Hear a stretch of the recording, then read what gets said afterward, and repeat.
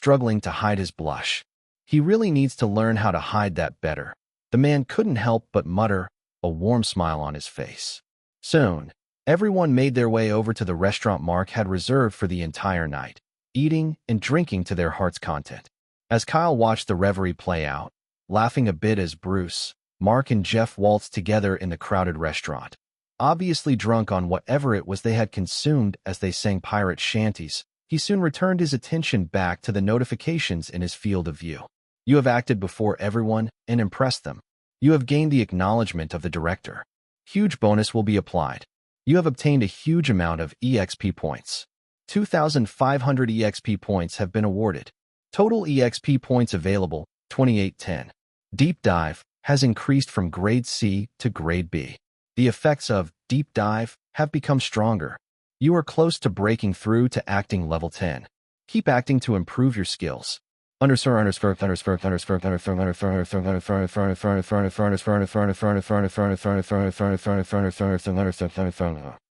Kestis, EXP points, 2810. Skills: Soulful Vocals, P. Growth Spurt, P. Appraisal, A. Resonance, P. C. Charisma, P. Polyglot, P. Deep Dive, A. B. Recollection, P. Scene Stealer, A. Action and Stunt Mastery, P. Asterisk EXP points can be used to create skills. Levels: Singing level 10. Acting level 9. Composing level 10. Dancing level 6. Instrument Mastery, piano/guitar, level 8 out of 7. Asterisk levels will increase in accordance to your growth. Smiling a bit, mostly because he hadn't received a single notification in quite a long while, Kyle felt satisfied with the progress he was making. Despite understanding that he was progressing at an alarming rate, much faster than others could ever dream of, Kyle still couldn't help but want to ascend even higher. Having seen everyone, mostly his co-actors, both main and the extras, at an average of level 10 and above, made him want to grow even faster. It was almost as if that level was a standard that everyone in their professional acting career had to reach. However, being the contented and hardworking person that he was, Kyle knew that he would still need to put in a lot of time and effort before he reached their level, as even they didn't reach that position in the short time span. But at least for now, he could be on the same playing field as them due to the effects of Deep Dive and Charisma, both of which had filled in the skill gap between he and his co-actors. "So, you holding up all right?" Oliver asked, noticing that Kyle was blankly staring at the table. "Yeah, I am," Kyle responded, returning his attention to the revelry in the restaurant. "Besides, these past few days have been one of the most exciting moments in my life." He propped his head and leaned on the table with his elbow, a warm smile adorning his face. "Well, as long as you're having a good time, that's all that really matters," Oliver responded, lifting up his jug to cheer. Lifting up his own cup, a glass full of orange juice amidst all the jugs of beer and alcohol, Kyle followed through with Oliver's gesture, simply glad to be part of it all. Chapter 65, 10-minute long take.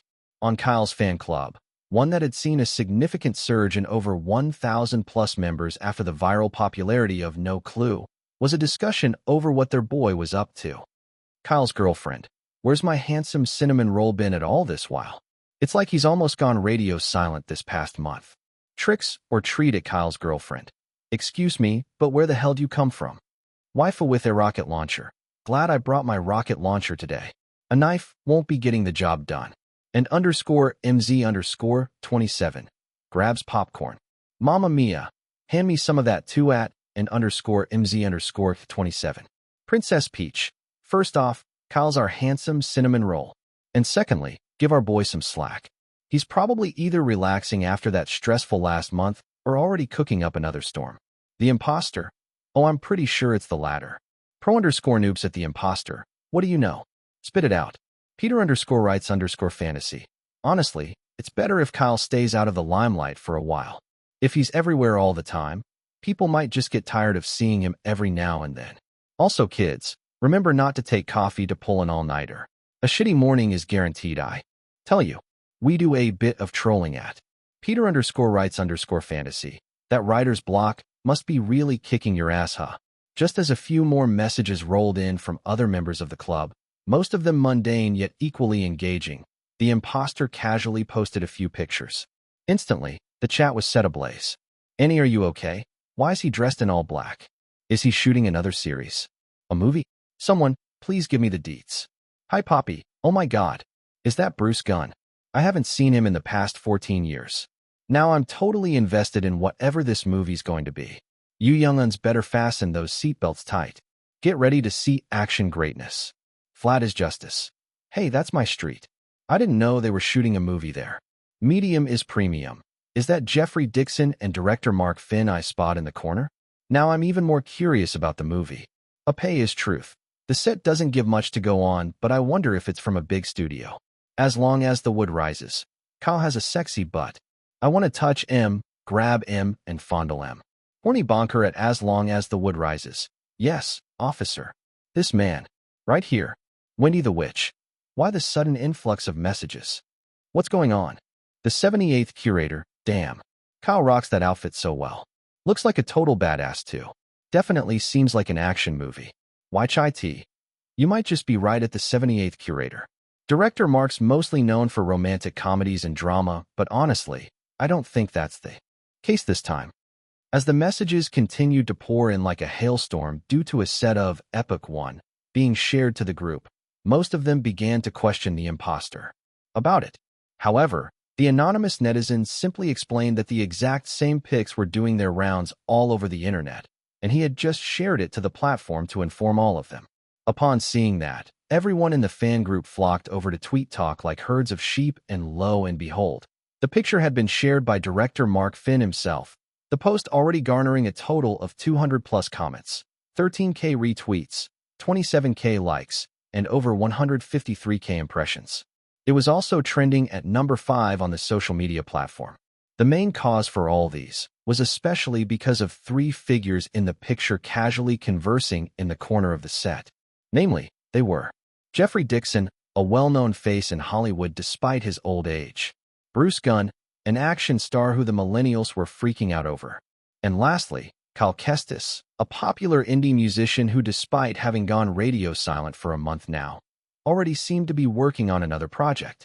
Asterisk, asterisk, asterisk. This has to be perfect. Director Mark declared inwardly.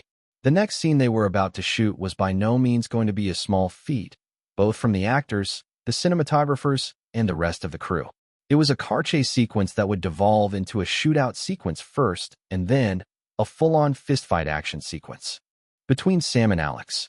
It would also be the first time both would be confronting each other since the start of the movie. Considering the amount of pleas, efforts, and paperwork they had to put in to request for, and eventually gain access to the street they were going to use for this particular scene in the movie, a total of 3 months prior, director Mark hoped that they could get the long sequence in a single take. No, they had to get in a single take, as today was the only day they were allowed to use the busy Central Park West Street to shoot the scene. An exact total of 20 minutes was all they were afforded to. Unfair, yes, but this was what they had to deal with as a small production studio. In addition to that, if anything didn't go as planned, all the budget they had spent preparing for the scene was going to go to waste. That would be a real blow to their finances. If they had been backed by a major studio or production company, however, this was something that could have easily been sorted out in a week or a few days, as opposed to the 3 months they used to request for permission, all whilst also giving them so much more time to film. Unfortunately for them, though, that wasn't the case. All right, this is a 10-minute long take. The director clapped, bringing the attention of all the surrounding actors involved in the scene they were about to shoot to him. There's no room for errors, and we definitely have to get it in one take, he sternly said. And everyone around him nodded, their expressions resolute. They all understood how much effort had gone into making the opportunity to film this particular scene possible, and they didn't want to ruin it. So, make sure to bring your absolute A-game this time. Is that clear? He inquired, his tone authoritative. Yes, director. Most of the extras responded with a resolute tone, while Bruce and Kyle, the main cast in this particular scene, nodded in similar fashion. All right then. Take your positions, everyone. Shooting starts in 5. Mark gestured to everyone on the set, and quickly, everyone dispersed to their respective positions. The cinematographers mounted their vehicles, which had been equipped with their cameras, and all the stunt actors in the scene moved over to their respective vehicles. Bruce took his position on the Kawasaki Ninja 250, a motorcycle that actually belonged to him but was being lent for filming, while Kyle stood by the door of the 1968 Ford Mustang, a car that Jeffrey owned but was willing to also lend the film crew for filming. Picking up from the last scene where the bullet of a sudden gunshot had whisked past Alex and destroyed the side view mirror of his car, Sam, as expected, had been the culprit. Having seen a familiar device in Alex's hands, one that was usually used to remotely detonate the microchip from wherever one was, the special agent gone rogue had wrongly deduced that Alex was about to set off another explosion. Taking the initiative, he had tried to shoot Alex from afar in an effort to disarm him, while simultaneously also using his fired bullet as warning shot to everyone else, but he had missed, causing the bullet to shatter the Mustang's side view mirror instead. However, the panic-stricken NYC residents had at least taken the initiative to bolt from the area, making one of Sam's goals a success. Alex, on the other hand, along with Abraham's many bodyguards, all of whom had caught sight of Sam, instantly found themselves in a vicious game of cat and mouse. First was Alex, whom was just trying to escape from both of them. Second was Sam, who was hell-bent on putting a stop to the ghost vigilante by the supposed name of Timothy Drake, whilst also avoiding getting caught by the agents of his former organization. Third were Abraham's goons, all of whom were instantly commanded by the old agent to take down both individuals after piecing 1 and 2 together. For a man who had been scared out of his wits a few seconds ago, he sure knew how to bounce back like a spring chicken. But who could blame him? If both Alex and Sam escaped from here, he was doomed. As director Mark stared at the street ahead of them, green screen cutouts and a green ramp situated on the road, along with various vehicles rented out with extras and stunt actors seated behind their respective wheels, there was only one thought in his mind, and that was for Kyle to maintain the level of efficiency he had been giving. Out till now, he was already very confident in the other stunt actors, as he had seen them do this professionally a few times from other movie sets of other directors. As for Bruce, this wasn't his first rodeo with a car chase scene, and being the literal daredevil that he was, especially with so much training under his belt, Mark could bet his family jewels that his longtime friend would effortlessly pull it off. But for Kyle, this was all new to him, and director Mark, although could have used a stunt double as of this moment, stubbornly refused to. He was dedicated to bringing out the best possible vision of the action movie he had in mind, and if that required him to make the actors themselves do most of their crucial stunts, then so be it. That was the unshakable pride and ego of a director. As for Kyle, whilst awaiting the director's order to begin, he knew for a fact that when the time for he and Bruce to act out in the action sequence came around, the latter would overshadow him with his level 14 acting. Coupled with that, Bruce had a high-grade skill called Action Star, one that Kyle just knew would make him struggle even more to be on par with him during their very first scene together. But more than that, he didn't want to ruin the experience of the moviegoers when they finally watched the scene, because according to the script, Alex should match well against Sam and not be inferior to him in any way. That was a scenario he didn't want at all, and in addition to that, he also couldn't mess up this long 10-minute take even for a split moment. And so, with his hands on the handle of the car's door, his ears picking up the exact moment the director declared action, Kyle simultaneously activated Deep Dive and Scene Stealer. A wave of adrenaline, a mind calculating faster than was usually possible, his acting skills and levels reaching its max, his senses heightened to their absolute peak. At that exact same moment, Kyle felt everything about him slipping away, fully giving way to the fictional individual known as Alex Hunt. Chapter 66, Alex Hunt. Epic 1 May 1st, 2019 Act 3 Scene 6, Take 1. Not even bothering to locate the source of the gunshot, Alex got into the car with immediate alacrity. Igniting the car's engine, the young man put the pedal to the metal and bolted out of the area. Now in a safe space, at least for a split moment, Alex's eyes glanced over to the rearview mirror to see a man with jet black hair riding a motorcycle, hot on his tail. In addition to all that were 5 SUVs, all of whom were constantly firing bullets as they chased after both he and the motorcycle man in hot pursuit. "Well, isn't this a party?" Alex muttered, his heart palpitating in his chest as he swerved to the left, cutting into an intersection with a clean drift that was oh so close to colliding with a big truck. Sam, upon realizing he would die a ghastly death if he tried what the vigilante had just done, raised his motorbike in a wheelie and used a nearby car as a ramp, got some airtime as he flew over said truck, and then landed onto the other side of the road effortlessly, his eyes locked onto Alex's Mustang. One of the SUVs chasing both of them, though, unable to evade the truck in time, slammed headfirst into it, sending 2 of the goons straight to heaven. The other 4 vehicles, using their fellow dead agents as an example, evaded the accident with skillful driving and continued their relentless assault. Looking at the GPS tracker in their vehicle, the head honcho of Abraham's goons took notice of the flow of traffic. Immediately, he informed the others through their wireless earpieces of what they would need to do. Splitting up, all 4 followed the plan to trap both Alex and Sam at a 3-way intersection that would be coming up. Alex and Sam, on the other hand, both of whom were in a heated car chase and oblivious to the plans of Abraham's goons, continued their high-speed chase. Eventually reaching the 3-way intersection, Alex soon realized the 3 SUVs blocking off the roads, each parked as a roadblock despite other cars in the vicinity honking their horns in protest. No sooner had they gotten down from their respective vehicles, though with quick, trained movements, their firearms at the ready, every other car protesting instantly began to reverse and turn around in fear of what was about to happen. Some drivers didn't even bother reversing their vehicles and instead bolted out of said vehicles, their legs carrying them away from the area as fast as it could. As all of this was happening, literally in the span of a few seconds, the last SUV and also the 4th instantly came to a halt a few meters behind Sam's motorcycle, cutting off any routes of escape for both individuals. Sam, upon also noticing this, realized that they had been trapped with seemingly no way out. However, as if to defy those odds, Alex revved the engine of his vehicle, the engine purring like a contented feline until it gradually shifted to a dominating roar of a vicious tigress.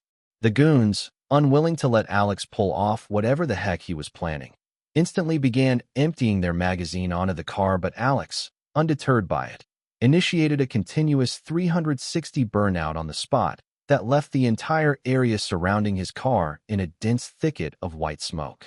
Visibility dimmed. The goons continued emptying their bullets onto the car while Sam hid behind a nearby parked vehicle, his hands retrieving his pit viper and firmly holding onto the 9mm pistol.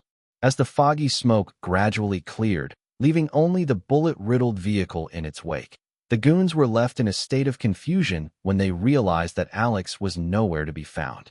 That confusion, however, was very short-lived because without even a single warning, the goons, numbered in 8, watched as their legs were pierced through by bullets.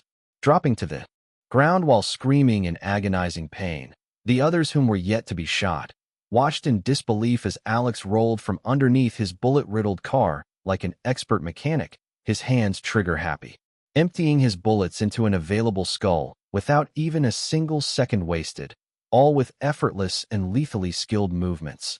The goons began to retaliate. Unluckily for them, Sam joined in on the fight, and it didn't take long before the ex-special agent and the vigilante rendered all of the goons dead and on their way to the afterlife in an unfriendly alliance. Now done with the houseflies, both individuals faced each other for the very first time. Alex, the vigilante, who realized that the man before him wouldn't let him go without a fight, and Sam, the special agent gone rogue, who needed to apprehend the young man who might have been responsible for some of the suicide serial bombings. Moving towards each other with a domineering gait, their magazine rounds already emptied from the gunfight, Alex retrieved his tactical knife while Sam cracked his knuckles. And then, like a fuzzy drink with its cap exploding, both engaged the other in a full-on fistfight. Trading blows, their movements a deadly dance of expertise and skill, both soon realized they were equally measured. Both of them were going all out, intent on taking out the other, and yet, none could find an opening. While Alex twirled the knife in his gloved hands, flipping and constantly catching it in midair in a flashy yet brutally mesmerizing combo as he attacked, Sam, trained to perfection along with his wealth of experience over the years as a special agent, effortlessly deflected and retaliated whenever he got the chance. Their fight continued on with their moves vicious, lethal, and yet spellbindingly arresting. However, in a moment of weakness for Alex, caused by his previous wound opening up again, Sam disarmed the young man with an arm lock, following up with elbow jam, right bang to his face. Tasting the slightly sweet yet metallic tinge of blood as his lips burst open, Alex staggered backwards with a pained wince. But despite that, a pissed expression was plastered on his face as he watched Sam take a fighting stance. Removing his jacket and reloading his arms, Alex moved towards the man. Seeing Alex within range, Sam threw a right hook, but Alex weaved it and returned a left hook that connected squarely to the ex-special agent's jaw, his own lips bursting open too. Shaking his head, his vision dizzy for a moment, Sam watched as Alex moved towards him, his arms already launching another punch. This time, though, Sam angled himself, right in time to direct the force of the punch into the air. Skillfully, he executed a clean judo throw, slamming the young man straight onto the tarred road with a ridiculous force. Alex's wound, once again, teared open even further, causing a serious loss of blood. Quickly holding him in position with a knee forcefully pressed onto his chest, his fist mere inches away from the young man's face, Sam was about to question the vigilante when his eyes caught onto something. A peculiar yet familiar ring tied onto Alex's neck with a black woolly material, one that had come out of its tucked space of his black, turtle-necked neck sleeve during their scuffle. Widening his eyes in utter disbelief, Sam whispered out loud, his voice hoarse and his tone confused. "Pierce's ring." Similarly widening his eyes, his in surprise, Alex watched as Sam's fist unclenched slightly, only to clench even harder a moment just after. "Why do you have that?" he demanded, his tone furious. Why would a vigilante have his dead partner's silver ring? His eyes seemed to question. Having known his friend for the longest time, Sam knew that Pierce had a sort of emotional connection to the ring. It was why he always wore it even on the most dangerous missions, never opting to remove it whatsoever even if his life depended on it.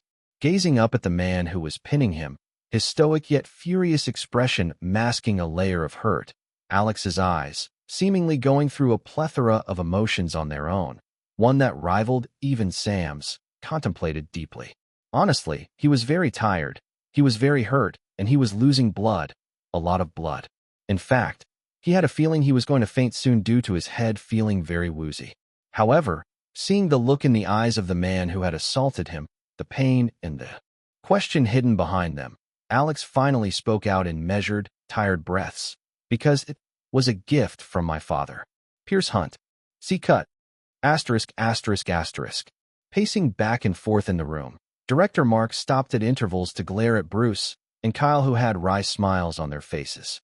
Oliver, Jeffrey, and Tom, who were also in the room, felt the anger that was coursing through the director's blood. And then, with a sudden stop of his pacing, Mark bellowed at them.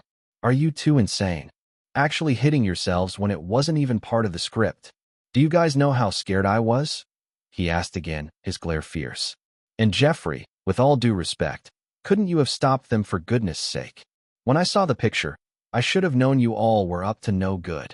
I thought you guys were huddling up to discuss the scene, not preparing to actually hit yourselves in the darn face." He pointed at the old star, who simply looked away, his gaze pretending as if he never heard a thing. "Jeffrey, fine, fine. I apologize for letting them go through with it without telling you." The old man finally gave in to Mark, sighing as he continued. "But still, who am I to stop an actor from giving their all to bring out the best possible performance in a scene? Besides, even you have crazy ideas you always love to implement. The stunt they pulled wasn't really that bad in comparison. And in all fairness, the take came out perfect, didn't it?"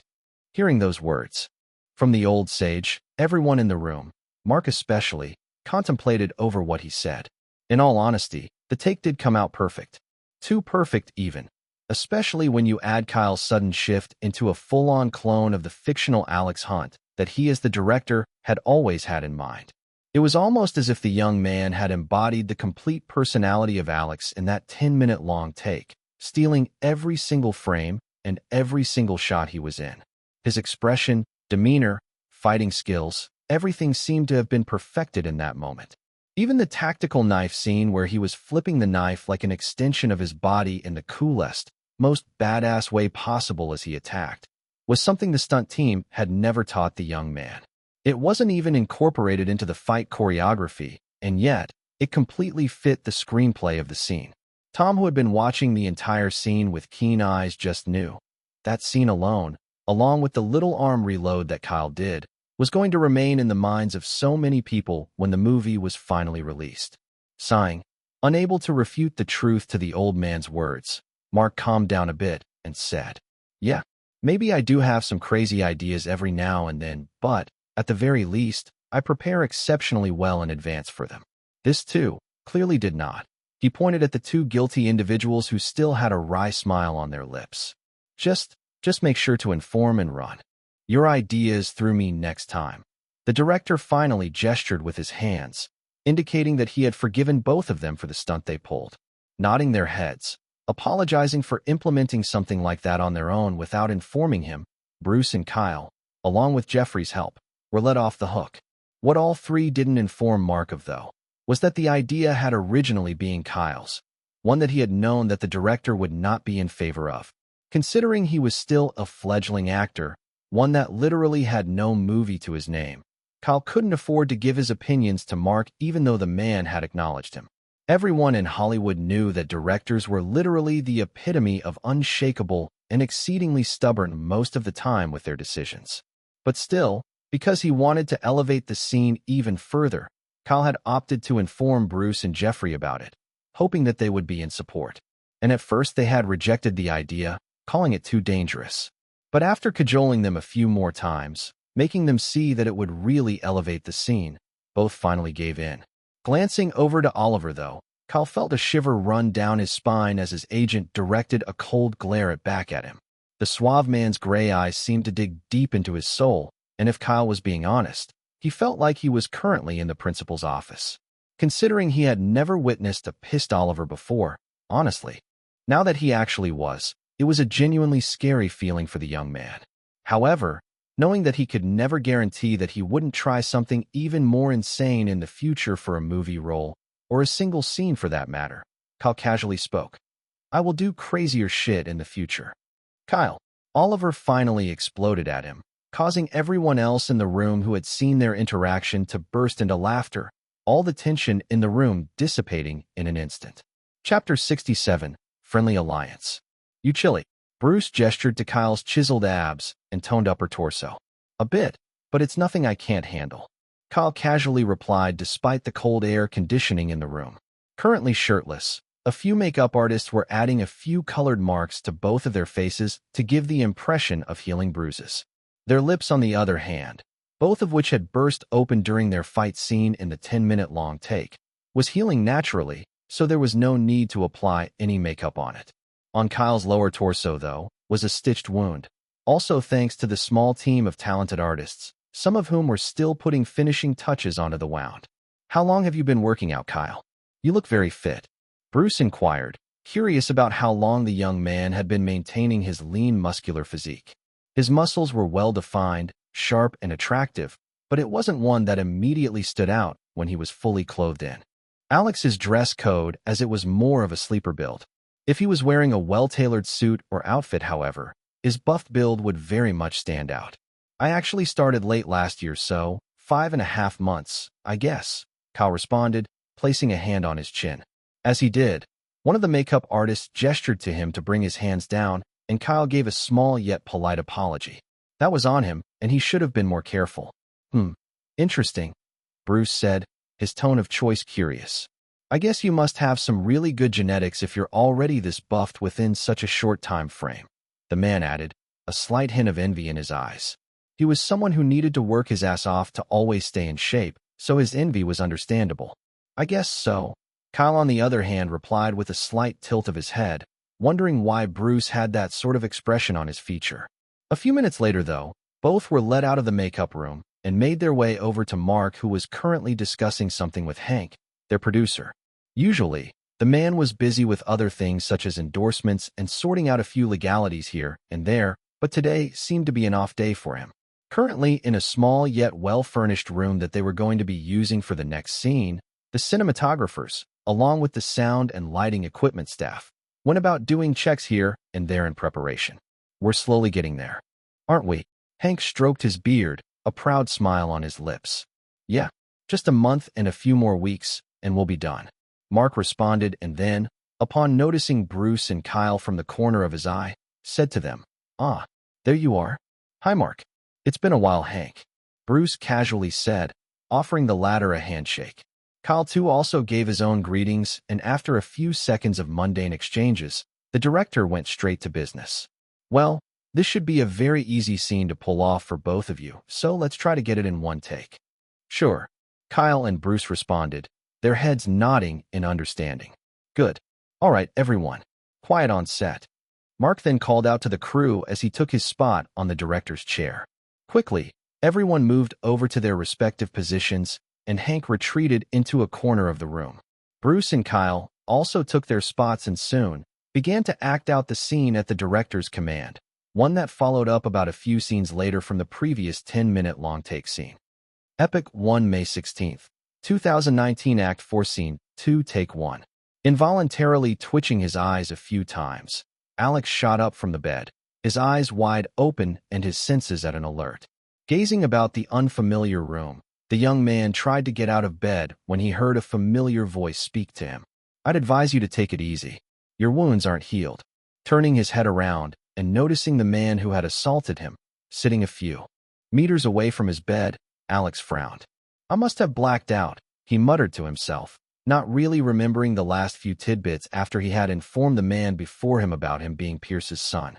Like a stubborn goat, though, he was about to ignore the man's advice and grab his black shirt and jacket when Sam began to list off a few things casually from the tablet in his hands.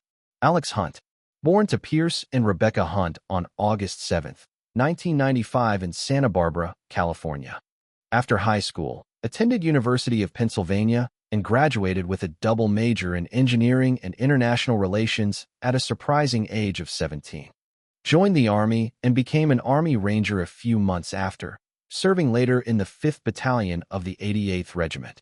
5 distinguished years later, after serving in the Army as one of their very best, you gained an honorable discharge and proceeded to join the CIA with plans to eventually join the EMF. But after the unfortunate death of your father in the first suicide serial bombing case 2 years ago, you went completely radio silent, forging your death and living as a ghost. Sam finally concluded, staring straight at Alex, who was unable to refute a single word. Realizing that he was literally an open book before the man, Alex, with his tongue rolling about the insides of his mouth, an expression of slight annoyance on his hardened features, slumped back onto the bed. Even if he did still want to get out of here, the stitched wound on his torso wouldn't make it easy. The man was right. He needed to heal. "You were following in your father's footsteps, weren't you?" Sam inquired, but Alex questioned instead. "And who the hell are you supposed to be?" "Sam Watts, your father's closest friend and confidant. Or at least I thought I was. Can't believe he never told me he had a wife and a kid." Sam scoffed at the irony of it. But, deep down, he knew that Pierce must have done it for the sake of protecting his family from all the dangerous missions he had to go on. They did make a lot of enemies after all during their globe-trotting espionage expenditures. Alex, on the other hand, finally had the hardened expression on his face relax a bit as he stared at the man properly for the first time. "Your necklace, the ring on it. Pierce always wore it religiously. I don't ever remember him taking it off throughout all of our years together." Sam pointed to the silver ring on Alex's neck. Fiddling with it as he listened to Sam speak, Alex let out a few words after a brief moment of silence. "My father wasn't the culprit of that first bombing case. That much should be obvious by now. I'd expected the EMF to back him up after the event, clear his name, and let it be known that he was only a victim, but they didn't." Alex continued. "Instead, they put the blame on him, and even now, despite similar cases coming to light, they pretend the first case never even existed. That could only mean that the EMF also have a hand in the events that happened." Alex paused while Sam continued in a very familiar tone. "Which is why you decided to take matters into your own hands. It's why you stopped aspiring to be an EMF agent, because they weren't as clean as they made themselves out to be. If the terrible things they had done wasn't going to come to light, you were planning to force it out yourself regardless, however long it took."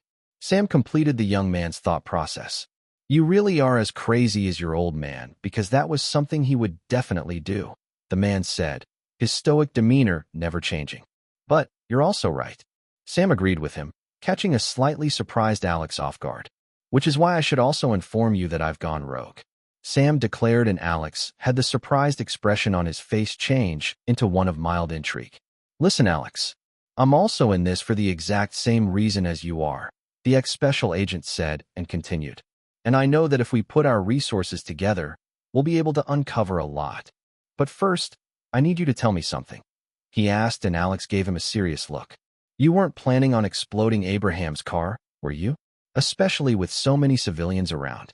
I wasn't. The chip was a modified one I tweaked to only blink instead of triggering a remote explosion, Alex replied, and then added, I would never put the lives of innocents at stake at the cost of my goals. Anyone I've killed or screwed over in an effort to bring the truth to life was definitely deserving of it, he answered, his eyes reflecting the solemnity in them. Having already been tracking him for a long while now, Sam knew that Alex's words held an undeniable truth to them. Despite the number of bodies he had put down in his quest to expose the EMF and clear his father's name, only those who truly had an history of some very terrible things would meet their demise at his hands. Even Abraham's bodyguards, whom they had killed off just a few hours ago, all had some truly nasty records that would have them sent to life imprisonment or, even worse, a death sentence. In fact, in a previous scene, one which had occurred after their scuffle, Sam had been going through Alex's and Abraham's records, obviously to find out why Alex was going after him. In the act of doing that, one thing led to another, and he soon realized that all of the bodyguards that worked for the man were previously criminals turned EMF agents, all of whom had their past records erased. As a result, Sam came to a conclusion that Abraham definitely had all this dirt on them, which was why, despite how skilled they had been, skills that could be better used in other fields of the EMF's vast organization, they still worked as a bodyguard for the man. Holding the solemn gaze of the young man whose eyes were genuine with his words, though, Sam, for the second time in the past 2 years since the death of his friend, had his stoic expression relax a bit as he extended a handshake. Well then, I look forward to working with you, Alex. Let's clear Pierce's name and root out all of the EMF's dirty little secret. Staring at the extended hand, still contemplating if he really wanted to go through with this, Alex let out a deep sigh and then, with a determined gaze, received the handshake. Cut. Chapter 68, Bravo Kyle. The next 2 weeks on set passed by at a steady pace. During those weeks, most of the remaining scenes for the movie were shot. Kyle, too, was mostly done with all his scenes with the exception of a few, all of which required a lot of action and stunts. Those were scenes that would come into play at the ending of the movie, and today, after filming a lot of those scenes the day before, there was only one scene left for him. However, despite the fact that it was his last scene, Mark, Bruce, Jeffrey, and even Oliver were currently in a bit of a pickle, as Kyle politely argued with them. Oh, come on, guys. I've been doing all of my own stunts all this time. Why use a stuntman now? Kyle implored of them. Because this one's actually quite dangerous. Mark massaged his temples and sighed, his thoughts continuing. And we aren't even paying him that much for all the lengths he's going to. Truly, the director had grown fond of Kyle and his immense dedication to his craft, but even he was wary of the young man acting out that particular part in the scene. Mark's right, kid. You should sit this one out. Jeffrey also agreed with the latter. Besides, it's only that part you won't be acting. The rest of the scene is all yours. Bruce gave his own input. Kyle, this may potentially injure you if you're unable to pull it off, so why not just let it go? Oliver stated, locking eyes with the young man's sapphire irises. Yeah, well, that's the thing, isn't it? I can't let someone else have all the fun just because of a little pain.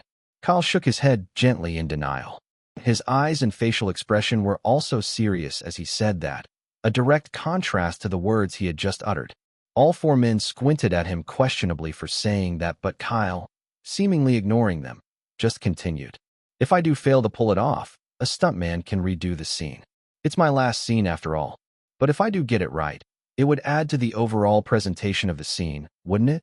Literally, no cuts and a very seamless scene, one which the audience will be able to follow very easily. Kyle purposely directed his gaze towards Mark as he said that. knowing fully well it was something the director had been hammering since pre-production and throughout the entire movie shoot itself. The young man knew those words could cajole him into giving in to his request. Besides, how bad can it be? I won't be breaking an arm or a leg, even if I do end up failing, right? He gestured to all four men this time, finding it hard to refute the truth in his words. All four glanced over at themselves, and even Tom, along with Bob, their cinematographer, and some of the crew members close by, found his reasoning quite true. Just one chance. That's all I ask for. Kyle raised a finger up, his eyes pleading to let him perform the stunt on his own.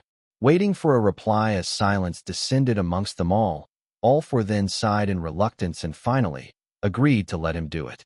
I'm going to be in so much trouble if this doesn't pan out the way it's supposed to. Mark let out a mumble as he watched a happy Kyle beam with radiance. The others, too, really hoped for the best. Truth be told, if a stuntman was to do the scene, they wouldn't even bat an eye because they were certain it wouldn't even be minutely dangerous to them. But for Kyle, it could turn out to be quite dangerous, hence their fear. However, seeing what the immensely dedicated, hard-working, and talented young actor, one who was so passionate about his craft, was willing to do, to make a better screenplay presentation overall, despite how insane the idea might seem to even the most reputable actors, they couldn't help but give in to his request. About an hour later, the scene Kyle had pleaded for them to allow him act out was shot. Immediately, it was over with. The young man was rushed straight to a hospital. The cause? Kyle partially dislocated his left shoulder and popped it back in during the shot. See, I told you guys I'd be fine. Kyle winced as he tried to move the shoulder. Don't you dare move that shoulder, Kyle Kestis. Oliver sternly warned him as the young nurse in charge applied a cold pack on the spot. Well, I'm just glad you've wrapped up filming. No more crazy shit from you, kiddo. Jeffrey, who was seated in the corner of the hospital room, said while downing his whiskey. Should he even be allowed to do that? Kyle tilted his head in curiosity instead, watching the old man take a swig of the alcoholic drink. I know what you're thinking, boy, but no. My liver and kidneys are just dandy. He poured another cup and took a swig of it, causing Kyle let out a small chuckle. The more Kyle got to know the man, the more he felt like he was one of those cool grandpas. Reminds me of Ollie and the gang. Kyle smiled warmly. His thoughts, however, were interrupted by the pretty nurse beside him who gave him a few instructions. Make sure to use the pain relievers and rest the shoulder cupcake. No strenuous range of movements for the next few days, okay? She smiled warmly as she said, and Kyle nodded politely in appreciation. Watching as she left the room, Jeffrey clicked his tongue in disappointment and said, How dense can you be? Denser than the thickets of a forest. Oliver chipped in casually, squinting his eyes at both of them for saying that, already understanding what they were implying. Kyle sighed and asked instead, What about Mark and Bruce? They'll be here later. Director Mark needed to check the cameras to see if he could still use your take, and Bruce had a short scene he needed to film before the end of today. Tom, who had gone out to get some refreshments for Kyle, casually said as he walked in. It seemed like he had heard the question before coming in. Nodding his head in understanding, Kyle received the sparkling bottle of water that Tom gently placed in his hands along with a few other snacks placed by the bedside table. Apparently, Mark had ensured that the young man would be getting the best care, so all the funds for treatment personally came from his pockets. Thanking Tom for his help, one which the assistant director casually brushed off like it was no big deal, everyone in the room soon began to discuss a few other mundane things. Finding a small time in between the discussion, though, Kyle pulled up his system's notification that had been ringing in his head from the moment he had completed the scene. You have acted before everyone and impressed them. You have wrapped up filming for your parts in Epic 1. Huge bonus will be applied. You have obtained a huge amount of EXP points. 2,500 EXP points have been awarded. Total EXP points available, 5,350. New high-grade passive skill, Bleeding Effect, has been awarded. Acting has advanced from level 9 to level 10. Advancement in acting will become even much harder from here on out. Keep acting to improve your skills. Although Kyle was genuinely glad that he had finally reached what was deemed to be the acting level baseline for most professional actors, the new skill the system had just awarded him caught his attention more.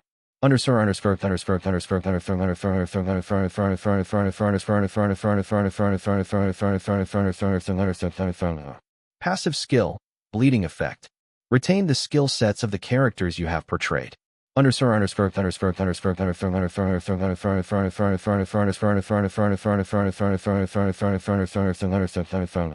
Ah, I see, Kyle muttered to himself. That was a very handy skill if he was being honest. Though I'm certain I'd never have to kill people, Alex's combat skills, among many others, may come in handy. The young man thought to himself as he closed down the system panel. Returning his attention back to the mundane discussion in the room, Mark and Bruce both entered at the same time, immediately checking up on Kyle and ensuring that the young man was okay. ****. Congratulations, Kyle. Don't forget us when you get famous. You did a great job, rookie. Tone down a bit on the crazy stunts for your next movie, okay? Those were the praises Kyle was showered with when he came back to set the next day. Although he had no other scenes to shoot, he had still come back to bid the crew farewell, as they would still be shooting a few other scenes for the next 15 days. However, it seemed like the rest of the crew had also been looking forward to congratulating him on a job well done since they hadn't gotten the chance yesterday, due to the incident. Truly, they had all come to respect the young man in the past 2.5 months of filming for his complete dedication to perfecting each scene he was in. Thank you, everyone.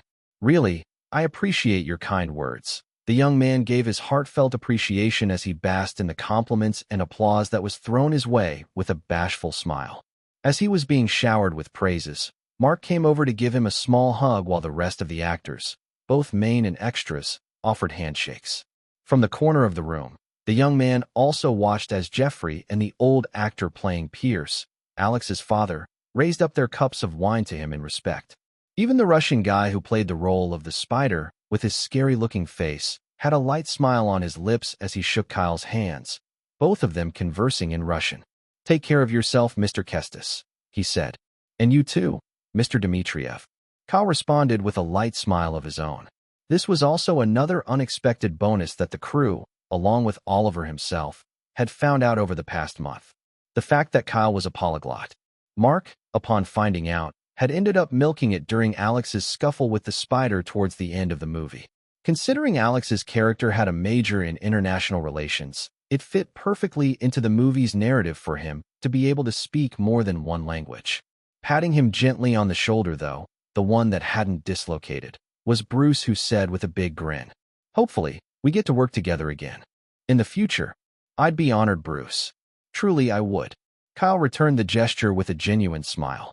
Chapter 69, High Profile. Kyle frowned. The 9th curator just had to shoot himself in the foot, didn't he? The young man groaned in dissatisfaction. Isn't it like rule number 1 in the curator-verse to never trust those damn callous? Still, it's all thanks to all these recent showrunners and their dull, unengaging writing, really. That and actors who never seem to realize that they can't be playing the same character since the 5th curator. What a disappointingly mid-season. He massaged his temples while staring at the credits for the last episode of the most recent season of The Curator. Truth be told, the past few 4 seasons of Kyle's favorite TV show had always been mid for a while now. But even with mid shows, there was still a high to low grade, and the most recent season of the show skipped the grade counter entirely and comfortably settled on less than low, disappointing. Sighing in resignation, he closed his laptop and stretched like a lazy cat on a lazy Sunday morning. That said, it actually was a Sunday morning. It had been a week since Kyle had finished filming, and yet, the young man was yet to leave New York because Oliver had cajoled him to see the world a little, an advice he had actually taken seriously. Having visited the most popular places in NYC like Times Square, the Statue of Liberty, the National 9/11 Memorial and Museum, and most especially Broadway, which was the one he had the most fun visiting, Kyle was just whiling away time for the rest of today before he had to travel back to Canada tomorrow. Unsure of his plans for the day, though, the young man soon moved over to the bathroom to take a bath. Coming out of the shower, a few beads of water still dripping from his hair, Kyle did all the necessary and proceeded to apply his cosmetics. Despite having been given so many colognes and nice-smelling creams after the whole endorsement shenanigans, Kyle always stuck to his cheap peppermint cologne. He'd been using it for as long as he could remember, and honestly, it was a subtle smell that had become synonymous to his natural scent, one that he found very comforting. Plopping onto his bed after dressing up in casual wears, Kyle then picked up his phone only to notice a few missed calls on them. "Jeffrey," he muttered out loud, sitting straight back up on the bed. No sooner had he wanted to call back, the young man heard a knock on the door, one that was from Oliver. Letting the suave man in, Kyle listened to the man as he spoke. "So, Jeffrey just called." "Yeah, I saw his missed calls too." Kyle responded and then questioned, "Do I have to reshoot some scenes? Is that why he called?" Although Kyle knew that either Mark or Tom should have been the one to call if a scenario like that was in play, the young man really could not think on any reason as to why Jeffrey would call him so soon. Even if they got along exceptionally well, Kyle couldn't fathom the man beeping him just for calling's sake. The old man had better things to do. Kyle genuinely believed that. No. Far from that, he actually invited us to a party upstate. Oliver corrected. "Seriously?" Kyle widened his eyes in slight surprise. "Yeah." After he asked if we were still in NYC and I gave him an affirmation, he suddenly requested for us to come. The agent sat down on the only couch present in the small hotel room as he said, Curious," Kyle muttered while placing a few fingers on his chin. "Well, I'm sure there's no agenda behind it, so why not accept the invite? Though I understand you'd rather stay indoors today, this might be a good chance for you to get acquainted and make a few connections here and there." Oliver pointed out. "So what did you say?" "It's your call." He then gestured to the young man who was still pondering over the invite. After a few seconds, though, Kyle casually spoke, a tone of acceptance in his voice. "Yes, sure. Why not? Asterisk.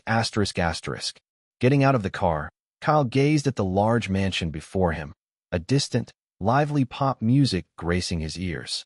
Luxurious cars filled the sprawling courtyard of the mansion, making the simple car that Oliver had rented for the day stick out like a sore thumb. Not that either of them even cared, though. Oliver, calm as ever, casually began to make his way towards the entrance of the building with light steps. Following him a few seconds later was Kyle, and as they got closer to the entrance, the music getting louder, both met up with the bouncer who requested for their names on the list of invites. Jeffrey had made sure their names were among tonight's guests, so they weren't the least bit surprised when the man requested of it. Due procedures followed. The bouncer ticked their names off the list and politely gestured for them to proceed. Stepping into the mansion, though, the first thought that came to Kyle's mind was this: high profile. And his thoughts weren't unfounded because truly, a lot of celebrities currently at the party were very popular and well-known ones, all of whom were dressed in glamorous attires. There was a well-known female musician who seemed to be having fun as she giggled with her clique of friends. At one corner of the bar table were two drunk men, both of whom were A-listers. Whatever it was they had hammered themselves on, though, they'd better stop undressing themselves. Headlines. Kyle suppressed a chuckle that was threatening to escape his lips. There was even a popular male actor that Kyle had seen in a few popular rom-coms just last year, one whom was getting his tie pulled by a sexy model that led him to a secluded corner of the room. Getting frisky, I see. Should watch out for that paparazzi, though.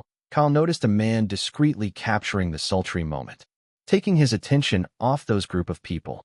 Though, Kyle took in the general state of the room and also noticed a few more high-profile actors and actresses, directors, musicians, producers, and even some novelists, all mingling with each other and having fun.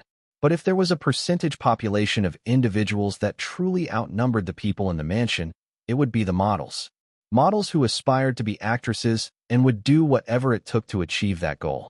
A lot of them, dressed in the most sensually arousing attires, made their intentions clear. I wish them the best. Godspeed. Kyle mused, unperturbed by the entire scenario. So, Kyle, make yourself at home. Oliver turned to face him with a thin smile. I'm guessing this isn't your first go at a party like this, so, before you go, please enlighten me on the do's and don'ts.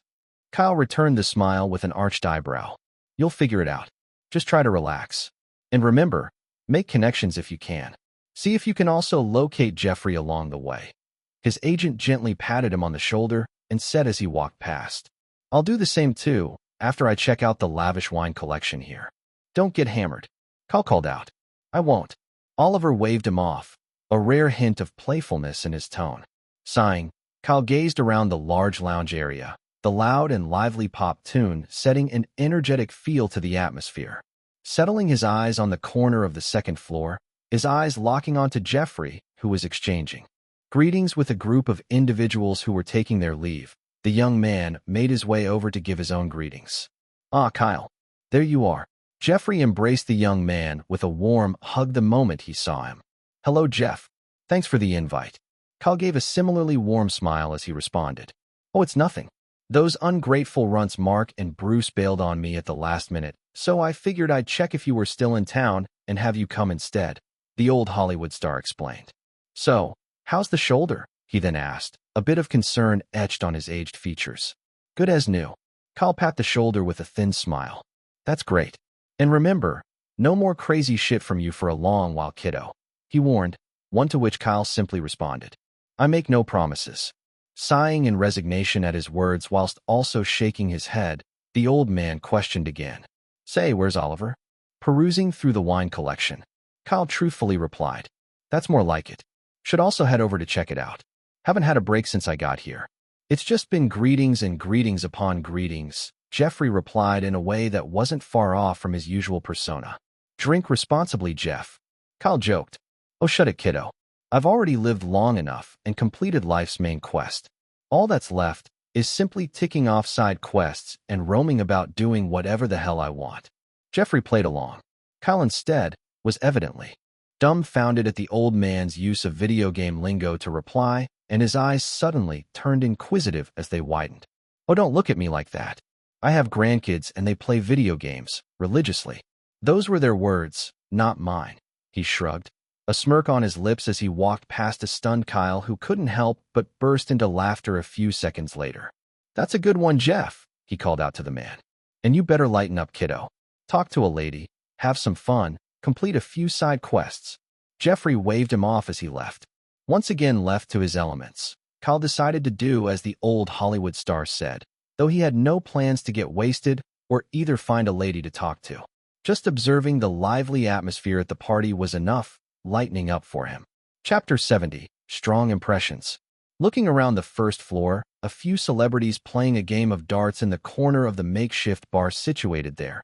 Kyle's eyes soon settled on something else that caught his interest. Ooh, fruit punch. Casually making his way towards the large table where the tasty drink was, his eyes landed on a very popular celebrity everyone his age would have either heard of at least once in their lives or seen in a popular movie or a TV show. She was even the main lead of the immensely popular fantasy series, Evermore Chronicles, one which had just rounded up its final season. Jasmine Faye. Kyle muttered, slightly in awe of the olive-skinned lady, who was currently laughing with her friends. She was wearing a sexy, sequin green dress that accentuated her beautiful hourglass figure and ample bust, and her long, wavy, coal-black hair was styled in voluminous layers. Her heart-shaped face housed her almond-shaped eyes, her small nose, and her plump, pink, bow-shaped lips. Flawless as ever, and defying typical beauty standards, Jasmine's honey-colored irises soon landed on Kyle's sapphire ones. Not because she wanted to, but because a dart which had been thrown by a few people playing the game a few meters away from her almost drilled a hole into her face. That was close, Kyle casually said as he threw the dart back towards the board and struck the bullseye, causing the celebrities playing the game themselves to gaze at him in astonishment. They were just about to warn Jasmine when Kyle suddenly arrived, catching the dart mere centimeters from her face. Jasmine's friends, whom had also watched the entire thing happen in literal seconds, found it insane how Kyle had dashed over at a clearly alarming speed, one that was definitely achievable by human standards, but still exceptionally fast nonetheless. You good? The young man then asked a stunned Jasmine, who blinked her eyes a few times before finally responding. Why, yeah, that could have been very dangerous, she replied after the reality of what could have almost happened settled in. Well, you're safe now, but stay further away from the dartboards. Just for good measure. He gave her a thin smile before he then proceeded to walk past her and grab his fruit punch. Leaving as if he hadn't just prevented a major injury from occurring, her friends worriedly began to check on her, worried expressions similarly present on their features. Are you sure you're all right, babe? That could have gone really bad. Liz, the first friend said. We can leave the party if you're still shook by it. Hannah, another friend offered. Yeah, we've had enough fun for one night. Let's head home, Jazz. Ellen, the last friend added. I'm all right, girls. Truly I am. Jasmine quickly waved off their worries with an assuring smile. The smaller celebrities, and the young lady especially whom had been playing the dartboard game, quickly came over to also apologize a few seconds after that. Apparently, someone had bumped into her while she was about to shoot, causing the dart to fly in the wrong direction. Accepting their apologies and letting them know she was all right, especially since she hadn't been injured, Jasmine's attention returned to the bespectacled young man whom had protected her. "Sapphire," she muttered. Liz let out a questioning sound. "It's nothing. Just, whoever that guy was, I'd like to properly thank him," she explained to her friends. "He'd already left before I realized I didn't even thank him," she added introspectively. "Yeah, he was pretty cool." Hannah was the first to reply. "Didn't even try to hit on you either, despite having a great chance to. Or get starstruck. That's rare," Liz commented with a curious expression. "And he was a real looker too." Wonder who he was," Ellen hummed and said, a thoughtful expression gracing her features. Considering Kyle wasn't exactly a big star and was literally at the lower end of the spectrum, it was understandable that Jasmine and her clique, all of whom were pretty famous people in Hollywood, didn't have the slightest idea who he was. His song, on the other hand, was one they had heard of at least once, but they had no idea it was he who had sung it. "You know what? I should try and search for him. See if I can find him," Jasmine declared despite knowing it might be a hard task. There were way too many people at this party, and finding just one particular person amongst them all was going to be a hassle. "Oh, he must have really left a strong impression for you to want to go that far." Liz widened her eyes in genuine amusement, one that the rest of her girlfriends shared. "Oh, shut it, Liz." She waved her friends off as she tried to locate Kyle. But unfortunately for her, even after searching for him for almost 15 minutes, she was unable to locate him. Not that she was planning to give up, though. Asterisk, asterisk, asterisk. Leaning on the railings of the mansion's wide terrace, the glass of fruit punch almost emptied, Kyle contemplated over a few things. That abnormal speed I dashed at was definitely the adrenaline effect of action and stunt mastery, he mused, twirling the contents of the glass cup in his hands. That wasn't something Kyle had been expecting, though, as he didn't think the skill would work outside of acting. Even the time when he had dislocated his shoulder, it was due to that same effect that he had been able to pop it back in without feeling too much pain. Though everything came rushing back like a sharp, blunt pain after he had finished filming the scene. I did wonder if growth spurt had an effect on me, quickly gaining muscles too. I guess it really did, he continued with his thoughts. But catching that dart and throwing it back with pinpoint accuracy, that wasn't a me thing, nor a lucky shot at all. That was all Alex Hunt in action. Bleeding effect. Kyle downed the last few contents of the cup, realizing just how effective the new skill he had acquired was. Tracing his fingers around the edges of the cup, his expression calm as he took in the slightly quiet ambience of the pool and celebrities below socializing. A certain cool voice reached his ears. "Beautiful, isn't it? And quiet too, at least by the standards of a party like this." Turning his head sideways, Kyle's eyes landed on a man who seemed to be in his early 50s, leaning on the railings beside him. Dressed in a three-piece white suit, his salt-pepper Ivy League haircut styled to perfection, the man with sugar-gray irises exuded an air of calmness and sophistication to him. His features were quite good-looking too, and judging by the way he carried himself, Kyle couldn't help but feel like he was a pretty important person. "It is. You can see the panoramic skyline of Manhattan's pretty night view." Kyle nodded in response, and the man, judging by the way he glanced at over him with a curious look, seemed to like the way he answered. "You know, this mansion was used in a lot of popular 90s film and TV shows," the man then said, causing Kyle to look at him with a curious expression. "Really? Which ones?" he asked, his tone inquisitive. "Vice City, Rich and Filthy, Scarface, among many others, really," the man smiled and said, causing Kyle's eyes to widen even further. Truly, at least by his knowledge of this world, those movies were one of the best in the 90s. "Wow, that's amazing." He let out a few words in awe. "Well, it won't be noticeable anymore considering the many renovations it's gone through over the years, but the movies, now those will linger in the minds of so many people for years to come." The mystery man kept speaking. "That is true." Kyle nodded in agreement. "Locations and monuments may eventually be lost to time, but movies, good movies, usually stayed in the minds of people for an exceptionally long time. At times, these movies even crossed over from one generation to the next, continuing its legacy as a truly remarkable piece of media. Still, it's kind of sad that a lot of movies today don't have that kind of feel to them anymore. The man let out his thoughts. Heart, dedication, care, passion, things that should be imbued into a movie are mostly gone these days, replaced by political propagandas and all other forms of nonsensicalities. He continued, after which he then asked Kyle, who was listening attentively, "Why do you think that is?"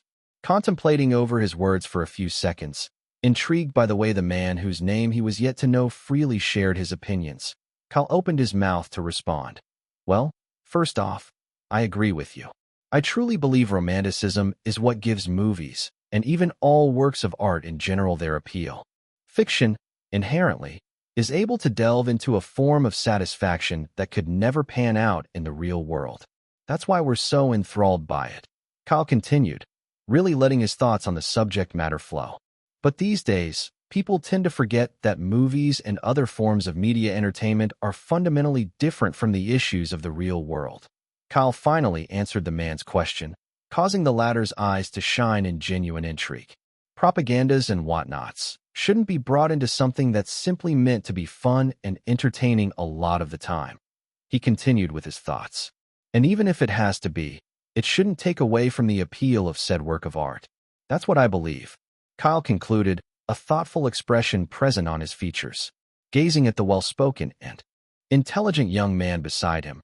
The man in the white suit let out a hearty laughter that caught Kyle a bit off guard. After the man was done laughing, though, intrigue still present in his eyes, he then asked, "What's your name, young man?" "Kyle. Kyle Kestis," a bespectacled Kyle responded with a small smile. "Well, Kyle, my name's John Quinton. Pleasure to meet you." The man extended a handshake, one Kyle firmly grasped in respect as he responded, "It's my pleasure to meet you too, Mr. Quinton." Arching an eyebrow, surprised Kyle had no idea of whom he was.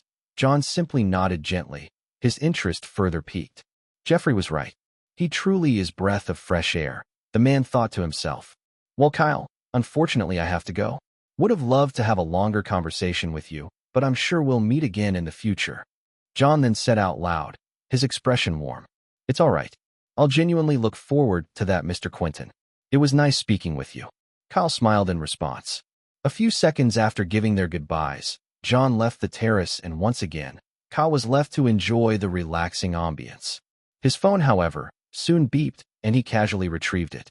Seeing a message from Oliver that they should probably bounce since they had an early flight to catch tomorrow, Kyle agreed and sent an affirmative response. Turning to leave, the young man watched as a wandering Jasmine made her way onto the terrace too. The moment her eyes locked onto his, she immediately let out a sigh of relief and said, "There you are, Sapphire." "Here I am, I guess," the young man responded with a curious tilt of his head. "And who the hell's Sapphire?" A confused Kyle watched as Jasmine walked over to him. "Thank you for saving me. I wasn't able to give my gratitude before, so I figured I should. So glad you're still around," the sexy lady quickly said, her eyes lingering on his sapphire irises, which was framed by his glasses. "It was nothing. I think anyone would have done the same if they were within vicinity." Kyle gave his honest thoughts. "But still, thanks. Thanks a lot. I really am grateful." Jasmine gave her heartfelt appreciation. Nodding, a light smile on his face, Kyle responded, "You're most welcome." Following that, a brief silence descended between both individuals, but Kyle, remembering that he had somewhere to be, quickly spoke. "I'm sorry, but I have to go." "Oh, it's fine.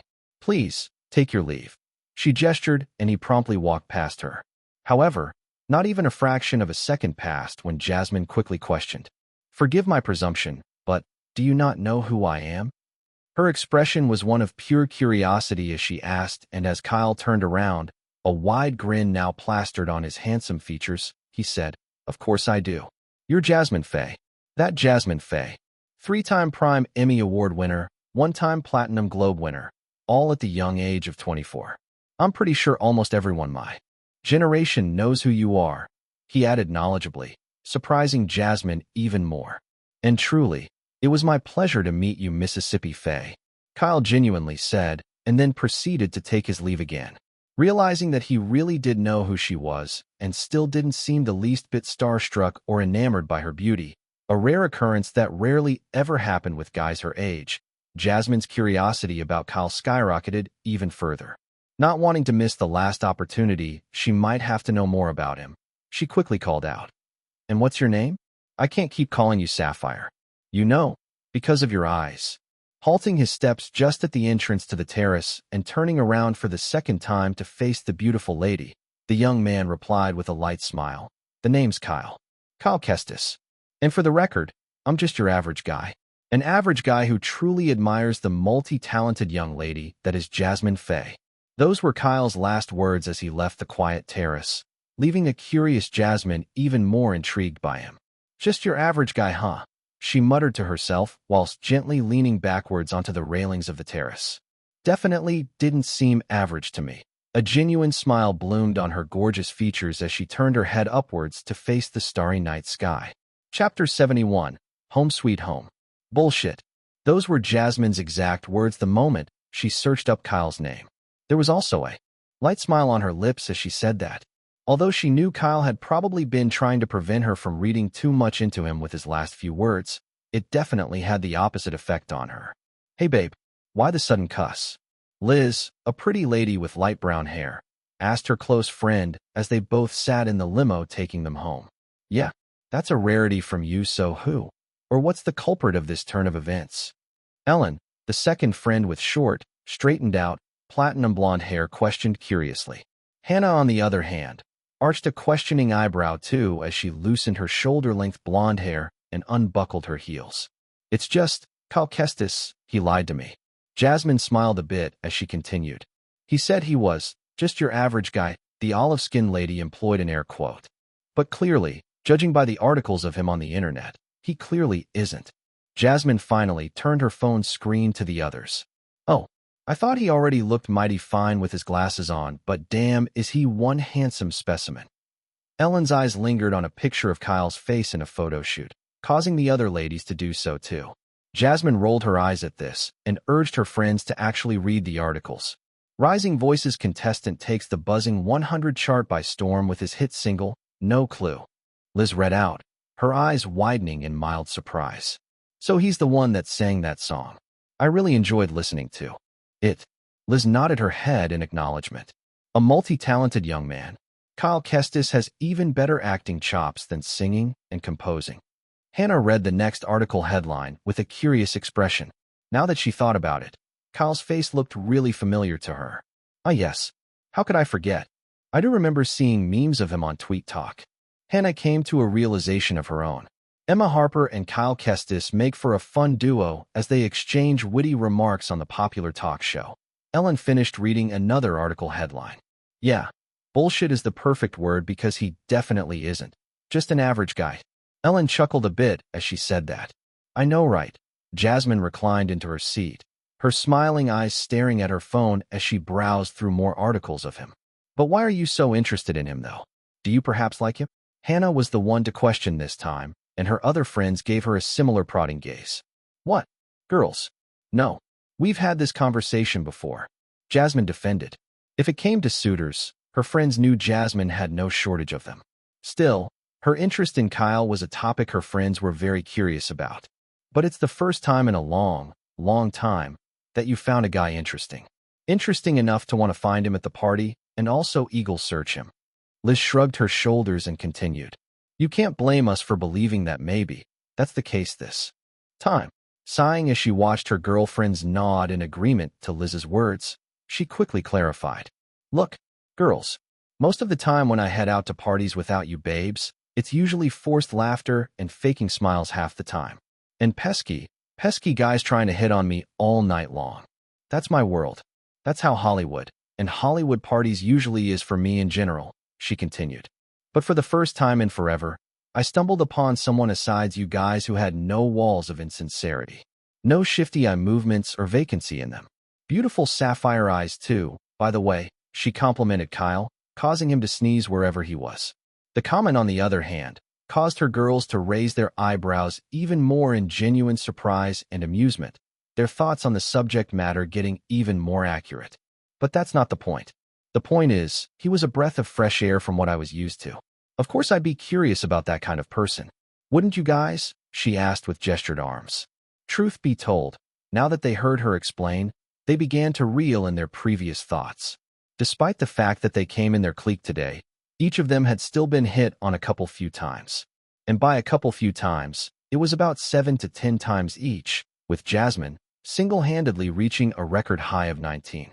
But the raven-haired young man, he didn't even seem interested in anything of such.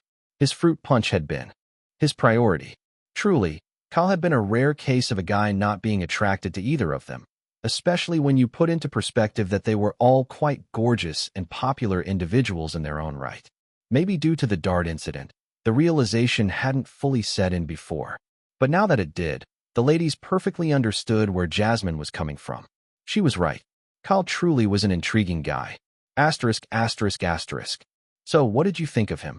Jeffrey asked his longtime pal, and also the one who hosted the party as they sipped on a few cups of wine. Staring at the pool, his white suit still pristine as ever, John responded while twirling the wine in the glass cup. You were right, Jeff. He was an interesting kid. Very mature, too, for his age. That was most especially evident in his eyes. Eyes so young, and yet, there's that hint of maturity that you'd only find in an elderly person. Quite interesting, I must say, John added, seemingly recalling his conversation with Kyle. To that, Jeffrey smiled in agreement, his expression warm as he then questioned a few seconds after. So, think you'd want to cast him in the new, upcoming season? Unfortunately, his acting chops are yet to be seen on the big screen. I can't just go off casting him if he only has one episode of a series to show for it. John gave his honest thoughts. Oh, don't you worry about that, old pal. You'll be seeing him on the big screen soon enough, and trust me, Hollywood isn't ready for the storm that kid's going to bring, the old star said with a sagely look in his eyes. John, on the other hand, having known that his longtime pal had the most accurate premonitions about actors who were going to become big in the future, sipped on his wine as he took in his words. When they were younger, Jeffrey had also made predictions to his friend about how Bruce and Mark were going to be quite the duo, a prediction that had turned out to be spot on, especially now that both individuals were literally established stars in their own right. In fact, when Quentin had wanted to create his most popular series till date, one that basically made the man's current studio one of the most renowned, Jeffrey had given him his pick for casting, a pick that had eventually gone on to become one of the most iconic media characters in the world. And that was just a few among many others. That said, John, seemingly musing to himself over this, soon spoke a few seconds later. Very well then, Jeff. I'll be looking forward to seeing that happen. Asterisk, asterisk, asterisk. Waking up very early the next day and boarding the plane to Canada from NYC's airport, Oliver and Kyle soon found themselves halfway through the 1-hour-plus flight to their destination. So, I never got to ask yesterday cause we had to crash early, but did you meet anyone worthwhile at the party? The agent asked as the air hostess handed he and Kyle their cups of tea. Well, I ran into Jasmine Faye. Hearing those words from Kyle, Oliver had a mildly surprised expression on his face as he said, Oh, that's interesting. An actor I once worked for, back when I was still in an agency, worked with her during my early years as an agent. She truly was a talented young lady back then. Still is. What did you guys talk about? He further asked, his tone casual as he sipped on his tea. Just mundane stuff, really. Nothing particularly interesting. Kyle shrugged, not wanting to go into the details. I see. That's good then. Oliver nodded, his trust in Kyle solid. Despite knowing that a lot of guys Kyle's age would have probably been enamored by the lady, he knew that his ward wasn't the type to chase skirts. He was exceptionally polite to ladies, yes, but at the same time, maintained a firm, no-relationship policy. I did meet someone really interesting, though. He shared some pretty insightful stuff, and we had a pretty nice conversation.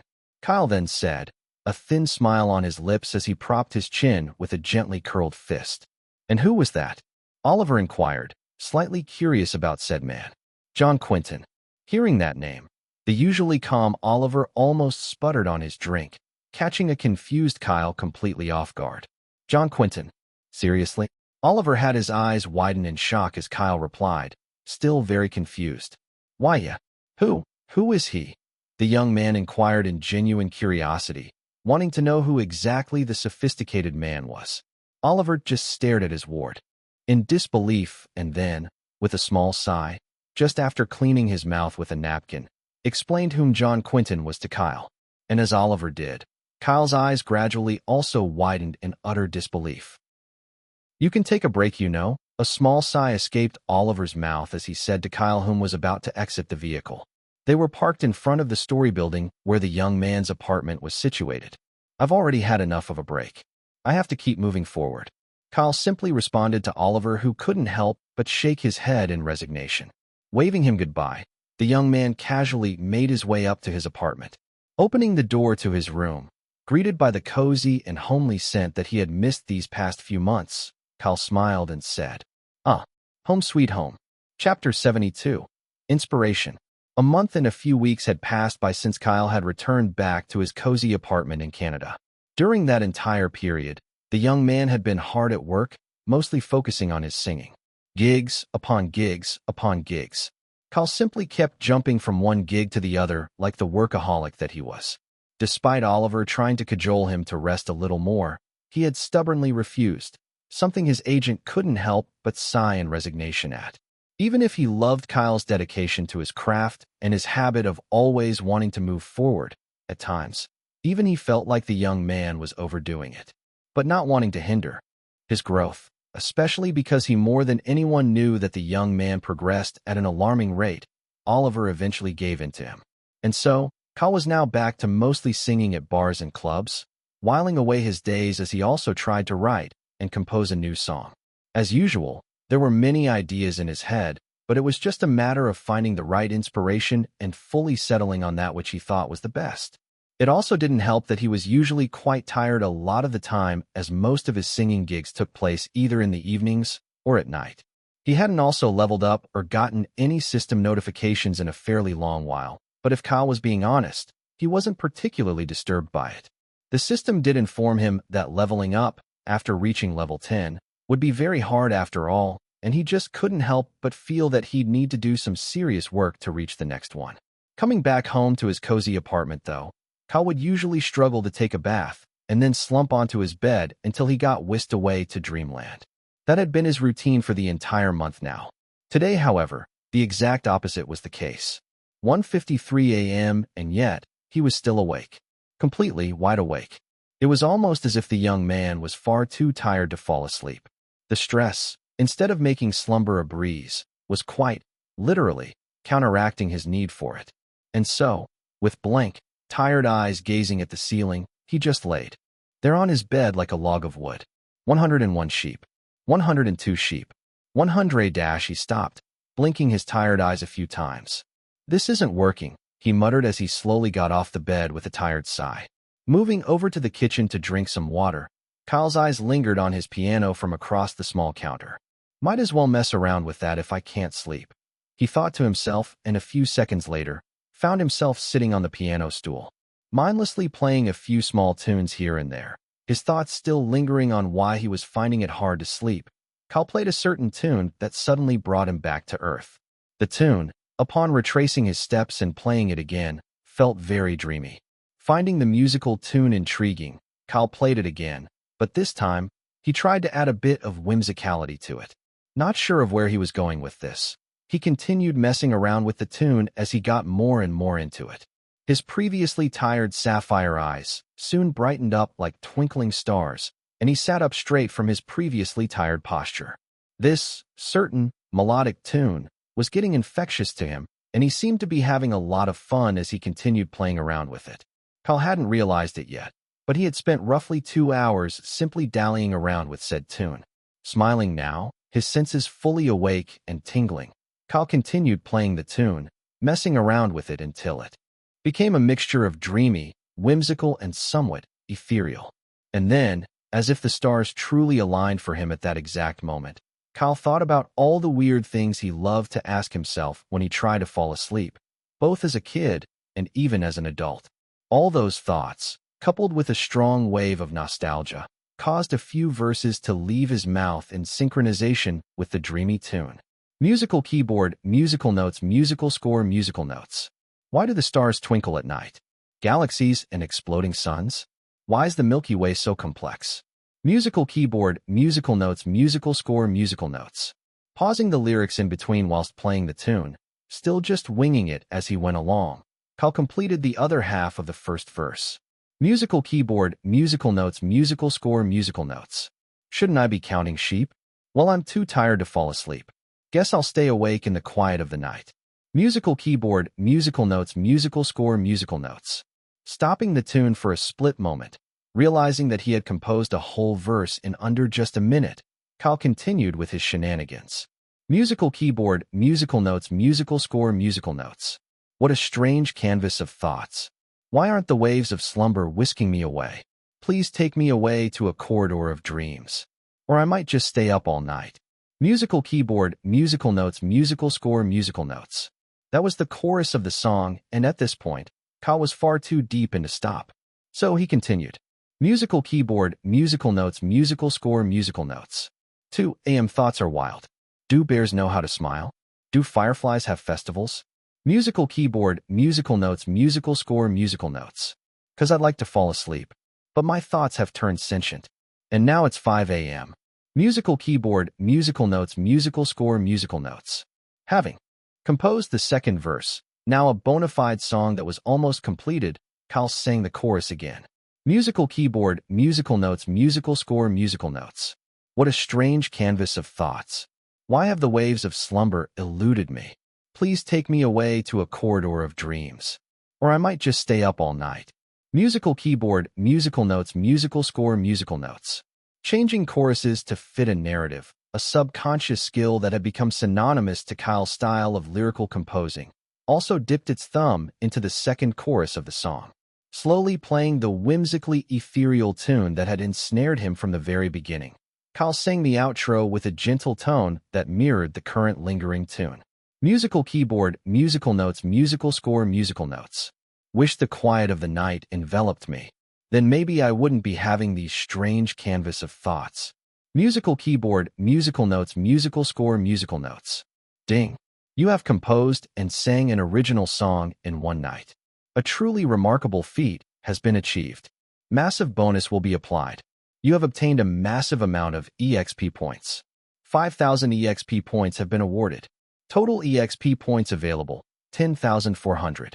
Instrument mastery, piano, has advanced from level 8 to level 9. Singing has advanced from level 10 to level 11. Composing has advanced from level 10 to level 11. Advancement in singing and composing will become even much harder from here on out. Keep singing and composing to improve your skills. Pulled out of his trance due to the system's notifications, a tired Kyle had a fulfilled smile on his face as he slumped onto the tiles of the piano, the sleep he had been begging for, finally granting him his wish. It was already 6 a.m. in the morning. Knocking on the apartment to Kyle's door, worried because he had been unable to reach him all day, Oliver got even more wary when Kyle didn't respond. Did something bad happen to him? The usually composed man panicked, afraid that maybe Kyle really had been overdoing it this past month. Fearful of the effects of the stress on his ward's health, and also feeling very guilty for being the cause of it to a certain extent, Oliver took in a deep breath. If anything terrible ever happened to Kyle, he wouldn't be able to live it down because for the first time in a very, very long while, he met a young chap who truly had so much to give the world. Add that to the fact that he had grown very fond of him, not just as business partners, but as someone whom he could refer to as a very close friend. Oliver needed to make sure he was all right. Not bothering to knock again after having tried it over and over again for the past 3 minutes, the agent muttered an apology and then, with tremendous force, bust open the door. Stepping into the apartment whilst also alerting nearby neighbors, Oliver blinked his eyes a few times in disbelief when he saw Kyle, gently and peacefully snoring away on his piano. Checking the time on his wristwatch and ensuring that he wasn't seeing things wrong, Oliver just stood there, baffled. It was already 2 p.m. in the afternoon, and yet, Kyle, a morning person, hadn't gotten up? That wasn't normal at all. And why the hell was he sleeping on the piano? Those were all questions the agent had no answers to. Gazing at the sight before him in befuddled silence, Oliver couldn't help but mutter in unresolved perplexity after a short while. What sorcery is this? Chapter 73, Electronica. staring at Kyle as he finished performing the song in the small but well-equipped studio they had rented for his last hit song. Oliver couldn't help but marvel in amazement. Truly, at this point, maybe it was best that he began to expect anything and everything from Kyle. That way, he wouldn't always be so dumbstruck whenever his ward pulled off crazy feats like this. "I can't believe you wrote that in one night." The agent folded his arms gently across his broad chest and said with astonished wonder. Coming out of the rehearsal room, one that housed the musical instruments, Kyle replied with an infectious smile. "Neither can I. And if I'm being honest, the novelty of it hasn't worn off by even just a tiny bit," he added while running his hands through his voluminous raven hair. "I can only imagine." Oliver shook his head with a satisfied smile. "So what did you think of it? Like, in an overall sense? How would you interpret how you felt while listening to it?" Kyle then asked a slew of questions, curious about Oliver's thoughts on the song. Pursing his lips, this time trying to view it from a technical standpoint, Oliver mused.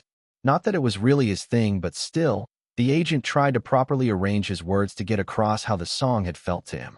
"Well, first off, it feels very unconventional. In a good way," the man began. "But at the same time, it feels very dreamy, very ethereal-like, but also whimsical." Whimsically appealing, Oliver concluded his thoughts, causing Kyle to gently bop his head up and down in agreement. That was the exact range of emotions he had been feeling when he was composing the song. He was glad that the on-the-spur lyrics that he had added to it did nothing to diminish that feeling but instead amplified it even further. "That's very accurate," he muttered to himself with a light smile. "So what's the plan now? Will you be releasing it as soon as possible? Do you want to shoot a music video for this too?" Oliver questioned with a serious expression, curious about Kyle's plans for the song. Usually, most agents or agencies would want to get their talents to release a song like this as soon as they possibly could while doing some heavy PR marketing if they could afford it. They would try to make it the next big thing or next big project for their talents. But Oliver believed that kind of practice only served to burden the talents and might eventually hurt their efficiency and productivity. For him, talents had to be in the best possible shape, both physically and mentally, and should be given a lot of free rein on how they should handle their creations and projects. His job, according to his beliefs, was to guide and ensure that said talents made the right calls. Unfortunately, this was what so many of his previous talents took for granted, not understanding that he wasn't bombarding them with projects because he didn't have the resources to do so. Far from that, he was doing it for their sakes alone. Most of them, unfortunately, ended up not realizing how much freedom he had afforded them until they switched sides and got to see the viciousness of the big agencies and wealthier free agents who managed their careers. Kyle, on the other hand, though, was someone who genuinely appreciated gestures like that, and because of that, he had decided that he was going to stick with Oliver till kingdom come. That sort of unrestrained, unshackled freedom was something he was sure he could never get from a big agency. Yeah, a music video would be nice, maybe. I even have a great idea for one if it comes down to that, Kyle responded to his agent. But as for the song's release date, I'm not sure because you still want to improve upon it, right? Oliver gave a knowing smile as he cut Kyle off mid-sentence. You read my mind, Oliver. The young man gave a small grin at his agent's prediction of his exact thought process. And you know what'll really make this song better? Kyle suddenly questioned, his eyes twinkling with childlike enthusiasm. What? Oliver asked, curious about his ward's plans.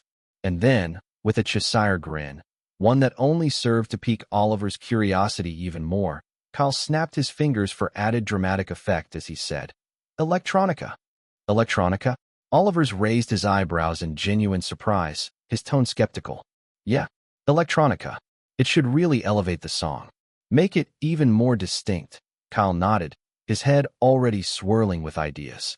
In his mind, the tune he had created would pair up exceptionally well with a dash of twinkling synthesizers and a sprinkle of electronic percussions. In fact, Kyle already got down the tune for how the music was going to sound when all those things were put together and finalized, right up in his head. Sighing, unable to understand the mind of a genius, Oliver whipped out his phone and said, Well, guess I'll contact Jenny to help out with the song again. Not even hearing those words from his agent, Kyle, seemingly lost in a world of his own, kept mumbling a few things to himself as he slowly paced back and forth with his many ideas. Oliver, on the other hand, simply ignored him and made the phone call to the lady. Speaking with Ginny on the phone for a few minutes, though, Oliver nodded in understanding and after a few more seconds, cut the phone call. So, unfortunately, Ginny's very busy and she won't be available to help, the agent said, snapping Kyle back to earth. Although he hadn't heard when Oliver had told him he was going to call Ginny, he more or less figured out the general sequence of words that he must have said to have distracted him before he contacted her. I see. Well, it's all right. Guess I'll just have to do it myself. Kyle interlocked his fingers, outstretching them as he said. Raising his eyebrows for the second time today, Oliver's eyes scanned Kyle from head to toe in the most questionable way possible. You know, Oliver, I find your lack of faith disturbing. Kyle had a rare, prideful, yet similarly playful expression on his face as he said that. Don't quote star turfs at me. This is going to be a pretty grueling task. Even for you. Oliver retorted and gave his honest opinions. I like a good challenge. Kyle shrugged with a nonchalant vibe to him, and Oliver face-palmed. Besides, even if Ginny did help a lot with sprucing them up last time, I did write and produce my first 3 songs on my own, with my cheap laptop back then. He added, his tone of choice casual. Think of the wonders I can do with more resources this time. Kyle continued with a raised finger. And if I'm being honest, even if this song's really good, it's still not the kind of song that's going to be very popular. It's very unconventional, just like you said. So, I'm really just going to take my sweet time with it. Make it the best possible version that I possibly can, he concluded with a determined expression. Hearing that, and also seeing the truth in it. Whilst also understanding fully well that Kyle was very capable of surprising him at every turn, Oliver gave in. All right, fine, but no more gigs from now on. You focus solely on that, okay? Folding his arms across his chest, unwilling to give in to those demands, Kyle frowned. He still wanted to do those gigs, and here Oliver was, planning to cancel them all, directing a cold glare towards his ward, one that sent a shiver running down the length of his spine. Oliver ordered, "Capice?" "Aye, sir," Kyle saluted, knowing fully well that Oliver was actually worried about him, especially when considering that he had found him sleeping on his piano yesterday. Kyle decided to follow through with his agent's warning. Even if overworking had been the sequence of events that gave him the inspiration for this particular song, Kyle himself knew that it could be detrimental to his health if he kept up with it. Yeah, let's take it easy from now henceforth. If we can, he thought to himself with a small nod. Oliver, upon seeing that Kyle got the message, gently shook his head and sighed, glad that the young man took his advice this time. Suddenly remembering something, though, the reason he had also been trying to get across to Kyle all morning yesterday, the agent casually stated, the trailer for Epic One will be releasing a few days from now. Perking up at that information, his hands gently wiping the lenses of his glasses with a microfiber cloth, Kyle responded in genuine excitement. Post-production's done? That was fast. Yeah, it is. So, let's look forward to seeing you on the big screen soon. The agent replied with a warm smile. Asterisk, asterisk, asterisk. Director, why aren't you allowing the editors to include any scenes with Kyle in them in the trailer? He has a lot of fantastic scenes now. Tom curiously asked when he noticed that Mark gave strict orders to the editing crew. Because I need him to come as a welcome surprise to the audience. The director responded while adjusting his glasses. The movie already has enough star power to draw in an audience in the form of Jeffrey and Bruce. Mark continued. Plus, most people that are coming to see the movie, especially the older generation, already know what to expect from Bruce since he's known for doing his own crazy stunts. But what about the youngsters? What did you think will happen after they watch the movie and see such a talented young chap doing all those insane action set pieces and going toe-to-toe with experienced older actors? He asked his assistant, who slowly widened his eyes in realization. They'll spread the news like wildfire, causing the movie to spread by mostly word of mouth. It's basically free PR since our budget's limited, Tom slowly said, the wave of realization still hitting him. Exactly, Mark nodded in reply. And besides, there is a scene in the trailer with Kyle in it.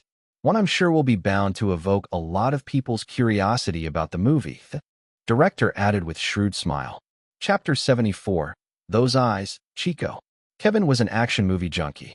At the same time, He was a part-time college student, part-time movie reviewer, always checking out YouTube for the latest action movie trailers so he could plan out and budget his money on which to watch at a cinema and which to wait for to land onto various OTT platforms. Kevin was doing the same again today. In recent memory, though, he hadn't found an action movie that really got his blood pumping like a few others had done in the past. Sighing, he scrolled through his feed, which had been tailored to mostly show the latest action movie trailers. "Hope I find something worthwhile today at least," he muttered to himself with a jaded expression. Considering he spent so much time watching so many action movie genres, he had gotten tired of spotting the limitations and laziness of most of the more recent action movies.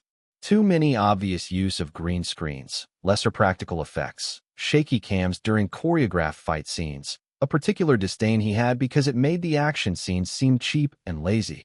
And, most of all, stunt doubles which were used extensively instead of the actors themselves. At times, Kevin would just go on an annoyed rant to his friends about how most action movie stars these days were just deluding themselves since most never did their stunts, save for a select few. Of course, these were all just personal preferences, and he knew that, but still, to him, it made the movies less thrilling and frenetic like they were supposed to be, and instead, made it feel lackluster. If the movie had a good story, or even a generic story that was well executed, he could still glean a bit of enjoyment from it, but even then, the actual action scenes and set pieces themselves were the things he looked forward to the most. Scrolling lazily through the feed, most of the trailers already viewed by him previously, a red rewind icon at the top of the app beckoned of him to refresh, hinting at the fact that there were now newer trailers on his feed.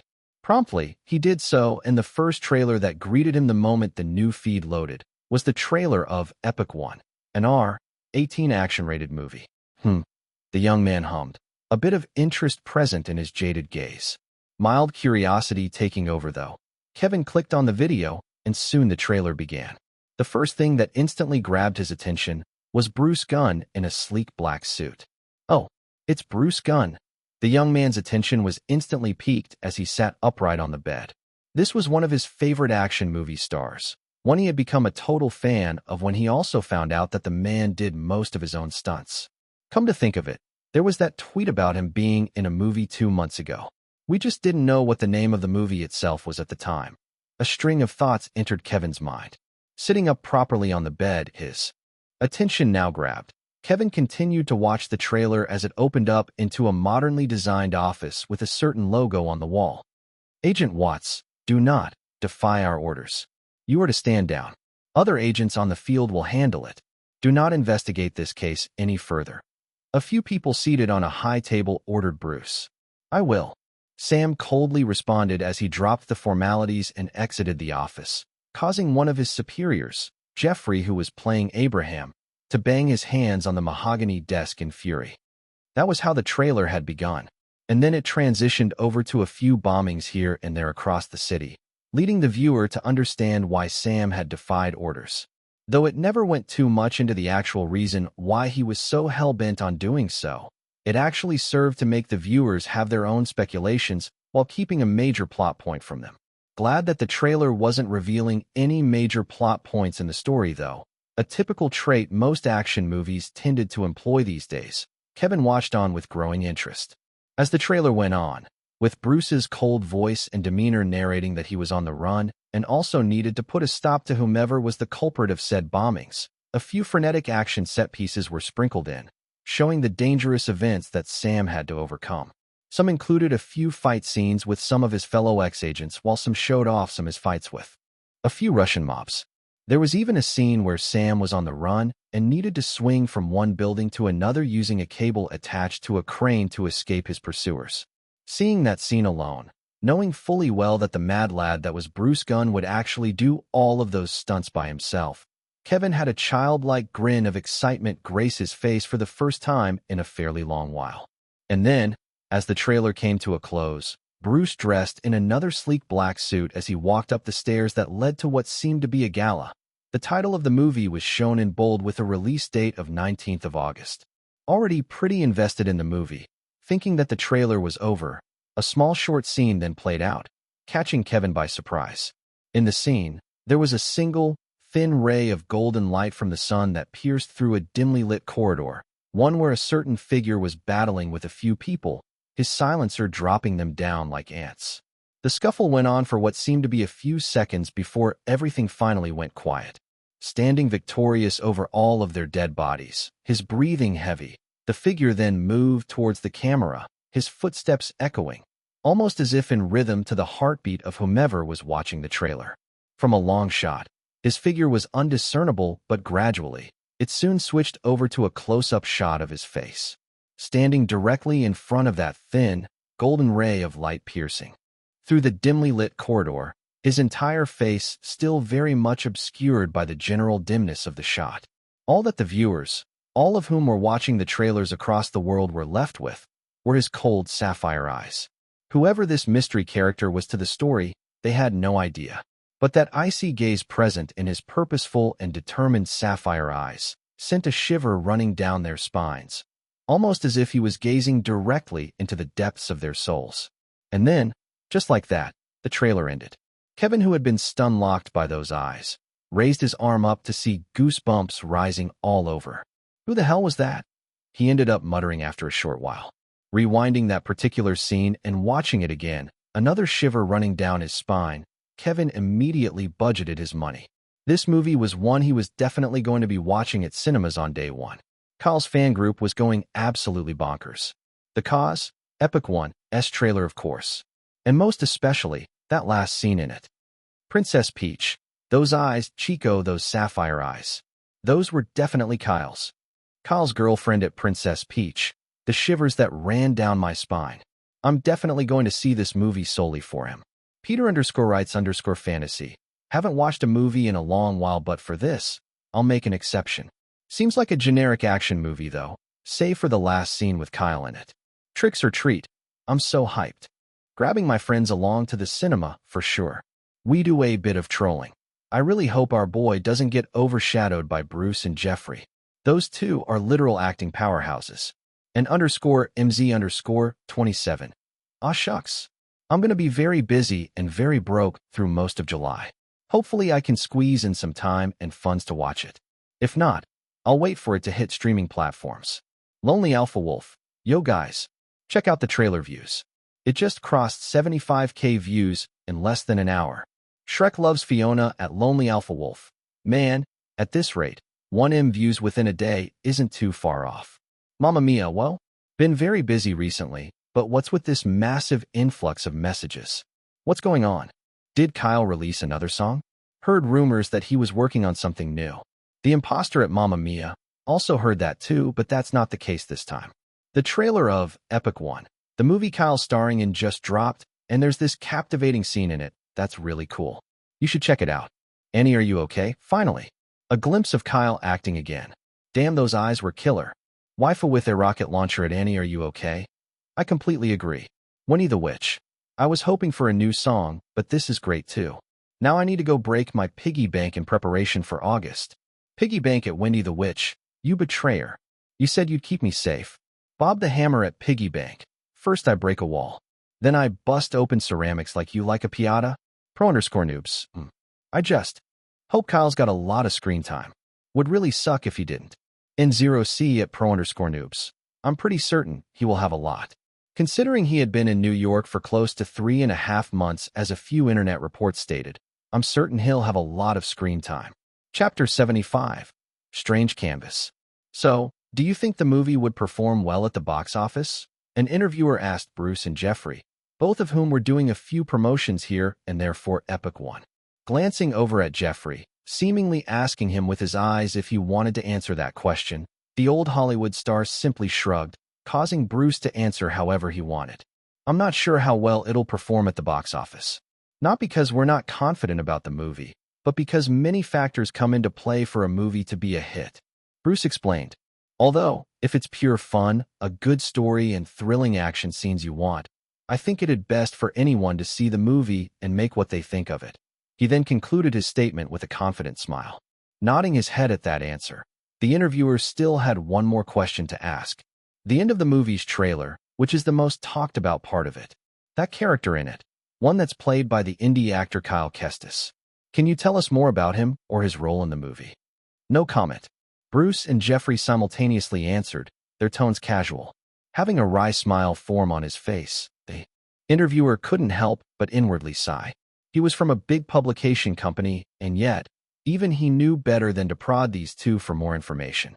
One had cemented himself as one of the best actors of all time with his many years in Hollywood, his connections vast and wide, whilst the other, despite having left the industry for an exceptionally long time, led a very huge millennial fan following, one that wouldn't take lightly to some interviewer pestering their precious actor.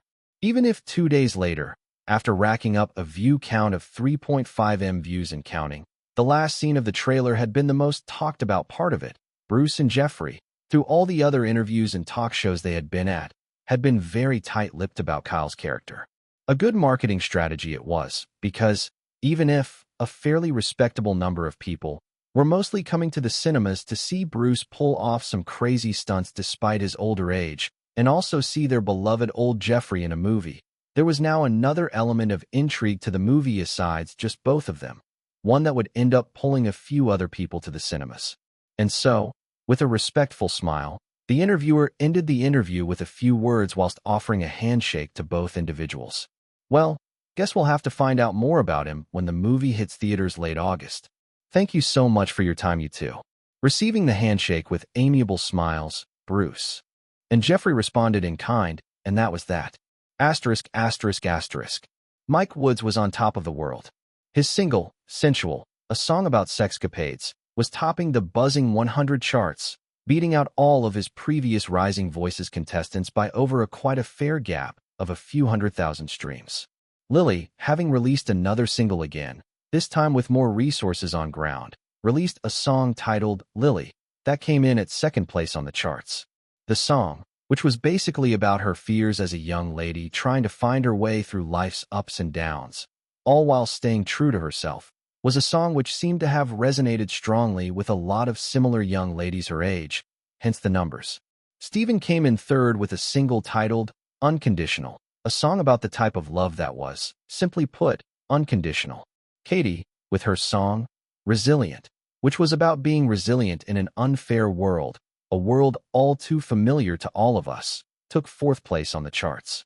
R&J, on the other hand, were also doing fairly well with their dance music, Party, one which took the fifth position on the popular chart. Despite the commendable achievements, each in their own rights, Mike still felt the need to want to diss them because, truth be told, he still felt very salty about losing so early on in the show. And so, with a particularly nasty comment direct towards Rising Voices, Mike performed the deed and tweeted, "Try to make me feel unworthy. But here I am, using your so-called winners as a stepping stone to my success." This singular message caused even more attention to be on him. His fans, too, as if being brainwashed, sided with the despicable act, believing that truly, Rising Voices had been idiots to have eliminated him so early on. It even became a trending topic on Tweet Talk for about a day, giving Mike even more exposure and boosting his songs even further on the charts, cementing his place as #1. PR was PR after all, regardless of however it came. Currently at a lavish party, though, one that was hosted by him, a few models were draping over him with seductive gazes. Some guys, too, were busy sucking up to him, further boosting his already inflated ego. "You're the best, Mike. Yeah, Rising Voices were fools to have let you go. Such talent. The show would have only suppressed your star if you stayed longer." Basking in the shallow compliments, Mike soon noticed a peculiar lady and her clique of girls walking through the door of the small villa the party was taking place at. All dressed in the most sensually revealing attires, they were literally turning heads as they stepped in, and truth be told, they all seemed to be enjoying every minute of it. "Hey, baby sister, how was filming in New York?" Mike asked Haley, who was just about to be approached by a few guys. "Oh, we've been done with filming about a month ago. I just decided to take a long vacation with my girls before we came back to Canada." Haley responded loudly as she hugged her brother, her voice higher than the booming music that was being played. "I see. So did you have fun, girls?" Mike then turned his attention to the ladies who had been waiting for their pleasantries to be over. "You bet we did." Cassie responded first, exchanging a hug with the young man. "Congratulations on your success." Jennifer added with a hug too. And then after a few more pleasantries, all the ladies dispersed into separate parts of party, all except one. You must be really talented to go that fast up the charts. Betty came closer to finally give Mike her own response, all while biting her lips seductively, an action that didn't slip past Mike's eyes. Moving closer towards her, their intentions known, the two individuals knew what was coming. Tonight was going to be a war zone for both of them. A war zone in the bedroom, that is. Asterisk, asterisk, asterisk. 2 days later. Frankly, I have no idea what constitutes a hit or a viral song. Kyle employed the use of air quotes to get his point across. But this song, Strange Canvas, Kyle pointed backwards with his thumb towards the speakers. It isn't a song that's going to go viral. He folded his arms gently across his chest as he concluded with a bit of thoughtful expression. And why do you say that? Oliver lightly smiled and asked. Oh, come on, Oliver. You said it yourself. It's quite unconventional, in every sense of the word. Kyle gestured with his arms. And besides, it's a whimsical song about Kyle Kestis trying to sleep. How does that constitute as a viral hit? Kyle explained even further, he himself finding the idea absurd. But it is one of your best works, if not the best, till date, right? His agent had the same light smile on his lips as he questioned. True, but still, let's just release it without Disco Tune's help this time. It would save us a lot of resources, you know. No royalties on it, too. Kyle replied. In addition to that, I feel like the popularity of my last song was mostly due to Carl Finch giving it more exposure. It's a great song, I know, but still, I got very lucky. And if I'm being honest, I really want to see how far I can go on my own, he continued. More than that, though, I also kind of want the song to find its own people. Be that sort of niche song, you know, he added with a small smile and a hopeful gaze. Gazing at his ward, his ears listening to the completed song in the background, Oliver simply shook his head in genuine amazement. Just as Kyle had said a week ago, the addition of electronic music had further elevated the song in a way quite like no other he had ever heard before. Instead of overwhelming the originally dreamy, whimsical, and somewhat ethereal piano tune, the uses of electronica had only served to complement and elevate the tune even further. The shimmering and twinkling synths, soft, driving electronic beats, and the use of a glockenspiel, a sort of xylophone Kyle had incorporated into the song, alongside other electronic effects which he had employed the use of a sequencing program for. All of it served to give the song an ethereal feel. Pair that with the whimsical lyrics and Kyle's somewhat tired yet dreamy falsetto as he sang them, one that he had purposely incorporated solely for this song. The song just had this sort of otherworldly charm to it, one that would definitely garner the interest of many people. But yet, Kyle had genuinely believed that the song wasn't meant for mainstream music and had more of a niche feel to it, so he was simply planning to just release it on his own onto the charts. Oliver, on the other hand, had a genuinely good feeling about the song and wanted Kyle to consider having the music distribution company help them boost the song. However, considering he wanted his talent to have full control over most of the decisions over his own creations, he eventually sighed and said, "All right then, let's do as you say." This caused a genuinely grateful smile to bloom on Kyle's face as he said, "Thank you, Oliver. Truly, thank you for putting up with all of my whims." "It's nothing." The agent gently waved off his gratitude with a light smile. That being said, though, despite Kyle's intentions, I wouldn't be surprised if the song ends up performing really well, Oliver mused to himself with a thoughtful gaze. Chapter 76, Sleeper Hit. Having already released the song by himself onto the buzzing 100 chart earlier in the day, an avenue afforded to him because he had a hit song on the music platform previously, Kyle felt a bit relaxed seeing the song settle at a stealthy number 95. Not really bothered by it, though, especially since he didn't even make a post or tweet about it. Kyle switched off the laptop and moved over to his bathroom to take a shower. Plopping onto the bed a few minutes after, feeling simultaneously refreshed and sleepy, Kyle's thoughts began to wander off to the events of the week. The trailer for Epic One had released to a pretty nice response from the public with a current view count of 6.8 M, despite the movie coming from a small and independent production company. Though most of its exposure could be accredited, mostly to Bruce's surprisingly dedicated fan base of millennials and Jeffrey's figure as that old Hollywood star the general public adored, the supposedly mysterious identity of his own character too, one that the general audience was yet to know. also served to add as a bit of intrigue for those who had plans to see the movie. So many edited short clips of his sapphire eyes piercing through the dimness of the last scene in the trailer had and were still currently making their rounds on TikTok, ViewTube, TweetTalk, and Mediagram. The shot seemed to have really hooked a lot of people, and quite a few were planning to go see the movie at the cinema for exactly that reason. All that aside, though, the fact that, after almost an entire week of messing around with programming and sequencing programs, just to get the right electronic tune to fit the bill for his new song, Kyle had ended up completing said song and also released it, was nothing short of commendable. Pulling up the appraisal window for the song through his system's interface, the young man had a thin smile on his lips.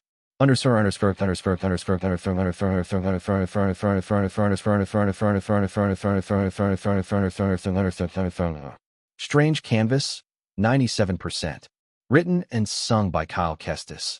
This dreamy, unconventional, yet whimsically appealing electronic pop song, infused with a bit of nostalgia, explores the composer's longing for sleep in a way that's relatable yet ethereally pleasing to listen to.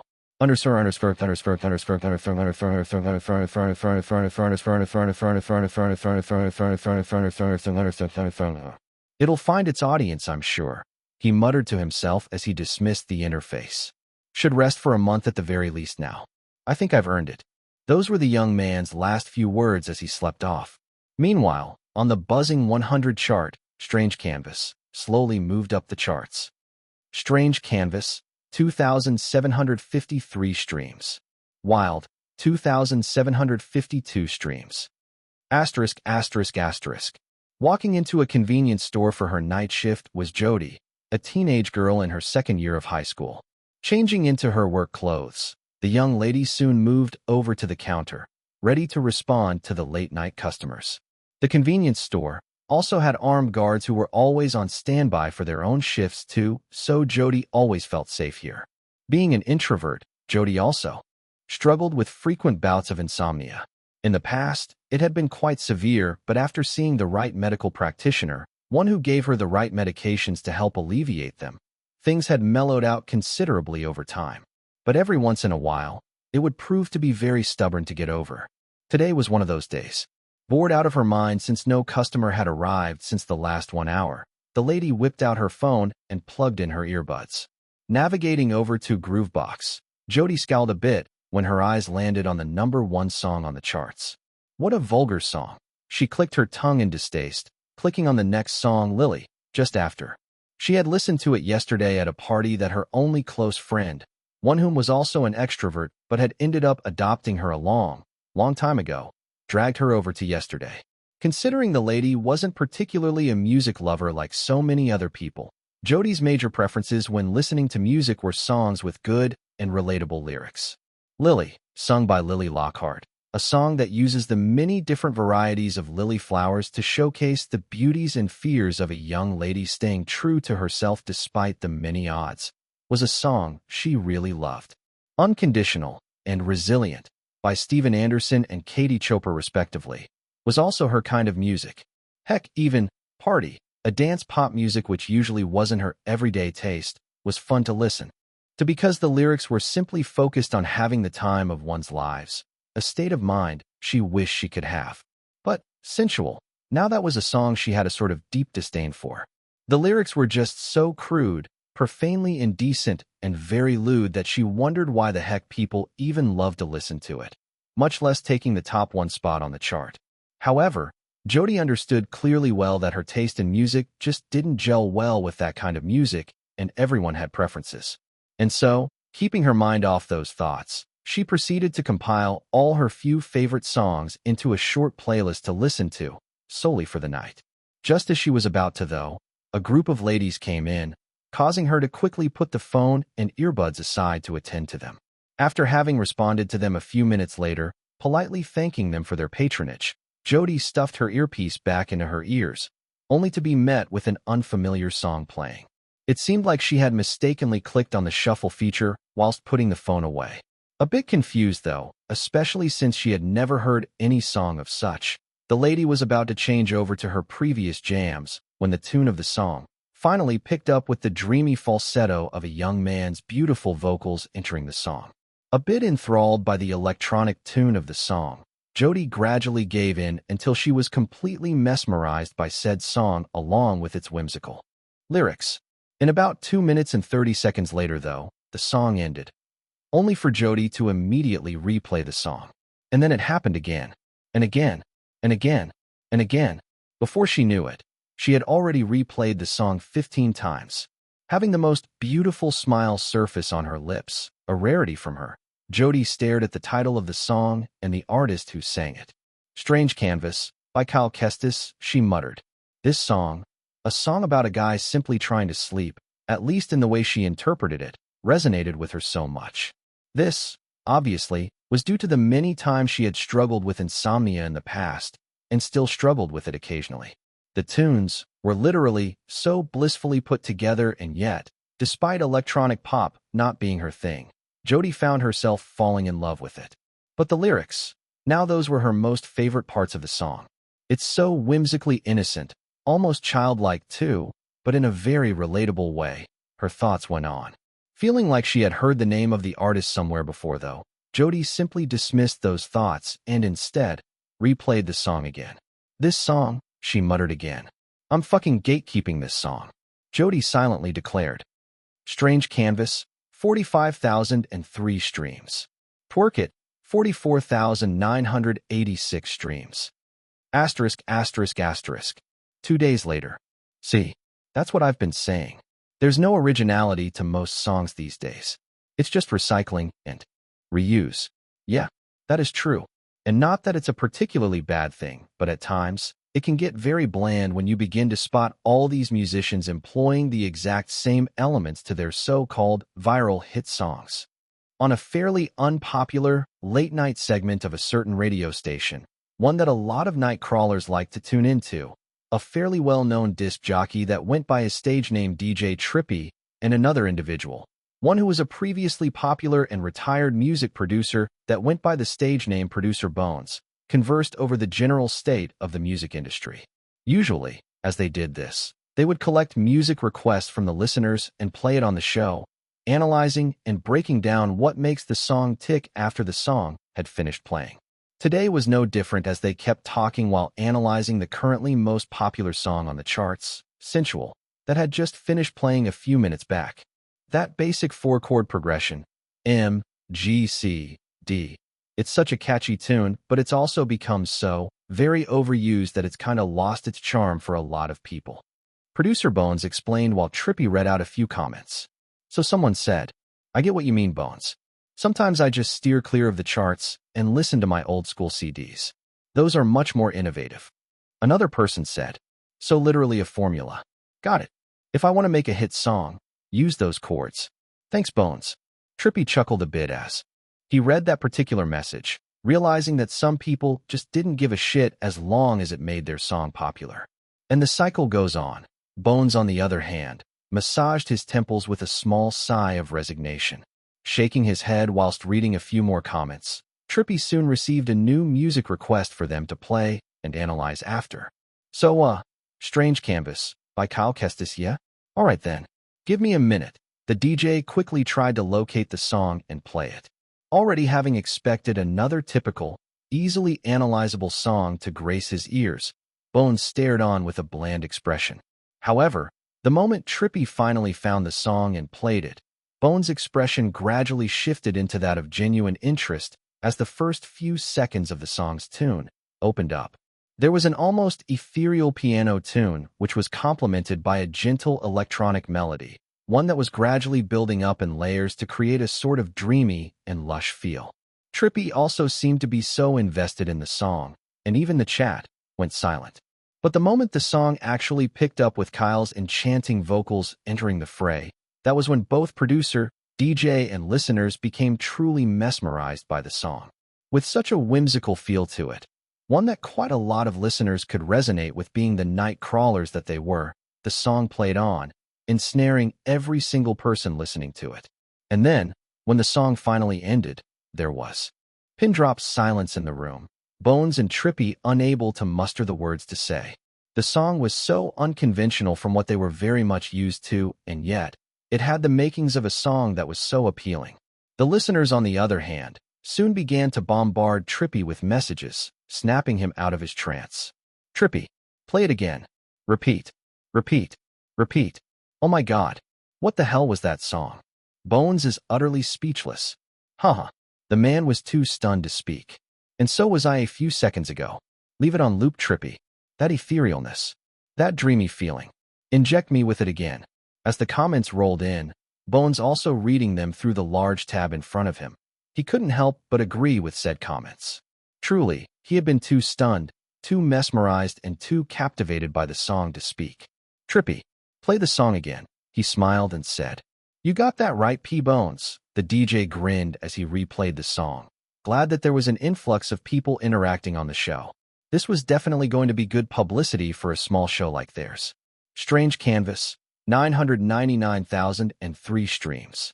Boogeyman, 981,695 streams. Chapter 77, Dethroned. Kelsey West was previously a country song musician. However, her luck had changed when one of her songs hit the top of the charts a few years back, bringing her into the mainstream space.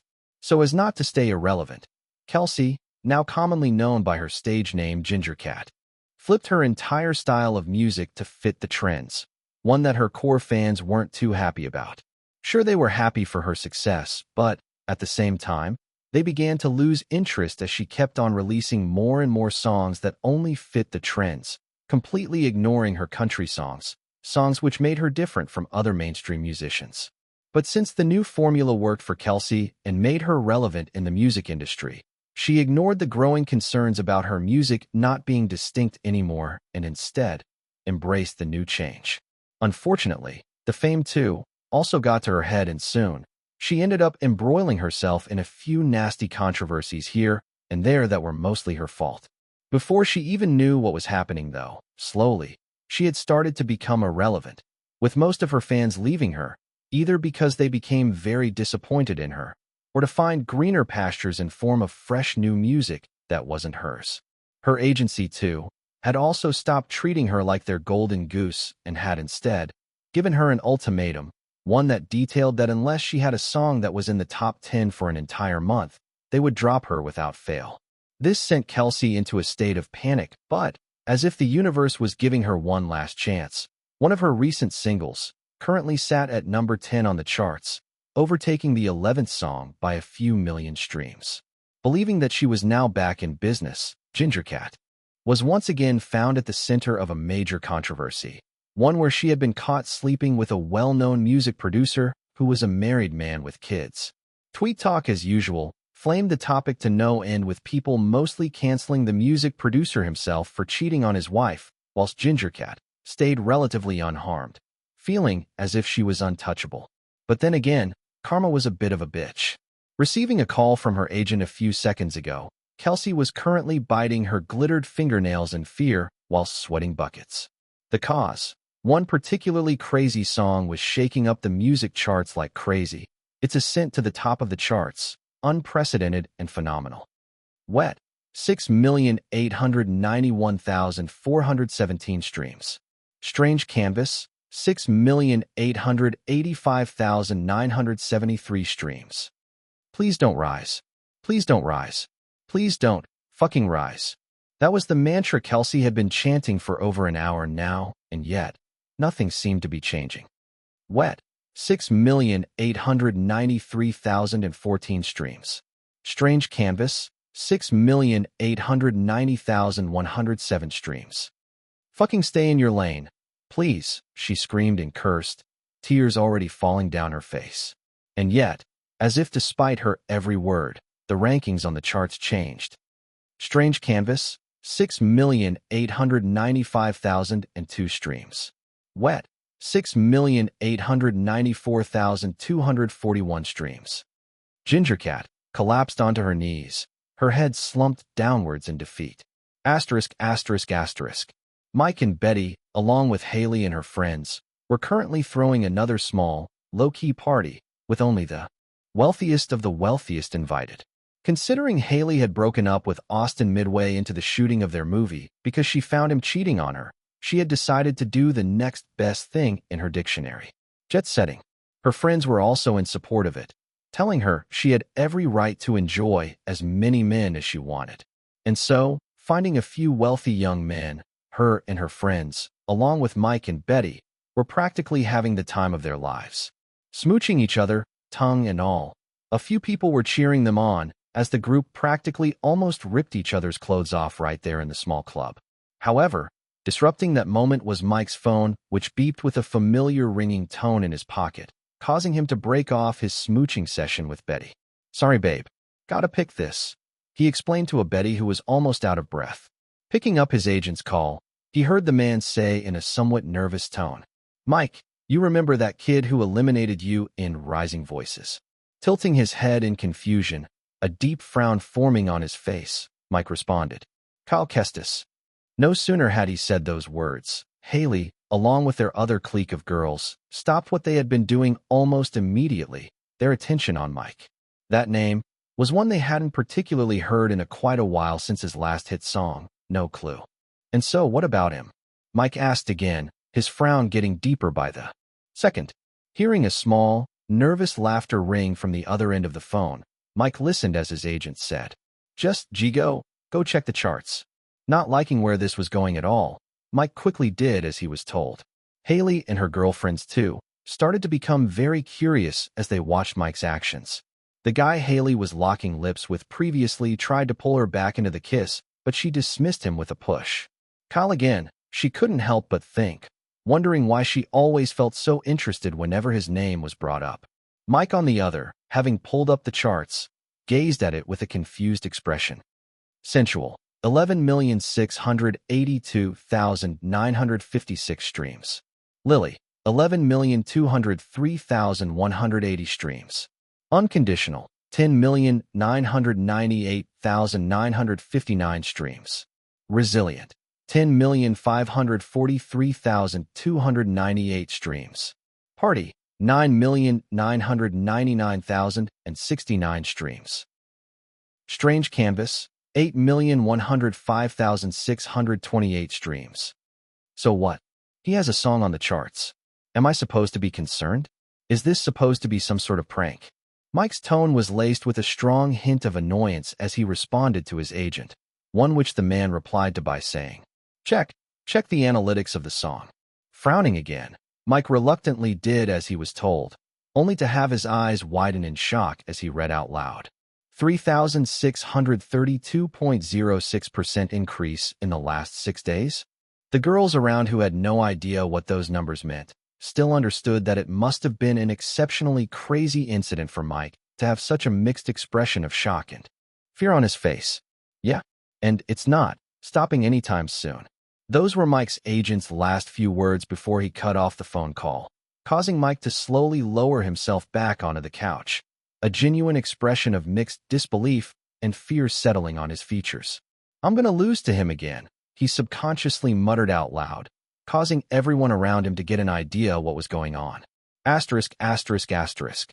Following the events of the past week, a lot of popular media sites, bloggers, and article writers from many major Hollywood publication companies waited in feverish anticipation as they watched Strange Canvas' meteoric rise to the top of the charts.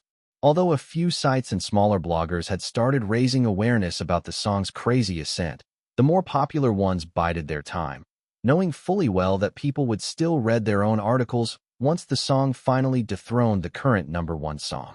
And speaking of the current #1, Mike had gone into a state of panic, utilizing some very heavy PR to get his song further up the charts. Truth be told, it was also that same heavy PR that had originally gotten him to the top of the charts, courtesy of coming from a very wealthy family. However, PR couldn't do shit when the general public had one singular, whimsically beautiful, pleasantly fresh, appealing, and still very relatable song for a lot of people, playing in their heads, on people's playlists, in their cars, at late-night bars, on radio stations, at clubs, parties, malls. The song was literally getting everywhere. And so, at some point, Mike did nothing. Why? Because he could do nothing. Not to the song's rapid ascent, not to the general public who were so enamored by it, and certainly not to the singer of the song himself. Considering Kyle had such a private life, one that even after having been exposed to a bit of fame, still stayed very much under wraps, ensured that no dirt could be found on him. So Mike just watched and waited, his dethronement from the top, inevitable. Asterisk, asterisk, asterisk. Strange canvas, 10,100,011 streams. Party, 10,099,001 streams. Haha, always the man of the hour, isn't he, Joe? Ryan asked Joe, who was currently also gazing at the updated charts, a proud grin on his features. He was truly happy for and proud of Kyle. That he is. Also means we need to work harder. Joe switched off the phone with a fired-up expression. For sure, Ryan replied, a similar fire in his eyes as he and Joe resumed their dance routine for the music video of Party they were going to be shooting today. Strange canvas, 10,899,999 streams. Resilient, 10,861,650 streams. He may have not won the competition, but he's certainly winning in life. Katie smiled as she viewed the notification on her phone, informing her of her song's displacement to 5th place. That is true. I always meant it when I said rising voices isn't the end of anyone's career. More than that, the experience you glean from the show should serve as fuel to propel you even further. Kiera gave a few words of advice to Katie, one that the lady couldn't help but nod in agreement to. Now, let's get back to the lyrics of that new song of yours. She clapped, and promptly, Katie pocketed her phone and resumed her previous discussion with her mentor. Strange canvas, 11,286,708 streams. Unconditional, 11,200,159 streams. Man, I always thought Lily was a pain in the ass. Who knew Kyle would climb up on that list? Steven had a light smile on his lips as he viewed the notification. I always felt a bit sad that he never joined a record label despite his many talents, but now that I've heard his new song, I think he made the right decision. This kind of song might have never seen the light of day if he had been signed to one. Blake, who was in the room with Steven, and also knew about the harsh realities and controlling natures of many record labels, said, nodding his head in agreement to that. Understanding what his mentor meant by that, Steven cracked his knuckles and then said, still, I want to surpass him. That driving yet underlying piano tune he used in the song was quite spectacular. I want to create something even better than that. That's the spirit. Blake, being the music coach that he was glad Steven found some really good motivation. Strange canvas, 11,901,725 streams. Lily, 11,859,080 streams. Dreamboat you. Sly devil, you. Lily grinned from ear to ear as she watched the song take her spot on the charts. I can't believe he never informed us about the song. Amy, Lily's younger sister, had a pretty amazed look on her face as she watched the stream count of Kyle's song still soaring through the roof. And that's what actually makes the feat amazing, Peaches. It's a song that got to the top, solely based on how exceptionally well composed it is. It's remarkable, honestly, Lily explained, a happy smile settling on her features. That is true. Kinda sad your song got dethroned, but I can forgive our cinnamon roll for doing that. He earned it. Amy gave a similar smile in response as she said, Strange canvas, 12,566,000 streams. Sensual, 12,565,852 streams. Massaging his temples as he watched his song finally get dethroned, Mike instantly felt small again, his thoughts running back to that faithful day on the set of Rising Voices when he had underestimated Kyle and paid the price for it. And then, as if to add a dash of salt to his wounds, a notification from Rising Voices' official account finally replied to his tweet with a picture of Kyle's song dethroning his, captioned, well, who's the stepping stone now, Bob? The post itself had already garnered over 100,000 likes and retweets in just a few minutes, with the comment section laughing at and roasting the shit out of Mike. Fuck, Mike screamed and threw his smartphone across the room in enraged fury. Resilient, Tisto Remix, by Katy Perry Foot Itana. Rising Voices be having the time of their lives right now. Chapter 78, Cozy. Entertainment Nation. Strange Canvas, a sleeper hit by Kyle Kestis that's cooked up a storm in the music industry. No promotions, no PR, no awareness. Honestly, No one has any idea as to what was running through Kyle Kestis's mind when he decided to drop a stealth release. And yet, a song that debuted at number 95 on the charts just last week found itself dethroning all the previous songs that came before it with such phenomenal numbers. It's hard to fathom if some sort of spell wasn't cast on the general public. And maybe there was a sort of spell casted on us all because, unless you're living under a rock, you've definitely heard of this song. A whimsically relatable song, one that touches upon the troubles that come with sleeplessness, has become a global smash that's continued to strike a chord with fans worldwide. From taking the #1 spot on the popular groove lists, buzzing 100 charts, to doing the same on several other charts worldwide, like the Beat Boulevard 100 and Harmony Hot list, Kyle Kestis might as well have made his mark in the music industry despite being such a youngster. The song, which has now reached a combined stream count of over 150M, 50M plus solely from Groovebox, and counting across all music streaming platforms, seemingly has no intentions of slowing down anytime soon.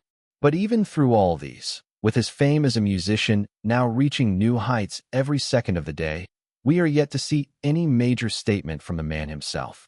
Starting from humble beginnings during his time on the popular singing reality contest, Rising Voices, Kyle ended up getting eliminated later on in the show.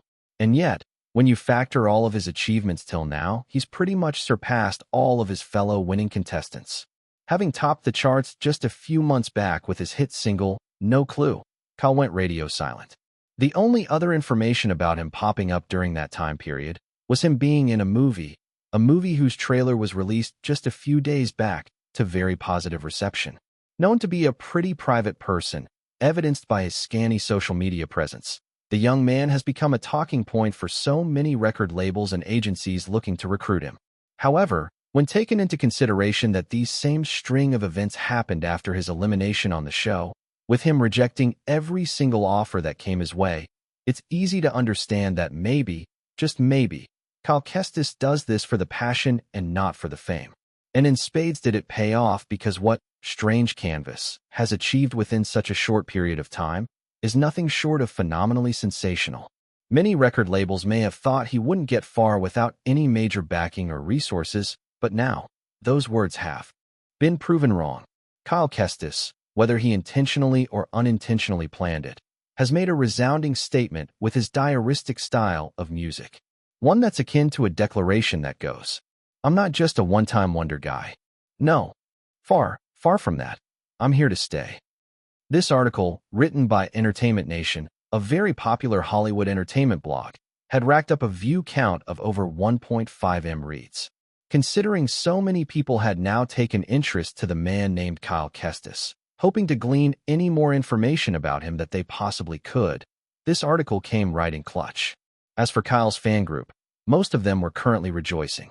1, because Kyle was becoming more and more famous, and 2, their boy had announced just a few seconds ago that he would be releasing the music video for Strange Canvas in a few days. Asterisk, asterisk, asterisk. So, you have about 5 different interviews over the course of the week. 2 from some smaller Hollywood publications, 2 from a medium-sized one. And, last but not the least, 1 from Starspotter magazine, a very big and major publication. That one's tomorrow. Also, Groove Fest 10, Groove List's 10th anniversary event, will be coming up, and you, along with a bunch of other musicians, have been invited to perform at the various events around the U.S. Oliver placed Kyle's schedule for the week on the table, only to realize Kyle wasn't even listening, still floored by its overwhelming success. Oliver grinned a bit as he watched a dazed Kyle staring at the music charts. "I don't even know what to say. #1 in the US, UK, Australia, Finland, Belgium, Ireland, Denmark, Norway, Netherlands, the list goes on and on." Kyle massaged his temples, a bewildered expression painting his face. "Well, you were curious to know how far you could go on your own." Oliver sipped a bit of his coffee and said, "Turns out, you can go very, very far. That's a testament to just how good your music is," Oliver concluded. Raising his head up, this time to stare at his agent from across the room, Kyle spoke. But Oliver, this is a song about sleeplessness. It has literally no profoundness to it. It's a great song, I know. It's relatable, I understand. But becoming this popular, that I can't fathom. Sighing as he completed his sentence, Kyle simply leaned back onto the pillows of his bed to stare at the sleek, white ceiling. It's beyond me, really, so, of course I'm still floored by its success. He finally responded to the very first question his agent had asked him. Honestly, I think you'd be the first artist I've ever managed that's seriously befuddled by his own success. Most were just overjoyed by their success and wanted to celebrate it. Oliver downed a few more contents of his mug. Clearly, you are an oddity, Kyle, the suave man added with a light smile. But that's a good thing, being able to reflect on your success. It ensures that you'll stay grounded and down to earth. Oliver continued.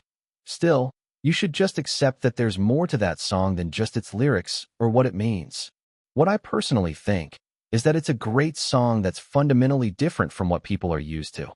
In a good way. The agent kept speaking, Kyle paying rapt attention to his every word. Someone else might interpret it differently, but I feel like at the end of the day, the underlying passion you put into it simply resonated with everyone. I think beneath how great the song actually is, people can feel that. You're very passionate, Kyle. A bit too much at times even. But that's what makes you special. That's what's made all of your songs special. Oliver concluded with a genuine smile, finally downing all of the remaining contents of the coffee mug. Introspecting on his agent's words, internalizing on it, Kyle gradually felt all of his befuddlement slowly fading away, realization and acceptance coming into the fray. Maybe Oliver was right. Maybe that's the one thing he never really felt people would notice. Although he said something similar on the talk show when Emma Harper had questioned him about which he liked more, singing or acting, he had never truly seen it in action for himself. After hearing it from Oliver's mouth, though, today was truly the very first time that the reality for it had sunk in. Maybe more than the music itself, people loved the intense passion he imbued into each and every one of his songs, without they themselves actually also realizing that that was the case. Grateful for helping him see what had maybe been right there all along, Kyle smiled and said to his agent, "Thank you for that. Oliver, really, thank you for saying that. Don't mention it, Kyle." Oliver casually waved it off with a small smile, although deep down, he was really glad for the words of appreciation. Not used to his previous talents appreciating him for even the smallest things, Kyle's appreciative nature was something Oliver had secretly and genuinely come to look forward to during their interactions. It was such a breath of fresh air for him, and if Oliver was being honest, Kyle may have spoiled him without realizing it. This was because the man was sure that if for any reason he and Kyle had to go their separate ways, his next talent better be as respectful and appreciative as the young man, unless things definitely wouldn't gel well between them. Suddenly hearing a rap of knocks on the door, though, along with a light murmur, Kyle casually got off his bed and went to open the door, only to be assaulted by a big hug from Christina. "Hi, Christina. How have you been?" he asked the blonde-haired lady with a warm smile. Disentangling from the hug, a happy smile on her face, the lady simply nodded, quickly retrieving and unfurling a neatly folded piece of paper that read, "Congratulations on topping the charts globally, Kyle. You are simply spectacular." Blushing very strongly at the unexpected gesture from the lady, a sight Christina herself was witnessing on Kyle's face for the first time since she had known him, Kyle had a bashful smile grace his lips as he responded, "Thank you, Christina. I really appreciate it." A bit stunned by the sight, Christina was about to sign in response when Maria's voice rang through the end of the corridor. "Great. You got the door open, Christy. Let's get the crew to come survey the room for the music video." No sooner had she said this, she instantly began to make a phone call to the crew downstairs. "Want to come in?" Kyle, on the other hand, politely gestured to the lady, one to which she gently nodded in response. The sight of a bashful Kyle had really stunned her, and she was still trying to recover from it. Walking into the room, though, the cozy scent welcoming her into the apartment, Christina quickly gave her greetings when she saw Oliver sitting on one of the couches present in the living room. Kyle, whom was already in the kitchen at this point, peeked his head out from the door and said, "Would you like to eat anything? I figured you probably just got off shift this morning, so I had a few ingredients prepared." "What did you say to that?" Hearing that, Christina vigorously nodded in affirmation. First off, she really had just gotten off her shift this morning and was quite hungry. Secondly, this was a chance to eat Kyle's cooking. Laughing a bit as he watched her bobble her head up and down, Kyle washed his hands at the sink and then began to retrieve a few ingredients from the fridge. Surveying the neat apartment, though, her eyes scanning the large living room, Christina thought to herself with a small smile, "Peppermint. It smells just like him." Shout out to Sparkinwa for the Magic Castle. Chapter 79, The Interview. Susie Bridgerton had stumbled upon Kyle Kestis whilst watching an episode of Artistry Unleashed. Although she had heard of him quite a number of times due to her job and her friends swooning whenever they talked about him excitedly, she never really bothered to find out more about him. However, seeing him on That Talk Show, enamored by his wittiness and charismatic nature as he conversed with Emma, Susie became a bit obsessed. Ever since that moment, she had become the craziest about Kyle and her friend group, one that even her friends couldn't help but be confused about considering her previous lack of interest. So, yesterday, when Susie had heard that she would be the one to interview Kyle for a full feature page in the next issue of their magazine, she practically had the giddies for almost the entire day. Her friends, too, had been pestering her to ask the young star a certain few personal questions during the interview, especially since they all knew he maintained a pretty private life. Susie, on the other hand, refused, opting only to do her job. Personal matters needed to be kept separate from professional matters. That's what she had told herself. Currently staring at him, though, completely starstruck by just how exceptionally handsome he looked in person as he walked into the room, Susie threw her previous plans into the bin. Screw them. She was definitely asking some personal questions. Quickly comporting herself, Susie donned her most welcoming professional smile as she extended a handshake. "Hello, Kyle. Welcome to Starspotter magazine. My name's Susie Bridgerton. It's a pleasure to meet you." Receiving the handshake from the pretty, black-haired lady with a light smile, Kyle responded, "Did you know Susie? Never in a million years would I have ever pictured myself here. So truly, it's such an honor to be here. It's a pleasure to meet you too."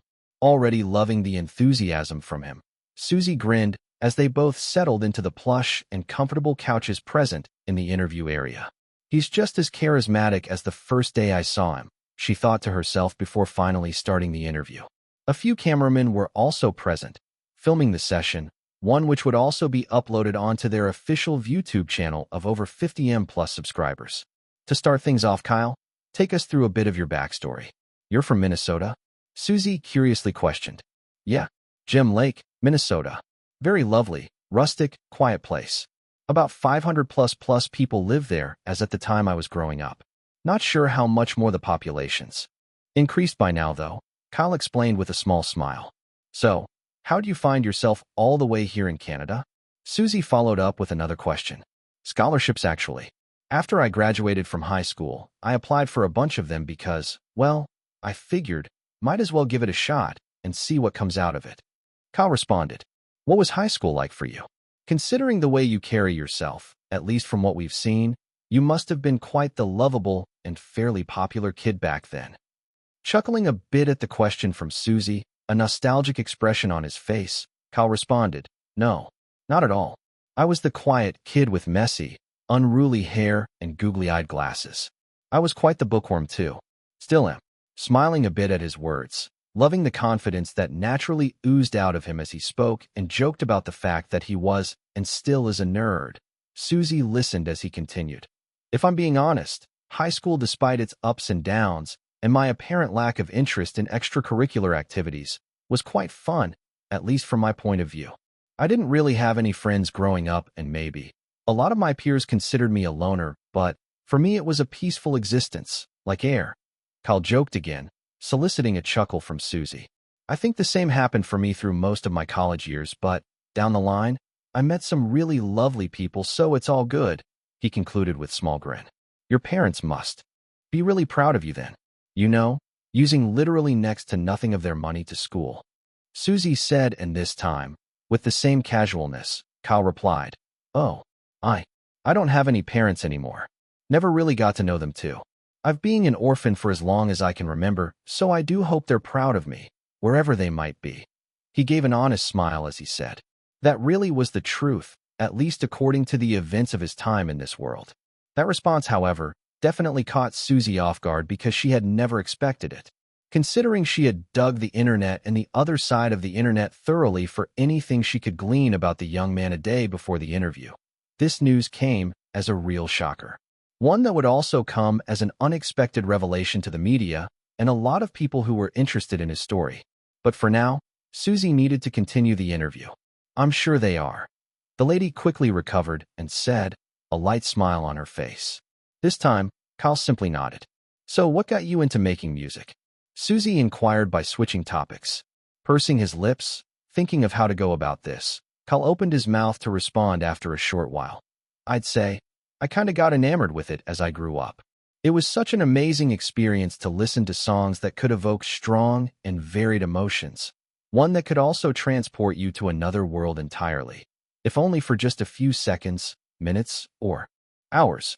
I guess at some point, I just wanted to be in the shoes of the amazing people who created those worlds with their unparalleled passion and imagination.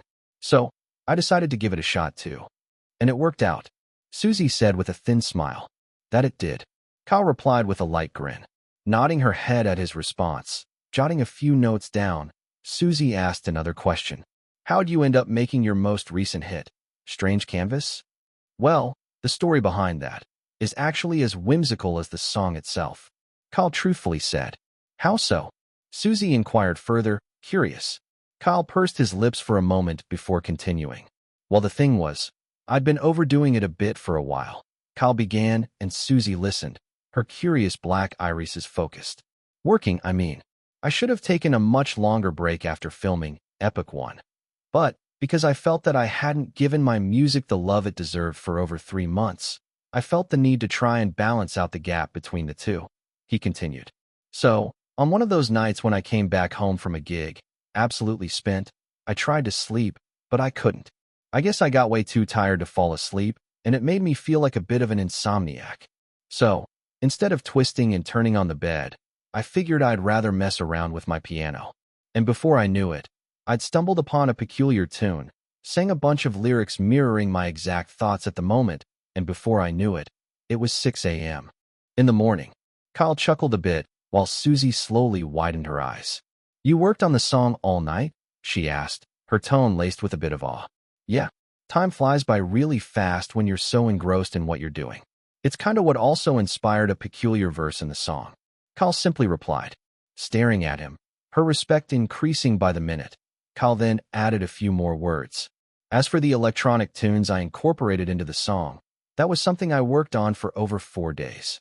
Since I already had a bit of previous knowledge with programming and sequencing apps to create tunes, it was a relatively easy and fun experience to incorporate a few unusual tunes into the song. Tunes that could add a bit more to that whimsical, dreamy, and ethereal touch of the song," he concluded. Nodding again, this time with even more respect, Susie then asked a question that almost everyone on the internet had been curious about. "Why exactly did you go for a stealth release, Kyle?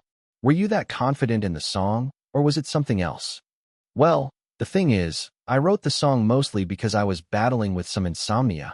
Obviously," Kyle began in response. "I'm definitely not clinically diagnosed for it or anything, but singing the song made me realize that it really was just a whimsical song about Kyle Kestis trying to sleep. There's a lot of nostalgia to it too, thoughts I had when I tried to fall asleep as a kid heavily incorporated into its lyrics," he continued. "And so I thought, why would a song about some guy trying to sleep even be a thing? There's no need to promote a song like that. Just let it find its own people. People that might resonate strongly with the song if they'd ever been in the same shoes as me. That was really just it." Kyle gestured with wide arms. "What I definitely didn't expect, though, was for such a staggering number of people to find the song so appealing," he added. "I'm definitely glad people like it, but still, I'm absolutely floored by the overwhelmingly positive response. It just feels so surreal, you know, seeing the song just take off on its own." Kyle laughed a bit, his words genuine and a strong hint of awe present in his sapphire eyes. Susie also believed strongly in his words because, even if his words were presumably a lie, his eyes were definitely telling the truth. "So, with Strange Canvas getting bigger and bigger by the day, how has that been affecting you and your interaction with people? You're very popular right now, you know." Thinking for a few seconds, his hands placed on his chin, Kyle then replied, "It's been surreal like I previously said. Just this morning, I heard my neighbor's daughter passionately singing her lungs out loud to the song, every lyric perfected as she sang it. She even knocked on my door to ask for an autograph and take a picture with me despite running late for her school bus. Something about bragging rights being more important than getting to school on time. Susie chuckled a bit at that whilst Kyle continued. Really though, it's so insane to me how viral it's gotten. How it's literally everywhere at the moment. But at the same time, it's further enforced my beliefs. One that's ensured that I'll continue to write songs that I want to share with the world, not songs that might be popular or simply appeal to the general public. Kyle concluded with an amiable smile. That's great.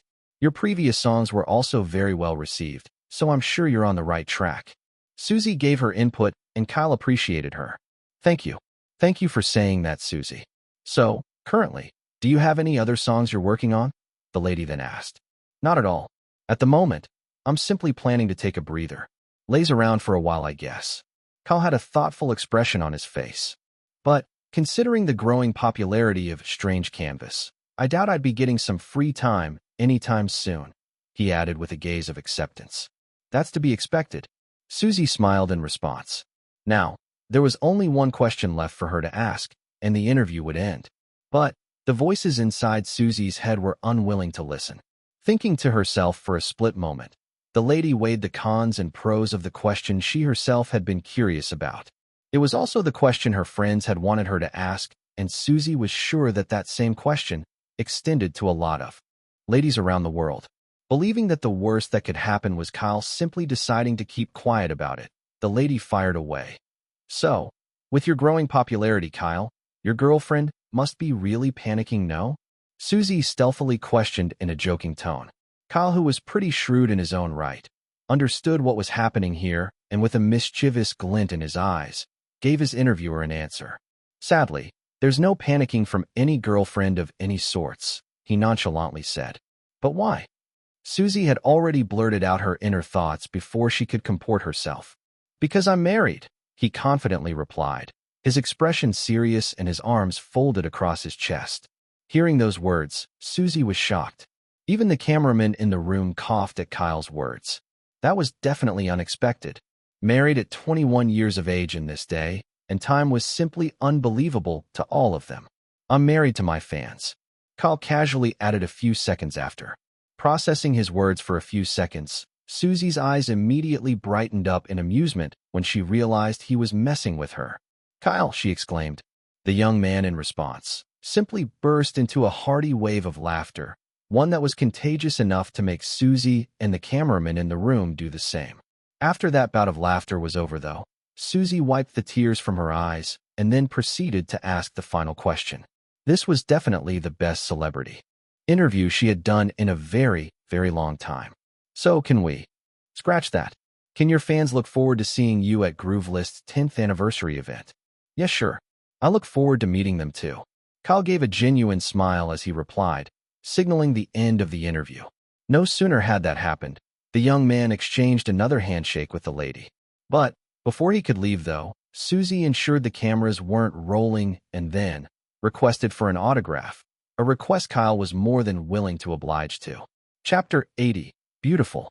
After the interview session with Kyle was released onto YouTube, it quickly racked up a ton of views, quite possibly among the highest view counts the Star Spotters magazine's channel had seen in a very long while. So understandably, the company was really happy with the turnout. They were even planning to interview Kyle again once Epic One came out and the movie was good. Considering they had Susie focus solely on his music and a few personal questions, they were hoping the movie could do well so they could milk his stocks. But more than that, the people who were the happiest were Kyle's fan group.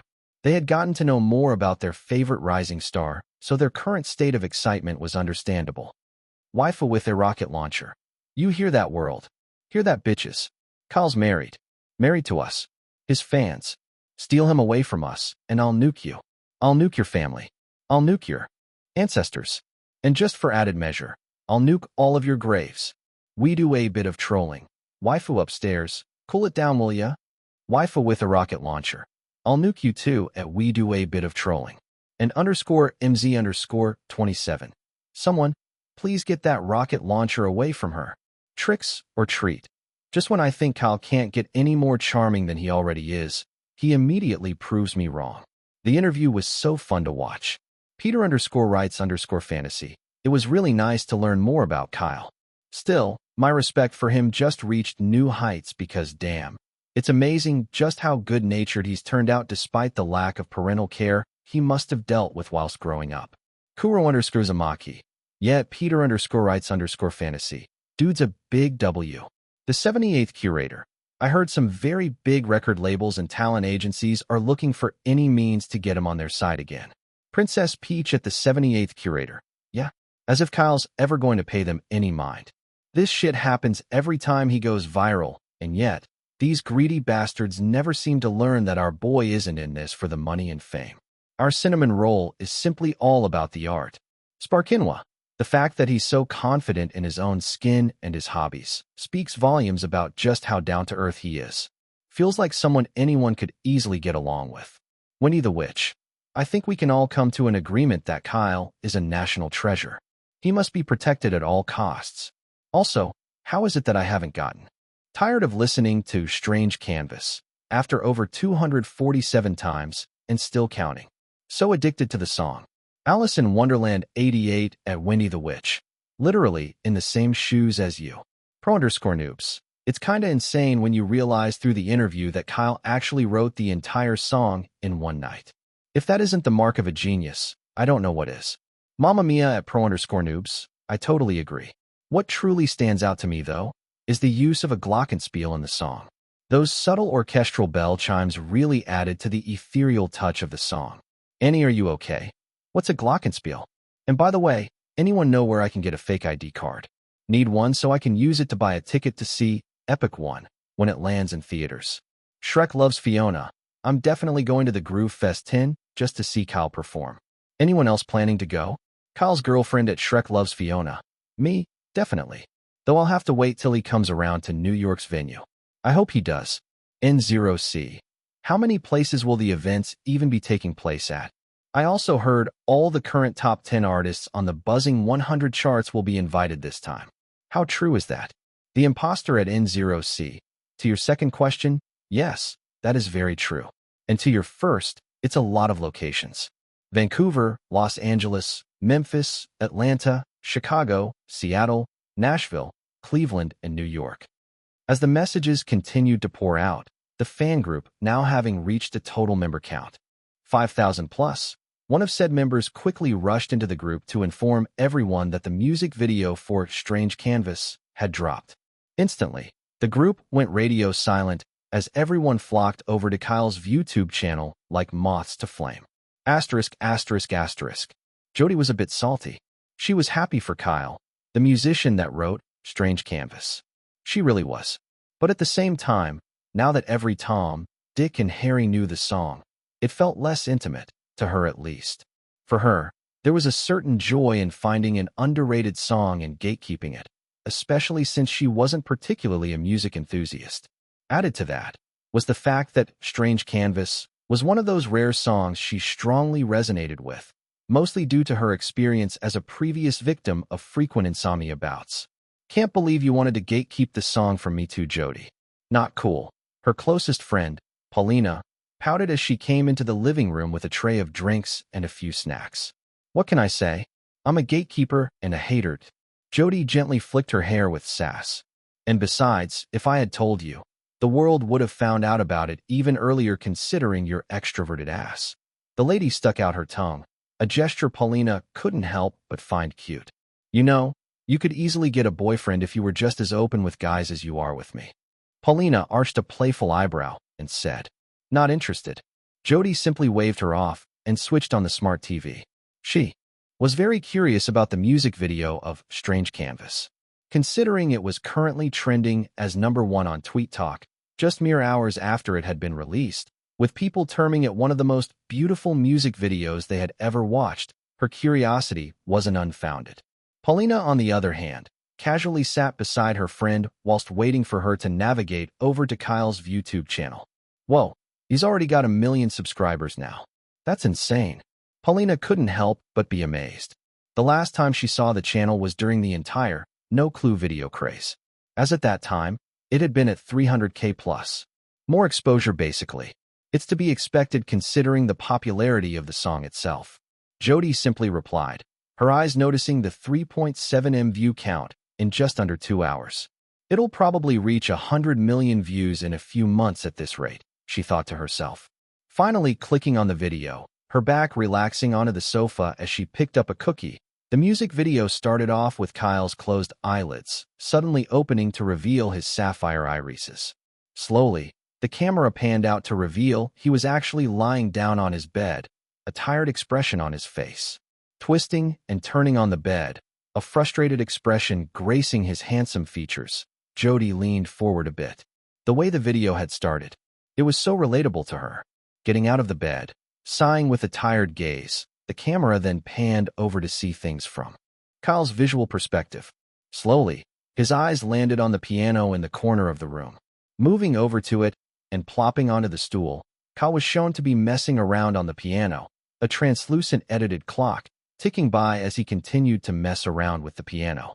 And then, at exactly 2 a.m., the clock stopped ticking and instantly, the familiar tune of the song began to play. Sparkles musical keyboard musical notes musical score musical notes Sparkles. Sparkles musical keyboard musical notes musical score musical notes Sparkles. By this time, whatever form of tiredness Kyle seemed to have had completely disappeared, replaced by an enthralled gaze as he began the song. Sparkles musical keyboard musical notes musical score musical notes Sparkles. Why do the stars twinkle at night? Galaxies and exploding suns? Why is the Milky Way so complex? Sparkles musical keyboard musical notes musical score musical notes Sparkles. After that last line in the first verse of the song, his previously normal room had the roof slowly open up to reveal the night's starry sky. Along with those stars were swirling galaxies, planets and comets, all put together in a really beautiful and mesmerizing way. It was all CGI, yes, but it looked so indistinguishable from reality. It only served to add more to that dreamy, ethereal feel as Kyle kept singing. Sparkles musical keyboard musical notes musical score musical notes Sparkles. What a strange canvas of thoughts. Why aren't the waves of slumber whisking me away? Sparkles musical keyboard musical notes musical score musical notes Sparkles. As he finished up the chorus and kept singing, this time into the second verse of the song, Jody and Paulina were already so immersed they totally forgot they were in her living room. Sparkles musical keyboard musical notes musical score musical notes Sparkles. 2 a.m. thoughts are wild. Do bears know how to smile? Do fireflies have festivals? Sparkles musical keyboard musical notes musical score musical notes Sparkles. The moment that particular lyric was sang, Kyle's seemingly normal piano began to glow with a soft golden light as the luminescent insects slowly began to form around Kyle himself, all of them twinkling and seemingly moving in a mesmerizing way, akin to a dance at a festival. As they danced to the tune of the song, their light filling up every corner of the room and Kyle's sapphire eyes bright with childlike joy. The music video continued on, completely ensnaring the two teenage ladies. Sparkles musical keyboard musical notes musical score musical notes Sparkles. 'Cause I'd like to fall asleep, but my thoughts have turned sentient. And now it's 5 a.m. Sparkles musical keyboard musical notes musical score musical notes Sparkles. At that particular moment, the camera did a quick shot to the clock's hand dropping on exactly 5 o'clock as Kyle sang the chorus again. Sparkles musical keyboard musical notes musical score musical notes Sparkles. Please take me away to a corridor of dreams. Or I might just stay up all night. Sparkles musical keyboard musical notes musical score musical notes Sparkles. Lowering his voice a bit for the last part of the song, the ladies just watched on, completely in a trance. Sparkles musical keyboard musical notes musical score musical notes Sparkles. Wish the quiet of the night enveloped me. Then maybe I wouldn't be having these strange canvas of thoughts. Sparkles musical keyboard musical notes musical score musical notes Sparkles. And then, when the song finally came to an end with the outro, the tune still lingering, Jody and Paulina watched as the roof to Kyle's room slowly closed off to block out the starry sky. His piano also stopped glowing and the fireflies slowly vanished until the room was completely back to normal. Having a fulfilled smile on his features, Both ladies then watched as he slumped headfirst onto the tiles, gently snoring away as he finally got his much-needed slumber. And just like that, the music video ended. There was complete silence in the room after that, and it took an entire minute before Jody and Paulina finally snapped out of it. Having a soft smile grace her features, Jody turned to her friend and said, "That truly was beautiful." "Yeah, I agree." Paulina gave a similarly warm smile. The music video for Strange Canvas was definitely a very well-shot one that had done total justice to the dreamy, whimsical, and ethereal nature of the song. Chapter 81, Reunion. Change that song. Mike glared at the DJ who had just started playing Strange Canvas, causing everyone in the bar to be a bit wary. Considering the young man's father was the owner of said bar, everyone knew his words were the law here. And so, the DJ immediately did as he was told, changing the song to Sensual to appease Mike. It seemed to have done the job, as Mike's expression turned a bit proud. A lot of people in the bar, though, simply heaved a sigh of relief at that. Honestly, it was quite something, that even they who were relatively wealthy and powerful in their own right were scared of him. But then again, this bar was more or less his turf, so it was to be expected. "You must really hate that Kyle Kestis guy, huh?" One of Mike's friend, Drake, who had accompanied him to the bar, said. "You even broke things off with that Betty girl because she's interested in him, didn't you?" Drake prodded deeper with another question. Not responding to that statement, Mike simply downed a bottle of alcohol, retrieving a cigarette to smoke a few seconds after. "You know, I have a few people who can help you ruin his performance in the upcoming show," Drake soon said again after a short while, causing Mike to arch a curious eyebrow. His interest peaked, a bit of a sinister smile slowly settling on his features. The young man then asked, "How much will I be spending this time?" Groove Fest, a very popular, almost festive-like, music event that took place every year around various cities in the U.S. to celebrate Groovebox's many years of music streaming to various parts around the world. Now celebrating a decade, the beloved streaming platform was hosting one of its events at Vancouver with the many colorful logos, banners, and billboards of Groove Fest 10 fluttering in the air and adorning the venue. Being a free event that anyone could attend as long as they were lucky enough to get a free ticket from the platform itself. Days prior to the event, there was a feverish excitement in the air of the large outdoor amphitheater, containing over 5,000 people, all of whom were waiting in eager anticipation for the concert, which was actually the main appeal of the event. They impatiently waited for it to begin. Groove Fest, just like last year, invited some of the most popular artists around the world, usually those whose songs had made it to Groovelist Top 100 and all-time favorites charts, when only those with over 1 billion streams and more than 1 billion streams respectively had ever gotten to.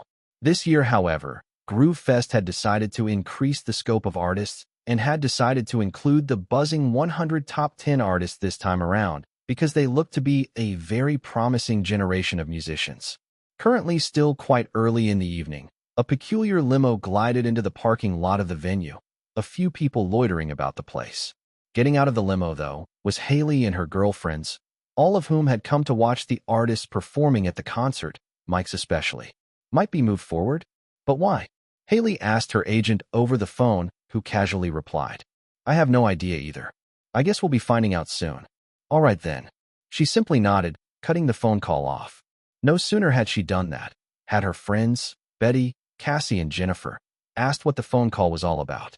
"Something about the movie's date being pushed forward, Haley was explaining, only to suddenly pause when she noticed a familiar face driving a vehicle into the parking lot, coming to a halt just a few meters away from them. Her friends, whom had noticed their friend's nervous change in demeanor, turned their gaze over to the cause of it, only for their eyes to widen in genuine surprise when they saw Kyle, along with a suave man, conversing as they got out of a Ford Mustang, a rental car for the day. Though they had no idea what it was the two were saying, judging by the casual expressions on their faces, it didn't seem to be anything serious. Kyle, currently dressed in a form-fitting dark blue jean jacket, a white undershirt, sleek black jeans, and sneakers, casually tossed the keys over to Oliver as he got out of the vehicle. For some reason, the ladies felt as if he had gotten so much more handsome than the last time they had seen him, though it was hard for them to place the exact reason why. Soon enough, though, they realized the cause of it. Kyle's frame had become surprisingly well-built, hinting at the fact that he had been hitting the gym. Truth be told, they couldn't help but be a little star-struck as they watched him say something that caused both he and the suave man to share a small laughter. Asterisk, asterisk, asterisk. A few seconds earlier. Still kinda sucks that I can't help with the promotions for Epic One. Kyle sighed as he closed the door to the car and tossed the key over. It's fine, Kyle. Mark, Bruce and Jeffrey told you so, right? Focus on your music career for now. Besides, I think Mark wants you to stay out of the limelight as much as you can. Pertaining to the movie, that is. That said, a few promotions would have been nice, at least to give you a bit of experience with how that side of the industry works. Oliver added, locking the doors of the car. Remotely, walking over to his other side, both of them proceeding to the area assigned for the artists, Kyle casually said, a warm smile settling on his lips. By the way, Oliver, happy birthday. Sorry it's coming late. Turning his gaze over to him, noticing a mischievous smile slowly adorning his lips, a curious Oliver was about to ask Kyle how he knew when the latter suddenly questioned him in a humorous tone. So, how does it feel to be 1 year closer to your grave? Don't jinx it, Kyle. The agent laughed at that, and then continued, a light smile on his lips. Besides, death comes for everyone eventually, regardless of age. But did you know, it's statistically proven that those with more birthdays tend to die earlier? Kyle's sapphire eyes mischievously glinted, signifying that he was unwilling to stop messing with his agent. Yep, that's enough from you. Good talk.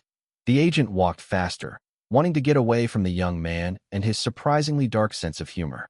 Laughing a bit louder as he watched the suave man hasten his steps, Kyle caught up to him and then said, Remember, Oliver, age might just be a number, but, in your case, it's getting really high. For God's sake, Kyle. Oliver couldn't help but turn around to face him, a perfect mix of bewilderment and amusement in his gray eyes. All right, I'll say nicer things. Kyle raised his hands up in surrender, a look of satisfaction on his features. Thank you, his agent finally heaved. A sigh of relief as they proceeded to their destination. It was also at this moment that Kyle noticed Haley and her girlfriend standing just a few meters away. Not that it evoked any sort of emotion in him, though. Clearing his throat, he then walked up to Oliver, a warm and genuine smile present on his face as he said, You're like those fine vintage wines you love, Oliver. I'm sure you'll only get better with time. Thank you, Kyle. Now that, I actually appreciate. His agent reciprocated the smile, only for him to hear Kyle's next words. Or maybe you'll just get fermented. Who knows? He shrugged, another mischievous smile gracing his features, massaging his temples with a deep sigh. All while his ward seemed to be in such a jovial mood, Oliver simply continued walking. Truth be told, Kyle had actually been like this all day. The cause? Because he was excited to finally perform in front of a large crowd of people again. Although he loved performing at bars, clubs, and the likes, there was a certain sense of swelling joy and happiness for him, knowing that he was going to be performing in front of thousands of people. By now, though, Kyle and Oliver had already walked past Haley and her girls, the young man not giving them any sort of reaction. Betty had even tried to give a bright smile as she waved over, but she had also received the same treatment. Again, all four had their egos crushed, Haley's especially. The fact that he was treating them like air was far more painful than any other sort of reaction he could have ever given them. It basically implied that they were nothing to him. Absolutely nothing. Non-existent even. And that was really saying something considering how they had almost ruined his life. Staring at his back as he kept animatedly conversing with the suave man, a deeply regretful expression on all of their faces, the ladies did their best to comport themselves after a while. Slowly, making their way over to the amphitheater though, Haley, who was still unsure of how to deal with the complexities she had in her mind, especially since she was supposed to not care about Kyle, as she had told herself, couldn't help but clutch her heart tightly in deep confusion. First, she had been extremely bitter he rejected her advances back in college. Then it evolved to mild annoyance during his time on Rising Voices, switching over to her telling herself she was leagues above him in an effort to suppress said complex feelings after she ran into him at Black Box Films. And now, finally, she had literally no idea what was going on in her mind. Why am I anxious around him? Is it fear? Guilt? What exactly is this feeling? She asked herself, a sad expression gracing her face. Yet, Despite actually trying to ignore it, deep down, Haley knew exactly what it was her feelings were. Regret. Regret at not being able to have something that she wanted. Someone that she wanted. All because of her own stupid actions. Dreamboat. What is this? When did you get this? Lily gently prod Kyle's buffed chest with an amused, yet slightly curious expression. You do realize that counts as sexual harassment, right? Stephen, who was beside Kyle, said, his eyes squinting at the drop-dead gorgeous lady. Not if the recipient isn't complaining. Besides, I asked for permission. She continued to study Kyle's slightly bigger frame with laser-focused eyes, small oohs, and itches escaping her lips. Girl, I know what you mean. Check out his shoulders. Katie peeked up from over Kyle's much more defined, broad shoulders with an amazed expression, her hands gently dusting them. No offense though, babe. She quickly shot an apology at Ryan, who had been laughing his ass off since they had all reunited again. No, none taken. He waved his hands, clutching his stomach with a hearty expression of laughter on his features. Joe, on the other hand, who was pretty much a gym buff, nodded his head as he sampled the young man's frame. All natural, he said, an impressed expression on his face. Which gym do you go to? He then asked, his expression serious as he questioned. You know, you guys haven't changed one bit. Kyle simply sighed and shook his head in resignation in response to all five of them.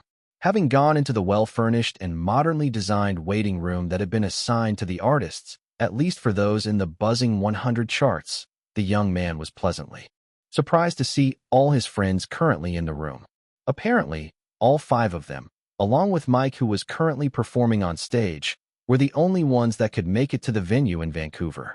This wasn't particularly surprising, as an artist could be dealing with even more important things than having to attend Groove Fest. It was also one of the reasons why Groove Fest had picked out 9 different locations each year, enough to give the artist an opportunity to appear in at least one of the shows. Chapter 82, Ruined? As the crowd cheered in excitement, Mike slightly nodded his head in satisfaction, an immensely prideful expression on his face. I love you, Mike. I want to have your babies. Take me home with you. Listening to those cheers and crazed screams from different ladies, booming over the large crowd of people and cascading over into his ears, Mike felt like this was how it should be. Yes, this is where I'm meant to be. In the spotlight. No one else should be higher than me, he declared to himself, his prideful smile never leaving his face. Thank you. Thank you, everyone, he soon said into the mic, waving over to the crowd as he finally exited the stage. Moving over back into the waiting room to pick up his stuff, Mike's mood immediately turned sour when he entered the room, his eyes landing on Kyle, who was currently being checked out by an amused Lily. Initially, when he had arrived, the lady had been the only one in the room, and he had tried to hit on her, despite her being clear on her stance of disinterest. However, considering he seemed to have forgotten the stupid controversy he had started online a week back, Lily simply took advantage of that by saying, I don't think you'd want to talk to a stepping stone, would you? Wouldn't that make you a bit cuckoo talking to an inanimate object? Those words had dug so deep into his soul that he had ended up sitting as far away from the lady as possible, a frown on his features. That frown had then deepened even further when the rest of the artists, all of whom were his former contestants on Rising Voices, had arrived.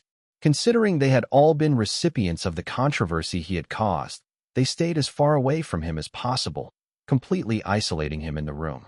Mike, on the other hand, had a condescending smirk on his lips through that entire period, deluding himself into believing that they were all embarrassed to face him after losing to him on the charts. That countenance of his continued until one of the stagehands requested for him to take the stage. Considering the order of performing on stage depended on how the event and concert producers had arranged it, Mike simply did as he was told. Also, a timetable of sorts had also been sent to all attending artists a few days prior, so each knew exactly when they would be going on stage. Now that he was back in the room, though, after his performance, a gnawing inferiority complex that he had always tried to suppress reared its ugly head again as he watched Kyle conversing with the others. Bumping into Ryan's shoulder as he picked up his stuff, the latter wondering what the hell was wrong with him, Mike left the room in a shitty mood whilst thinking to himself, you won't be smiling for long. I promise you that, Kyle. Pulling up his phone after finding himself in a secluded area, Mike texted the people who Drake had helped him hire, You better not fuck this up. Remember, if you fail, I won't be giving you the $100,000 I promised. Almost instantaneously, a reply came in. I won't fail. Just get that money ready, boss. Nodding his head at that, satisfied by the swift response, Mike then finally texted his sister to know where exactly at the VIP section of the outdoor amphitheater they were. He really wanted to see Kyle's misfortune unfold from the best view. Asterisk, asterisk, asterisk. Watching as Steven performed on the big screen present in the waiting room, Kyle couldn't help but feel giddy with excitement. It would be his turn just after, and his excitement was slowly soaring through the roof by the second. Seeing the crowd cheer Steven on even after he was done performing showed volumes about how much they had liked his performance. To this, Kyle smiled genuinely, happy for his friends. They too, just like him, were doing absolutely fantastic in their respective careers. The others too had gotten similar receptions when they had performed, Lily. A bit more than the rest though. Now that Steven had waved them goodbye and made his way back into the waiting room, he and Kyle exchanged words of appreciation and encouragement. A few seconds later, Steven also left the room to go to the VIP stands where the artists could easily watch the rest of the performances without having to stand among the audience. Although artists and their agents were given free access to it, other people who wanted to get a chance to watch the show from up there would need to pay a hefty sum. To be fair though, this was the only thing one ever had to pay for at Groove Fest. This was mostly done with the wealthy in mind, most of whom could easily afford it and also didn't want to mingle with the sweaty crowd standing and screaming their lungs out like fanatics. Poking a head out of the door was a female stagehand, one who quickly informed Kyle that they were ready and he could now take the stage for his performance. Brightening up like the fireworks on the 4th of July, Kyle beamed at that news and instantly made his way onto the stage. No sooner had he done that, though, his steps landing onto the wide stage, he was met with such a deafening scream of cheers from the crowd, one that was laced with such feverish excitement. Kyle found it hard to believe. Even his friends didn't get this level of elated reception, beaming at the crowd and waving over to them, all whilst greeting them with the words, "Hello, Vancouver." The cheers got even louder than before. Waiting for all of them to calm down, Kyle then spoke into the mic, his tone humorous. Guys. At this rate, a good portion of you will either be having sore throats or slight hearing problems tomorrow. No sooner had he uttered those words, most of the crowd burst into laughter. Please, be nice to yourselves and take care of those lungs and those ears, he added, further adding more to the wave of laughter that was cascading over the large amphitheater. Smiling, having gotten the crowd to relax and calm down a bit, Kyle was about to motion to the stagehand who was waiting for his signal to start playing his song when suddenly, a scream echoed through the crowd. Kyle, take off your shirt. No thirsty lady whom I know not of, I won't. We don't do that here, he played along with the voice, while gesturing with his hands. Once again, the crowd couldn't help but burst into another unified wave of laughter. Honestly, it was one thing for most of them to have seen Kyle being witty on a talk show and an interview. For all they knew, he could have been faking that persona. But actually seeing him respond to an individual whom he had probably never met in his entire life with the same wittiness and charm solidified that belief in most of their hearts that he truly was just being himself. Unfiltered, in every sense of the word. As his friends, along with Oliver and Christina, whom Kyle had paid for all her expenses, met in the same VIP room, watched the interaction, they couldn't help but chuckle a bit at the entire scenario. Even Haley and her girlfriends were completely taken by his charming stage presence, the only exception being Mike, who had a deep frown on his features. He's getting even more reception than me. Calming himself down, though, knowing what was coming, Mike watched on, a malicious glint present in his eyes. Watching their wave of laughter die down, though, Kyle then finally signified to the stagehand with a small nod. As the crowd waited in immense anticipation for the ethereally dreamy tune of Strange Canvas to begin, all they were met with was a resounding crackling sound. Kyle, who was on stage, along with everyone backstage, heard the sound the loudest. Something had definitely exploded backstage. Noticing that, the crowd, whom were in a slightly panicked state before, had their moods slowly take a dive for the worse when they noticed small plumes of smoke coming out from backstage. Why? How did they let this happen? This might actually ruin Groovebox's reputation. Does that mean we won't be able to watch Kyle's performance? I was really looking forward to that the most. This sucks.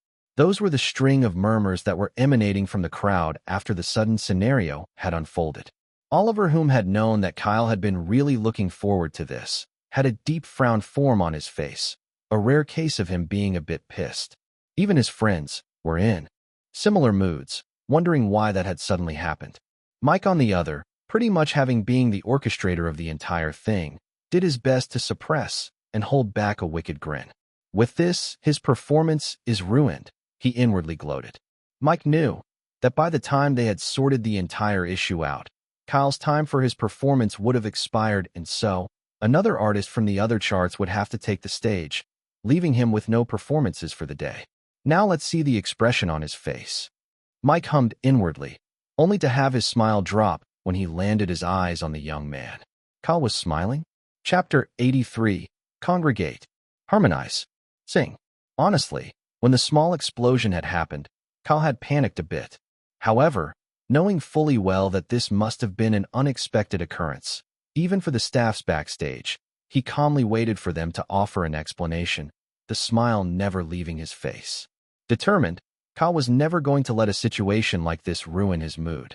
He had been looking forward to this opportunity to sing on a big stage again all day, and nothing was going to stop him from performing. Not even life's twists and turns.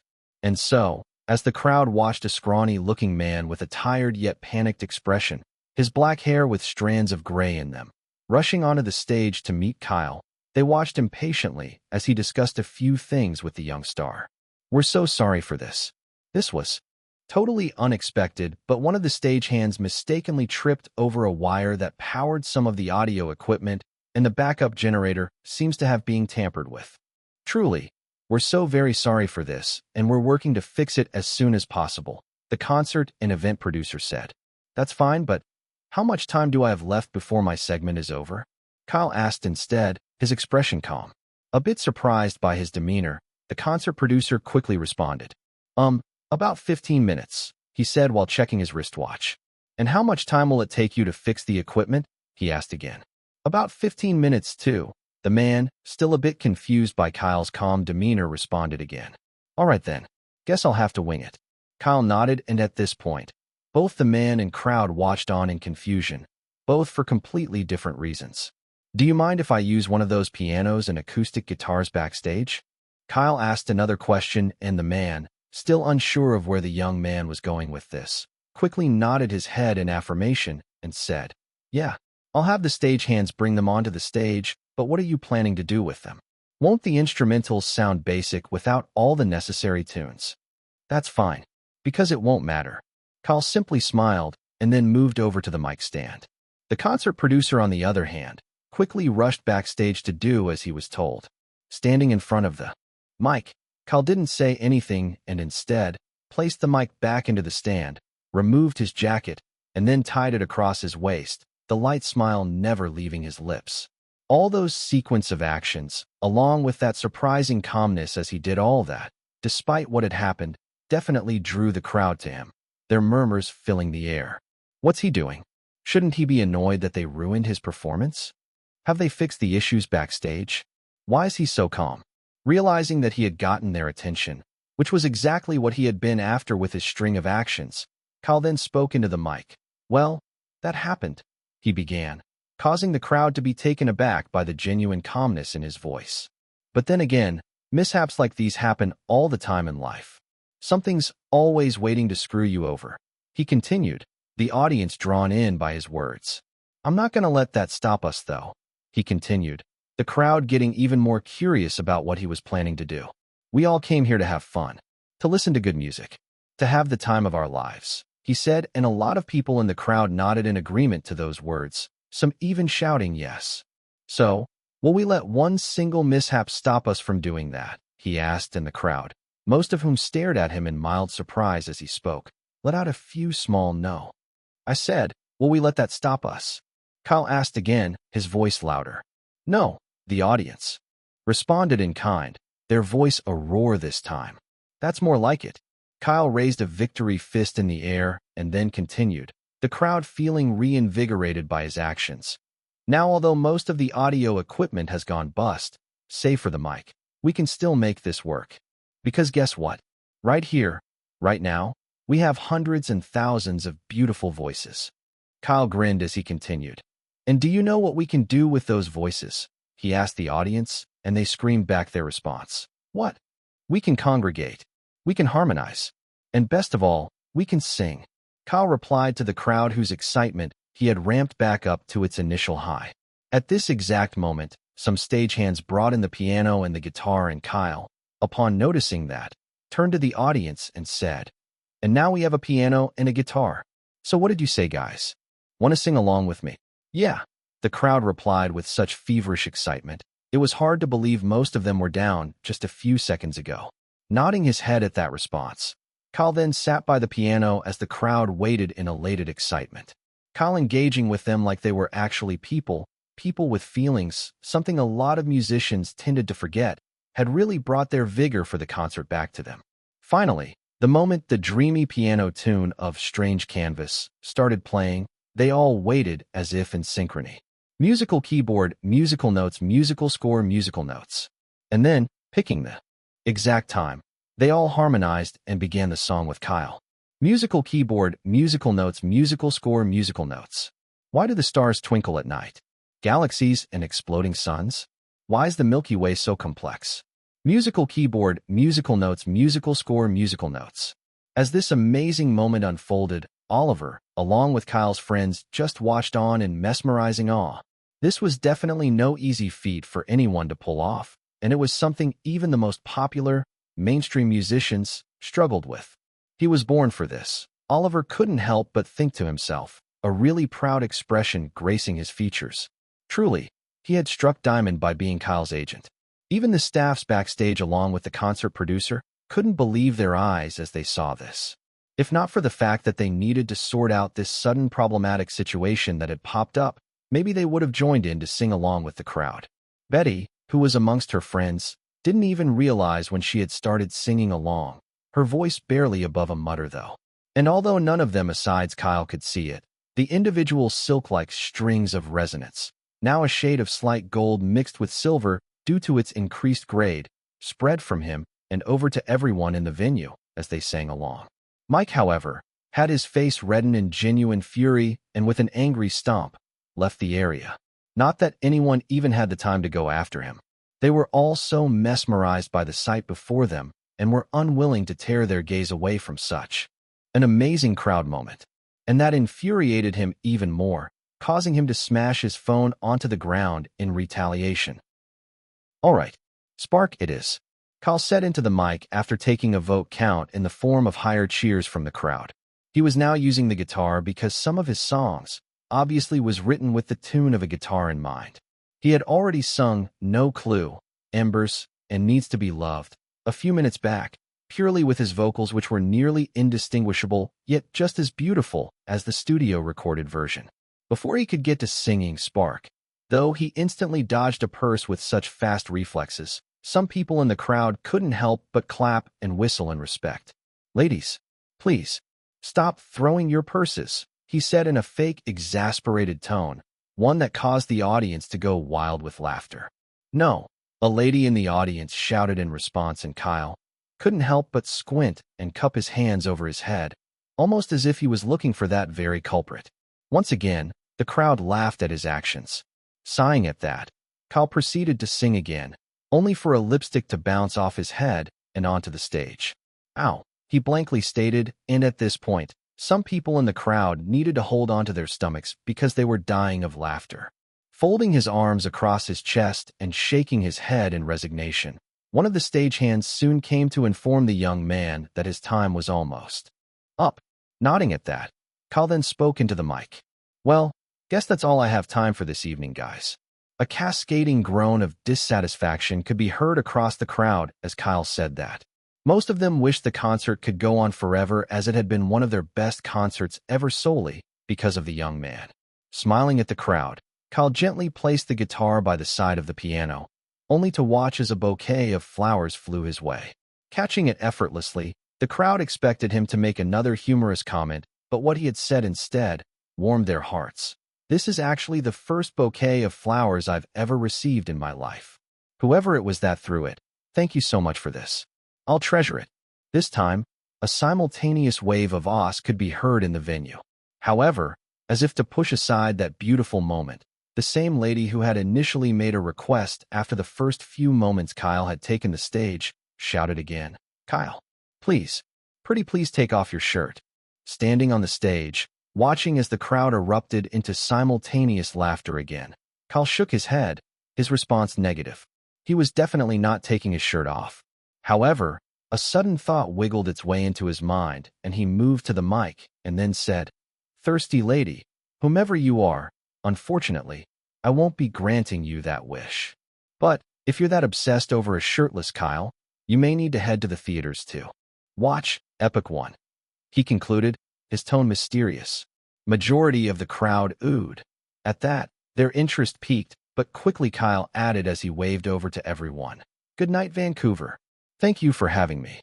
Instantly, the crowd cheered and showered him with the loudest praises and whistles as he walked off the stage.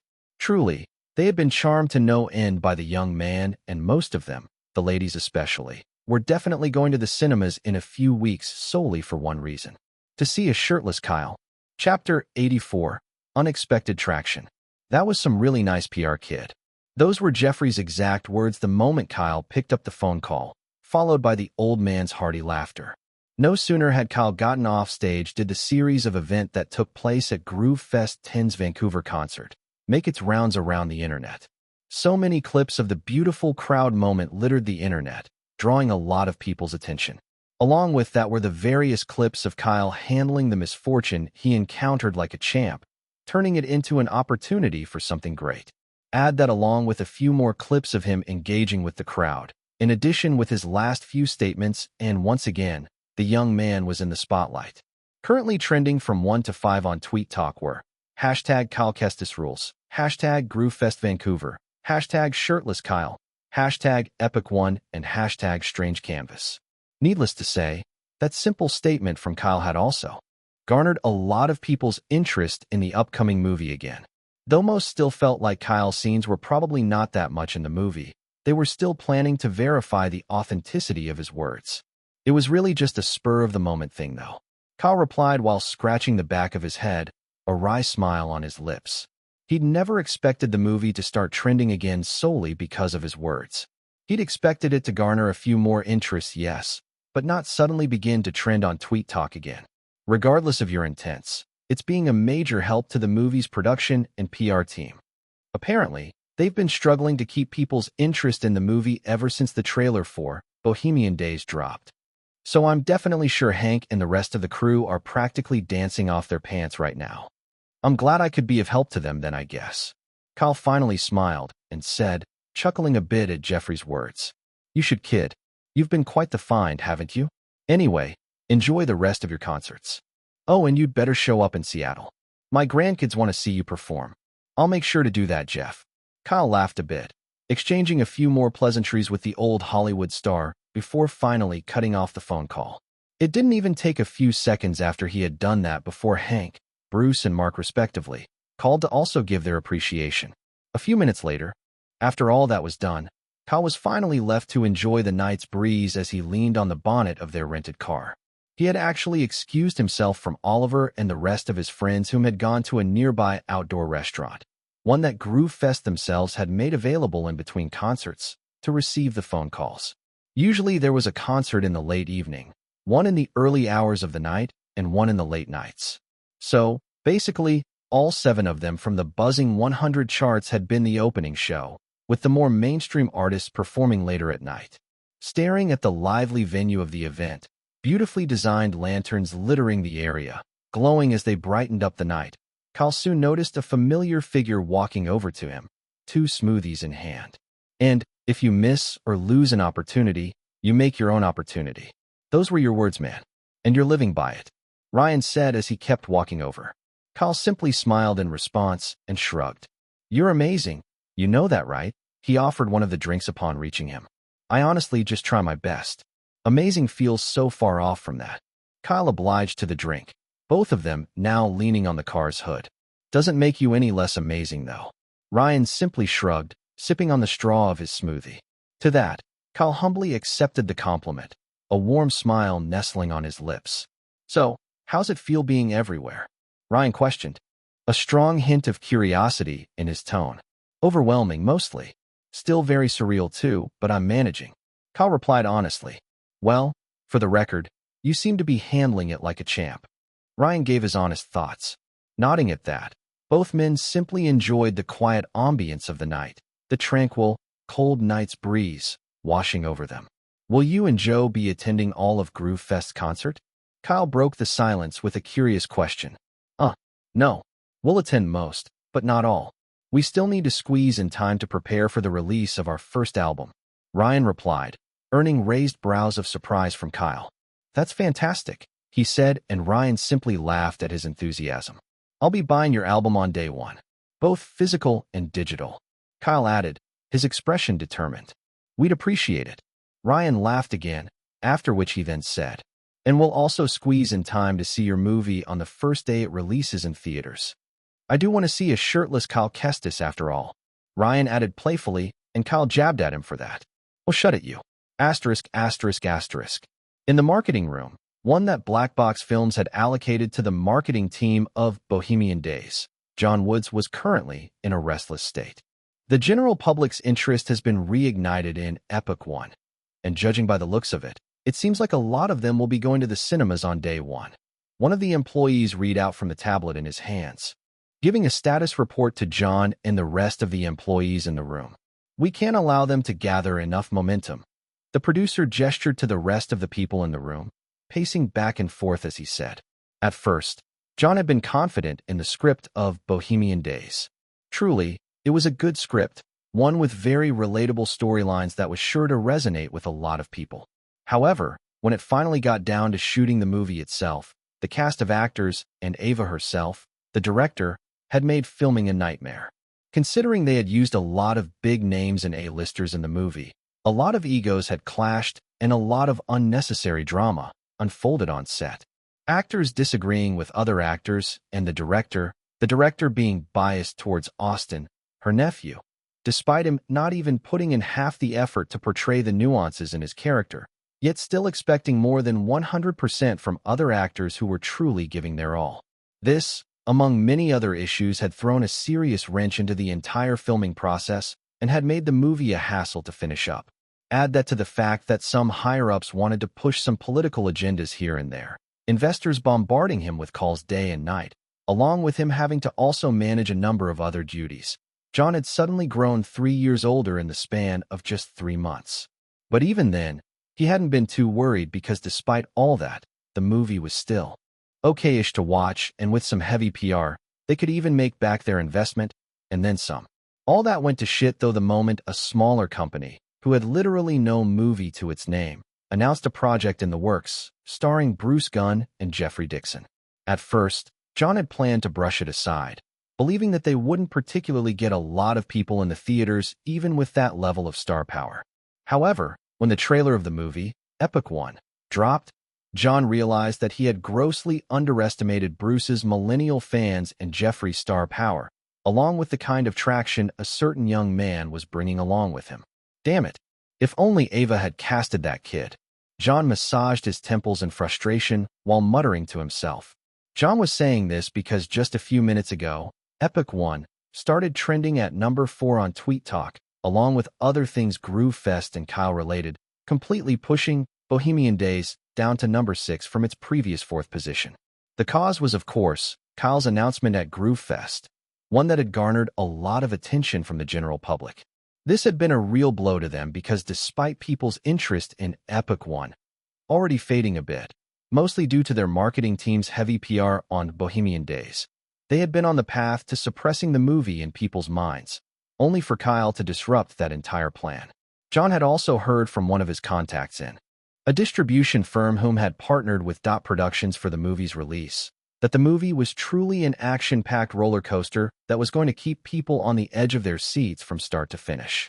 That had actually been the main cause of worry for him, because the general public would rather watch a good movie 10 times over than watch a bad movie even once. And it wasn't that Bohemian Days was bad per se, but it wasn't a good movie either. Guess we'll really have to push the date back, John muttered out loud, causing the employees in the room to look at each other. They had wanted to give the same solution, but had instead decided to wait for their producer to stop his frantic back and forth pacing. It seemed like there was no helping it at this rate. A box office clash was inevitable. Asterisk, asterisk, asterisk. The week following the events at Groove Fest 10, Vancouver, was packed with nonstop traveling and concerts for Kyle. Despite telling himself he was going to take it easy, he wasn't particularly afforded the opportunity to rest. A lot of his fans, some of whom were chanced to attend the events at the various locations closest to them, wanted to see him perform. Not wanting to let them down, Kyle attended every single one of the events. Because he had to attend all the events too, sometimes Kyle was required to sleep in a van while Oliver drove him around to the next venue or flight. Not that he complained even once, having had to sleep in his rented taxi a few times in his past life due to his inability to afford even the cheapest apartments at times. A van was truly a big upgrade. That aside though, aside from running into his friends a few times here and there, along with some other musicians and Mike especially, one who seemed to hate him for some reason or the other, the concerts themselves had been truly fun. Watching people excitedly come up to him for autographs, photos, and the likes was something he was still getting used to, but gradually, Kyle was getting a bit more comfortable with the current fame afforded to him. Ladies still threw their purses and whatnots at him for reasons Kyle couldn't wrap his head around, but he was getting very adept at dodging them concert after concert. All in all, the concerts had been a much-needed experience for the young man. And then, after Groove Fest 10 finally ended, the young star decided to take a long break, planning to get the much-needed rest he deserved. But even that was only a temporary plan, as the week just after, Epic One would finally hit the theaters, clashing on day one with the multi-million-dollar movie Bohemian Days at the box office. Believed by Shawn Mendes. Really dealt with quite the debuff before I could get this chapter out of my head. It's just one of those days, I guess. Chapter 85, Premiere. Movie premieres. A public ceremonial event featuring the cast, filmmakers, and other invited press, all of whom come to witness the very first showing of a movie they were involved in before it finally released in theaters. Functioning as a way to draw maximum media attention, the theatrical red carpet event, alongside having the actors starring in the movies themselves attend, usually invited the most famous actors and actresses, models, movie critics, reporters from various Hollywood publications, and even a few popular social media influencers that could spread good word about the movie.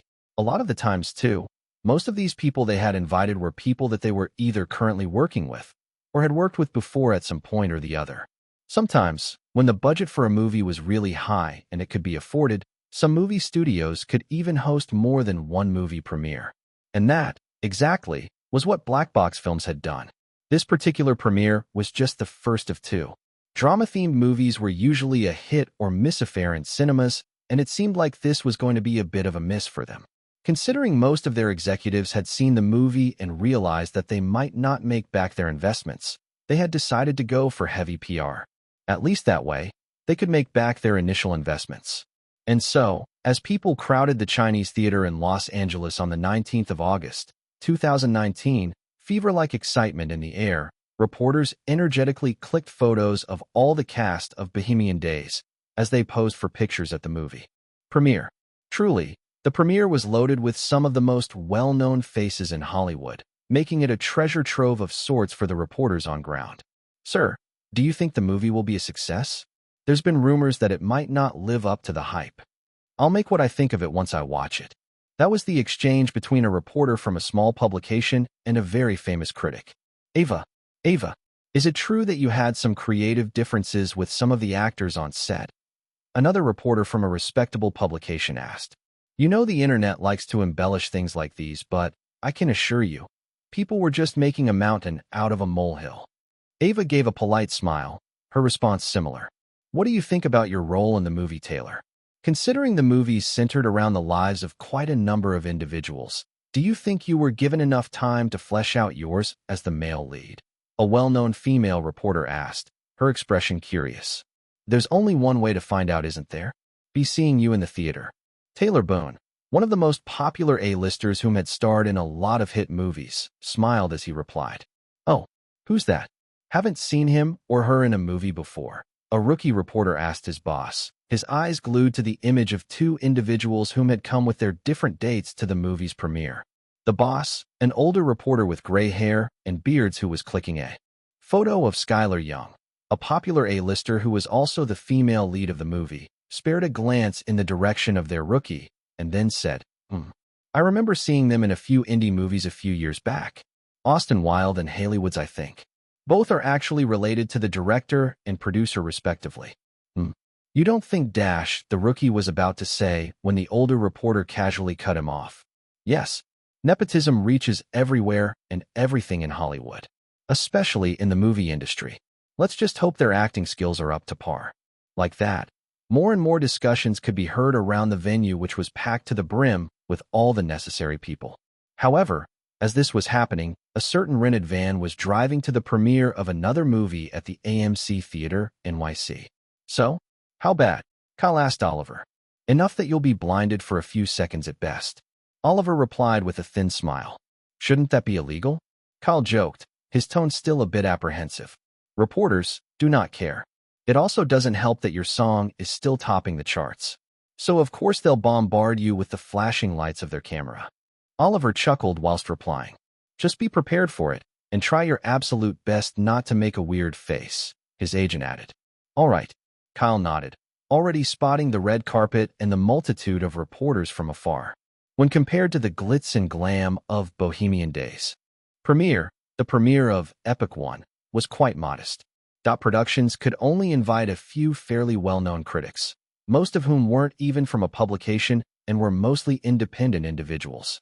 Along with that were mostly just actors, actresses, and filmmakers, most of whom were friends with either Mark, Jeffrey, or Bruce. Still, most of them whom had attended the premiere were pretty famous in their own right.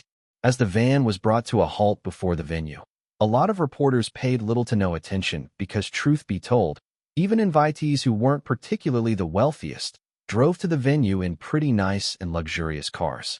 Probably some small-time movie critic, one of the reporters from a low-level publication said. Or an influencer, a rookie reporter chimed. Oh please, even if those guys needed to rent a Ferrari from the devil himself just to show off, they definitely would. Another reporter who was killing the butt of his cigarette said. Yeah, a van actually seems very unlikely when you think about it. A female reporter nodded her head in agreement. Not that she still wasn't curious as to who had just arrived. And so, as Kyle alighted from the van, dressed in a sleek, three-piece navy blue suit that stuck to his body like second skin, it took a while for the reporters to fully come to the realization that it was him. Immediately they did, though. They blasted him with the lights of their camera like hawks hunting their prey.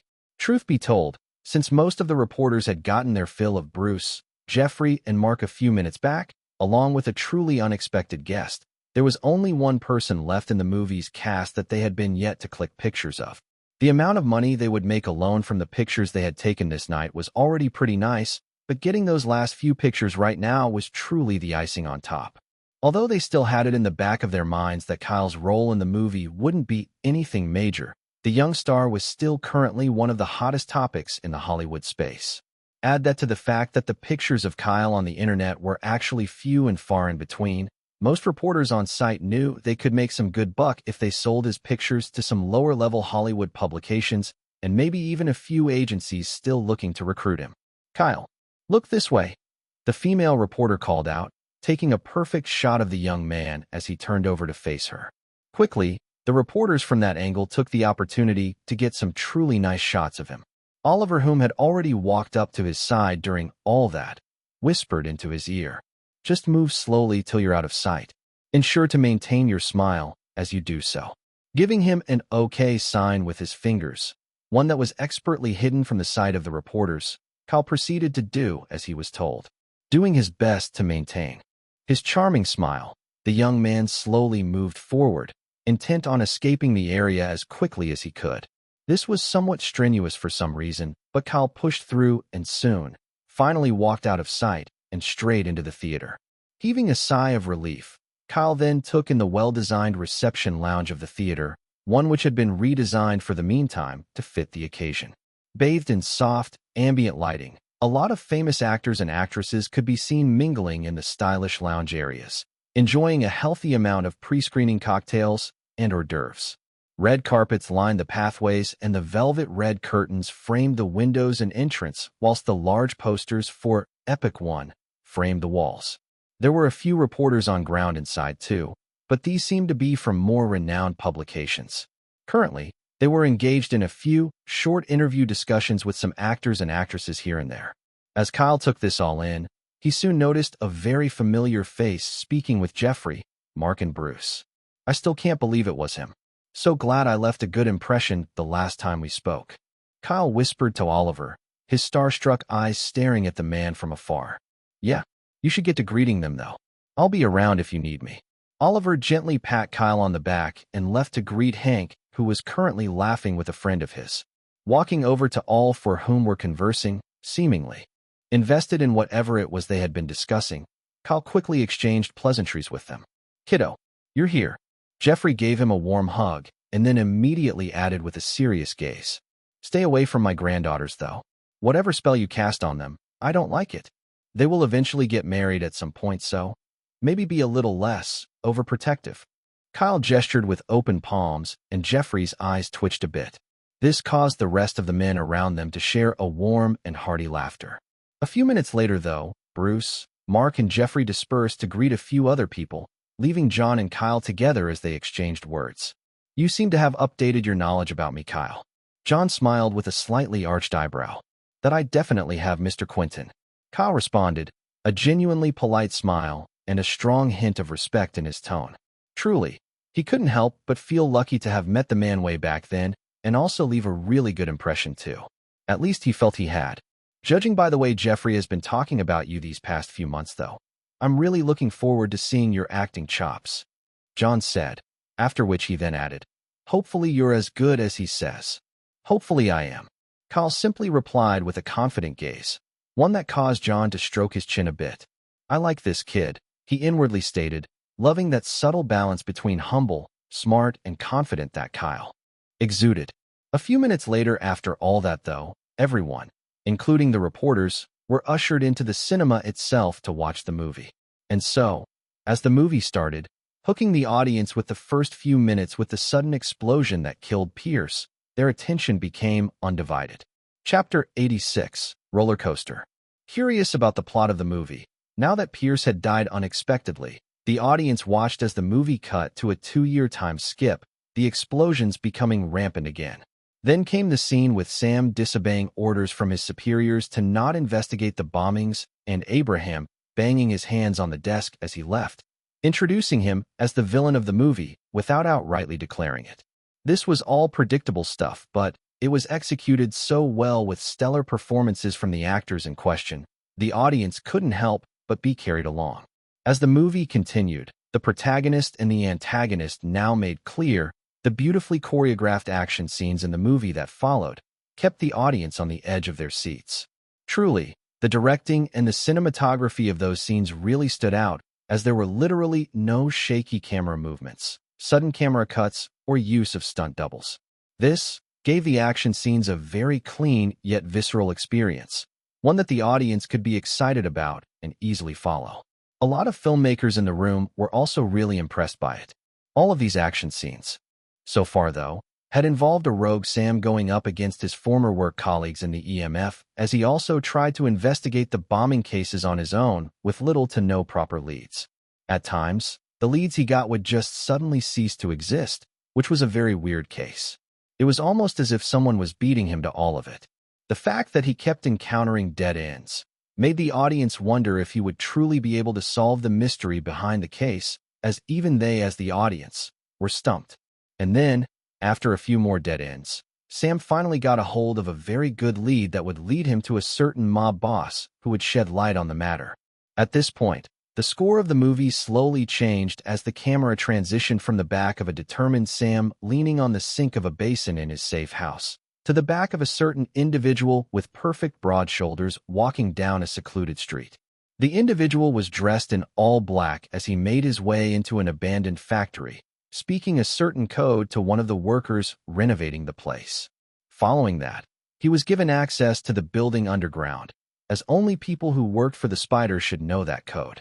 However, the people in the underground building, upon seeing him, knew that he was an intruder. And then came the scenes after, involving the dark corridor fight in the trailer, leading all the way up to Alex's interrogation of Donovan, the mafia boss. Now more light was being shed on the story, and the audience finally realized it wasn't that Sam was reaching dead ends. No, far from that. Alex had been quite the thorn in his path, getting to all the leads before him. By this point also, the audience, whom had already been expecting Kyle to show up at some point in the movie, were instantly taken in by the range of his acting capabilities. One minute he was all roguish and sly. The next minute, he was all serious and ice-cold, a literal force to be reckoned with. It was a pretty hard dichotomy to balance, and yet, somehow, the kid was pulling it off. But yet, they still weren't sure what Alex's actual goals were. So most people in the audience watched on as the next few scenes of the movie mostly focused on him and his own investigations, leading all the way up to his eventual showdown with Sam. This particular scene had been one of the most thrilling in the movie after the elevator fight scene with Sam and the bar gunfight scene with Alex. The gasps in the audience became audible as the scene with Sam and Alex facing off soon came into play, their excitement at an all-time high as they wondered who would win. And yet, for some reason or the other, everyone was mostly drawn to Alex in the scene. The intensity of his gaze, the fluidity of his movements, the viciousness behind it, everything was literal chef's kiss. John, who was heavily scrutinizing the movie, and most especially Kyle, couldn't help but slightly nod, an impressed gaze on his features. And then, after Sam finally one-upped Alex, the big reveal coming just after, the people in the audience, most of whom hadn't predicted it, were quite surprised by this turn of events. As they watched the movie go on, though, now with Sam and Alex on the same team, they watched as Alex explained that he'd been investigating the case for over 2 years prior, which was how he was able to make headway much faster once the bombing started again. This also explained why Sam always seemed to reach a dead end. Alex also explained that since he got the schematics of the chip, modifying them to be less dangerous was very easy because it wasn't that the chip itself exploded when it was activated. Rather, it would trigger all sorts of easily combustible stuff within vicinity through a certain radiation wave the chip itself emitted. Cut that off, and it was just a harmless batch of blinking chips. After a few more discussions, though, both finally decided they needed to attend the gala the spider was going to be at. Considering it was necessary for the Russian mafioso with the deepest roots in this entire case to meet with his investors, it was a given that he would attend even if he knew they were coming. Alex also made sure to remind Sam that since Abraham was heavily involved in all these, they should go completely prepared as they might as well be walking into a trap. And sure enough, he was right, because things at the gala ended up going south very fast when most of the people that attended were mostly mafioso working for the spider. After about another 20 minutes of nonstop, stellar, action choreographed gunfight scene, a fight that had taken every single skill set they both had to win, Sam and Alex made their way up the stairs. "You look tired, Sam." Alex executed a swift magazine reload flip as he did, a hint of amusement on his own tired, sweaty face. "Focus, Alex." The ex-agent simply replied with his usual bluntness, beads of sweat pooling towards his chin. However, standing at the top of the staircase they were ascending was Abraham, along with the spider. Turns out, the spider actually reported to Abraham and not the other way around. Even the time, Alex had been threatening the old agent. He had simply been playing along so he could lead him on and secretly kill him off at the gala. What Abraham hadn't expected, though, was for Sam and the vigilante to join hands. He had to admit, he had truly underestimated the kind of lethal powerhouse both would turn out to be. That was why they both needed to be disposed of right now. At this point, even the audience weren't expecting this sudden twist, as the previous scenes with Abraham in them lead them on to believe he was just a minor antagonist in the grand scheme of things. Truly, this new development made them very curious to see how the movie was going to end. As Abraham had a slightly sinister smile on his face after the reveal, a remote detonator playing around in his hands, he began to speak. "The staircase's undertiles are laced with C4s. Move, and I'll detonate them." "Well, I'll still detonate them regardless. So, you can either listen or hurry along to your graves. It's your call," the old agent added, his expression casual. The nonchalance in Abraham's tone that accompanied the expression on his face, however, only served to make the audience feel even more on edge.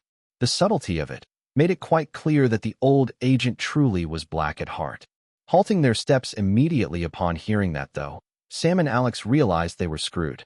Abraham, on the other hand, sighed and then began to speak again. I should have expected this, though. You truly were the cream of the crop, Sam. Always bulldozing through even the most impossible missions. Truly, you're a force to be reckoned with. And now you're even more terrifying with that kid joining hands with you. He pointed to Alex. But you see, that's the thing. I can't allow you to leave here alive. Not after this. Abraham gestured to all the bloodied surroundings and dead bodies lying around. The bombings? Pierce, why go that far? Sam coldly inquired instead, one to which Abraham replied with the same laid-back tone, because they were going to make him the next head of the EMF. Him. What about me? Dedicated 53 years of my life serving the cause, and they just wanted to throw me under the bus. Me. Listening as Abraham let out a dry chuckle with his response, Sam knew the old agent's words were true. Despite having served the EMF for so long, Pierce, who had worked with them for a shorter time span of 41 years, was still being considered for the post even after his retirement back then. And most of the time, those positions were given to people who had achieved great things for the EMF in their many years of service, something Pierce had done in spades. Is that why he orchestrated all these? The bombings? Let it happen again 2 years later, so it wouldn't bear a similarity to Pierce's case, and then jump in to save the day? Sam began to piece the rest of the story together in his mind. And yet, as the audience began to do the same, their attention was quickly diverted back to Alex, whose tone was as dry as ever as he spoke. Are you done? Please be done.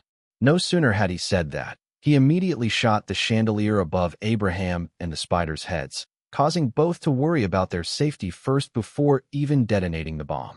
But Abraham, determined as ever, still reacted quick enough to click the detonator, sending a Sam and Alex, whom had almost vaulted over the railings of the staircases, flying in different directions. The spider, however, unluckily got caught in the collateral explosion as he too was sent flying towards the ground. The only person that was relatively safe from it all was Abraham himself. Once again, the audience, whom were watching all of this happen, couldn't help but wait in eager anticipation for the next few scenes that would play out in the movie. Literally, they were on the edge of their seats, the movie taking them through quite the roller coaster. Chapter 87. Differing Experiences. Disoriented from the bombing, dust and rubble flying everywhere, along with blood leaking from their heads, Sam and Alex struggled to get up after a while. Watching as the spider, whom was now just a few meters ahead of him, headed for Sam, Alex willed himself to lunge at the man who was about to fire a bullet.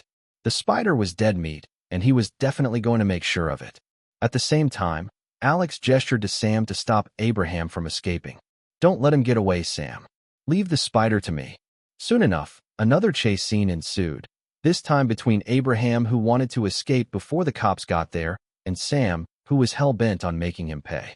However, as the audience watched, the scene soon cut back to Alex and the spider duking it out. You bastard.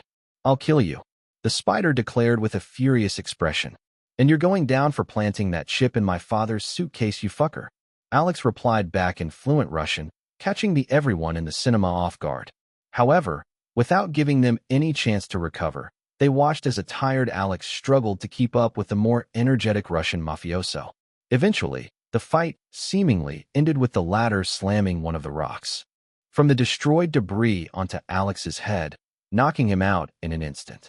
Moving over to pick up a gun to finish the job, the spider returned to finish the job, only to scream in pain as Alex drove a penknife into his shoes before he could shoot. Quickly, Alex used the opportunity to disarm the man with a leg lock takedown, evening the playing field, if only for a short moment. But the Russian mobster was still stronger than a tired Alex, so he eventually disentangled from the lock, only to realize that Alex had already retrieved his gun to use against him. Quickly, he tiredly ran out of the destroyed hall as Alex fired a few shots, his accuracy lowered due to the concussion he was experiencing. Luckily for him, one still hit the Russian mafioso in his back, so the man staggered and fell to the ground for a short while, grunting in pain as he did. Around that same time, the Russian man stumbled upon a gun with an empty mag from one of the dead bodies littering the hall. Quickly grabbing it, he made his way out of the hall, his steps uneven. Struggling to get up too, Alex soon made his way into the parking lot, only to see the spider fumbling to reload a gun in his shaky hands as he stood near a car. He was planning to escape after being severely wounded, but Alex wasn't going to let him. Limping towards the closest car to him, Alex fired at the window, jammed his fist immediately through it, and then opened said car. This caused the spider to glance back at Alex from a distance, a look of fear etched onto his face. Starting the car with a quick hotwire, the engines revving, Alex drove the car straight towards the terrified man who had now fully reloaded the gun. Emptying the magazine into the oncoming car, specifically targeting Alex in the driver's seat, Alex himself dived out of the car, much to the dismay of the screaming Russian man. "You fucking bastard." The car drove straight into him, crushing him like a twig of wood against the body of another car. There were a few winced expressions of pain in the audience as the spider finally met his end at Alex's hand. However, as they watched Alex himself, whom had landed roughly onto the ground, slowly get up, they realized from the way his arm was dangling that it had been dislocated. This was truly unexpected, as in most action movies, the characters would usually do things like that with literally next to no detrimental effect.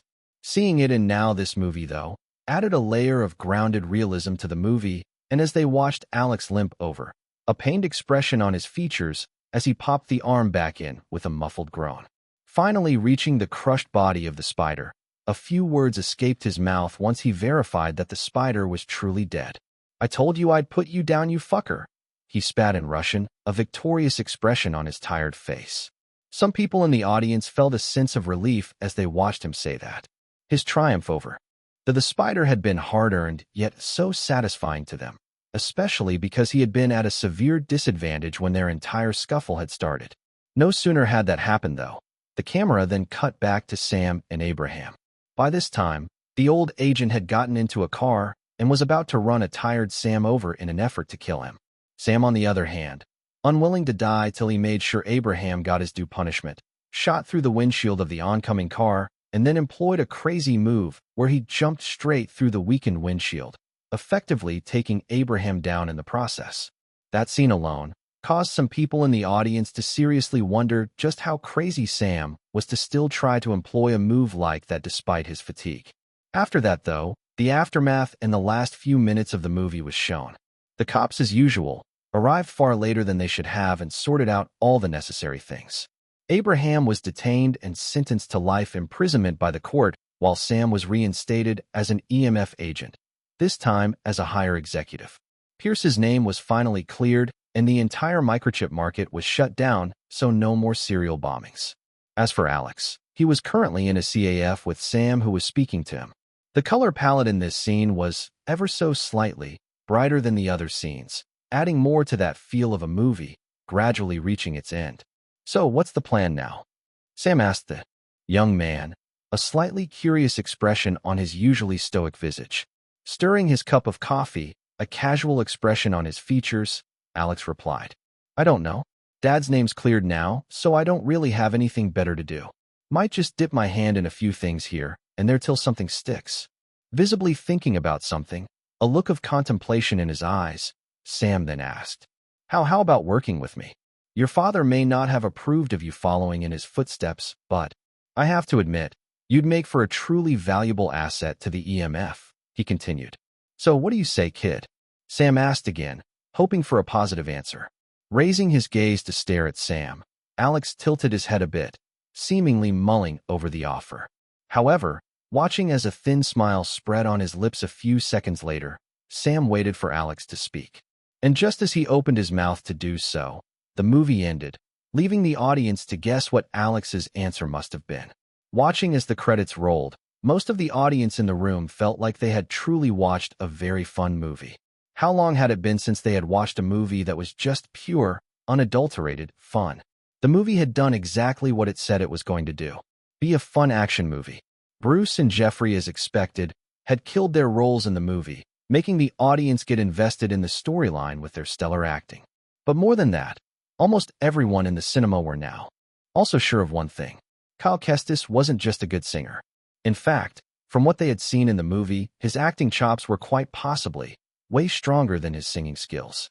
The fact that throughout the movie, they had completely forgotten that he was the indie singer whom had gone viral and were completely glued to the image of him as Alex Hunt spoke volumes about how he was able to completely embody his character.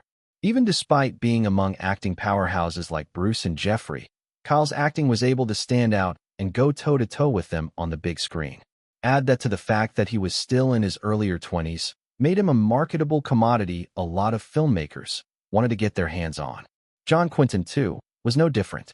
He, whom had been on the fence before about Kyle's acting chops, despite Jeffrey praising him so many times, finally made his decision. The same could be said for a lot of other people in the room because no sooner had the movie ended, a lot of them began to search for him, praising him for a job well done. Are you sure you want to pursue a singing career, Kyle? Seems like you'll excel even better in acting industry. A producer amongst them asked while handing over his business card, to which Kyle simply replied while politely accepting it. I can make it work, sir. Singing and acting. What other projects do you have on the horizon? One well-known movie critic in his late 60s asked this time. None at the moment. This is my very first film. Kyle exchanged handshakes with the elderly man. Kyle. John soon came around and said, Will you be interested in an offer of mine? He asked with a thin smile. Widening his eyes at those words, a genuine look of pleasant disbelief on his face, Kyle quickly reeled in his excitement and responded in a composed manner. Most definitely, Mr. Quinton. Good. I'll be communicating the details to you down the line. John exchanged a firm handshake with the young man, who was all smiles. As the screening of Bohemian Days ended, despite the hype surrounding the project with its many A-listers, most viewers, critics, and reporters whom had come to the screening felt very unsatisfied with the movie. Truly, it had been quite the lackluster experience. It wasn't a bad movie by any means, but it really wasn't a good movie either. Simply put, the movie was mid. The fact that it had multiple characters with different struggles that the movie wanted to focus on, a concept that should have been appealing if it had been executed well, ended up falling flat on its face. The actors had actually acted really well, but it wasn't enough to sell the story or sell the bland storyline. More than that, though, there was an unequivocal agreement between everyone even if they hadn't said it out loud. Austin Wilde had the weakest acting through the entirety of the whole movie. See, I'm not that evil. Chapter 88, Screening Reviews. No sooner had the two different premieres for Bohemian Days wrapped up, multiple critics and online movie reviewers hit the internet, each giving their thoughts on the movie. Tinseltown Tribune.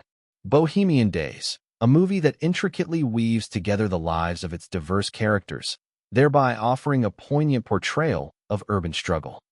Hollyworld Times. With compelling performances and a thought-provoking narrative, the film captures the raw essence of city life. It's a captivating exploration of resilience and human connection amidst adversity. Director Wilde may as well have another hit under her belt. Celeb Weekly. A riveting depiction of urban survival that masterfully balances multiple character arcs. Through its authentic portrayal of struggle and sacrifice, the film is sure to resonate deeply with audiences. Glamour Scene Gazette. With stellar performances and a compelling storyline, Bohemian Days is a must-watch for anyone seeking a raw, heartfelt drama. The movie deserves a trial, simply for that alone. As the first wave of reviews hit the internet, many netizens began to look favorably towards the movie. Although some felt like the reviews were somewhat fishy, somehow too good to be true, the general perception still was that the movie must have been really good since all these reviews were coming from top media publications in Hollywood. Sadly, this wasn't a surprising case of heavy PR urging, deluding and conning people into watching a movie that wasn't as good as it was lauded to be. Since the movie had a star-studded cast, along with Black Box Films' big influence in the industry, paying reviewers chump change, something that would cause the average man to strip naked and dance for joy, was quite easy for them to pull off, as long as it meant that they could sway the public's opinion. As for Epic One, the reviews were actually quite positive too, with a lot of independent movie reviewers praising the movie for delivering on its promise of a thrilling, fun action-adventure romp. Daily Burglar. Epic One did exactly what it was meant to do. Be a thrilling roller coaster of an action movie that baits you from the very beginning, hooks you by the mouth, grips you by the neck, and, just to make a statement, refuses to let go until you've watched the credits roll. Critical hit. Though the story may have been a bit weak at times, especially pertaining to the somewhat predictable plot, the movie's cast had such stellar and believable acting, along with beautifully choreographed, blood-pumping, and adrenaline-infused action sequences. It was easy to overlook those minor hitches. Grab your tickets, gentlemen. This is a movie for the boys. No offense to the ladies, though. Movie Addict. Epic One is quite possibly the best action movie I've watched in a really long while, as it stands out, head far above others in an overcrowded slew of overdone, uninspiring, and boring action-adventure films. This movie might just set a benchmark for newer, upcoming action movies, and director Clyde may have cracked the code to what makes an action movie beautiful and visually appealing to watch. Girls just want to have fun. Okay, I'll admit that action movies aren't exactly my cup of tea. But since I was given an invite to the screening, I thought, hey, why not? And so, sprinkling enough twists and turns, some of which certainly caught me off guard, Epic One serves as an accolade to an almost forgotten action star and the possible birth of a new one. And yes, ladies, Cal Kestis' abs were divine. As a lot of internet dwellers and movie buffs read the reviews for Epic One and realized that it, too, was seemingly just as good as Bohemian Days, a certain turmoil was set a lid in their hearts.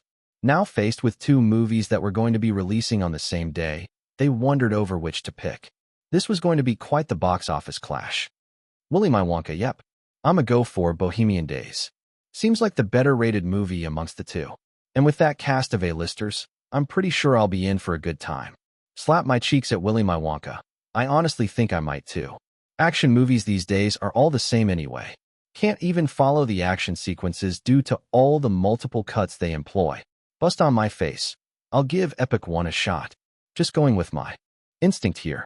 Besides, I actually don't trust Hollywood publications and movie critics anyway. I'll make my own verdict when I see the movie.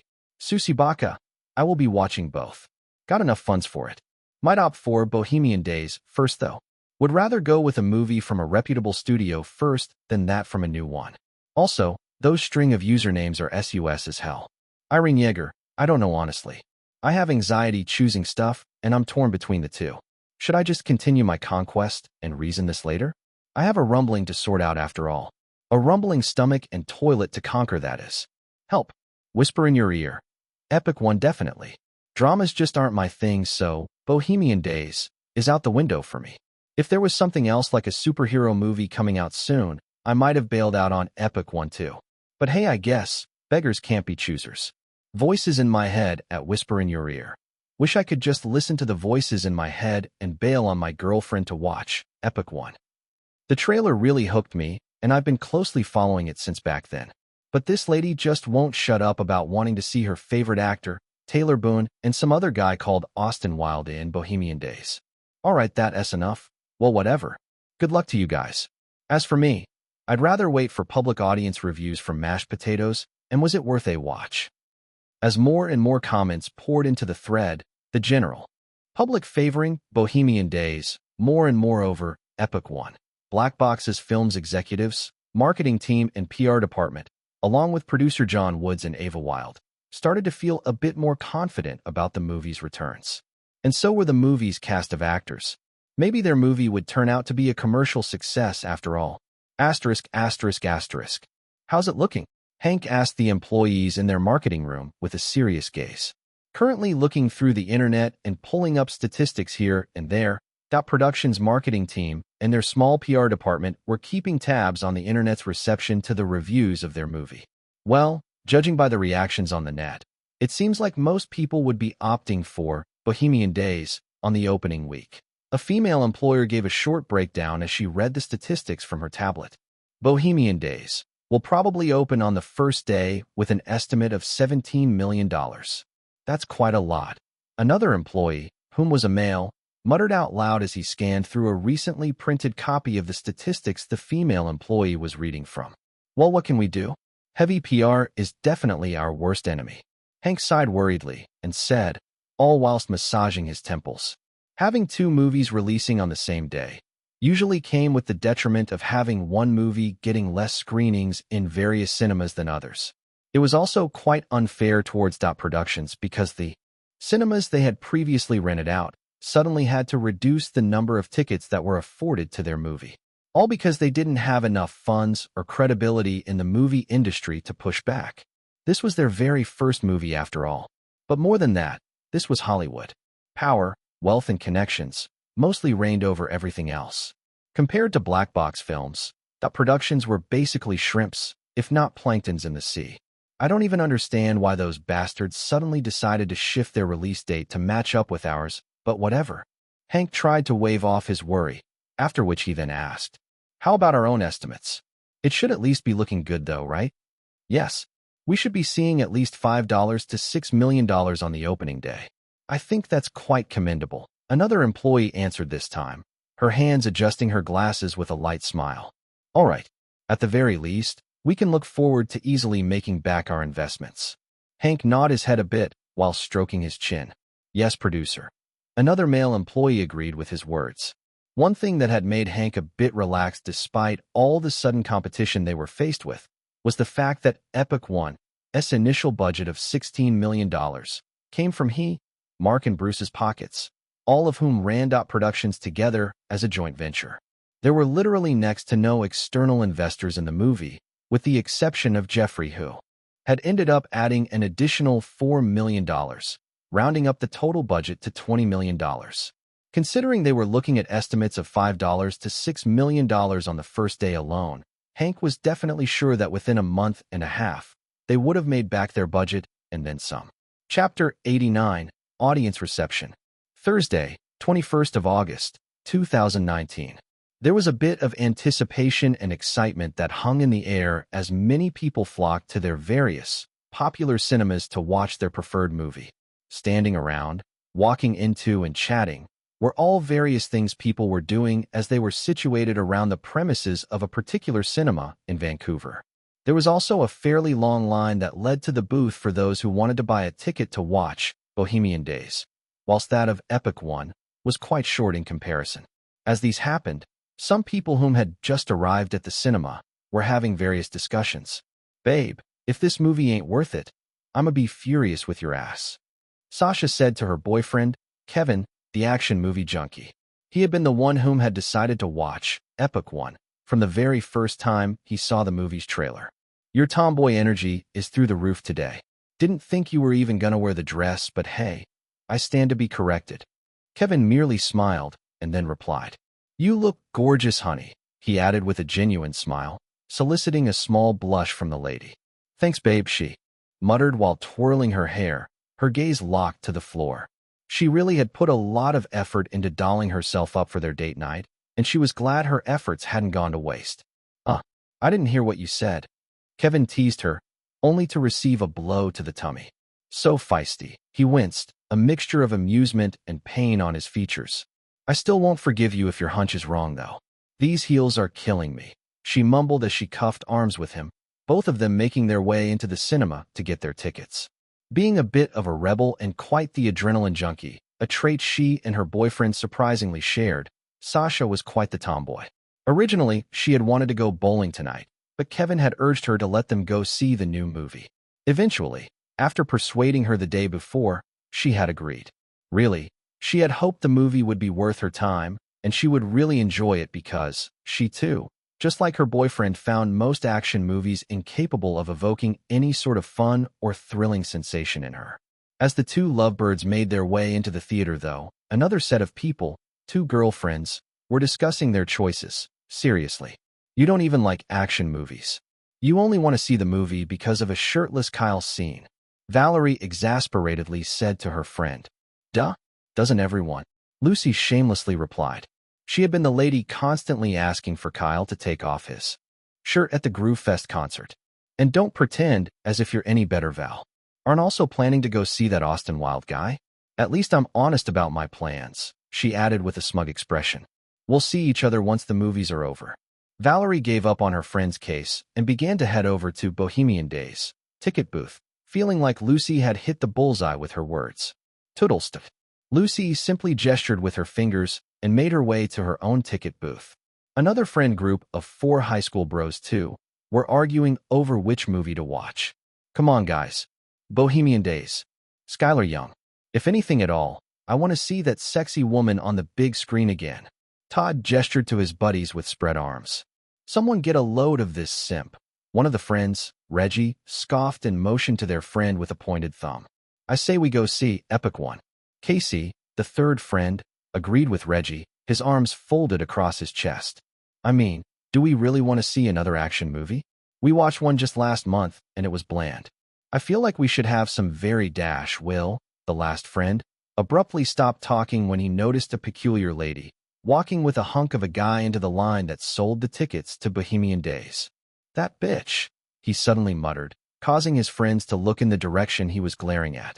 Upon seeing the pretty lady smooching with Lacrosse, the captain of their football team, they all sighed in resignation. Yeah, sorry, man. Told you she wasn't worth the chase, but you wouldn't listen. Reggie casually said, and the other guys nodded in agreement.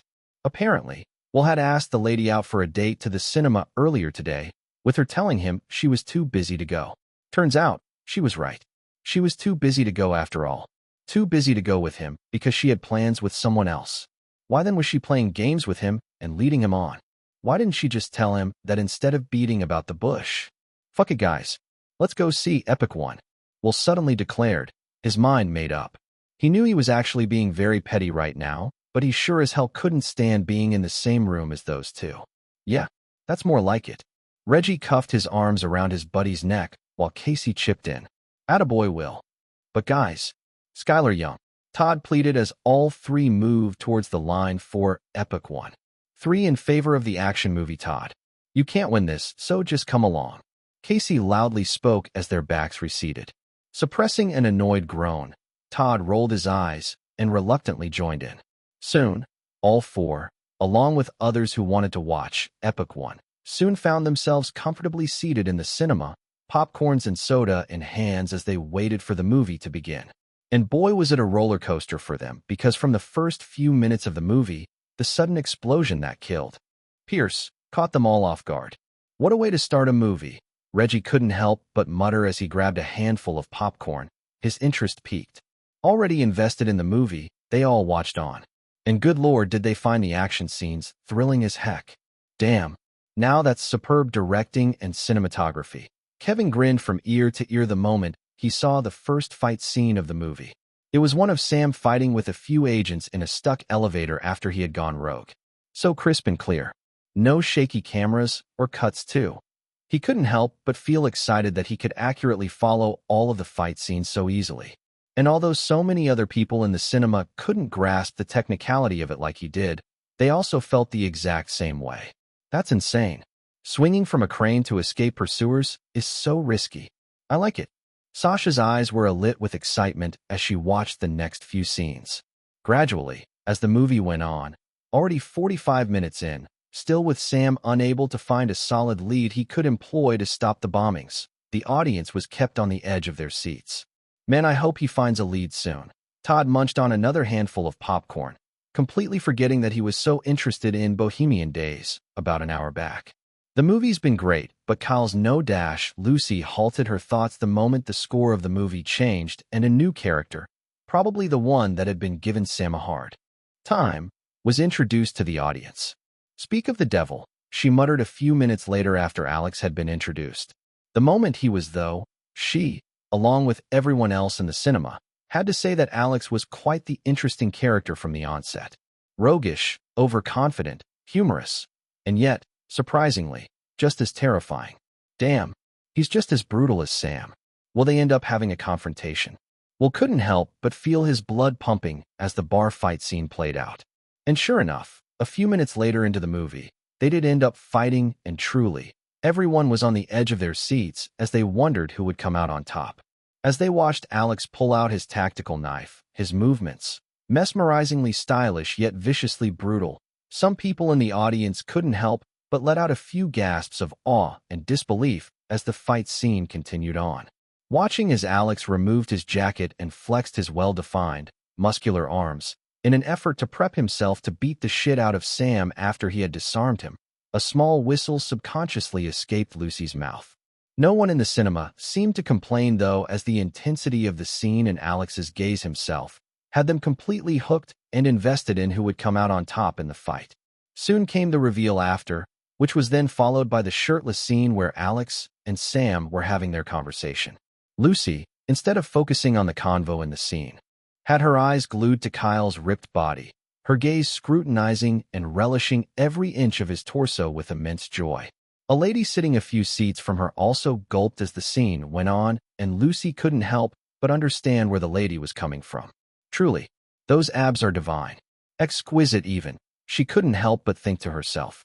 And like that, the movie went on for another 30 minutes with the rest of the scenes keeping the audience on their toes. The final fight scenes, after the small twist of Abraham being the main instigator of it all, were so frenetic and intense. Everyone's eyes were glued to the screen. Hearing Alex also speak fluent Russian completely caught a good chunk of the audience off guard again. But, thinking back to his backstory, most of them understood why that must have been. Since he had a major in international relations, it definitely fit the narrative of the story for him to know more than one language. The scenes with the spider and Alex duking it out till it ended in the eventual demise of the man also left the audience feeling so victorious, just as Alex had felt too. And the same happened when Sam finally apprehended Abraham. Some people even gasped when they saw him dropkick Abraham by shattering through the windscreen of his oncoming car. Following all that, when the movie's credit finally rolled, with the audience left wondering if Alex did accept Sam's offer, most of them couldn't help but feel like they had gone through a truly fun and thrilling experience. There was a sort of immense satisfaction in watching a no-hold-bars action movie, and it seemed like Epic One had given them that peculiar feeling of satisfaction. There's goosebumps all over my body, babe. You were right. The movie was awesome. Woo! Sasha pumped her fists up into the air as everyone slowly made their way out of the cinema. I know, right? Want to come along again tomorrow night? Kevin returned her energy and enthusiasm. You bet. She jumped onto his back with an excited gaze. This was one of the best action movies they had both watched in a really long while. People who had watched the movie alongside them felt the exact same way, and judging by the animated discussion most were having as they exited the theater, it was obvious that they had a good time. Yo. Anyone know the name of the guy who played Alex Hunt? Todd asked his buddies, a strong hint of admiration in his voice. Over Skylar Young already. Reggie burst into laughter. Skylar Young is overrated, man. I'm a simp no longer. Alex Hunt has shown me the way. Todd raised his arms up to the sky, an enlightened expression on his face. His name's Kyle Kestis. Sang that popular song, Strange Canvas? Have you been living under a rock, man? Casey asked his buddy. Oh, so it's him. I've never seen a picture of him, so I wouldn't know. But damn, Alex and Sam were fucking tanks throughout the movie. But somehow, it was still very believable because they weren't just easily bulldozing their way through everything. They got hurt too. Very badly, and yet, still friggin' won. All that aside though, Alex's humor especially, was top-notch. What a freaking badass. Todd spoke with such vigor, the guys wondered if someone had mixed something into his soda. You know what, guys? This is some good shit. Let's watch it again tomorrow. Will declared, and the others nodded in agreement. Sure, they were broke-ass high school students, but even that was not going to stop them from experiencing the blood-pumping, thrilling adrenaline surge the movie gave them again. In contrast to the excitement the people who had watched Epic One felt, though, the people who went to watch Bohemian Days had a pretty disappointed expression on their features as they came out of the cinema. Kyle's abs were sculpted by the gods themselves. Divine and exquisite. Moi. Lucy did a chef's kiss gesture the moment she found her friend. And I'm guessing the movie wasn't so good, huh? She then arched an eyebrow when she noticed the expression of her friend and every other person whom had gone to watch Bohemian Days. Austin sucked ass, Valerie muttered, a deep frown etched on her face. This caused Lucy to suppress a small chuckle that had already escaped, one her friend didn't take kindly to. Stop trying to rub it in, she declared with an even deeper frown as Lucy burst into full-on laughter, completely disregarding Valerie's wishes. Ruby, the lady whom had gone with lacrosse on the other hand, felt like she shouldn't have gone out with him at all, as no sooner had he entered the cinema, his girlfriend whom he had been two-timing on her with caught them both in the act, causing a bit of drama before the movie itself. Eventually, Ruby had ended up having to see the movie alone as the security dragged both Lacrosse and his girlfriend out of the cinema because their noise was getting too much. Hoping that the movie would at least help get her mind off all of the embarrassment she had to deal with, it had instead done the opposite. It was such a boring movie. One that had tried to make multiple casts of character feel believable, but somehow fell flat on its face in its execution. It also didn't help that the characters weren't well fleshed out, and there was one particularly poor actor amidst all the star-studded cast that stood out. Glancing over and noticing Will, though, the guy whom had asked her out to the movies, laughing with his friends as they animatedly discussed about something, Ruby pouted and sulked in dissatisfaction. Maybe I should have gone out with him after all, she thought to herself with a regretful sigh. Chapter 90, Secret Weapon. Hashtag Epic1 and hashtag Bohemian Days were trending on Tweet Talk, both for completely different reasons, obviously. While those whom had watched the action movie praised it with such hype and excitement, the others whom had watched the drama bashed it left and right like a piata with no mercy. Some people even felt as if they had been scammed and they would never again in their lives believe anything big Hollywood publications fed them anymore. Cats are the apex. Never in my life will I trust big movie reviewers from publications again. Going back to their reviews, it's so obvious that they were all bought out. Hear me out. I thought the movie was really great. You guys are just bad-mouthing a good movie for no king reason. Violently violent at hear me out. I understand everyone's entitled to their own opinions. Truly, I do. But seriously, I think you might need to bleach your eyes. Bleach your brains while you're at it as well. Maybe then, you'll understand why it has a potato meter of 48% and an audience rating of 50% on mashed potatoes. Furiously furious. What a fucking waste of my time.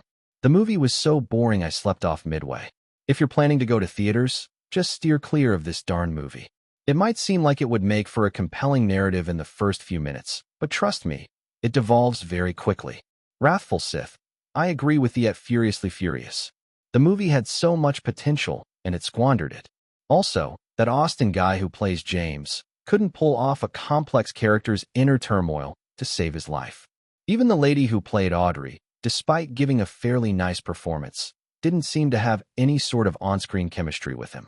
Tic-tac-toed. Wrathful Sith, I totally get what you mean. Like seriously, compared to the other casts who actually had really good acting despite the boring story, he just felt outclassed and out of place.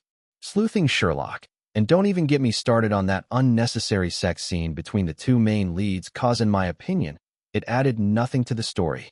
Absolutely nothing. Why does Hollywood always feel the need to blatantly throw porn in our faces these days? Bully MacGuffin at Sleuthing Sherlock. I'm gonna put some dirt in there one of these days for constantly doing that. Compared to the negative PR Bohemian Days was getting, though, the positive PR Epic1 was getting was somewhat overwhelming. Even Dot Productions wondered what the hell was actually going on. The ratings on Mashed Potatoes 2 was also a bit shocking to them, as it had a potato meter of 89% and an audience rating of 91%. Sure, they knew they had produced a good movie, but even they couldn't pinpoint what exactly the cause of all this heavily positive reviews were all about. Kevin 11, look, you guys know I never review action movies with any sort of bias. And right now, I'm telling you, Epic1 is one of those action movies that will get you up late at night just so you can bash your punching bag out of pure excitement. Joy boy. Epic1 is what happens when a movie gets produced by a team of people who are dedicated to giving the audience a truly worthwhile experience. I was so glad I went into the theaters completely blindfolded with no knowledge of the movie and had a good OL time. Uncle Grandpa. Bruce Gunn is back, baby. Now that's what I call an action star. And also, accolades to Jeffrey and that young kid who plays Alex Hunt. They made the movie that much more thrilling to watch even for an old codger like me. Movie Analyzer. Director Clyde was the real star of the show in my opinion. Never would I have ever thought a movie director who specializes in rom-coms and dramas would be so talented in making a crisp-looking action movie. Man, the fight scenes keep replaying in my head like a film reel. Truth bomb. I really hope this movie does well at the box office. Truly, it deserves all the praise it's getting. Although I won't say it's perfect, because it actually isn't, but all in all, if you want to have a good time watching something that will get you hyped, then this movie's the one for you. Walkin' Putin, my girlfriend and I had a bit of an argument over which movie to watch the day before the movies dropped, and ultimately, we decided to go individually. Watch what suited our fancy. I have never been more satisfied by a decision in my entire life. And yes, I got my girl to admit that she was wrong. Huh. Thirsty Lucy went for the abs, stayed for the action. Todd the Toad. A thrilling, fun action-adventure movie. That was simply what it was. And I have to say, although Bruce and Jeffrey were excellent in the movie, Ka was the one that truly stood out for me. Didn't even think it was his first movie with those acting skills.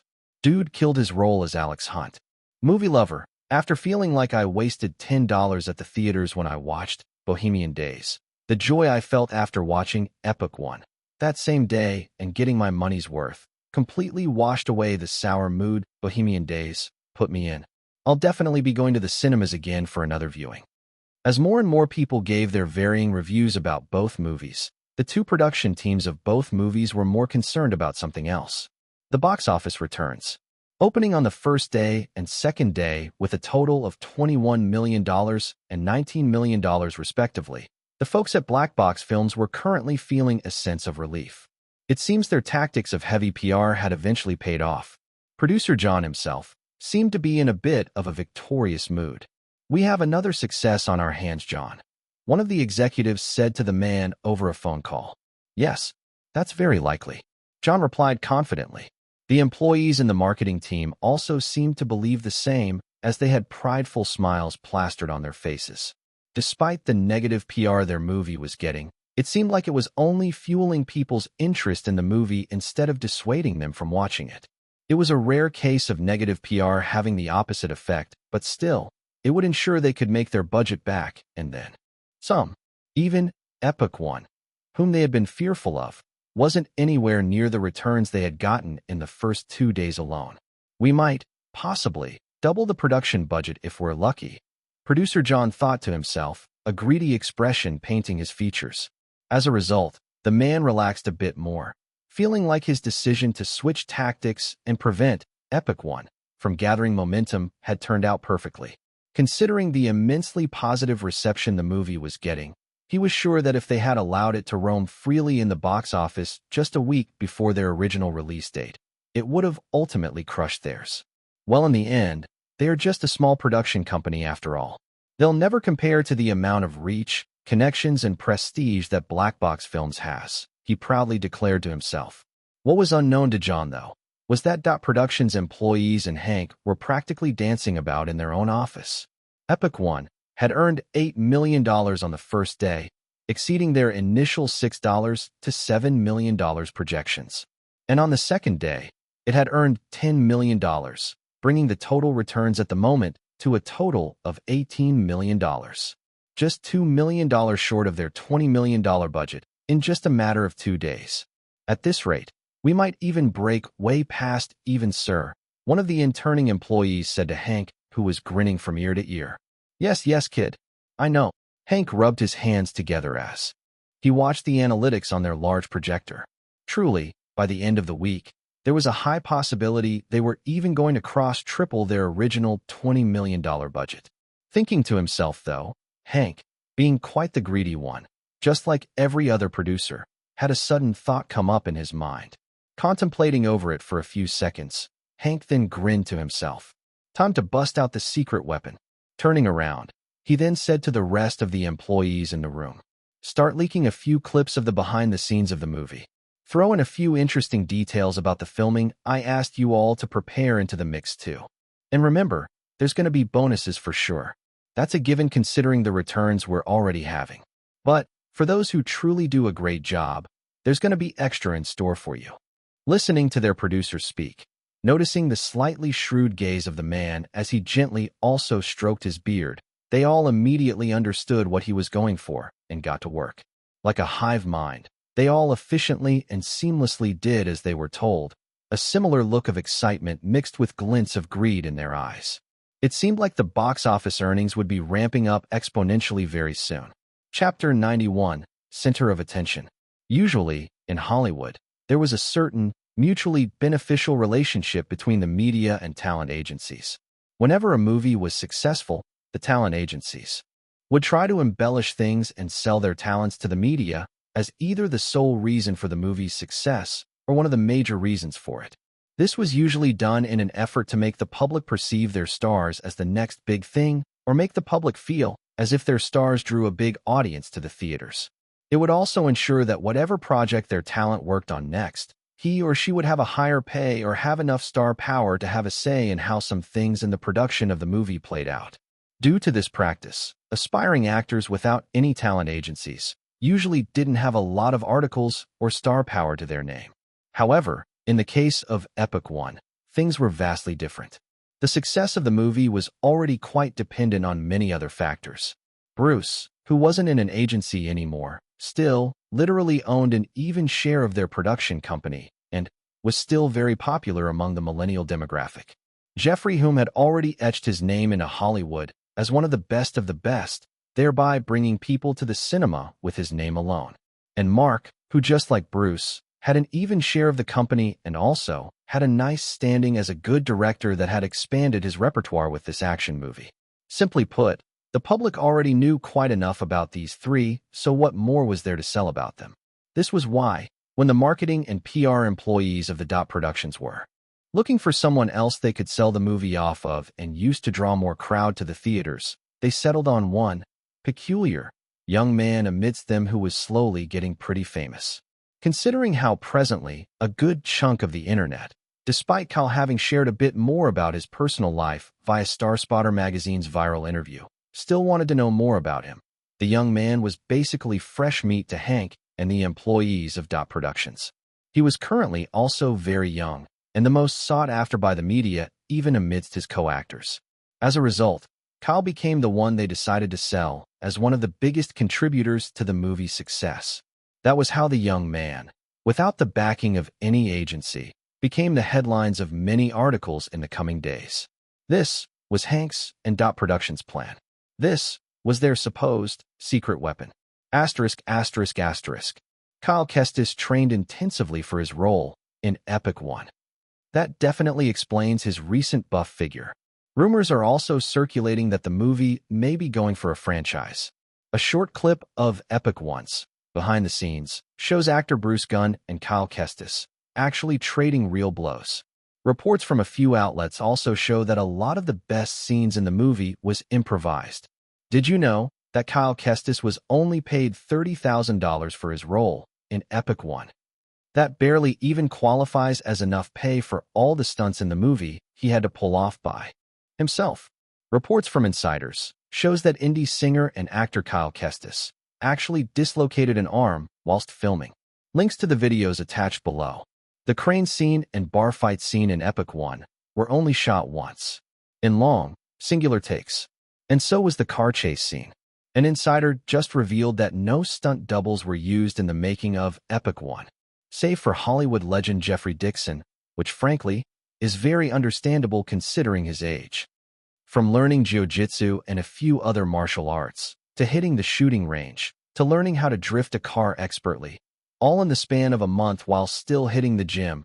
A few behind-the-scene moments from Epic One showcases that the young star, Kyle Kestis, is completely dedicated to his craft. As a plethora of articles hit the internet, a few videos expertly leaked by the movie's marketing team itself, the action movie started spreading heavily like wildfire. If before the general public were already quite interested in the movie due to its great reviews, now, most were actively looking for a way to watch the movie. Having seen most of the behind-the-scenes clips that had apparently being leaked, the internet gobbled it up like a juicy tomato. This was Hollywood after all, and people loved to hear about stories like these as it elevated the actors in their minds and garnered them a lot of respect. And at the center of all this was Kyle, garnering a lot of fans, especially from the male audience this time. If before, most of his major fans had been females, right now, he seemed to have become a source of motivation to the males, thus making him a hot topic in the social media space. This was mostly because people had realized that aside from having a disciplined work ethic, along with the balls to go to great lengths to make a singular scene in a movie superb, it almost seemed as if Kyle Kestis was on a constant grind. Literally, they felt as if he was jumping from one thing to the next and killing it every blessed time. It even became more obvious when people realized that he had literally written a strange canvas, just a month and a few weeks short of finishing up Epic One's filming. And just a few months before that, he written the hit song, No Clue 2. Add that to the fact that he was also a charming and witty fellow as evidenced from his talk shows and interviews. Kyle quickly began to have both male and female fans in equal measure. All these asides, though, if there was another added benefit to the outburst of articles and leaks on the internet regarding Kyle and the action movie itself, it was the exponential box office number increase, which Epic One had seen. By the movie's third and fourth day run in theaters, it earned a whopping $13 million and $18 million respectively. That was literally $49 million in total when all their gains were summed up from the first day, more than double the investments by the fourth day alone. These were some phenomenal numbers, and even Hank and the marketing team who had been aiming for this sort of result were understandably floored by its numbers. This was even more so because they never really had the funds to distribute the movie internationally, so, basically, all of the returns they were seeing were mostly from the domestic earnings. That was insane. As a bunch of big studios and investors noticed this, they quickly dug up info on the small studio. The moment they found out that the movie was made on a budget of $20 million only, they instantly began to contact Dot Productions, hoping that the studio had any plans for a franchise. Some even offered to acquire Dot Productions under their branch. After all, they all wanted a share of the big pie from a movie that could go on to earn some big returns in the long run. Considering Mark, Bruce, and Hank never even had any ideas of such from the very beginning, though, they simply gave a vague answer entailing there might or might not be a sequel. Not that it was going to stop the greedy corporates from pulling out all the stops to persuade Dot Productions into accepting their offers, though. As box office analysts, on the other hand, watched the movie's upward trend, a lot of them predicted that it was easily going to finish around $200 to $250 million by the end of its month-long run. And then, overshadowed by this overwhelming success, was Bohemian Days. Having believed they were on the path to at least making their budget back, a bucket of ice-cold water instantly doused Black Box Films when the fourth day of their movie's run in the cinemas came along. Exponentially, the movie's returns dropped from its higher $17 million on the third day to an abysmal $8 million. This immediately spelled bad news for the movie studio, and they knew it. Quickly, they tried to turn it around with some heavy PR again, but even after increasing the returns to $10 million on the fifth day, it was nowhere close to Epic One's $20 million fifth-day returns. And so, in an effort to not waste more money on marketing a film that had already lost against a smaller budget movie, Black Box Films reeled in their funds. Considering the heavy PR marketing they had employed, they had further increased the movie's originally high budget of $100 million to an even higher $135 million. Truly, they just hoped their movie would at least return their investment back, as they simply sat still, watching as Epic One became a resounding box office success. However, the most affected by these turn of events were three individuals. Producer John Woods, who was currently in a depressed state of mind, as the executives kept bashing him and the investors kept bombarding with calls and threats. Director Ava Wilde, whom was currently blacklisted from directing any movies in a long while from a lot of major studios, as this was her third flop in 3 years. And Austin Wilde, who was currently breaking a few things around his room in fury as critics and audience alike bashed him for his lackluster acting. Chapter 92, Famous. Taking on his Tuesday morning shift, Todd, the high school teen who had gone to watch Epic One with his buddies again yesterday night, slipped into work mode. Already used to working as a male waiter at a small, lesser-known restaurant whenever he was on summer vacation like now, the young chap began to receive orders from the customers in a seamlessly familiar manner. Some regulars even gave him a few tips despite him never even requesting for it. That was how well known he was at the place. Noticing a certain secluded corner of the restaurant where two individuals were seated at, Todd walked over and then said, "Hello, may I get your orders?" Glancing over at the two individuals, one, a man in his 40s who was seemingly scrolling through his phone, and the other, a young man who was currently reading a comic book, Todd awaited their orders. Gently placing the comic book down, alongside folding his glasses too, Kyle then raised his head up to respond to the waiter. Just orange juice and some salad, really. I'm not in the mood for anything. Heaved dash. He suddenly stopped when he noticed the waiter was staring at him with widened eyes of awe. It's you. You're Alex who? I mean Kyle Kestis. Todd suddenly broke his professionalism and exclaimed, "Oh shit." Kyle muttered the moment this happened as everyone in the restaurant turned to face him. And then, like a shaken soda bottle with its cap uncorked, a lot of people, especially teenagers and young adults in the restaurant, swarmed towards him. It's really him. It's really Kyle Kestis. Oh my God. Oh my God. Kyle in the flesh. You're such a talented musician. I'm a big fan. Can I have your autograph? He looks even more handsome than the pictures. I really love Strange Canvas and Embers. Can I take a picture? You killed your role as Alex Hunt in the movie, man. Watching as he was suddenly bombarded with an unexpected crowd of people and their similarly unexpected slew of questions, Kyle wondered if he'd ever get used to this. Not wanting to be rude, though, he quickly responded to everyone as politely as he could. Thank you. Thank you so much. A young teenage girl with blushing cheeks shyly said as her friends giggled behind her with mischievous expressions. You're most welcome, miss. Kyle gave her a light, polite smile in response as he questioned instead. No sooner had the lady heard that, she quickly bolted out of the area with a reddened face without even responding while her friends scurried after her, their harmless, hearty chuckles filling the restaurant. Kyle, on the other hand, having finally responded to the last of them, still a bit curious as to why the lady bolted so fast without answering his question, though, sighed in relief as he sat back onto his chair. Placing his head onto the cool metallic table of the restaurant, the young man had a truly happy smile on his face. Truth be told, there was a certain joy that came with being recognized whenever he went out these past few days. He wasn't completely used to his slowly increasing fame just yet, but, gradually, he was getting the hang of it. Just don't ever let it get to your head, though, he warned himself. And then, suddenly perking up, he threw an accusatory glance towards his agent from across the table. What? You seem to be handling it pretty well, Oliver simply said as he took a sip of his black coffee, one that Todd had already brought, along with Kyle's order a few seconds back. There was an unusually sly smile plastered on the agent's lips, though, as he continued scrolling through his phone screen, one that Kyle couldn't help but squint at. Shaking his head, not wanting to deal with Oliver at the moment because he was feeling quite hungry, Kyle, who was just about to eat his food, watched as 3 high school chumps, all males, came over to meet him whilst requesting for pictures and autographs. All 3 respectively were Will, Casey, and Reggie, all of whom were buddies with Todd, who had informed them about Kyle being at the restaurant.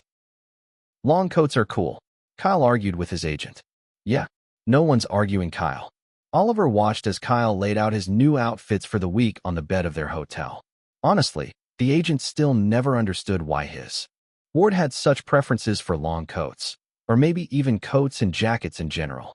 Frankly, Oliver didn't care either. Everyone was allowed to have their preferences. What he did care about, though, was the no-good paparazzi camping out in front of their hotel. Oliver even knew the little shit, as he was famous for targeting fresh new celebrities who mostly had next to no idea of how to handle themselves in public. Bob Taylor. Here we go again. The man parted the window blinds a bit, watching with a jaded gaze as a certain old man who thought he was doing a good job of hiding himself snooped around the premises. This has to be one of the most annoying things about being famous, though. The agent sighed a bit as he glanced over to Kyle, who wasn't even perturbed by the issue. Over the past few days, both of them had started noticing a bunch of people occasionally tailing them every now and then. Truth be told, it was quite an uncomfortable feeling, but Kyle, without Oliver even having to tell him, knew that this was a downside to also getting famous. Don't mind them, Oliver. I'll be fine. Besides, I have nothing to hide. Let them gallivant as much as they'd like to, Kyle casually said as he returned some of the outfits into the wardrobe. You sure? These guys are some of the worst kinds of people, especially to celebrities. Oliver responded with a strong hint of disdain. He actually had a lot of nasty experiences dealing with them, so his genuine dislike towards them was very understandable. And Bob is one of the worst to new celebrities.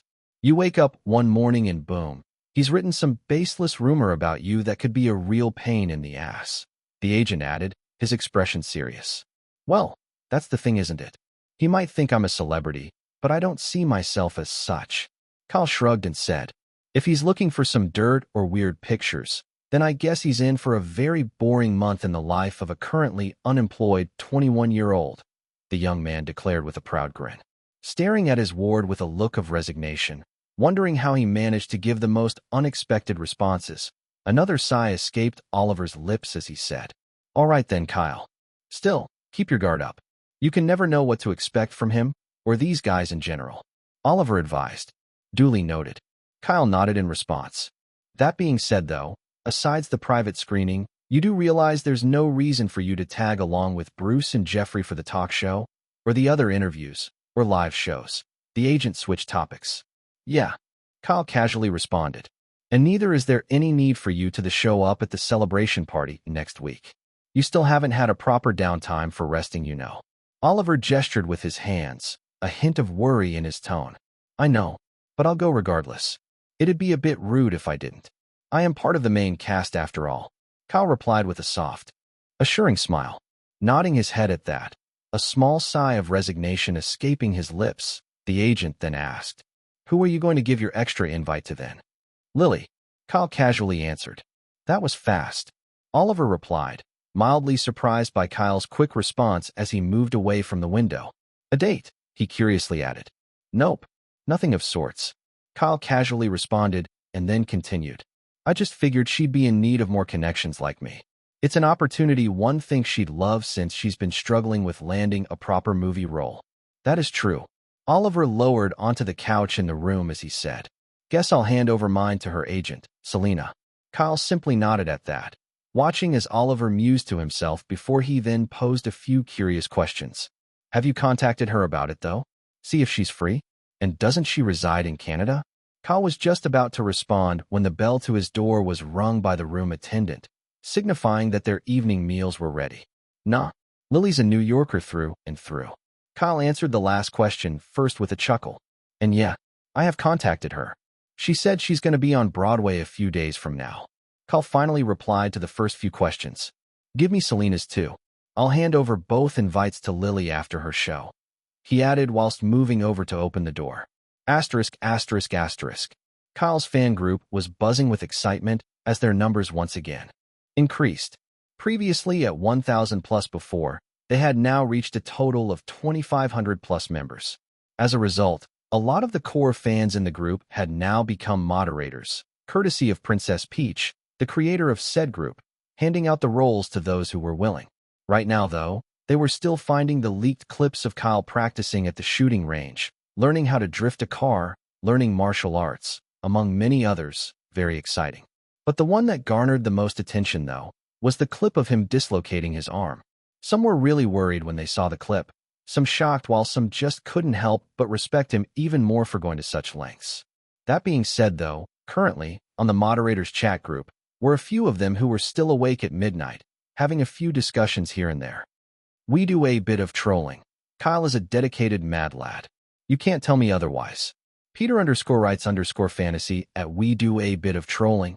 I completely agree. That could have really turned out dangerous. Glad to see he's doing splendidly well, though. Guess he made a full recovery before Strange Canvas went viral then. N0C. His work ethic is something else. Can't imagine doing anything so stressful just after filming a movie for 3 months. Props to the man, honestly. Shrek loves Fiona at N0C. Chad Kyle. Tricks or treat. I met Kyle today. He called me Miss. Carrot. Photo.jpg. Princess Peach at Tricks or treat. This isn't fair. It should have been me. Again, not her. I'm gonna go cry in the bathroom now and stress eat on ice cream. Mamma Mia at Tricks or treat. Ooh, that's some nice luck you have there, girl. Oh, and do not take my strawberry-flavored ice cream at Princess Peach. Princess Peach at Mamma Mia. That's exactly what I'm gonna take. And don't talk to me, you lottery-winning lady. Anna_MZ_27 at Princess Peach. Seeing you act like a drama queen never ceases to make my day. That being said, I heard tomorrow's episode of the Craig Mercury Show will have the main cast of Epic One as guests. Hopefully we get to see Kyle again on the talk show. Waifu with a rocket launcher at Anna_MZ_27. I really hope he does. Kinda goes to show that he's actually become quite famous if they're also inviting him alongside his other, more established actors to the talk show. Chapter 93, Chaotic Trio. Filling up the well-furnished studio were the sound of applauses, cheers, and whistles from the audience as Bruce, Jeffrey, and Kyle walked through the foyer, all whilst Craig Mercury introduced them in his signature manner. Exchanging pleasantries and handshakes, all three finally moved to the conversation area. This was the Craig Mercury Late Night Show, a talk show where once you were invited to it even once, entailed the fact that you were pretty much a well-known face in Hollywood. As opposed to Emma Harper's Artistry Unleashed, Craig only ever invited people whom were either a big thing or he felt were going to be a big thing. That was why, even when Benjamin, his producer, had told him to only request for Bruce and Jeffrey, he had asked to have them include Kyle too. Since his producer knew Craig had a keen sense for things like this, Benjamin didn't argue and just extended an invite to Kyle too. That was how the young man had found himself sitting amidst Bruce and Jeffrey on the long, comfy red sofa, whilst Craig sat on his own separate couch. "It's so lovely to have you all here." Craig, with his slicked-back gray hair and black irises, along with a well-kept beard, gestured to all three, who simply returned the gesture with light smiles and warm responses of their own. Whilst Bruce and Jeffrey were dressed in a three-piece black and red suit respectively, Kyle went for a simple, one-tone type dressing.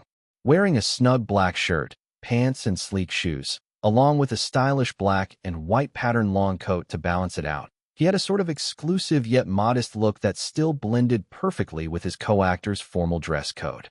"It's so nice to see you in the limelight again, Bruce. Years have passed, and yet you still look like you're in your late 30s, and still as insane as ever. How do you do it?" Craig focused on Bruce, and the latter chuckled along with some people in the audience. "I just do what I can. It's been a long while since I've been in the field, so I wanted to, feel the adrenaline once again." Bruce responded with a smile and a few hand gestures. "And that involves you actually elbowing your co-star in the face." Craig pointed towards Kyle. In response to his comment, the young man and Bruce himself, along with Jeffrey, couldn't help but share a small hearty chuckle. "What if we told you that was all Kyle's idea?" Bruce then mentioned a few seconds later, and Jeffrey immediately followed up. "And you all better be informed." The old star gestured to the audience with slowly spreading arms and pointed fingers. "The kid is crazy," he declared, and everyone in the audience couldn't help but laugh at his comedic delivery. "You heard it from me first," he quickly added as he gazed at a quiet Kyle who was currently grinning with a knowing gaze, his head gently nodding in acknowledgement of Jeffrey's words. "Yeah, well, as long as you don't have a grandfather like Jeff being in cahoots with his grandsons, they're in safe hands." Kyle made a playful remark, one that sent some people in the studio laughing again. Now, Kyle. Play nice. Who's going to give us a free pass to be reckless if not him?" Bruce arched an eyebrow, one that seemingly asked the young man to be nicer. "All right, Grandpa. I apologize for saying the truth," Kyle said to Jeffrey with a mischievous smile. "You two are the worst grandsons I've ever had." Jeff deadpanned, and both men, along with the audience, couldn't help but share a wave of amused laughter this time. Craig, who was also laughing a bit whilst watching the sudden, chaotic interaction between the three, couldn't help but be curious though as he inquisitively questioned, "There's a deeper story to that scene, isn't there?" "Yeah." Jeffrey was the one to respond with a small grin. And then he gestured to the two men, asking them if they wanted to take the story from here. Passing up on the offer, Kyle passed it to Bruce, who willingly obliged as he began to speak. "So get this," he gestured. Kyle walks up to me just before the scene, and he goes, "You don't mind, actually, punching a 21-year-old, do you?" Immediately, the host and the audience delved into another burst of laughter, and Bruce paused a bit till their laughter subsided. Considering Bruce knew how to tell a story really well, both Craig and the audience listened as he resumed talking with a smile. He then continued to explain the entire conversation he and Kyle had, eventually reaching the end of the story. "And of course I still cut down the idea when he proposed it, but if there's anything Kyle's good at, it's persuasion. Next thing I know, we're discussing with Jeffrey about it, and he also gives the same verdict at first, only to oblige a few minutes later after we kept persuading him." Bruce concluded, "That certainly was interesting to know. Is it that same persuasion that got your arm dislocated, Kyle?" Craig directly asked the young man this time. "Yeah, pretty much." Kyle chuckled as he responded. "Apparently, I landed the wrong Way. That's what the doctor told me. But it wasn't a serious injury, so it was an easy fix, he continued. That being said, though, at that exact moment when it happened, I really didn't want the take to be ruined because it had been going perfectly, so I just willed myself to finish up the scene. Didn't think Mark would actually use it in the movie, though. But here we are, I guess. The young man concluded and was showered with quite a lot of claps from the audience while some even whistled. Well, it really elevated the scene, Kyle. That's some immense dedication you have there. Craig also praised him a bit. Thank you. Thank you for saying that. Kyle gave an appreciative smile, one to which Craig nodded in acknowledgement. And speaking of elevation, Bruce, how in the exact hell did you pull off that long sequence fight scene from the elevator all the way up to the crane jump scene? Craig curiously questioned, and Bruce opened his mouth to answer.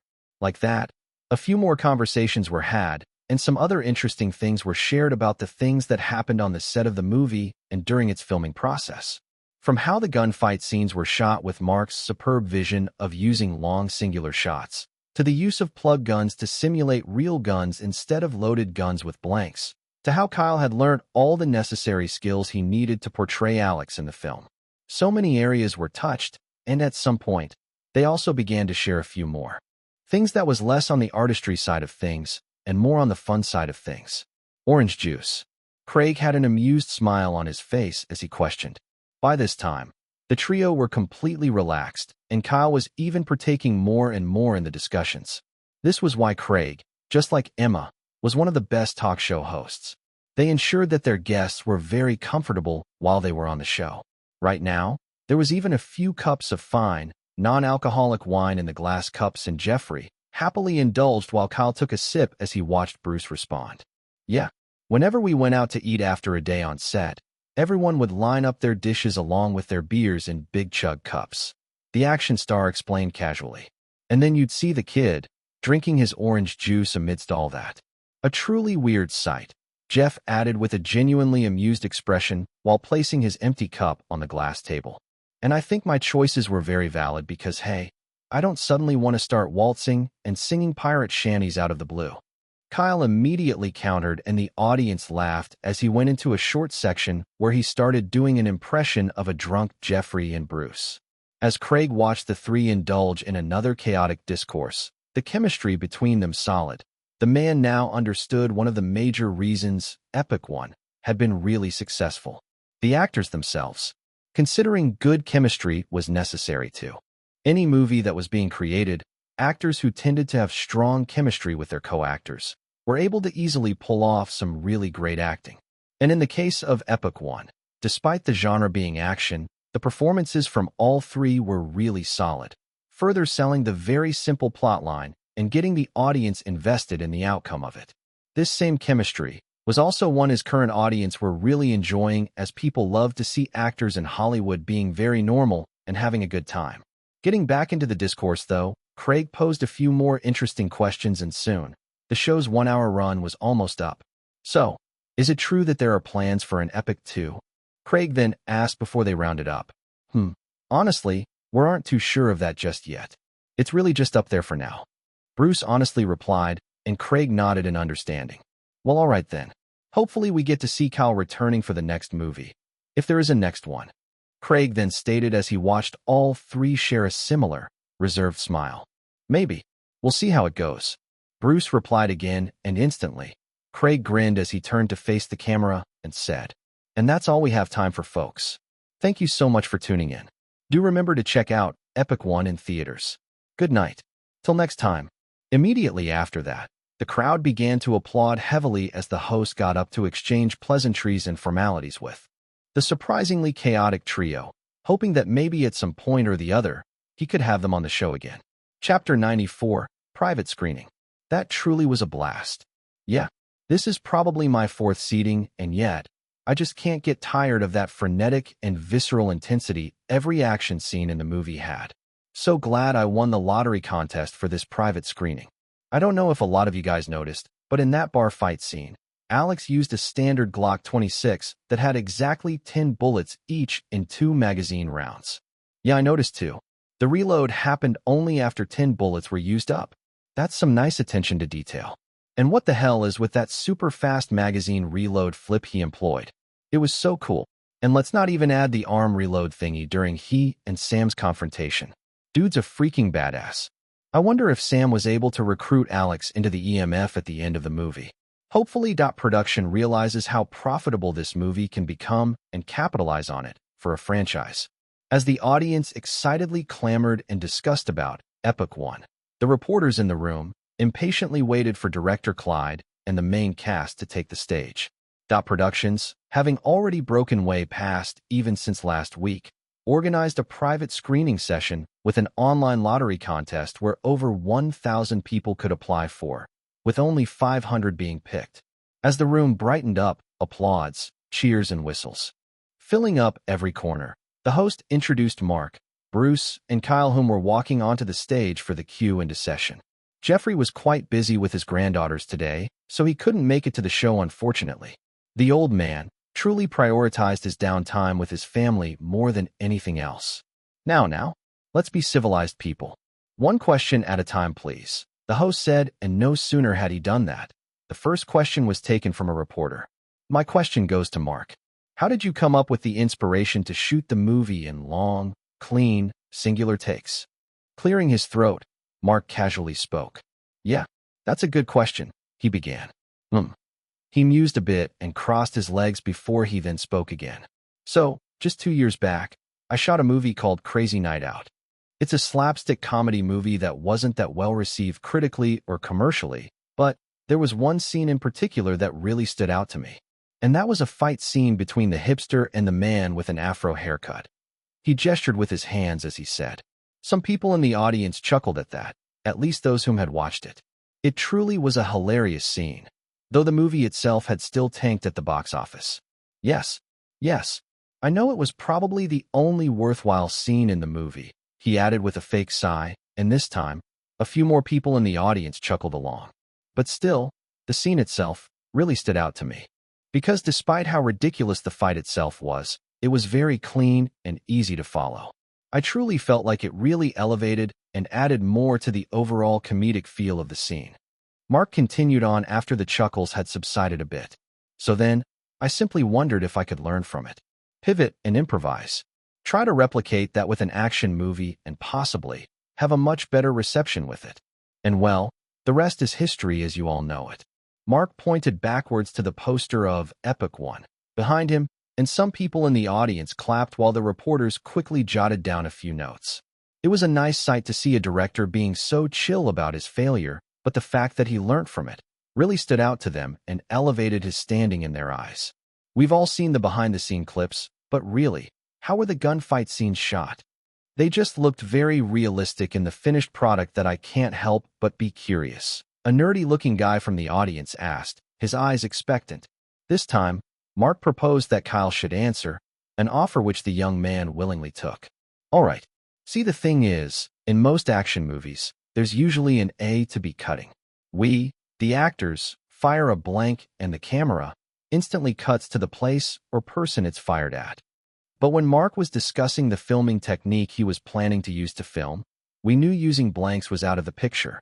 Those things, unsurprisingly, can still kill someone even from a few meters away. Kyle continued explaining. A bunch of reporters and people in the audience nodded in agreement to that. There was still a gunpowder charge in a blank, so at close range, it really could kill someone. Prop guns were also out of the picture since they can't simulate the ejection and cycling of a magazine round, so we had to use plug guns. Kyle concluded with a gesture of his hands, passing the rest of the explanation to Bruce, who explained even further. And the way a plug gun works is that there's a steel rod inside the barrel that kicks back the ejection and is able to cycle the rounds with literally no gunpowder charge. So yeah, since Mark needed us to have all these cool, close-quarter combats and gunfights incorporated into the action choreography, he decided to have the prop crew and artists make safe guns that would pose no danger to anyone whilst filming.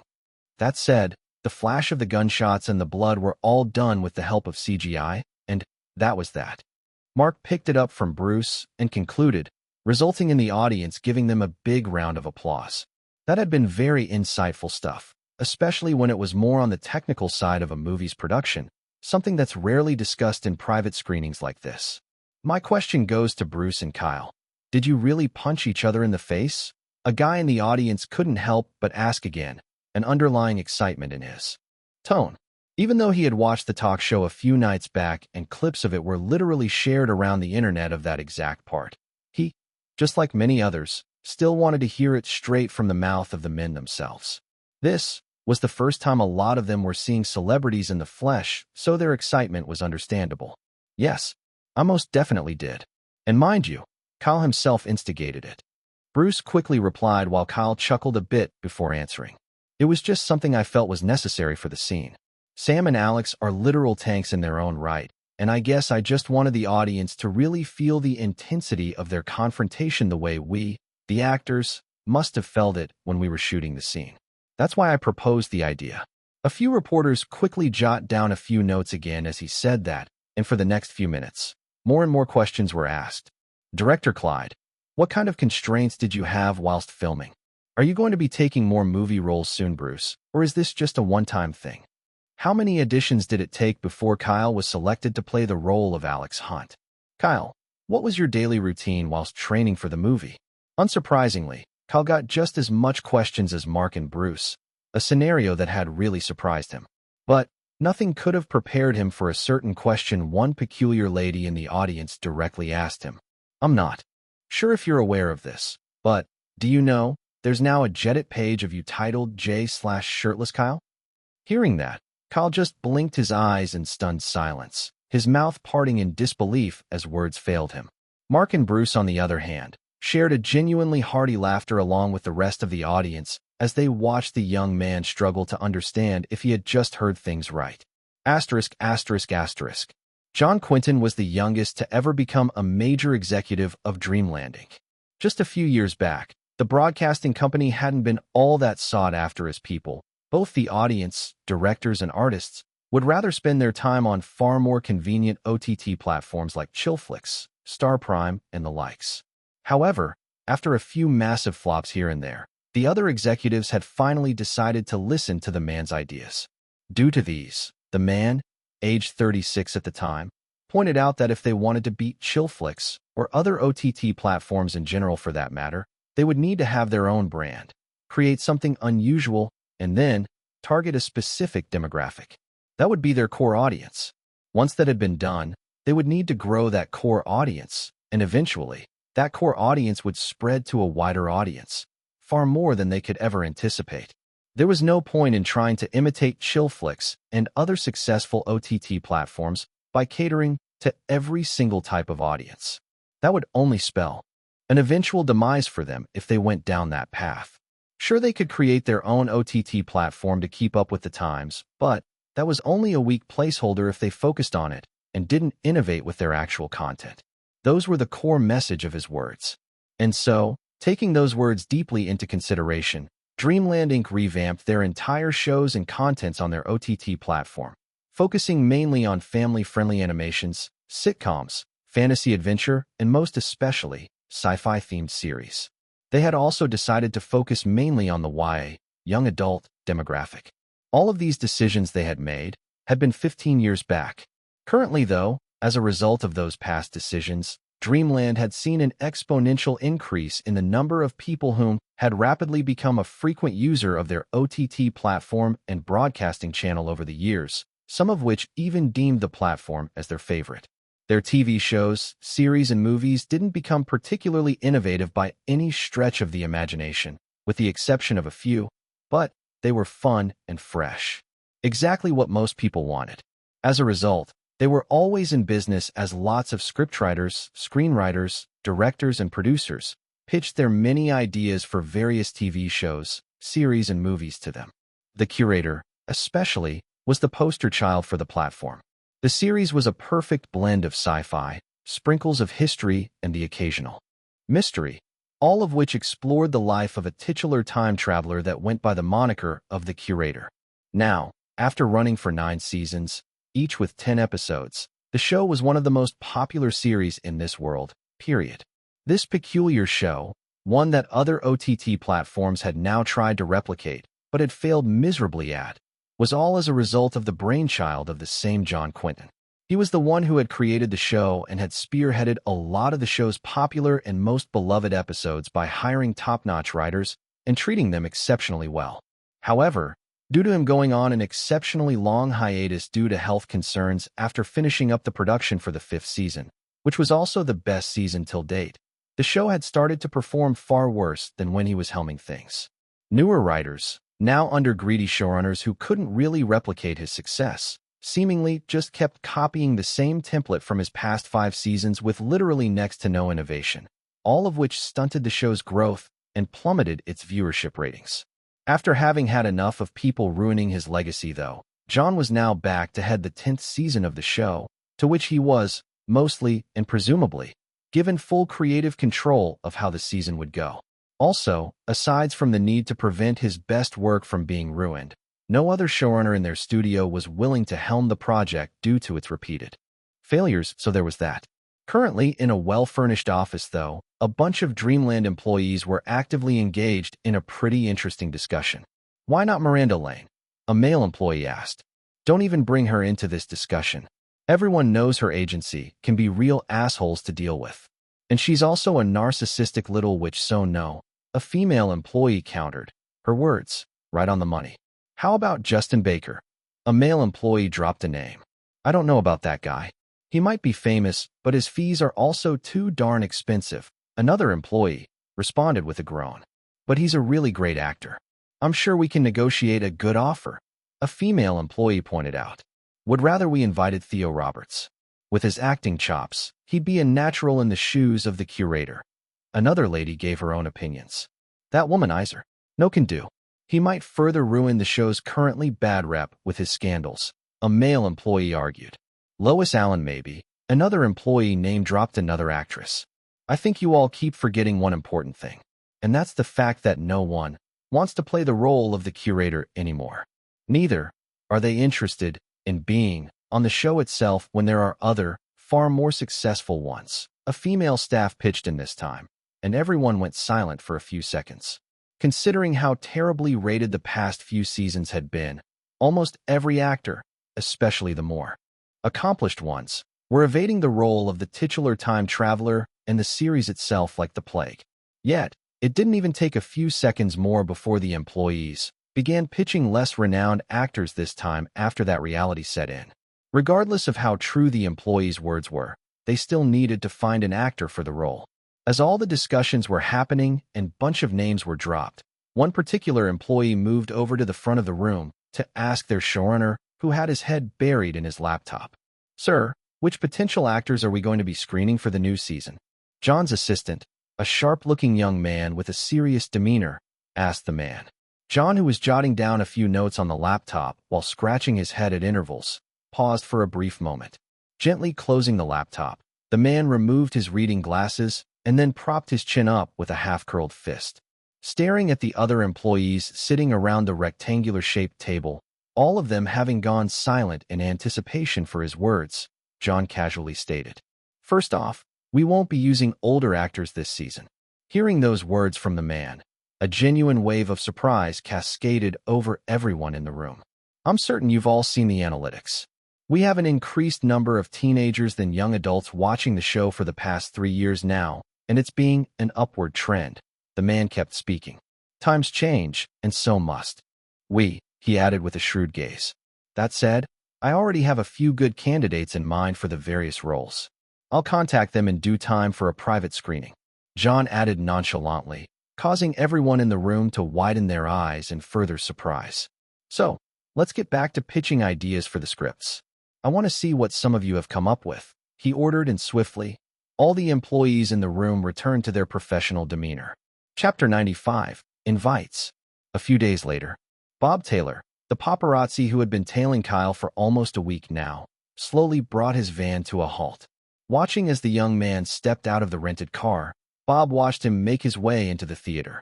Camping out front, he soon noticed as a drop-dead gorgeous lady wearing a red dress, a person whom he clearly recognized, hurried into the theater too. Feeling a spark of excitement and smelling the opportunity to make some good cash, Bob muttered to himself with a small, creepy grin, "This better give me something good."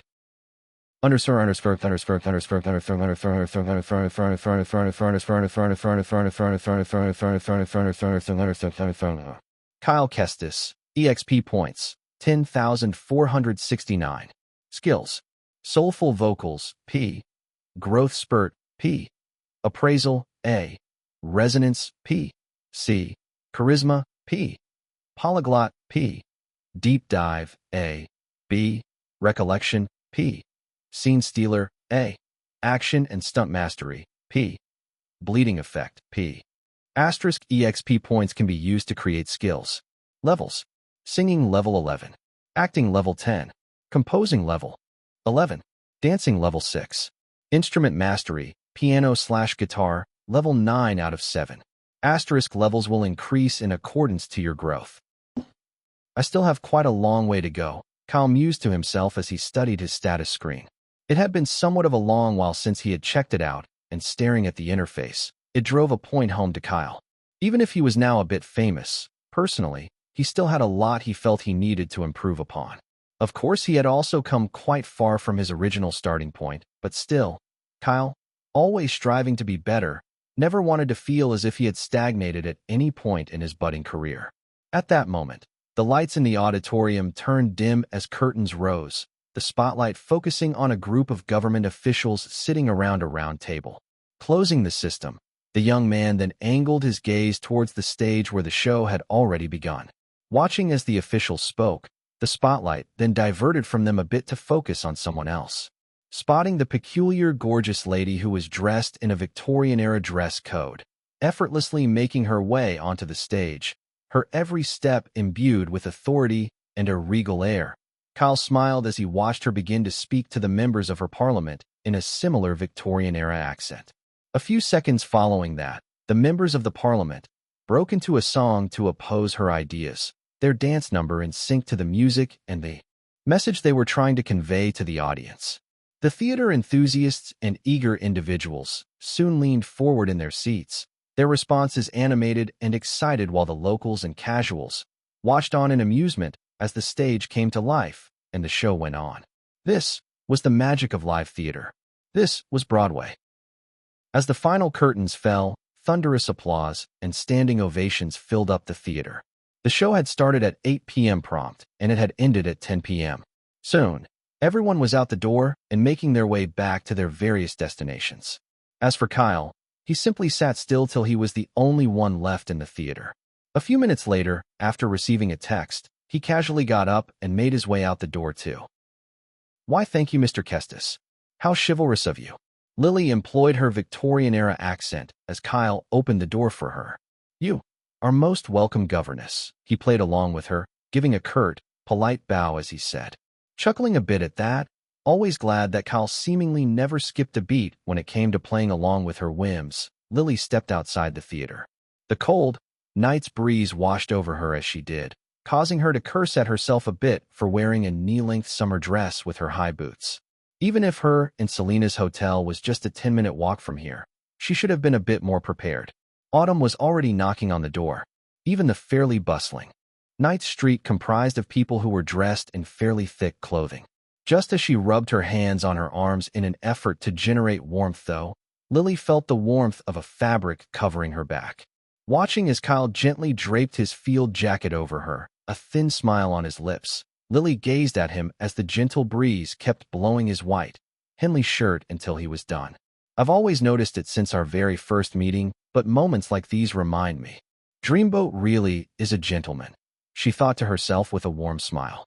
"I'm so glad Haley's bull crap didn't ruin his nature."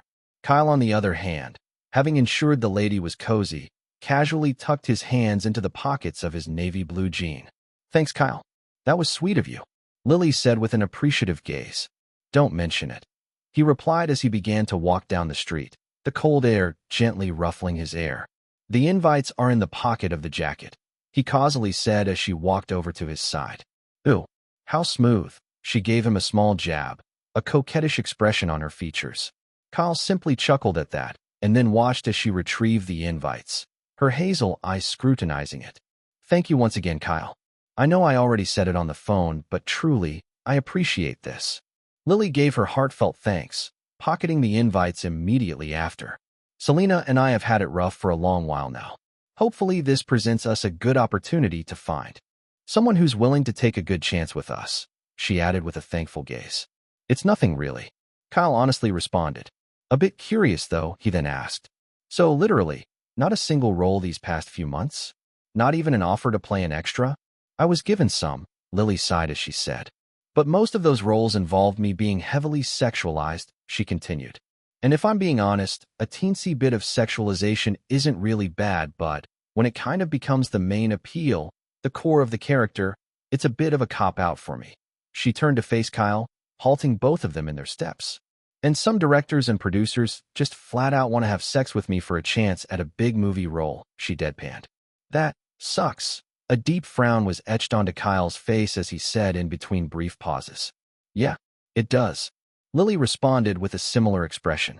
But then again, I wouldn't put that kind of nasty condition past a lot of people in Hollywood, he added with a small sigh. I know, right? It's crazy how that's such a normal thing. Lily agreed, an exasperated expression on her features. That being said, though, I'm never sleeping my way to the top, Kyle. Never, she declared, her hazel eyes holding his sapphire-colored ones. And that's what makes you fantastic, Kyle calmly said as he met her gaze, pure genuineness in his words. Watching as a proud, cheeky grin spread across her lips after she heard that, Kyle watched. As Lily casually replied, I know, I'm the coolest. She flicked her currently long, dark blonde hair with sass. This elicited another small chuckle from the man, but deep down, Kyle's respect for Lily grew even stronger. Lily Lockhart was a fighter in every sense of the word, and as a close friend, he genuinely wanted for her to become very successful in her endeavors. But still, thank you for saying that, dreamboat. The lady resumed walking as she said, a genuine smile on her lips. You're welcome. Kyle's smile mirrored hers as he replied, and both individuals walked on in comfortable silence. This went on for a few minutes until Lily suddenly shattered the silence. Abs. I watched Epic One recently, and I loved it. Your abs especially. She clapped, the gleefulness in her tone catching Kyle completely off guard. Even found myself on a Jedit community called J/Shirtless Kyle, she mirthfully added. Oh God, not you too. Kyle couldn't help but groan, dramatically massaging his temples in exasperation as he did. What? I'm a lady just like all the others, dreamboat. Of course I'd love me some well-defined abs, she doubled down on her declaration. At this point, Kyle couldn't help but accept his fate, a small sigh escaping his lips whilst Lily, enjoying every second of being a little minx, giggled and laughed like one. She also playfully patted him on the back as she did, adding to the overall comical scene that a peculiar nosy little shit was filming from afar. This continued on for a few more seconds until her laughter subsided, after which she then said with a warm, genuine smile, well, on a more serious note, you deserve every success you've gotten, Kyle. You are by far one of the most talented, dedicated, and hard-working person I know, she continued. And I truly can't wait to see how far you'll go. She spread her arms out wide as she said. Grateful for her kind words, Kyle calmly replied in kind. Thank you for saying that, Lily. I appreciate it. I'm also looking forward to seeing your acting career really take off, he said with a warm smile, his words continuing. You're a fighter, Lily. And just like the flower itself, you're resilient enough to grow right through the cracks and bloom. And you're going to be awesome. I truly believe that. He added into that. Lily, a bit stunned by the eloquence of his words, replied with a lovely smile a few seconds after. Course I will, dreamboat. Count on it. Nodding gently in response to her words, a light smile on his lips, both walked on for a few more minutes until they arrived just in front of Lily's hotel. And now we're here, Kyle stated as he gazed at the fairly nice hotel. That we are, Lily replied, her hands in the pockets of the field jacket. Before we say our goodbyes, though, let's take a picture, Kyle casually offered, causing Lily to stare at him with a curious yet amused expression. Since when were pictures your thing? She asked amusedly. With a small tilt of her head, knowing fully well Kyle avoided taking unnecessary pictures if there was no reason for it. It isn't. I just need us to debunk a few baseless, upcoming rumors. He discreetly nodded in the direction of the paparazzi who had been tailing them secretly since he and Lily had gotten out of the theater. Oh, Lily had her brows furrow when she also noticed. My condolences. Must be creepy, right? She then added with a genuinely concerned expression as she turned over to face him. Despite her own growing popularity as a fairly popular musician in the US, the lady was yet to deal with the woes of having paparazzi on her ass often, so she could only guess that it must have been very uncomfortable for Kyle this past week. Yep, but I'm slowly getting used to it, Kyle replied, his voice calm and disinterested. All right then. Lily nodded, a small sigh escaping her lips. Even if she also wanted to become a big star, things like these reminded her that becoming famous wasn't all sunshine and roses. There was always a downside to most things, and fame seemingly came with a crap ton of it. That being said, though, if we're going to dispel the rumors before they blow out of proportion, let's troll them a bit.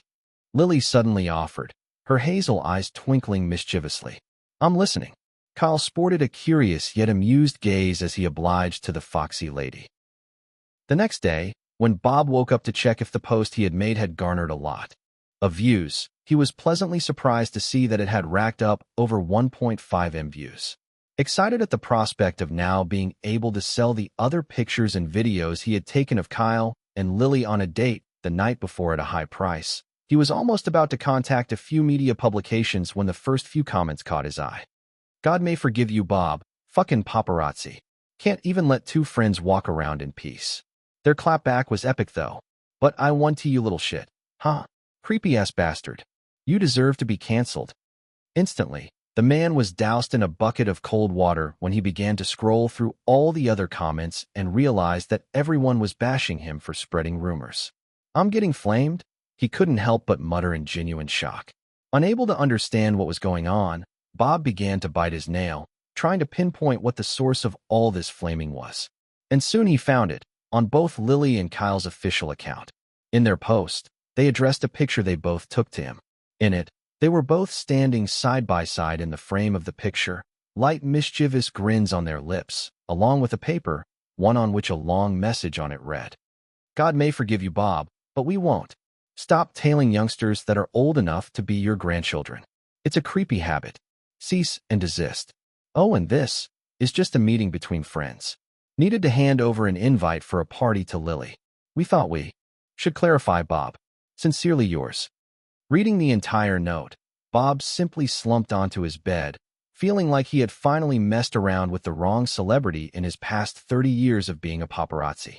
It didn't take long before Tweet Talk fanned the seemingly commonplace issue to no ends, and Bob was ultimately canceled by those same youngsters for being a creep. Sadly, this didn't mean paparazzi would stop tailing or stalking Kyle. He was now a popular celebrity after all.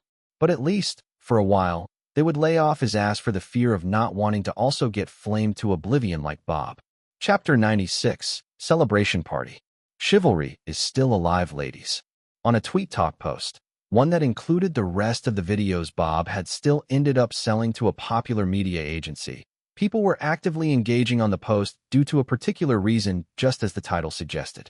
The chivalry that Kyle had shown to Lily during their supposed date. The post had already gone quite viral, having over 6.7 million views, 124K likes, 38K retweets, and 1K comments. Detective love, you can't tell me these two don't have something going on between them. Just watch their mannerisms. It's love language, I tell you.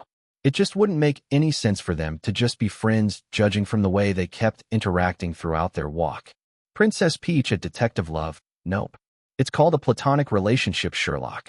Eagle it. Chillin' like a villain. You know what? Fuck it. If they're secretly dating, I vibe with it. If not, I still vibe with it because they are both chill as fuck. And that clapback was literally chef's kiss. Moi? Love to see celebrities giving paparazzi the middle finger in their own polite way. Anna_MZ_27. Can't believe social media has messed up so many people in the head today that they can't understand that a young man and a woman can just exist together without being in a romantic relationship. Wishful thinker. I would like for a guy like Kyle to date me. Pink Kitsune at Wishful Thinker, in your dreams. Delula Nation. Have you ever seen a man open the door for a lady in recent memory unless they're dating, in a relationship, or married? Chivalry is dead. At Delula Nation, this gesture should have been commonplace if it didn't become such a scary thing to do in this day and age. I for one would love to do it, but I'd rather not risk some empowered lady calling me a creep. No thank you. Lost underscore in underscore time underscore 07. At chivalry is dead. I get what you mean, man. The only person I ever open the door for is my mom. Even my younger sis behaves like I offended our ancestors if I do the same for her. Can't take a hint. I honestly think this only works because Kyle and Lily must be really good friends. Even when they were on Rising Voices, they had really good vibes. Was one of my favorite moments of last season. Voice of Reason. You guys are forgetting that they purposely clapped back at Bob for this exact reason. Keep making a mountain out of a molehill. Let's see how far that gets you. Whispering Devil at Voice of Reason. Or maybe, they purposely did this to generate more buzz around them. Bruh at Whispering Devil, bruh. Kyle has literally been trending consistently for the past few months. His song, Strange Canvas, along with its music video, is still the #1 most streamed song and music video for the past 1.5 months on both Groovebox and YouTube. Over 450M streams and 370M views respectively. And let's not even get started on his role as Alex Hunt in Epic One. So, tell me, why the hell would he need more buzz when he's literally getting it all for free? Like bruh? The underscore author at bruh, tell him fam. Cruise shipper, I don't just ship Kyle and Lily.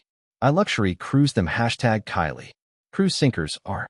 Well, looks like I've got new ships to sink, mateys. Man the cannons. Hoist the main sails. We're going to bash right into these delusional shippers and sink 'em for good. Let the sea be their final resting place. Pirate flag. As more and more comments poured into the post, with the first few 20 being the top comments, there was an equal measure between people on the internet who genuinely believe Kyle and Lily had nothing going on between them, and people who could swear on their grandfather's family jewels that something was definitely brewing between the two individuals. All these in turn, however, caused both Kyle, along with Lily, to start trending on Tweet Talk again, further exposing both individuals to an even wider audience of people who had never even heard about them in their lives. Asterisk. Kyle had sincerely underestimated his current fame. Hit with a strong dose of reality, he realized that even if he didn't see himself as this oh-so-amazing celebrity, a lot of people actually did see him in that image. The moment the young chap, along with his agent, arrived at the party, he was immediately swarmed by a good chunk of ladies at regular intervals. The moment he was done responding to one bunch, the next bunch would come along, and the cycle would continue on almost endlessly, all of them praising him and trying to get him to notice them. This had been going on for over 30 minutes now. Most of these ladies that also approached him were models, and unsurprisingly, judging by the suggestive ways they were interacting with him, their intentions were very clear. And to a certain extent, who could blame them? Kyle was young, handsome, wealthy, tall, and in addition to all that, instead of being the stereotypical douche, he was dashing, witty, polite, and overall, a total gentleman. That was a genuine rarity in this day and age, and especially in Hollywood. Most of these ladies approaching him had seen the video clips that had gone viral on the internet just yesterday, all of which showed him opening the door for Lily and also giving his jacket to her with the warmest of smiles. And considering most women had really good intuition about the opposite gender when it came to matters like these, they knew that his smile wasn't one of interest or love. Far from that, it was simply one of a genuinely good-natured man being chivalrous. Added to all that, the young man literally had no relatives, so for all they knew, he had turned out to be a really lovely person, all on his own, making him even more sought after by them. As Kyle struggled with the overwhelming amount of attention he was getting, he occasionally glanced around whilst trying to request for help with pleading eyes from his closest friends. However, all of them chose to betray him today. Jeffrey mouthed the words, side quests to him when he noticed his predicament. Oliver, who was currently also standing beside the old man, raised his glass of wine in toast to his ward from afar with a hint of mischievousness in his eyes. Bruce and Mark were in a discussion with a well-dressed, sharp-looking old man who seemed to be from a big movie studio. And Lily, the moment she noticed his sapphire eyes pleading for help, gave him a mischievous grin instead and mouthed the words "have fun," simultaneously also giving him a small, playful wink as she did. Traitors. All of them, Kyle declared inwardly. Mentally sighing, his polite smile never leaving his face, Kyle continued entertaining the models who kept clamoring around him. Eventually, about an hour later, the hype seemed to have died down and finally, Kyle was free to finally move around without being pestered. Nice dress, he complimented as he walked past Lily, whose full attire was a satin, black, and purple ombre party dress, her silver high heels peeking from underneath the long gown. Thanks, Dreamboat. You look dashing too, she twirled a bit, and replied as she also walked past Kyle, who was dressed in a three-piece black tux, his silver wristwatch and sleek black shoes accentuating the outfit.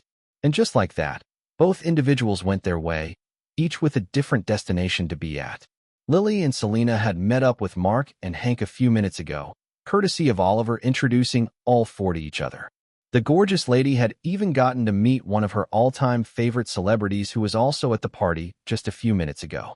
Both had hit it off really well and even got to engage in conversations over a few interesting topics, so Lily was quite literally having the time of her life. Now, though, Selena was calling her to meet up with a certain female director who had plans to shoot a movie next year and needed a fresh new faces for the female lead role and supporting cast. Kyle, on the other hand, after meeting up with Mark, Bruce, and Hank, exchanged warm pleasantries with all three, Hank even pulling him in for a friendly bear hug. A few minutes later, he met up with Jeffrey, greeting him and engaging in a few discussions with the man alongside the old Stars buddies. All the men there came to also like Kyle due to the fact that despite him treating them with respect as they conversed, kept up and added more to the intellectual conversations they had. The young chap was keeping them on their toes, and they liked it. They also enjoyed how he and Jeffrey seemed to have a chaotic grandfather-grandson dynamic, serving as a healthy dose of amusement for them. Eventually, Kyle had to leave the area, much to the disappointment of Jeffrey's friends. His social battery was dropping at a pretty alarming rate, and he needed to recharge by staying away from the lively environment for a brief while. Searching for a more secluded place where he could take a breather from it all, a peculiar lady who watched him go out the back door casually stood up amidst her friends and went after him. Staring at the clear, tranquil pool of water, a blue hue reflected throughout the expanse, Kyle heard the soft footsteps of someone walking over from behind. Judging by the sound of the shoes, it was definitely a female, though Kyle didn't pay it any mind even as she halted just beside him. As long as she maintained the tranquility, a conversation was fine. There were also a few other celebrities and models around the swimming pool, and it seemed they were also here for the same reason as he was, making him even less perturbed. What he hadn't been expecting, though, was for the voice of said female to be so familiar. You know, I called bullshit when you last told me you were just an average guy.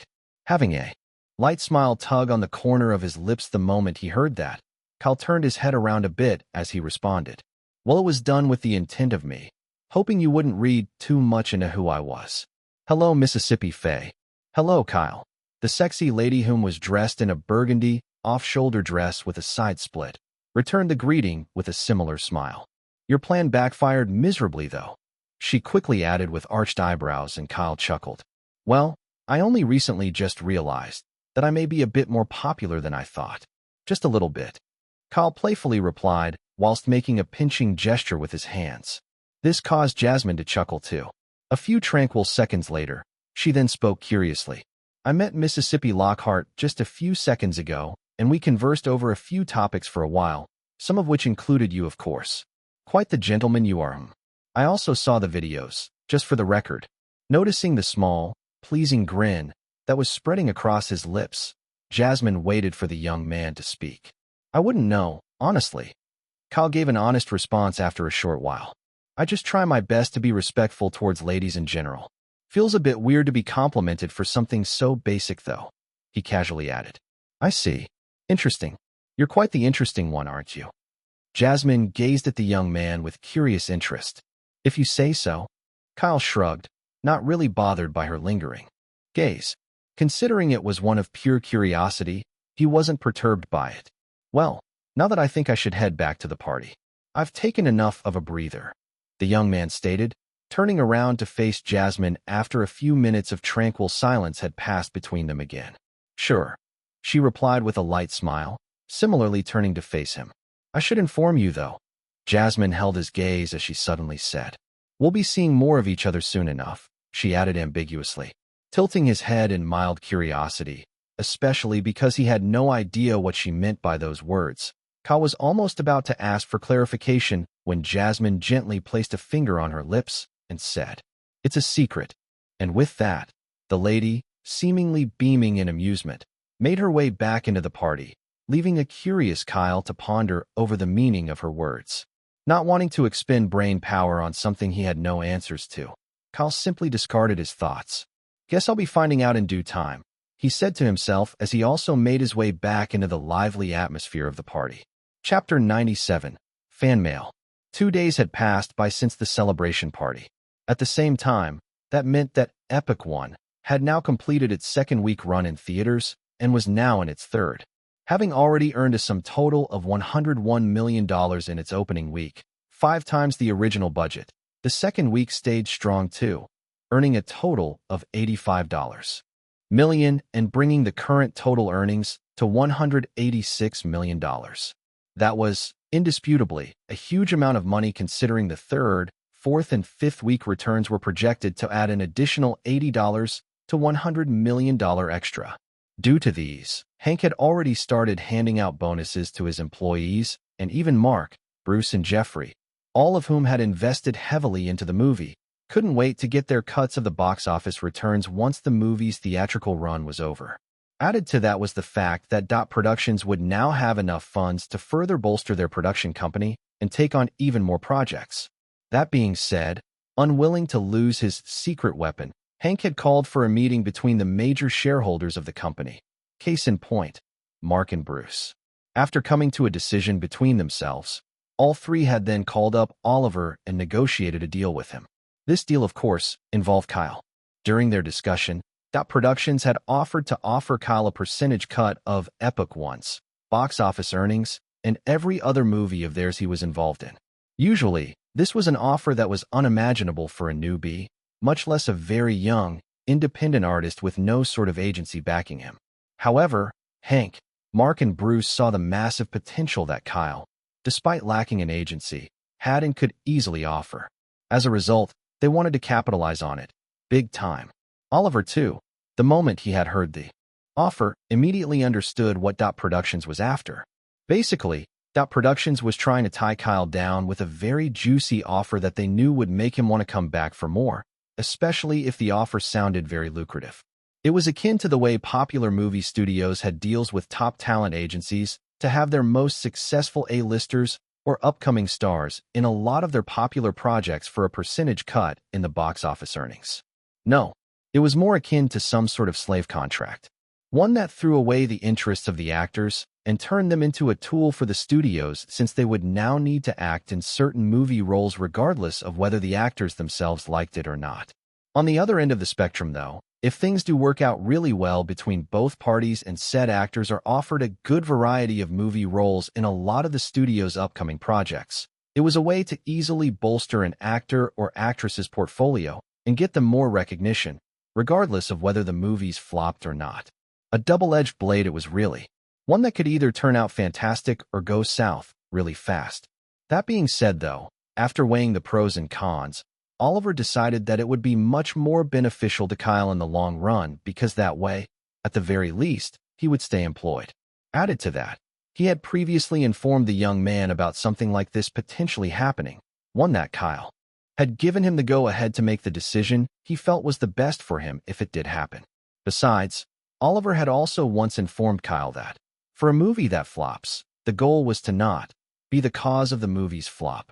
Rather, the goal was to ensure that even if a movie flops, one still had great acting performances, enough that people would still praise the actor for a job well done even if everything else was burning down. Due to that, the negotiations finally went through, and after a lot of back-and-forth haggling, Oliver was able to ensure that Kyle got a 6% cut from the box office returns of Epic One, 2% more than the original 4% Dot Productions were offering. Considering the current projected estimates for Epic One's total box office returns were now roughly $270 million, Kyle would quite possibly be getting $16 million in a few weeks' time. That was a whole lot of money for a young, aspiring star, and it was definitely going to go a long way in helping out with a lot of their other plans down the line. Along with that, Oliver was now certain of one thing, even if Productions weren't outrightly saying it during their negotiations. There was going to be an epic too. Placing the first script away, a bit disappointed that it was another action thriller with subpar plot, Kyle picked up the second.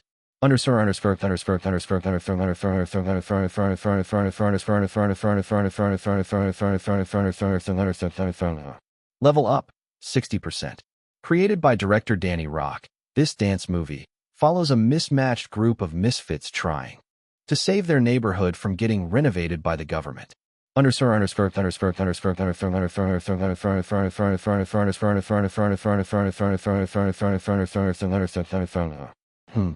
Kyle mused, placing the script onto the pile which he was planning to audition for. Might be a good chance to level up my dancing skills, he said to himself. Picking up the third script from the stack of 5 that was offered to him, Kyle couldn't help but grimace as he watched his system roast the shit out of it.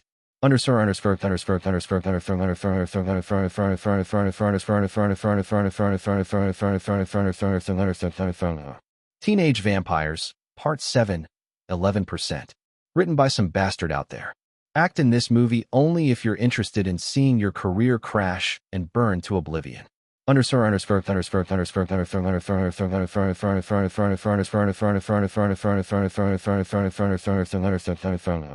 Sheesh. Another one bites the dust. Kyle couldn't help but mutter as he gently placed the script on the other side of the table, sighing as he picked up the fourth.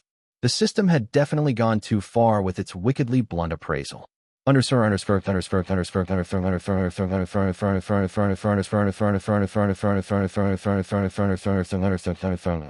Prom Perfect, 45%.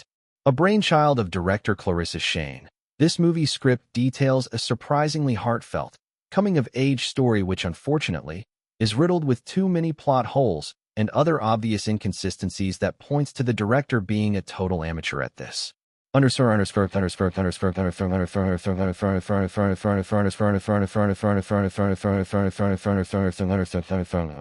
Well, I guess I'll also take my chances with this, Kyle decided, placing the script onto the stack of scripts he was planning to at least audition for.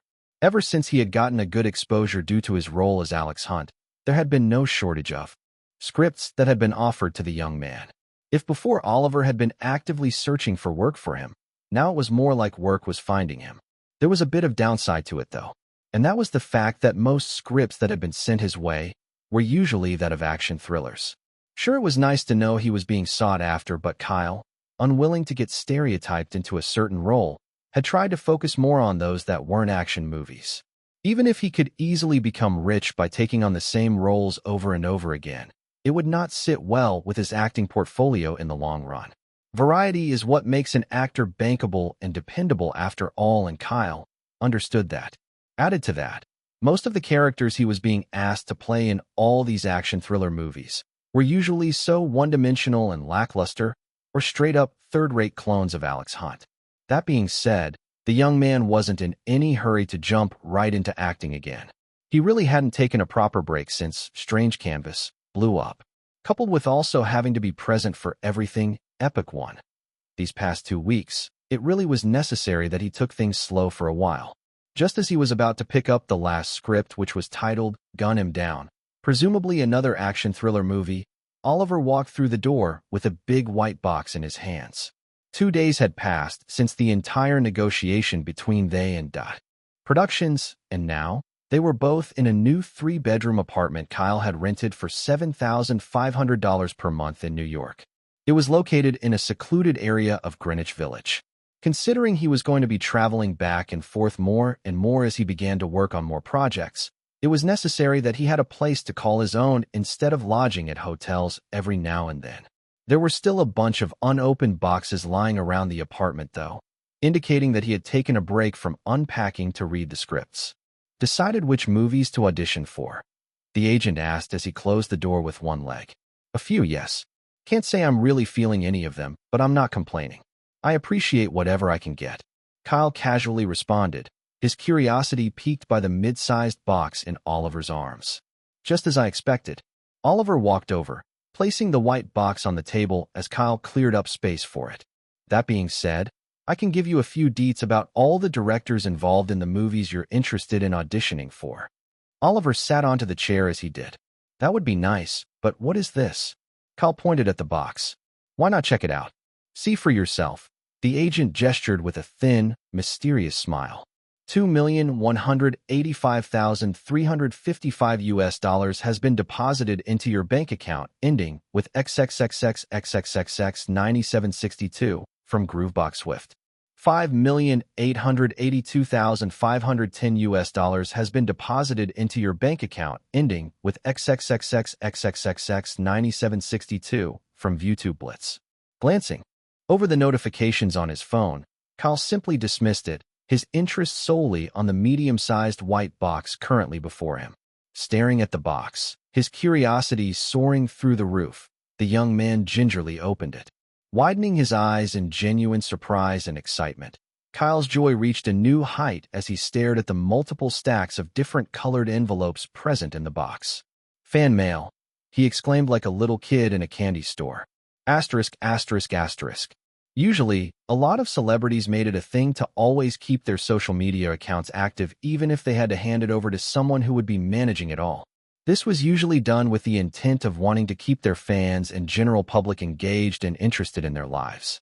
Oftentimes, these celebs would craft a carefully curated lens through which said public would view them through, feeding them only what they wanted to. And of course, people also love following celebrities on their social media handles, almost to the point of obsession at times. Why?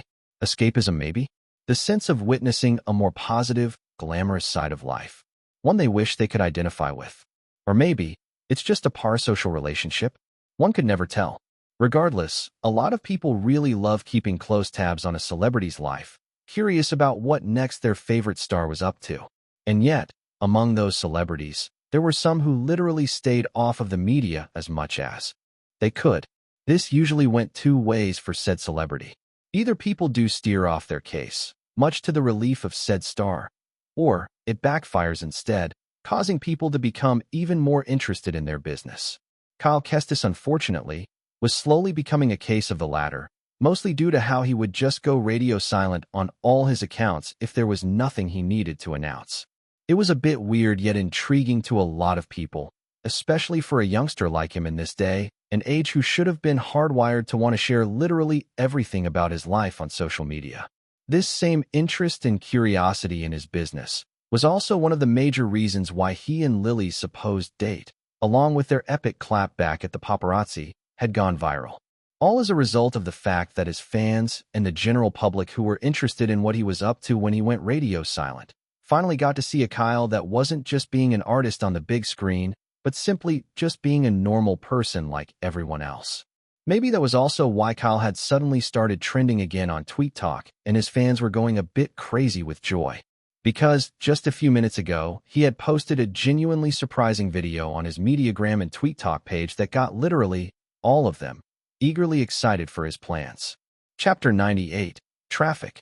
Hi, Kyle here. Thank you all so much for the fan mails. I just read through all of them. And sincerely, I would like to appreciate everyone who had so much as penned down a letter for me despite their own busy, day-to-day schedule. Truly, I'm grateful for it. Which is why I've decided that on Saturday, I will be doing a live stream on YouTube from 9 a.m. to 12 p.m. prompt to thank everyone who sent me a letter. Feel free to also join in and ask about anything you're curious about. If there are questions I can answer, I definitely will. Do have a lovely day. Looking forward to seeing y'all come Saturday. Bye. That was the short video Kyle had posted on his social media handles the day before. That was what had got him trending again. There was the message that had instantly got his fans into an overly excited state. Sure enough, celebrities did occasionally do things like these, but it wasn't in such a direct manner like the way Kyle had approached it. Added to that, it was going to be a 3-hour stream. That was genuinely shocking considering most celebrities, and even self-pronounced TikTok celebs, would only be available for a few minutes when it came down to doing stuff like these. As a result, more and more people gingerly looked forward to Saturday, some of them even pinning down all the questions they wanted to ask. Asterisk, asterisk, asterisk.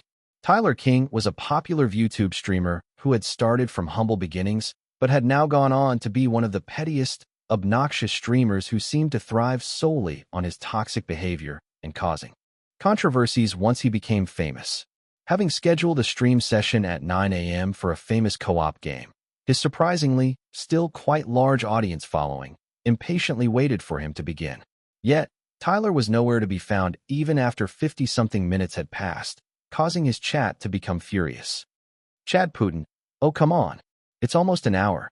Seriously TK, this isn't the first time you're being late to a stream session, but seriously, this is just taking things too far. Himbo hater, dude has no respect for his chat. Massive L Tyler. I'm so disappointed. Cancel culture. I'm unsubbing today. Can't stand this trash anymore. Just as a few chat comments poured in, someone actually pulled up a video of Tyler getting out of a hotel with a baddie so early in the morning. Reloads shotgun maliciously. Alright boys, we can't expect God to do all the work. Snap him like a twig. This fucker was actually getting some action while we were stuck here waiting. Violence is the only way. Man fuck you TK. I come in peace. Yo guys, check it out. That dude who played Alex Hunt is actually doing a live stream now. Dude started at 9 a.m. prompt just like he stated, and people are already pouring into the session like crazy. No sooner had that particular message entered, a lot of people on the stream decided it would be a more worthwhile to spend their time on that stream than this stupid stream where the disrespectful streamer was nowhere to be found. Considering a lot of them had liked Alex's character in Epic 1, and also Kyle himself, due to the behind-the-scenes clips they had seen of the young man dedicating his all to perfecting his role in the movie, they were a bit curious to see what he was up to. Added to that was how he was literally trending yesterday. Most had known about his planned stream session. Moving over to the stream, they were pleasantly surprised to see Kyle listing the names of people who had sent him a letter in full, all while simultaneously also thanking them, completely offhand. In fact, his chat was going crazy as to how he accurately memorized their names, and some were so amazed by his kindness towards them. Princess Peach, he called my name. He fucking called my name. I can die happy now. We do a bit of trolling. That was so satisfying to hear. That being said, how the heck did he memorize all our names? Tricks or treat? My day is made, and my joy immeasurable. Peter writes fantasy wow? Just wow. Some people, on the other hand, wondered if he was reading off of a script, but considering he was literally in a proximity where that would be impossible, their skepticism quickly died down. Around that same time, Tyler had finally come on stream, only to notice that he literally had only a few measly count of 20 viewers as opposed to his usual 10K to 20K viewers. What the hell? Tyler muttered to himself in utter perplexity. Kyle, on the other hand, after having thanked everyone a few minutes later, then asked the audience with a small clap and a warm smile. So, Q&A session for the next 2.5 hours. Fire away. No sooner had he done that, the questions came surging in.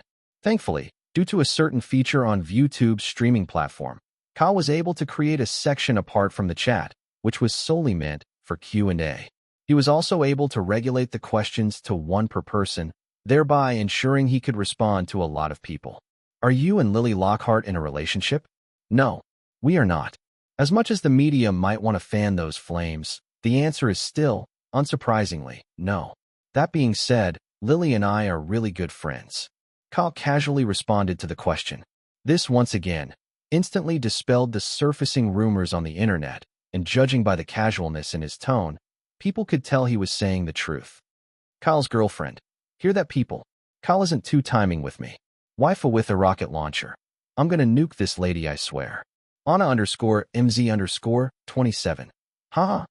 Chuckling a bit as he read that string of messages in the chat section, Kyle moved on over to the next question.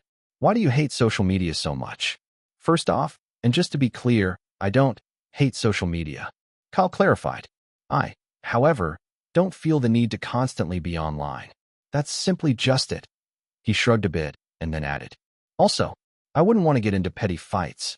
I do realize not everyone on the internet likes me, so there's that. He chuckled lightly and then proceeded to answer the next question. I come in peace. Okay, that is actually a very chill answer. Chad Putin, I actually cracked up a bit when he said that last part. Shrek loves Fiona. Huh? Always saving up a witty answer or two, this guy. How do you come up with such good songs? Smiling in response to that question, Kyle then spoke. I just try to tell a story a lot of the time. Make something I feel people might resonate with. But most of all, I ensure that I also enjoy creating the song itself. Quality over quantity basically. I'm never in a hurry to make a new song. He added, seemingly ready to move over to the next question. Music lover, mainstream artists better start taking notes. N0C. Preach, Kyle. Preach. What projects will you be starring in next? I have no idea, honestly. He truthfully said, staring straight into the camera. At the moment, though, I'm a currently unemployed, deadbeat youth. Feel free to bash me as you please, he proudly declared, causing the chat to go wild with laughter. Annie, are you okay? It's the confidence for me. I aspire to have this level of confidence. Portal Jumper. I stumbled on this stream by accident, but man has it been fun. Marshmallow Roaster. Roasting oneself with no mercy. I like that. Do you have any plans for an album or EP release down the line? An album, yes. An EP, not so much. But we'll see how it goes. Kyle quickly responded to that question and proceeded to answer the next. War Machine 78. Oh man. I really wanted an EP from you. Wendy the Witch, no. Sigh. Guess we'll have to wait for the next song then. Alice__Wonderland 88. Yeah. Strange Canvas. And the others will have to do for now. What's your middle name? Seeing that question, Kyle had a genuine smile surface on his lips as he said, It's Christoph. That's my middle name. Orange Cat. Yo what? It's KKK? A triple K? Reindeers are better than people. Kyle Christoph Kestis. Haha. Reminds me of someone I know. Young Grandma. Your parents must have really loved the letter K. I guess they must have. Kyle laughed when he saw that particular comment, casually moving over to the next. How old are you? I was 21 years of age yesterday. I'm 22 years today. He grinned a bit as he said that, catching the chat off guard. Yep. I decided to celebrate it with you guys. Happy birthday to me. He casually added, his tone genuine as he got ready to move on to the next question. His audience, however, were utterly shocked by that information as evidenced by the sudden surge of comments in the chat section. Princess Peach, OMG. He's literally celebrating his birthday with us. We do a bit of trolling. This guy is just full of surprises, isn't he? N0C. I guess when he said he was married to his fans, some part of him must have really meant it. Ghost Town. I don't really follow celebrities all that much, but Kyle just seems like a total breath of fresh air from what I've seen of him. Mamma mia. That's very sweet of him. I'm so glad to be a part of this stream. Baldelox, hey. Today's my birthday too. Todd the Toad. Spam those birthday wishes, people. Woo. No sooner had people seen that last comment, they immediately followed through. Noticing the outpour of constant happy birthday messages, Kyle had the warmest of smiles on his features, and after a few more minutes, once the messages had died down, he thanked them and then proceeded to the other questions. There was still about an hour left before the stream session ended, and Kyle, unknowingly, slowly began to convert even more people into his fans. Now that his core fans were also able to interact with him, their image of him being a sweet, charming, witty, and respectful celebrity had solidified even further. Aside from all that, though, little did they all know that there was currently an ongoing traffic on the YouTube platform due to Kyle's stream. If previously, only a respectable 30K had been watching the stream, it had now skyrocketed to an outstanding 100K and counting, making it hard for other streamers on the platform to even navigate around due to the heavy congestion. That was also why a lot of other popular streamers, despite trying to figure out what the cause of their absurd drop in viewership rate was, were unable to, as everything was moving at a snail's pace. Tyler especially was getting extremely frustrated about the entire thing. First, his viewership hit an all-time low for the first time in the many 2 years, and along with that, he couldn't even navigate around the platform freely. Switching over to his alt viewer account, the petty streamer soon located the source of the congestion after a while, as that was a bit faster for him to navigate around with. Kyle Kestis. What's he doing streaming? His face contorted into a deep frown as he stared at the most talked-about celebrity in recent memory. When he noticed the massive number of people watching the young man's stream, even noticing some of his viewers there, Tyler's growing frustration turned into one of genuine anger. Not willing to even keep his building anger in check, especially because his own stream session was disturbed by Kyle's, Tyler decided to ruin his stream, resorting to a very annoying tactic every streamer hated. Chapter 99, Thirst Tweets. THELPHAKNG. Kyle's a virgin. THELPHAKNG. Kyle's a virgin. Reloads shotgun maliciously. Who's this fucker? THELPHAKNG. Kyle's a virgin. THELPHAKNG. Kyle's a virgin. Fight fire with an inferno. Permaban his ass KK. THELPHAKNG. Kyle's a virgin. THELPHAKNG. Kyle's a virgin. Violence is the only way. Some people seriously need to have their internet license revoked. A spammer, huh? Or perhaps a troll? Kyle casually expressed, and then continued, his expression playful. Well, it's good to meet you. Goodbye. No sooner had he said that, the young man instantly permabanned the spammer, completely unaffected by the sudden event. What that sudden spammer had been doing was pure harassment, and it was clear that Kyle must have disliked that. When people in the chat saw the way he handled it, though, one thing became clear to them. Kyle might be polite and sweet, but he was also very firm. Just because he was a celebrity didn't mean he didn't have limits or couldn't retaliate. He was human, just like the rest of them. However, the way he had handled it, especially with his comment, now that was what got the chat in stitches. You get what you fing deserve. Haha, my ribs. Fuck around and find out has never felt so good. I live for savagery. I mean, he deserved it and all, but that was such a savage retaliation from Kyle. Curious monkey. That was so satisfying to see. That said, I am quite curious though. Similar to that last comment, a lot of people did get quite curious about the inappropriate messages that the spammer had raised, and soon, someone got curious enough to throw it into his question box. Say, Kyle, feel free to ignore, but answers? No sooner had people seen that question, a bit of awkwardness creeped into the ambience of the stream, and even the slew of messages from the chat slowed down considerably. And yet, the moment Kyle saw the question, a bright, charming grin graced his face as he spoke, his voice barely above a whisper. Me? I'm a one-girl guy, and I'll wait for the right lady to come around. He winked at the camera and then proceeded to answer the next question. No sooner had those words left his mouth, the awkward tension on stream dissipated to transform into a lively atmosphere of satiated yet amused viewers, one that could only be described as spring in full bloom. Jedi Master. Suddenly, I feel a disturbance in the Force, as if hundreds of thousands of young ladies just got their wishes granted. Good father. Dude's confidence levels is simply off the charts. So refreshing to see a young man, a celebrity, for that matter, being so comfortable in his skin. That's a man right there, people. A man that knows his worth. Teenage boy. Toxic masculinity begone. Kyle is my role model from today henceforth. I aspire to be just like him. Lady with a wish. God, I now know what I want for Christmas. Tyler, on the other hand, who hadn't expected for Kyle, a new celebrity nonetheless, to instantly permaban him without mercy, gazed at the screen of his monitor with a dumbfounded gaze.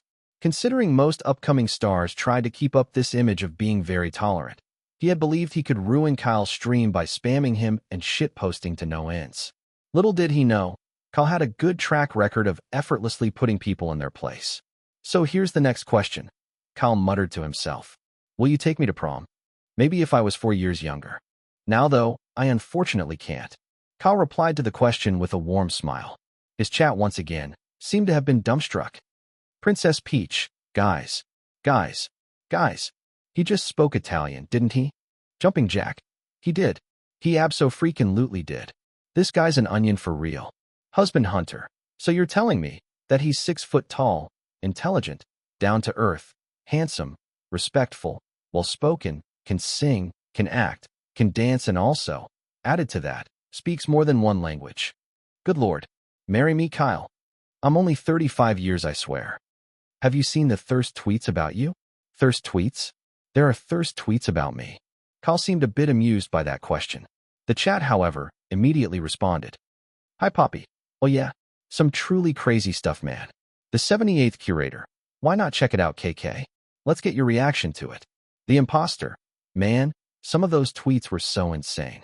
Here's a link to a compilation someone made. A bit curious, Kyle gave a small apology to his audience and then navigated to the link given by a viewer. Cal Kestis can like stick his tongue up my. Holy, he muttered in shock when he saw the very first tweet. Thankfully, the names of the said tweeters were blurred out, so only their tweets were present. Save her soul, yeah. She's down bad. Doge with a hat. Someone bonk this woman. Horny bonker. You called, good sire?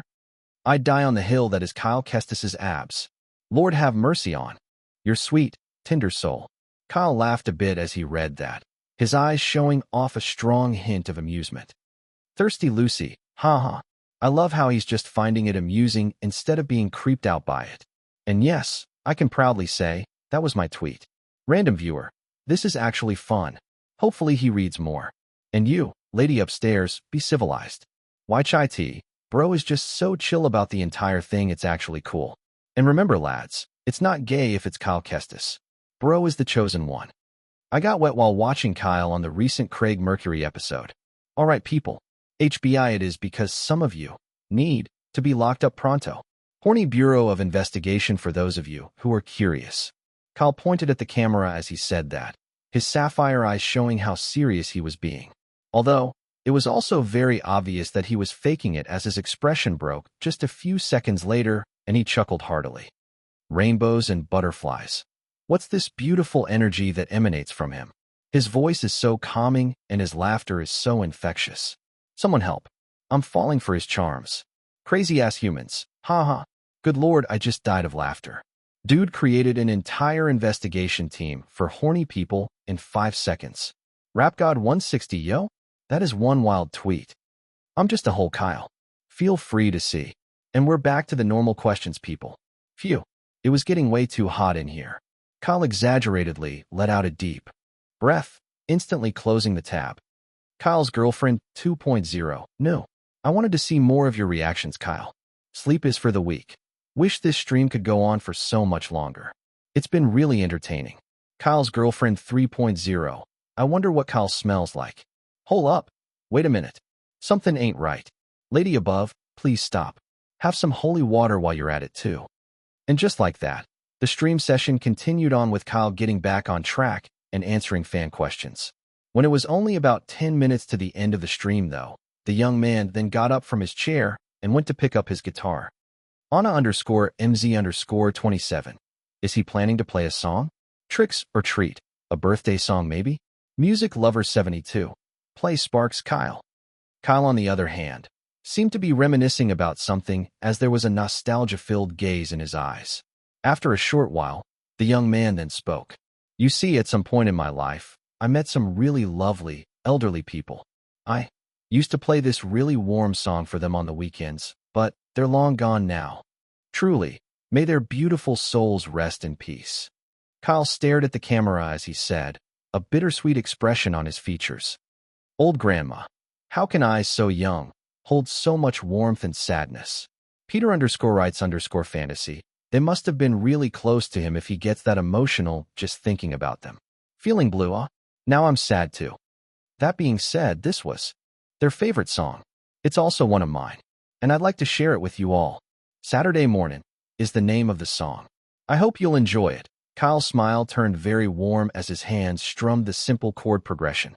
Guitar. I came along to play a song for you, for all the things you do, so don't stay so blue. Guitar. The moment the viewers heard the song, there was a soothing, warm emotion that washed over them, making them feel instantly relaxed. I love weekends. It's so calming. Cascading waves. This is one of those songs that just wants you to simply sway in rhythm to it. Wendy the Witch. How come Kyle's never released this song? Kyle, on the other hand, having modified the song's chorus yesterday, simply continued playing the song, a warm smile on his lips as he did so. Guitar. Often wonder if this is the life. Shouldn't I be sleeping by now? But here I am with you, sweethearts. Singing on a Saturday morning. Guitar. Ding. You have performed another original song and impressed everyone.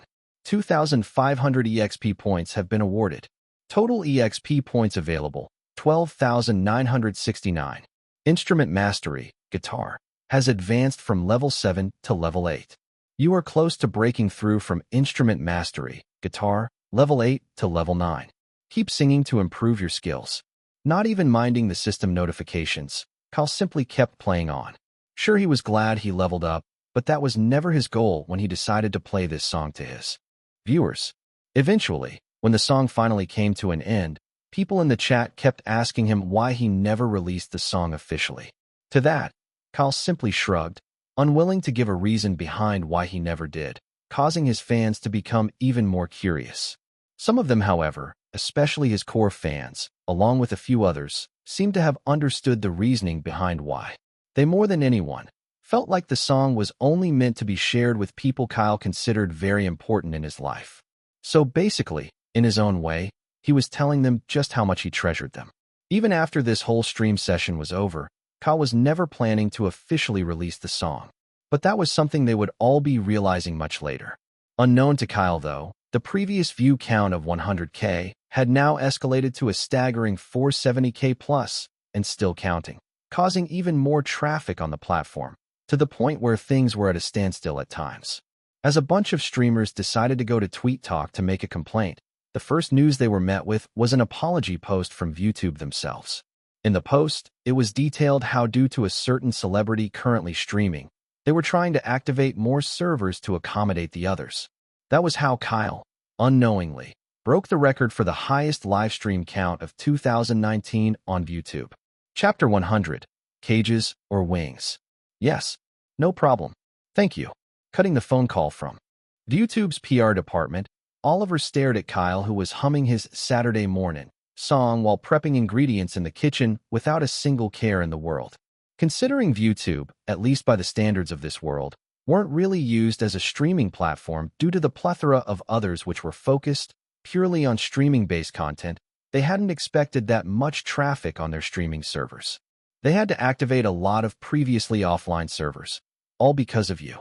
Oliver calmly said. It was that bad. Kyle had a genuinely surprised yet concerned look on his face as he asked. Yeah. Some people couldn't even access a single function a few minutes to the end of your stream. That's how bad it was. Yikes. The young man finally realized the extent of what he had done. Next time I'm planning to do it, I'll have to inform them in advance, Kyle stated, pouring the battered eggs into the mix. There's going to be next time? Good Lord. Oliver couldn't help but massage his temples. He literally had to fend off a crap ton of talent agencies, variety TV shows, and big media publications, all of whom instantly began to bombard him with their offers again during Kyle's streaming session. It literally meant that the young celebrity, at the moment at least, was heavily in demand. And although it was a good thing for Kyle, it was literal, heavy workload for Oliver. In a month or two, though, all the hype around the young man would die down. That was until he probably did something that would get the general public interested in him again. Maintaining fame, as they say, is far harder than achieving it. Kyle, who was unaware of Oliver's predicament, though, simply stared in mild confusion at the man's gesture. What's with him? The young man couldn't help but tilt his head in slight curiosity, while the agent simply sighed in resignation. By the way, Kyle, Widescope Records have requested for another meeting with you, Oliver soon stated a few seconds later. To that, Kyle let out a tired sigh as Oliver continued.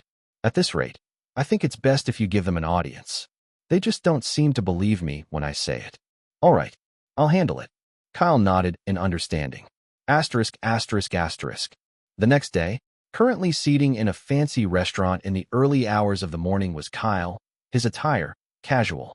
And seating just across him was a well-dressed man in a tuxedo, one that stuck to his body like a second skin.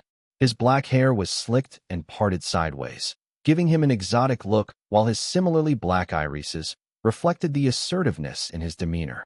The man, who went by the name Gabriel Smith, was an agent for Widescope Records. It was one of the biggest, if not the biggest record label in the U.S. To say they had the most popular musicians under them in the U.S. wouldn't even be an understatement. That was exactly just how popular they were. Even Carl Finch had been previously signed to them before he broke off due to a huge disagreement that was well documented by the media, after which he then created his own record label. Mr. Kestis, please reconsider the offer, Gabriel firmly stated, gesturing to the contract placed in the middle of the table separating them. It was not the first time Widescope Records, among many other labels, would be contacting the young man himself and not his agent, but, considering Kyle's days had been mostly hectic these past few months, it was only in recent memory that he had finally taken the time to start responding to their messages. Basically, he had put their requests to grant them an audience on the back burner till he was chanced or available. Lowering his gaze, his sapphire irises settling on said contract, Kyle simply shook his head in denial while stating, "I'm sorry, but I can't. This proposition of yours, it's fantastic. Absolutely fantastic." Kyle kept speaking respectfully, leaning forwards a bit this time as he continued. "But it's a contract that also requires me to focus solely on my music career for the next 4 years. I apologize, but I can't do that," the young man concluded. Listening to that, Gabriel inwardly sighed. His outward demeanor, however, was unchanging, although there was a slight hint of resignation in his eyes, one that Kyle caught on to. Honestly, this particular contract they were handing out to Kyle was something that they would only ever give to established musicians whom were more mainstream than indie. Yet, there were rare cases where this was how they would approach new artists who had the potential to be the next big thing. Kyle Kestis was one of such people they saw becoming a superstar, but, unfortunately, at least in their own opinion, he was also an actor. The wide-scope execs who were keeping tabs on his career, although acknowledged that he was a good actor, still felt like him acting was more or less holding him back from fully reaching peak potential with his songs. In their own minds, they wanted him to release an album quickly, one that would rake in cash and propel the young man to reaching superstar status overnight. That was something they had all the money and connections to do. As a result, despite the contract details offering some of the best in the business, it also had one that kept Kyle on a leash to prevent him from exerting his acting prowess. Still, the execs figured that with enough persuasion and an insane amount of money up front, they could rope the young man in. Unfortunately for them, though, there was one fatal flaw in their thought process, and that was the fact that they were dealing with Kyle Kestis. For starters, the young man wasn't money-oriented. The fact that he was now rich simply came as an added benefit of him, simply putting in a lot of work into his craft. Secondly, Kyle was smart enough to understand that contracts from record labels, especially the more popular ones, usually had some form of predatory practice or the other. That was a trap he was never going to fall for. And last but not the least, Kyle was never going to leave Oliver in the lurch. Never. Realizing that Gabriel was as at a loss of what to do, especially since he wasn't persuasive like he had previously been when this meeting of theirs had started, Kyle spoke. "Look, Mr. Smith, I understand that you are probably required to do whatever it takes to rope me into your record label, but I'd like to ask you a question instead. Cages or wings? If you were asked to choose one, which would you prefer?" Kyle inquired, a thin, subtle smile on his lips. Hearing that, Gabriel's assertive demeanor drastically toned down as the young man's question, one which he had instantly answered in his own mind, rung in his head. "I thought as much." Kyle slowly stood up from the chair, extending a handshake to the man. Staring at the extended arm, realizing that no matter what he did, no matter what any other record label for that matter did, they would never be able to rope the young star in, Gabriel's expression softened as he received the handshake with a respectful smile. "Thank you for your time, Mr. Kestis. Thank you for your understanding, Mr. Smith." Kyle reciprocated with a respectful smile of his own. No sooner had both parties done that, Kyle left the restaurant and Gabriel contacted Widescope Records, or more specifically, the executives whom had been interested in roping Kyle in. Explaining to them that he wasn't able to persuade Kyle, Gabriel's expression turned a bit sour after each call. "These guys are the worst," he sighed after the last call ended. Yet, there was nothing he could do as he was honestly powerless in this part of the field. Kyle, on the other hand, having gotten out of the restaurant, casually made his way over to Oliver's van. "So, how'd it go?" Oliver casually questioned, igniting the engine the moment Kyle got in. "It's me and you against the world, Oliver. Just me and you." Kyle responded with a light smile, one to which his agent simply chuckled and drove out of the sideway. Asterisk, asterisk, asterisk. Why is his name being removed from all the brackets? An interning employee at a popular award show questioned with an immensely deep frown. Considering she was a fan of Kyle's music and had been following the young man since the inception of his music career from Rising Voices, she was already getting salty about whatever propaganda the award show was up to. "Look, when you're in this line of the business, dear, you don't ask questions. You just do as you're told. That's the only way you get to keep your job," Her boss, a woman in her late 50s, told the lady. It's unfortunate that he won't be given any because he deserves it, but when the big wigs interfere, Lucy, their decisions are absolute. The elderly woman stated with a tired sigh. Lucy, on the other hand, groaned in annoyance for a few seconds and then, after a short while, let out a deep sigh of resignation. Hollywood's quite the vile place, isn't it? She soon asked her boss, whom had already updated the brackets. Yes, dear. It absolutely is, her boss responded with a gaze of acceptance. As this was happening, though, at another company, one which was very well renowned, the CEO of said company, whom had just returned from a long business travel, was commending his daughter on a job well done. You proved them wrong, Alicia. You showed them that you aren't just my daughter, but a competent young woman. I'm really proud of you. Thank you, Dad. I couldn't have done it on my own, though. It's thanks to everyone's efforts that we made it a success. Alicia replied with a curt, formal, and respectful smile. Hearing his daughter, feeling the competence and maturity that came with her words even at her young age, the old man nodded in acknowledgement of it. That was how an executive of a company should behave, even if they were the driving force behind the success of a venture they were tasked with. However, for Alicia, she really meant those words. As a result, after having rewarded her employees for a job well done, there was still one more person she was yet to reward. And although said person wasn't part of their company, she felt it imperative upon herself to return the favor, no matter how long it took. Chapter 101, Rush of Blood. Kyle had unknowingly started a trend on the internet. A trend where popular celebrities reacted to their thirst tweets while live streaming to their fans. Considering a good chunk of celebs love to always be on the internet as a way to keep their relevancy afresh in people's minds, especially the ones on the lower end on the spectrum, this was such a no-brainer move for so many of them to try out.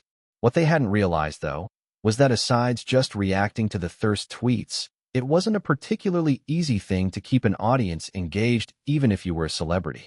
People do get bored very easily in this generation, and there has to be something extra to you if they're ever going to get invested in something like a long stream. Kyle had that in spades, a naturally witty nature that was hard not to find interesting. Coupled with that, he was the very first to have done something of such in this world. And as an added cherry on top, he also sang a song on the stream that he still hadn't released after a whole week had passed. That meant that it really was a song that was special to him, enough that he wasn't interested in the hype it would generate if he had released it immediately after the stream. So, even when a bunch of celebrities started imitating his stream session, they couldn't really replicate the novelty of it.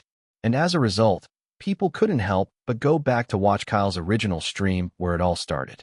To them, there was a certain sense of satisfaction that came with having being there when it had happened. That was why, currently, the stream session video of 3 hours had amassed a total view count of 8.56 M views. All that aside, though, as all of that was happening, Kyle himself was simply taking a well-earned break, all whilst accomplishing a few other mundane tasks here and there. From catching up on a bunch of series and anime, to trying out a few video games he had his eyes on for a while now. All along with reading a few recommended novels from Christina, Kyle's days had been quite relaxing. That being said, in between all that, Kyle still went for some of the auditions he had planned to go for.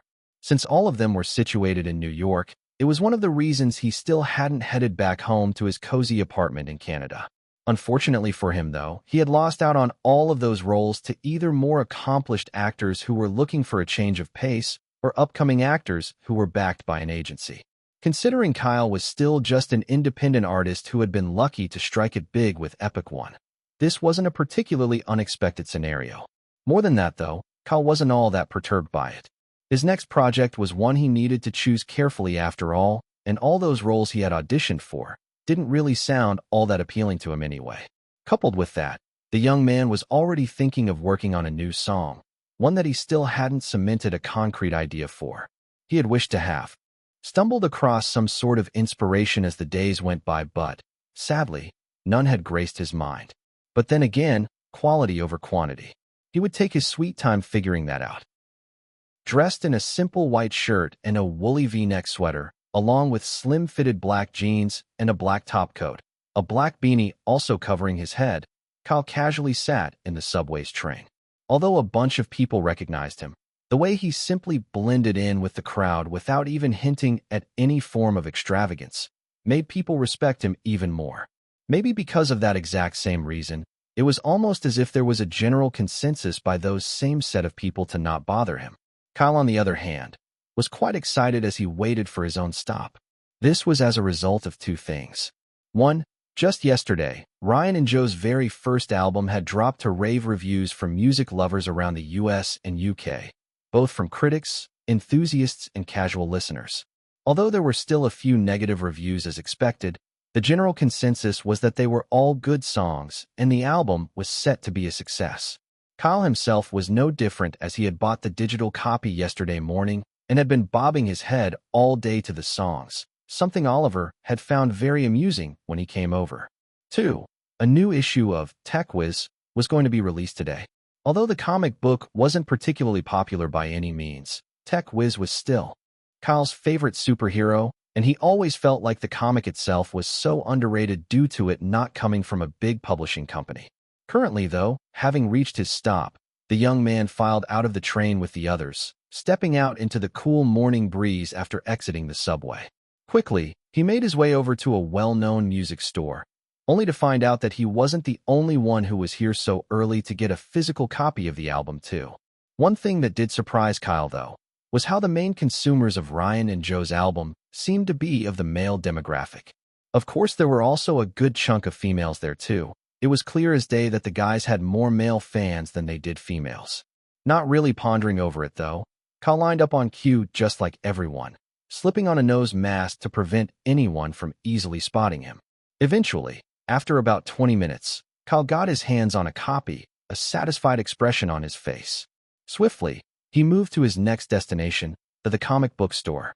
This time, though, within a few brief moments, he had gotten his hand on the newest issue. Gotta love that scent of a new comic book. He smiled with a contented gaze as he made his way out the store. Finding a secluded bench in a nearby park, his excitement akin to a kid whom had gotten the best Christmas present, Kyle took his sweet time reading the comic book. A few people walked past as he kept reading. But, luckily for Kyle, none of them recognized him even though he had taken off the face mask, hence maintaining the peace and quiet as he immersed himself in the world of Tech Whiz. Eventually, after about 30 minutes of being completely engrossed, the young man was done consuming the fairly bulky issue. A bit sad that he needed to wait for another whole 6 months before he got the next issue, Kyle sighed in resignation as he closed the book, only to notice a peculiar information at the back cover. Oh, interesting. He smiled when he noticed it, one that caused a light smile to bloom on his features as he inwardly stated, "Won't be missing next year's Games Con for the world." Resting his back on the bench after having said that, all whilst raising his head up to stare at the sky, Kyle was stunned when he saw a familiar face, obstructing his view and staring right back at him with a light smile. "Boo!" Jasmine startled Kyle, causing him to jolt forwards in slight shock, his glasses almost flying off his visage. "Hey, what gives?" he gently exclaimed while placing a hand over his chest. Giggling lightheartedly, Jasmine casually sat beside him on the bench while thinking to herself, "When I said we'd be meeting again soon, I didn't expect it to be this soon. Well, I guess this is fine too," she added with a thin smile. Judging by her attire, it seemed like the lady had been out for a jog, as even her coal-black hair was styled into a messy bun. "How long have you been there?" Kyle, on the other hand, having returned to his usual calm demeanor, asked with a curious gaze. "About a minute or two, give or take," Jasmine responded whilst propping her chin up with her palm. "Tell me, do you get a kick out of giving people jump scares?" Kyle inquired with squinted eyes. "I might. Who knows?" Jasmine replied, and then added with an amused tone. "Have to say, though, this was a first for me in ages. Your reaction was very amusing, to say the least. If you're hoping I'll be honored for being a test subject to a new personality trait of yours, I'm sorry to inform you, I'm not," Kyle calmly responded, and then added, his tone sarcastic. "Should thank you for giving me a good dose of adrenaline and dopamine, though." Laughing at his satirical wittiness, Jasmine watched as a small smile also tugged on the corners of Kyle's lips. "Well, you're most welcome, one girl guy," she replied, her tone full of mirth. Jasmine had watched the live stream session because at the time, She and her girls had nothing better to do, and well, Kyle's stream had been very entertaining. The part where he had casually played off such a sensitive yet personal question had her quite intrigued, hence her curiosity in wanting to dig deeper into that. Thank you for the compliment. I humbly accept it. Kyle had a proud expression on his face as he replied, causing Jasmine to smile coquettishly. So you've never had a girlfriend? She then questioned. Curiously. Nope. Kyle replied nonchalantly. Not even a crush? She asked again. Probably a long time ago, I guess. Kyle responded again, his tone honest and a thoughtful expression on his face. Smiling at his unpretentious answers, finding every single second of being around the young man worthwhile, Jasmine was about to ask another question when her smartwatch beeped. And I wanted to interview you a bit more. She got off the bench as she saw a message from her agent. See, I am a test subject after all, Kyle stated with a blank gaze, after which he then added with a curious arch of his eyebrow. Also, since when did you switch professions? Journalism's quite the curious field for you to delve into. Acting not paying well enough anymore. All right, Mr. Kestis. It's been great having you on the show, but now I have to take my leave. Hope to see you soon. Jasmine flashed him a wide, playful grin, her teeth pearly white as she extended a handshake. It's usually the other way around, but I guess we'll just have to agree to disagree. And yeah, I also look forward to meeting you again, Mississippi Faye. He received her handshake with a playful smile of his own. Laughing at his response, Jasmine soon left the area, waving as she left Kyle all full of smiles. Suddenly remembering something though, Kyle casually whipped out his phone and then took a picture of Ryan and Joe's physical album, captioning it with the headset emoji. Usually the young man wasn't one to frequently update his social media handles, but after having done this, he quickly posted it. Getting off of the bench after doing that, Kyle plugged in his earbuds and then began to whistle to the upbeat tune of the opening song of Ryan and Joe's album. The young man still had one more destination to reach later today, but for now, he was heading back home to ensure the physical album he bought had no issues. Having already finished up another long audition session, one in which the director told him he'd get back to him soon, a very tired Kyle made his way out of the building. Sending Oliver a text and informing him that he was done, Kyle felt the chilly night air wash over him as he pocketed his phone. It was already 9 p.m. at night, and the stars were out in all their glory. As a few people walked down the busy street, Kyle's ears got a wind of a mother and her young son conversing. See the stars, Mom. Look how bright they are, the son excitedly said. Oh, and that's horologium, the pendulum. It represents time. Learned that from the curator. The child energetically added with delighted eyes, pointing at a certain star constellation. Horologium, huh?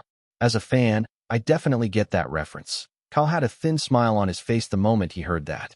The tired, working-class mother, along with Kyle himself, whom out of interest and possibly, due to the child's infectious energy, also angled his tired gaze towards the skies, feeling a certain sense of relief wash over him, something he also noticed that the tired mother had felt. Kyle simply smiled whilst thinking to himself, yeah, that's pretty beautiful. A few seconds later, though, the young man began to make his way back to the nearest subway. Should get a car at this point, maybe, he pondered to himself as he casually strolled down the street. About 10 minutes later, after taking the subway, Kyle was already in his neighborhood.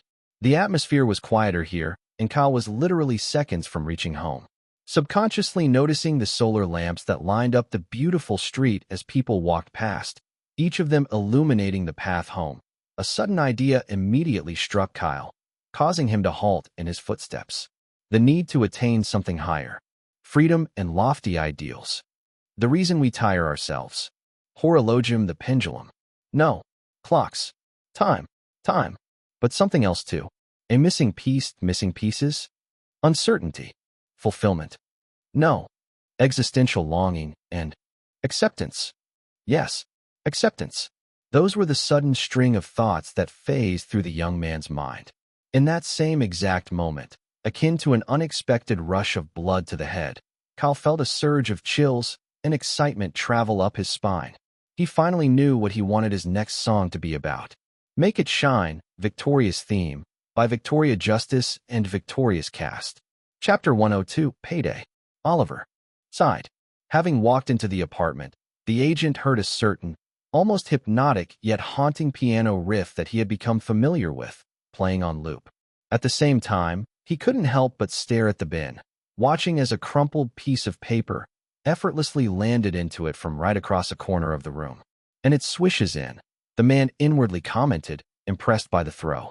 Yet, it fell onto the ground, the bin, full of other crumpled lyric sheets. How long has this been going on for now? A week? 2 weeks? Oliver rhetorically questioned, moving forward to pick the crumpled sheet and unfurling it. Spinning around? Yep. Wrong. Second verse. An endless run towards. First verse would be better. Should review this verse. Chasing shadows and the needs tweaking. Move to verse 2. A song about time, the inner turmoil of wanting to be someone and the acceptance that came with it. Paradox, huh? Oliver mused aloud this time, remembering what Kyle had told him a week back regarding the new song he was working on. The young man had also told him that he wanted the song to have a sort of urgency to it, one that would mostly be incorporated into its tune. Well, I think he's gotten the bass line for that at least. Oliver muttered to himself, listening to the familiar tune as he crumpled the sheet back and placed it atop the pile. Considering the amount of brain-racking, hair-pulling, messing around on the piano that Kyle had done, just to get this specific tune for the past 2 weeks now, Oliver couldn't help but sigh as he turned around the corner. And right there, sitting in the middle of the living room, his fingers constantly repeating the piano riff as he played on the electronic piano, his ward was surrounded by lyrics sheet upon lyric sheets. Oliver even had a video recording of Kyle in this same exact state, one that he had taken when he came around last week. In fact, he even sent it to Kyle himself, to give him an idea of just how crazy he looked whilst writing the song, one that had earned a hearty chuckle from the young man. Halting for a split moment, Kyle, on the other hand, picked up the most recent lyric sheet he had been using and scribbled down a few lyrics, one that he then played a few seconds after. Musical keyboard, musical notes, musical notes, musical keyboard. Who am I? Who am I? Musical keyboard, musical notes, musical notes, musical keyboard. Perfect. Kyle grinned, finally settling on what he wanted the chorus to be.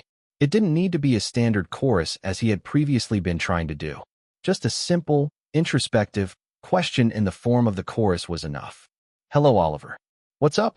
He said immediately after, staring at the completed lyric sheet in his hands whilst appraising it. Unnamed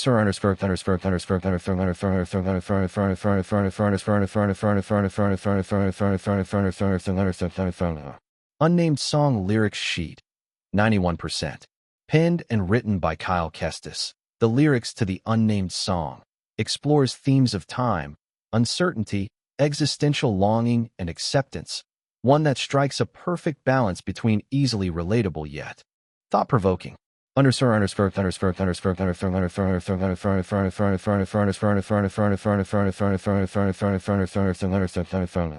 Gazing at his ward, his hair a bit unruly and thin dark circles under his eyes, Oliver soon responded with another sigh.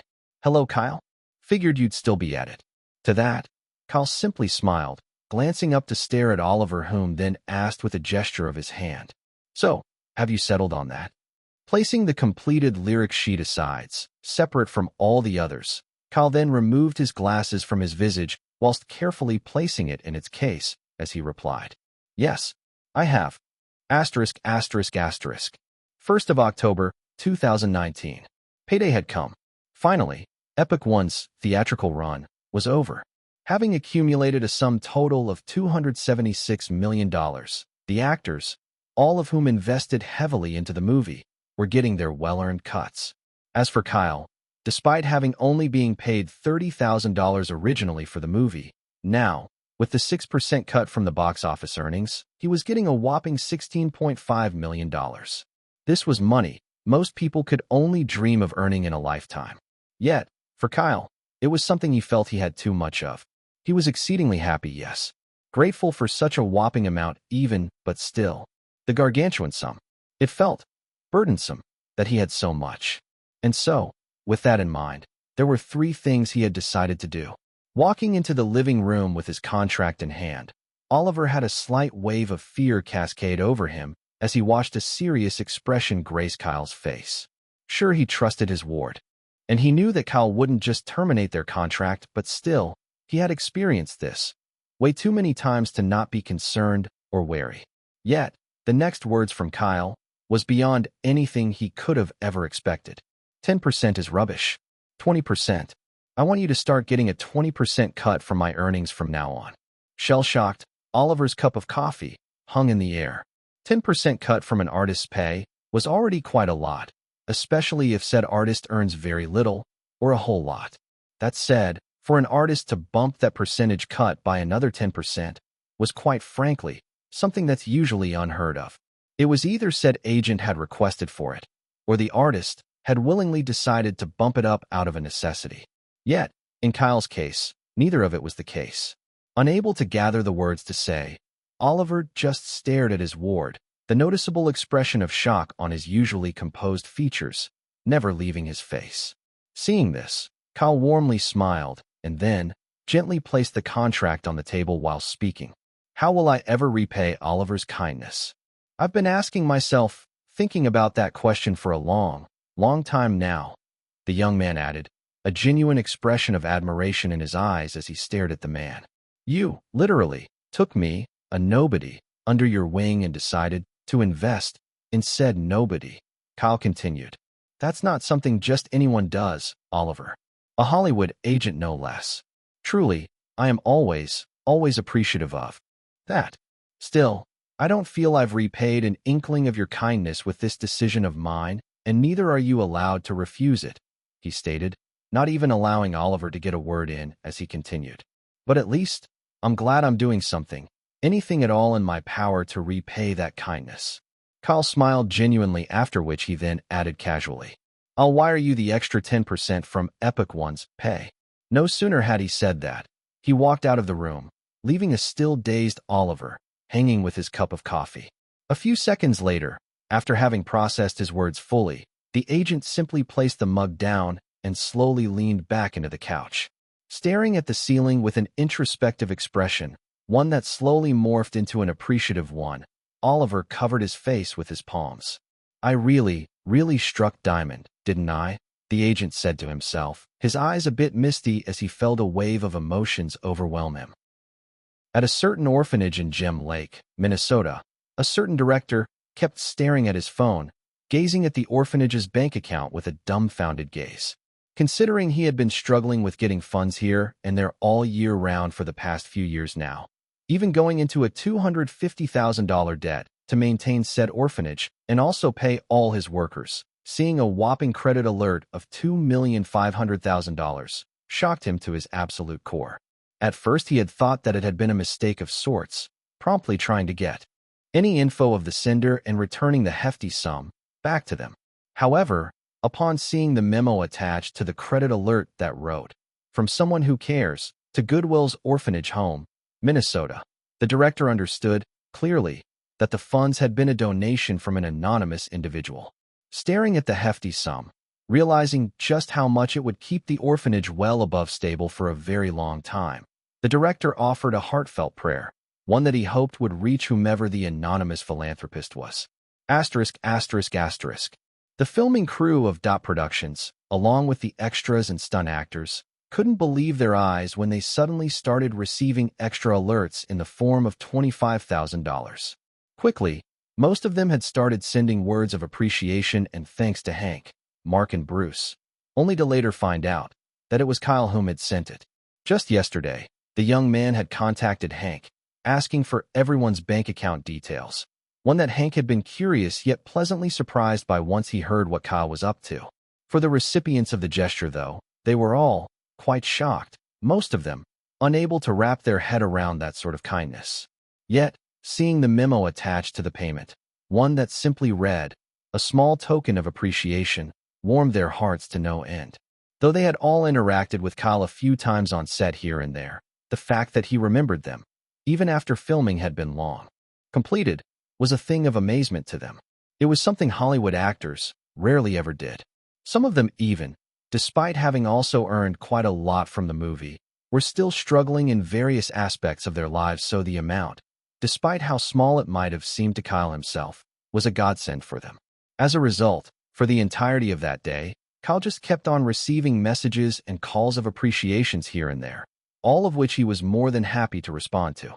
That said, Bruce, Mark, and Hank weren't exempted from his kindness, as he had gifts specially prepared for them. An expensive, luxury brand watch that went by the name Colex Pearlmaster, each gold-plated and with a hefty price tag of $95,000. Even Oliver ended up receiving one from Kyle, one that Kyle had forced him into accepting despite his initial rejections. As for Jeffrey, his gift was a special case for the young man, one that he wanted to present to the old star in person as a gesture of respect. That, exactly, was why both Kyle and Oliver were driving over to see him at his home in Brooklyn, New York. Chapter 103, Titular Role. Staring at his phone with a gaze of befuddled amusement, reading some of the frankly terrifying yet sultry messages that was sent to his Mediagram DMs, Kyle ended up muttering out loud, "This is their father's problem." Oliver, who was driving, laughed a bit at his comment, finding Kyle's words quite hilarious as he drove through New York's Times Square. Considering the thirst tweet thing was still in vogue for a lot of celebrities, Kyle had ended up mostly being the recipient of a lot of those messages, most of which he found really amusing. However, some were just way too perverted for him to read, which was why he simply switched off his Wi-Fi. Yep, that was enough internet for the day in his book. Just as he did, though, his gaze caught onto one of the many neon-lighted billboards, his expression morphing and his eyes widening in shock as he declared, "That's me. That's me." On said billboard, one that belonged to Groovebox, was a picture of Kyle in a white suit, singing at a bar with the cursive words, "No Clue" by Kyle Kestis. One which then switched into a picture of him, surrounded by fireflies as he sat on a piano stool, whilst playing said piano with another cursive text, "Strange Canvas" by Kyle Kestis. Staring at the billboard with an excited glee in his usually calm tone, one that caused Oliver to burst into laughter, the billboard soon changed again, this time to another artist. Turning his head over to Oliver, Kyle then said to his agent with an expression of disbelief as their vehicle left Times Square, "That was me. That was me. I know, Kyle. I know." Oliver couldn't help but chuckle out loud as he stared at his ward's awe-stricken expression, a deep hint of amusement in his own gray irises. Asterisk, asterisk, asterisk. John casually drove into a certain, secluded neighborhood in Brooklyn, Manhattan, pulling over to a stop just before a fairly large yet well-maintained house that had definitely aged over the years. The Dreamland executive got out, moving towards the door to drop by his old pal. Considering they had been buddies since art school, this wasn't a particularly rare thing for him to do. Rather, it was more or less a frequent occurrence, one that Jeffrey himself frequently also returned the gesture by visiting John at his own mansion whenever he was chanced. Still, both of them made the conscious effort of always informing the others before they decided to head over. It was simply basic courtesy. Passing by the two familiar guards by the gate, both of whom gave their respects to him, John casually walked across the freshly mown lawn and up the small stairs to ring the doorbell.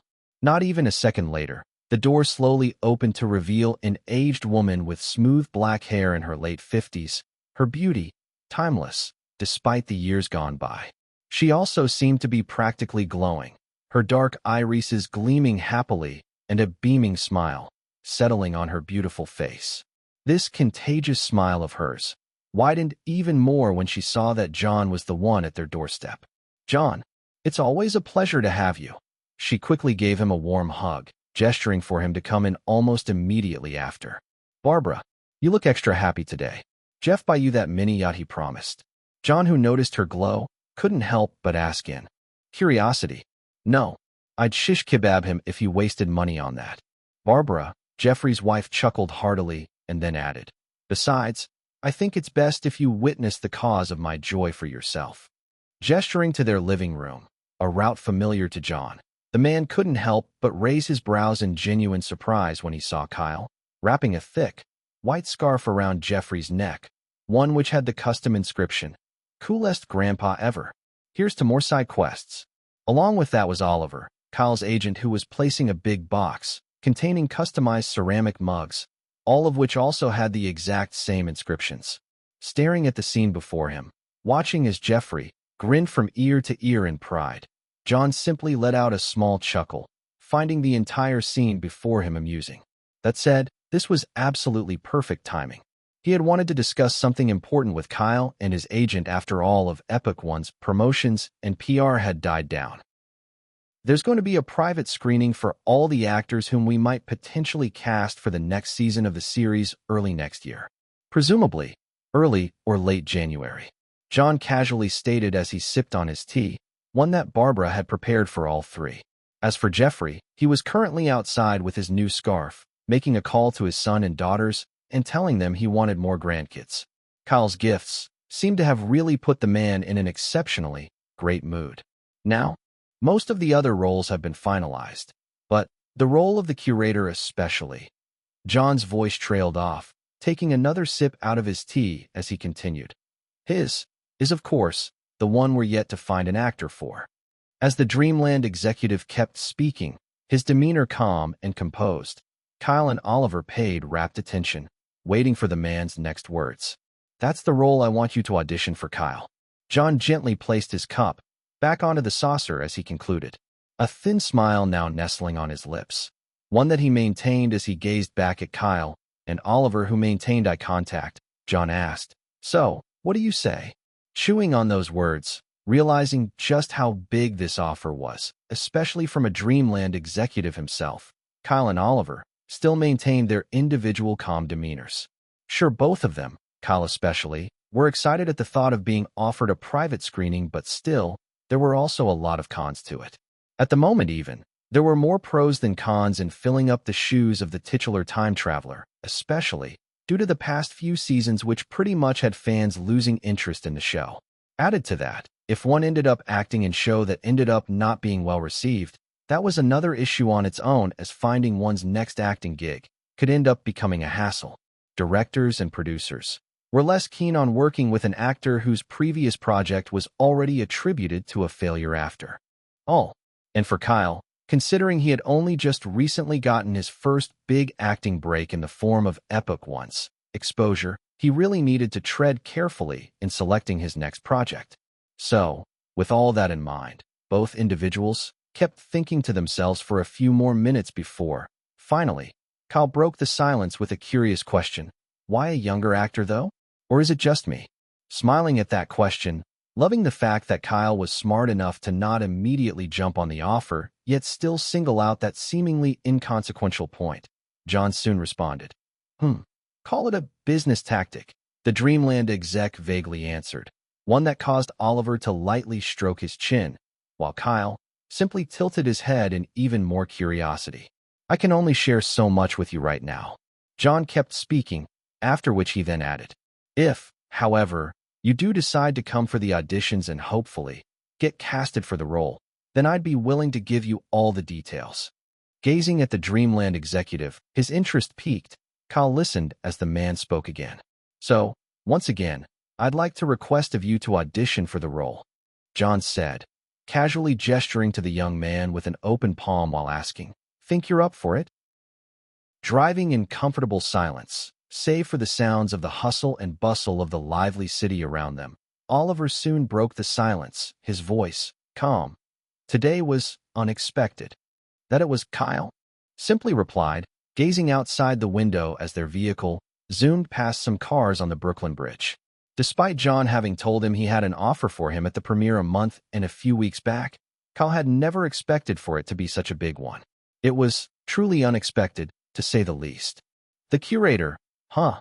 Oliver slightly shook his head, still pleasantly perplexed by the offer from Quentin, minutes after they had left Jeffrey's home. That's a big role, Kyle, the agent added, and Kyle lightly smiled, although it was obvious he was trying his best to suppress his excitement. Truly, it was a big role. Yet, at the moment, it was a dangerous role to fill in the shoes for.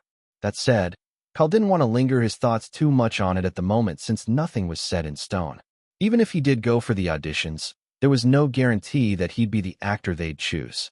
As a result, Kyle decided to put his thoughts regarding the titular role on the back burner and instead refocus his attention back onto the goal in front of him while stating, we can finally head back home. Considering the screening isn't till early next year, I'd really like to put all of my efforts into perfecting my new song. Hopefully I can round it up before the new year. I agree. Guess we'll be heading back tomorrow then. I'll ring up Jenny, see if she's available. Oliver gently nodded his head in agreement as he replied, "That'd be nice. Thanks, Oliver." Kyle appreciatively said, and the agent casually responded, "Don't mention it." Chapter 104, Snubbed. The first major thing Kyle and Oliver had done when they got back to Canada was to build a recording studio. Yes, build. It took about 3 weeks and a half, but they had it done. Having spent the first few days scouting out a location that was near his apartment with a real estate agent Oliver had hired, both finally settled on a 700 square feet location, the size similar to the size of 2 standard car garages, merged together. Considering Kyle did live in an estate initially, finding a location close by wasn't too much of a hassle. The price per square foot of land, though, as the real estate agent had told them, was $142, bringing the cost of the land Kyle had bought to $99,400, a few dollars short of cracking $100,000. Expensive, yes, but in the long run, it was a necessary expenditure, one that Kyle himself knew would be better to build now, considering the costs of things were gradually spiking as they moved towards 2020. Besides, they couldn't always keep renting studios whenever he needed to produce a song. Simply put, building the studio was for convenience purposes. That said, the cost for building the studio itself, now that, required quite the sum. Considering the fees they had to pay for hiring an architect, designing the studio itself, and equipping it with all the necessary equipment, the total costs, minus the land costs itself, came down to $400,000. Still, when taken into consideration how big the space of the recording studio was, the total costs weren't completely unexpected. General upkeep for electricity, insurance, and internet was a bit of a money grubber, but it was all a necessity, even if Kyle had to keep paying for it monthly. That aside, the range of equipment the studio also had, from the consoles to the dynamics processor and effect modules, studio monitors, microphones, musical equipment, along with other additional, necessary equipment, made the cost worth it. The rehearsal space and the recording booth were also spacious, enough that it could easily fit 4 people at the same time. However, Kyle was the only one present in the rehearsal space as he sang and rehearsed his latest song. Musical keyboard, musical notes, musical notes, musical keyboard. Time goes, so we pave on our path. Musical keyboard, musical notes, musical notes, musical keyboard.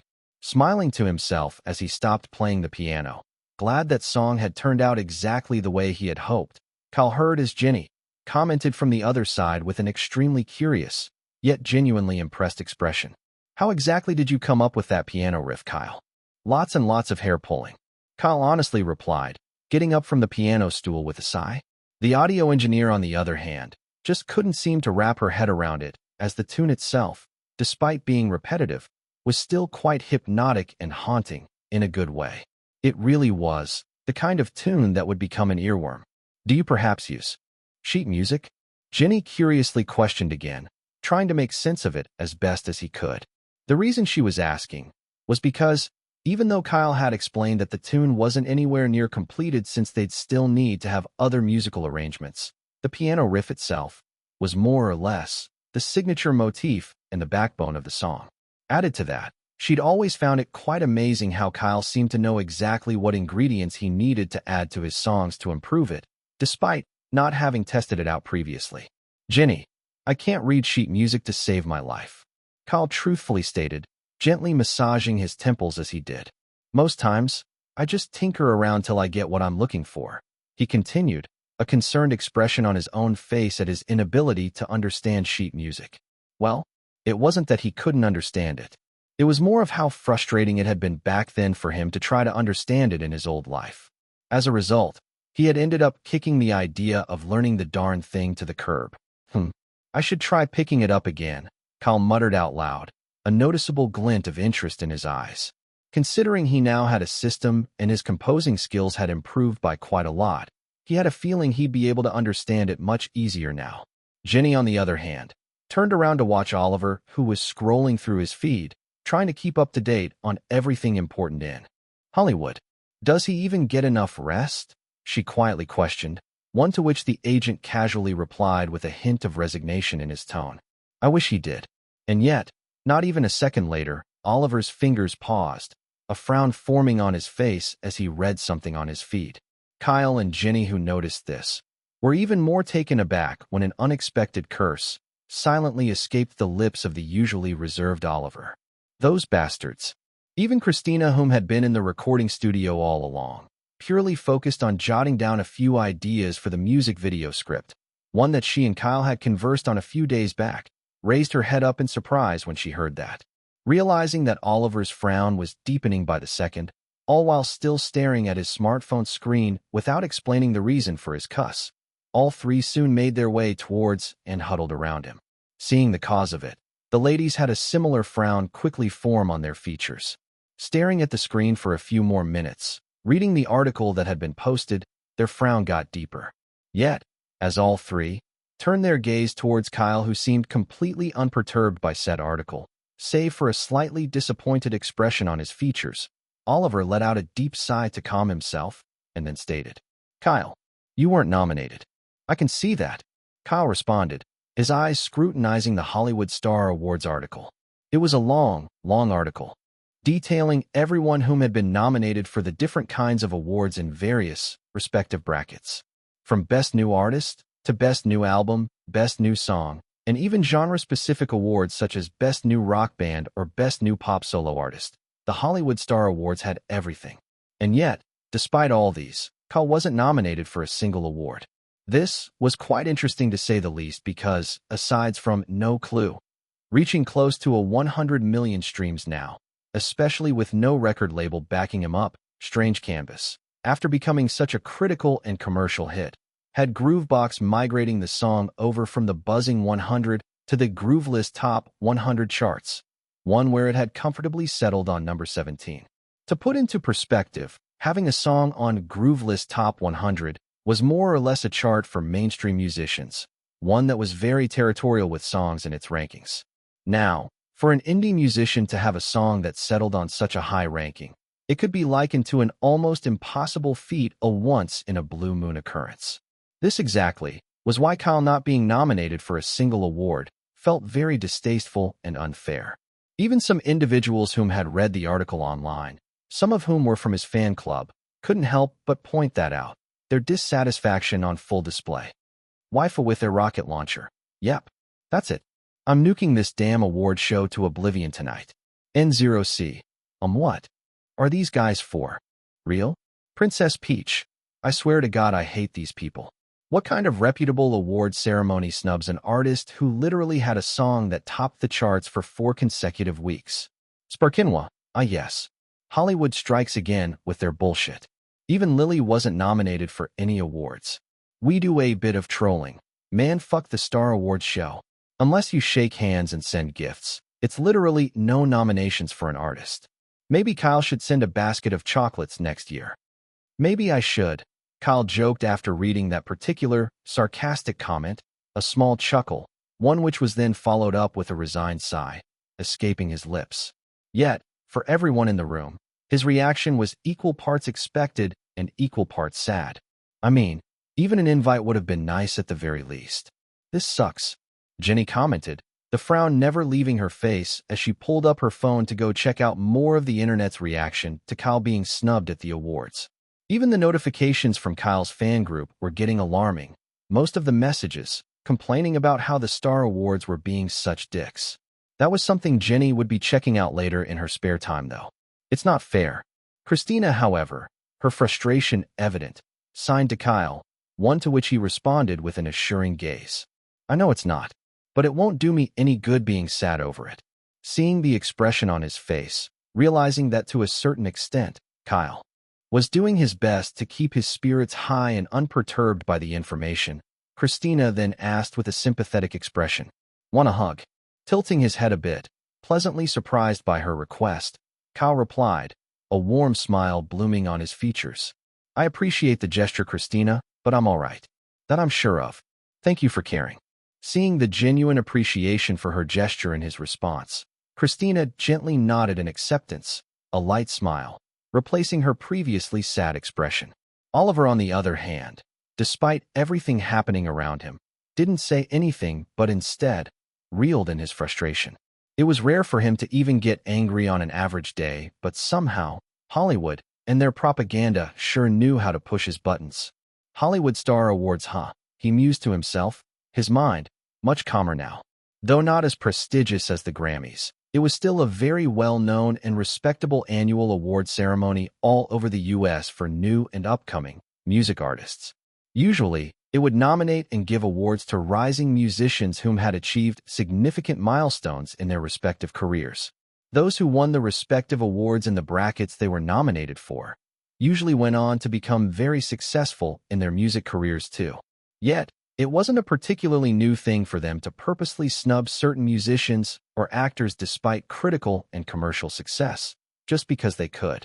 However, for Kyle, Oliver had a gut feeling that he was snubbed, purely because he wasn't signed to any reputable record label or agency.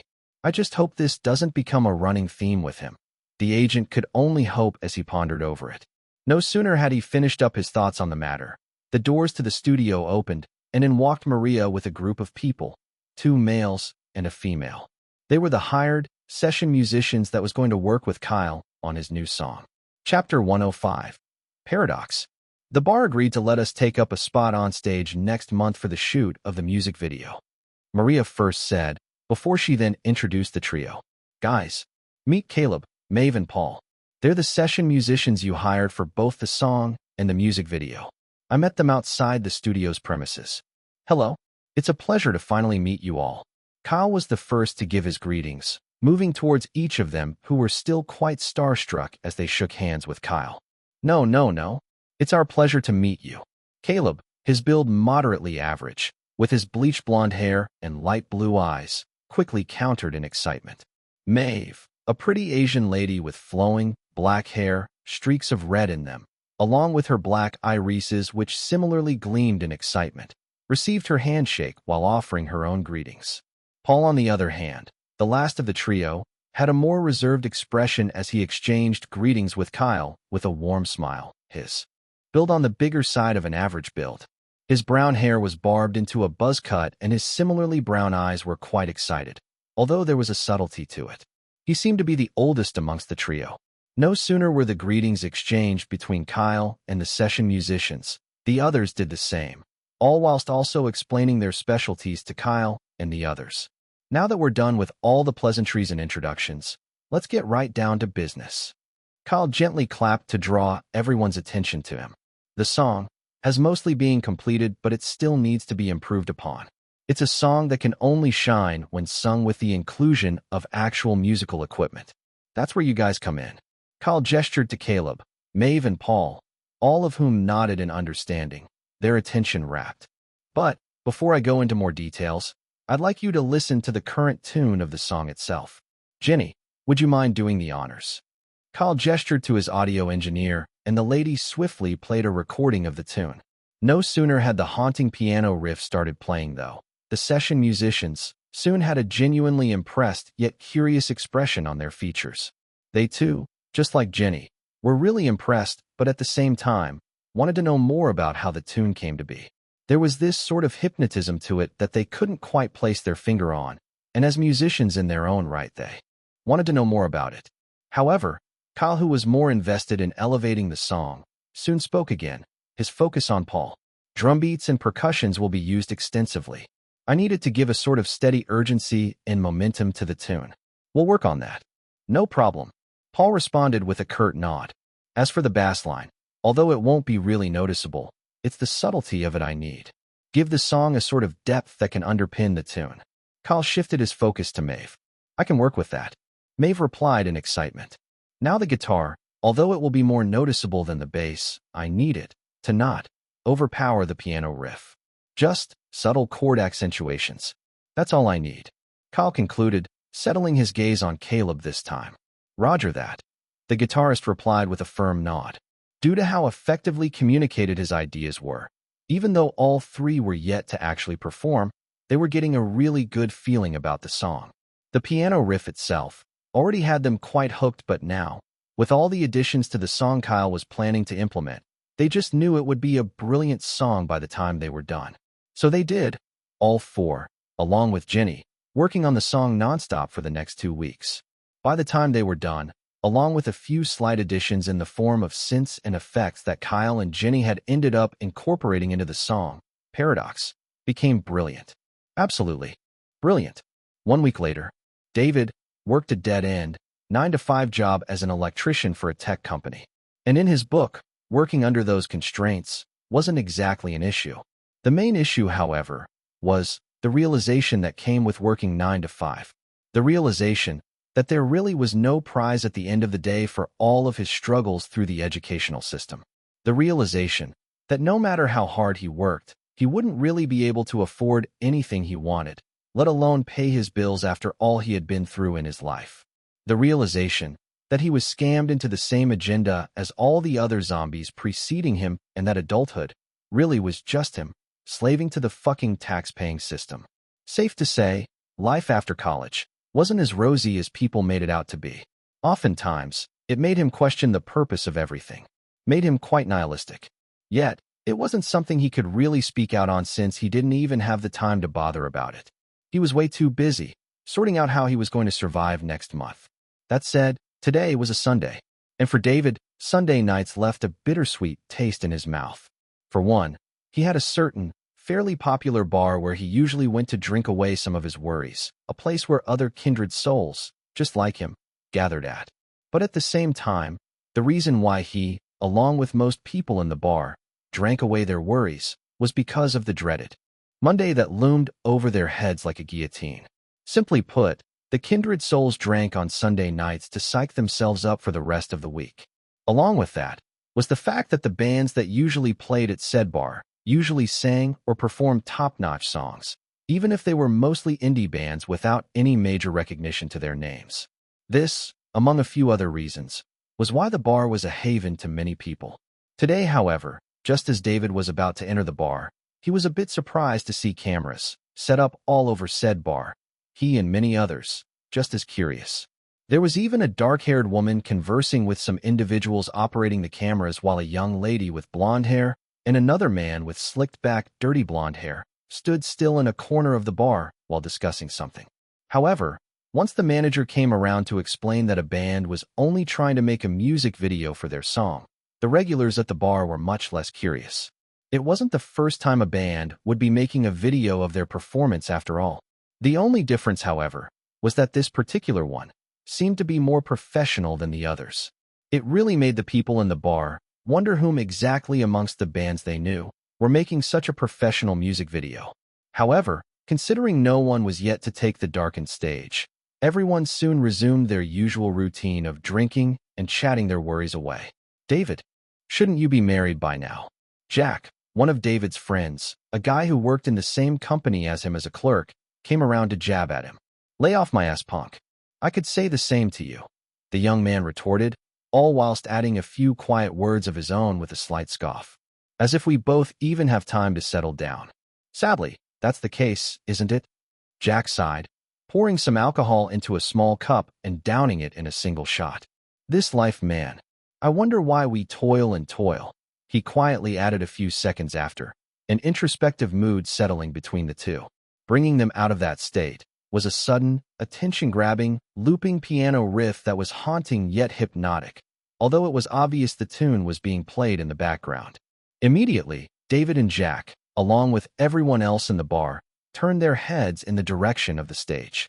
And yet, as the tune persisted for a few more seconds, the individual responsible for said tune seemingly sitting by the piano and playing the tune, his figure still barely visible to the people in the bar, the tune shifted dynamically with the addition of other musical instruments. At the exact same time, the strobe lights dimly shone on all four figures whom had now taken the stage, the tune they were seemingly playing, mesmerizing everyone in the bar. Just a second after, Kyle stood up from the piano, moving towards the mic to sing as his vocals entered the song. Step by step, we pave our way, an endless race to be someone, chasing things beyond our reach, running towards a foggy path singing. Who am I? Who am I? That was both the first verse and the chorus of the song, of which the chorus was sang with the session musicians, harmonizing in the background. Yet, despite the unconventionality of it, it was a verse that instantly struck a chord with almost everyone in the bar. David and Jack, especially, whom had just been introspecting a few seconds ago, were the ones most affected by the song. The picture it painted was one that was all too familiar to them. A picture of constantly tiring and struggling to be someone, despite all the uncertainty that came with it. Still, the song had just started as the hauntingly hypnotic tune played on for a few more seconds. Paul, Maeve, and Caleb, completely in a world of their own, along with Kyle, who sang the second verse. Spinnin' and tunnin', no end in sight. Our paradox goes on and on. Uncharted lands and new horizons. Survivin' in this dive of ours skin. Who am I? Who am I? The second verse, diving more and more into that certain sense of existential longing and hopeful wishing to be someone, was even stronger. There was also a sort of urgency to the song, one that many people couldn't really grasp the technicality of. Yet, they felt it. And so, moving on to the bridge, the tempo of the tune a bit lowered, Kyle sang. It's a haze of delusions, questioning your reality, freedom, and lofty ideals. Piece de resistance, is it? It's such a paradox, isn't it? After this part of the song, one whose tempo was purposely lowered to give a sense of introspection to the listeners, the tune suddenly picked up again. This time, though, Caleb, Maeve, and Paul joined in with Kyle for the chorus as background singers. Who am I? You are. Who am I? You are. No sooner had they sung that part together, the existential question of being everyone asked themselves at least once in their life, still left unanswered. Kyle sang the outro, almost as if to answer the question. Time ebbs, so we move on along. Time flows, so we brave forth the tides. Time goes, so we pave on our path. The answer was that there really was no answer to it. It was a constant journey, a race against time, an odyssey, some might say, a paradox, one that could only be unraveled by each respective individual as they progressed through their various lives.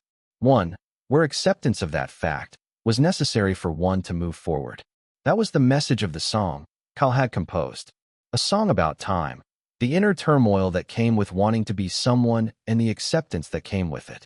David and Jack, perfectly understanding that as the song slowly reached its end, felt a sense of relief. The song to them, although didn't say anything that hadn't already been known, was one that was still great to hear because it was a song that understood and perfectly communicated how they felt. As a result, it seemed to have given them just enough motivation to keep pushing forward. Now, as the outro of the song's tune lingered till it faded, the strobe lights finally switched and brightened up into fluorescent lights to reveal Kyle's face along with the rest of the session musicians. That was when the song finally ended. That was when the entire bar let out shouts of shock, amazement, and disbelief, all of which was then followed by a standing ovation and amazed cheers. Chapter 106. Eager anticipation. Despite having been a few hours after the Star Awards ceremony had aired, Kyle's fan group were pretty much still pissed about how their favorite artist was snubbed. To them, it was pure bullshit, and really, it made them question if there was any point to an award show if they weren't going to be transparent. Peter_writes_fantasy. I've been saying it for years now. Award shows are literally just over-glorified popularity contests. Utter waste of useful time and resources. Kyle's girlfriend. Just when I thought 2019 couldn't surprise me anymore. Damn, what a sour way to start off December. Tricks or treat at Kyle's girlfriend, quite literally.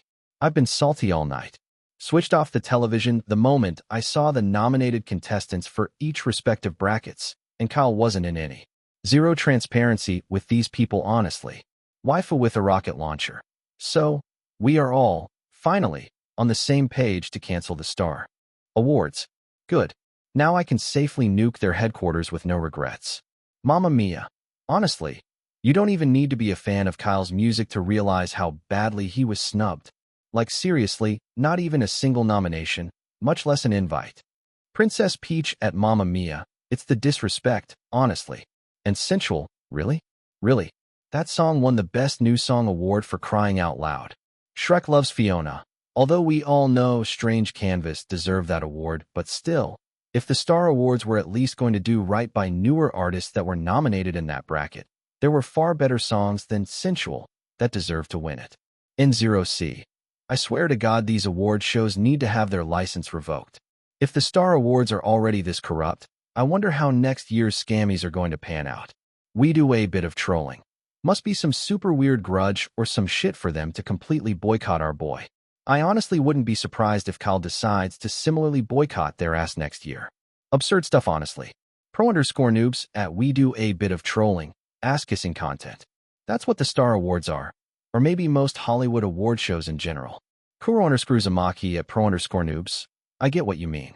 Like, dude, some of the artists who won don't even have a fan base. Take that Best New Artist guy, for instance. Haven't heard a single song from him in my life. Sparkinwa at Kuro_Uzumaki. It's all scripted rubbish, honestly. So much for awarding good music.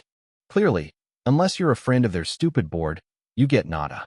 Anna_MZ_27. Kinda glad that even amidst all these, Kyle has remained silent. Good on his part to simply ignore them too. As more and more messages kept pouring into the fan group over the lack of transparency in the awards ceremony, another netizen casually dropped a comment. The imposter, Kyle just dropped a teaser for his new song, Paradox. Check it out. Instantly, the group went deathly silent, everyone rushing over to Kyle's main page. In fact, they didn't need to verify the authenticity of those words from the imposter. Considering how he was always the first to find out about anything pertaining to Kyle, and it wasn't also the first time he was doing something of such, they completely trusted his message.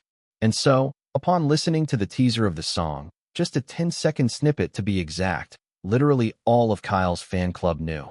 Kyle was completely unperturbed by the Star Awards controversy. Rather, their boy was cooking. *****. No sooner had the teaser for Paradox being revealed, with the release date being on the 1st of January, 2020, Kyle's fans, along with people who were quite hooked by the hypnotic tune of the song's teaser, began to wait in eager anticipation for it. So far, so good. Kyle Kestis had been releasing bangers after bangers, so it was a given that people were favorably looking forward to it.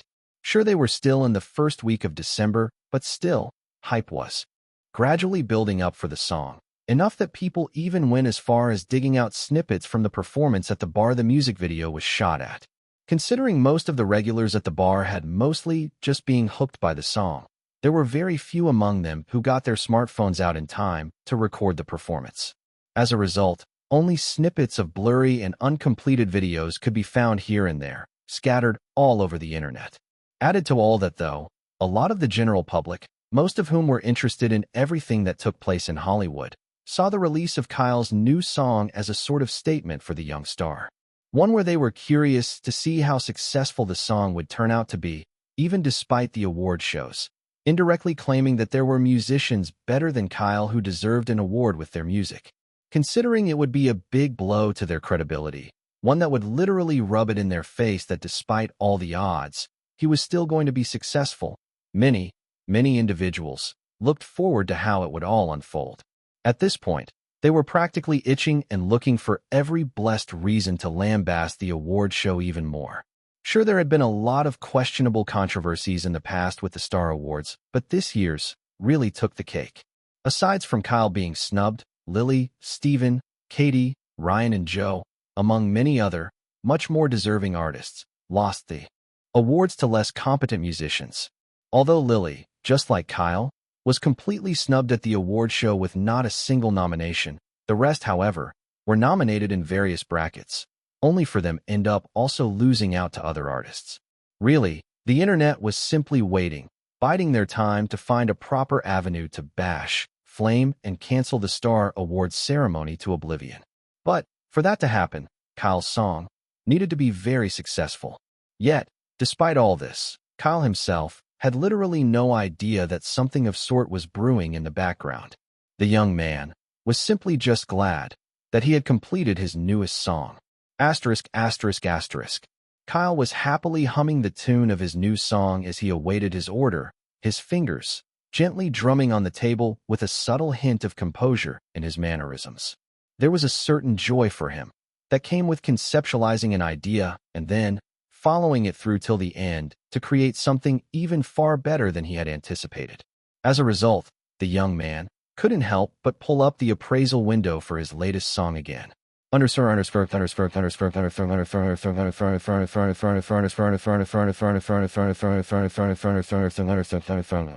Paradox, 98%. Composed by Kyle Kestis, this hauntingly mesmerizing yet hypnotic alternative rock song that touches on the themes of time, the inner turmoils of seeking a higher meaning in life and the acceptance that comes with it, creates an emotive, powerful yet introspective listening experience that is sure to hook its listeners.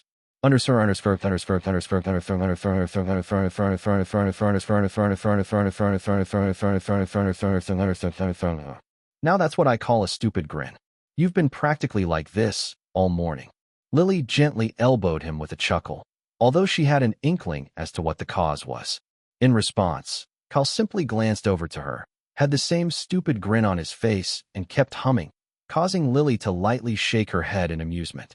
Christina, whom was sitting on his other side though, and also knew the reason for his happy mood, soon peeked her head out, a piece of paper in her hands with the written words. He's been like that since last month. Perhaps he received his Christmas gifts early? To that, Lily let out a hearty laughter, one that drew a bunch of individuals' attention to her in the bar. Even despite the chilly weather and the falling snow, winter and Christmas preparations already in season again, the ladies' upbeat spirits seemed to embody springtime. As this was happening though, with Christina also chuckling, Kyle, who was watching them, smiled in amusement and then simply pulled up his status window a few seconds after.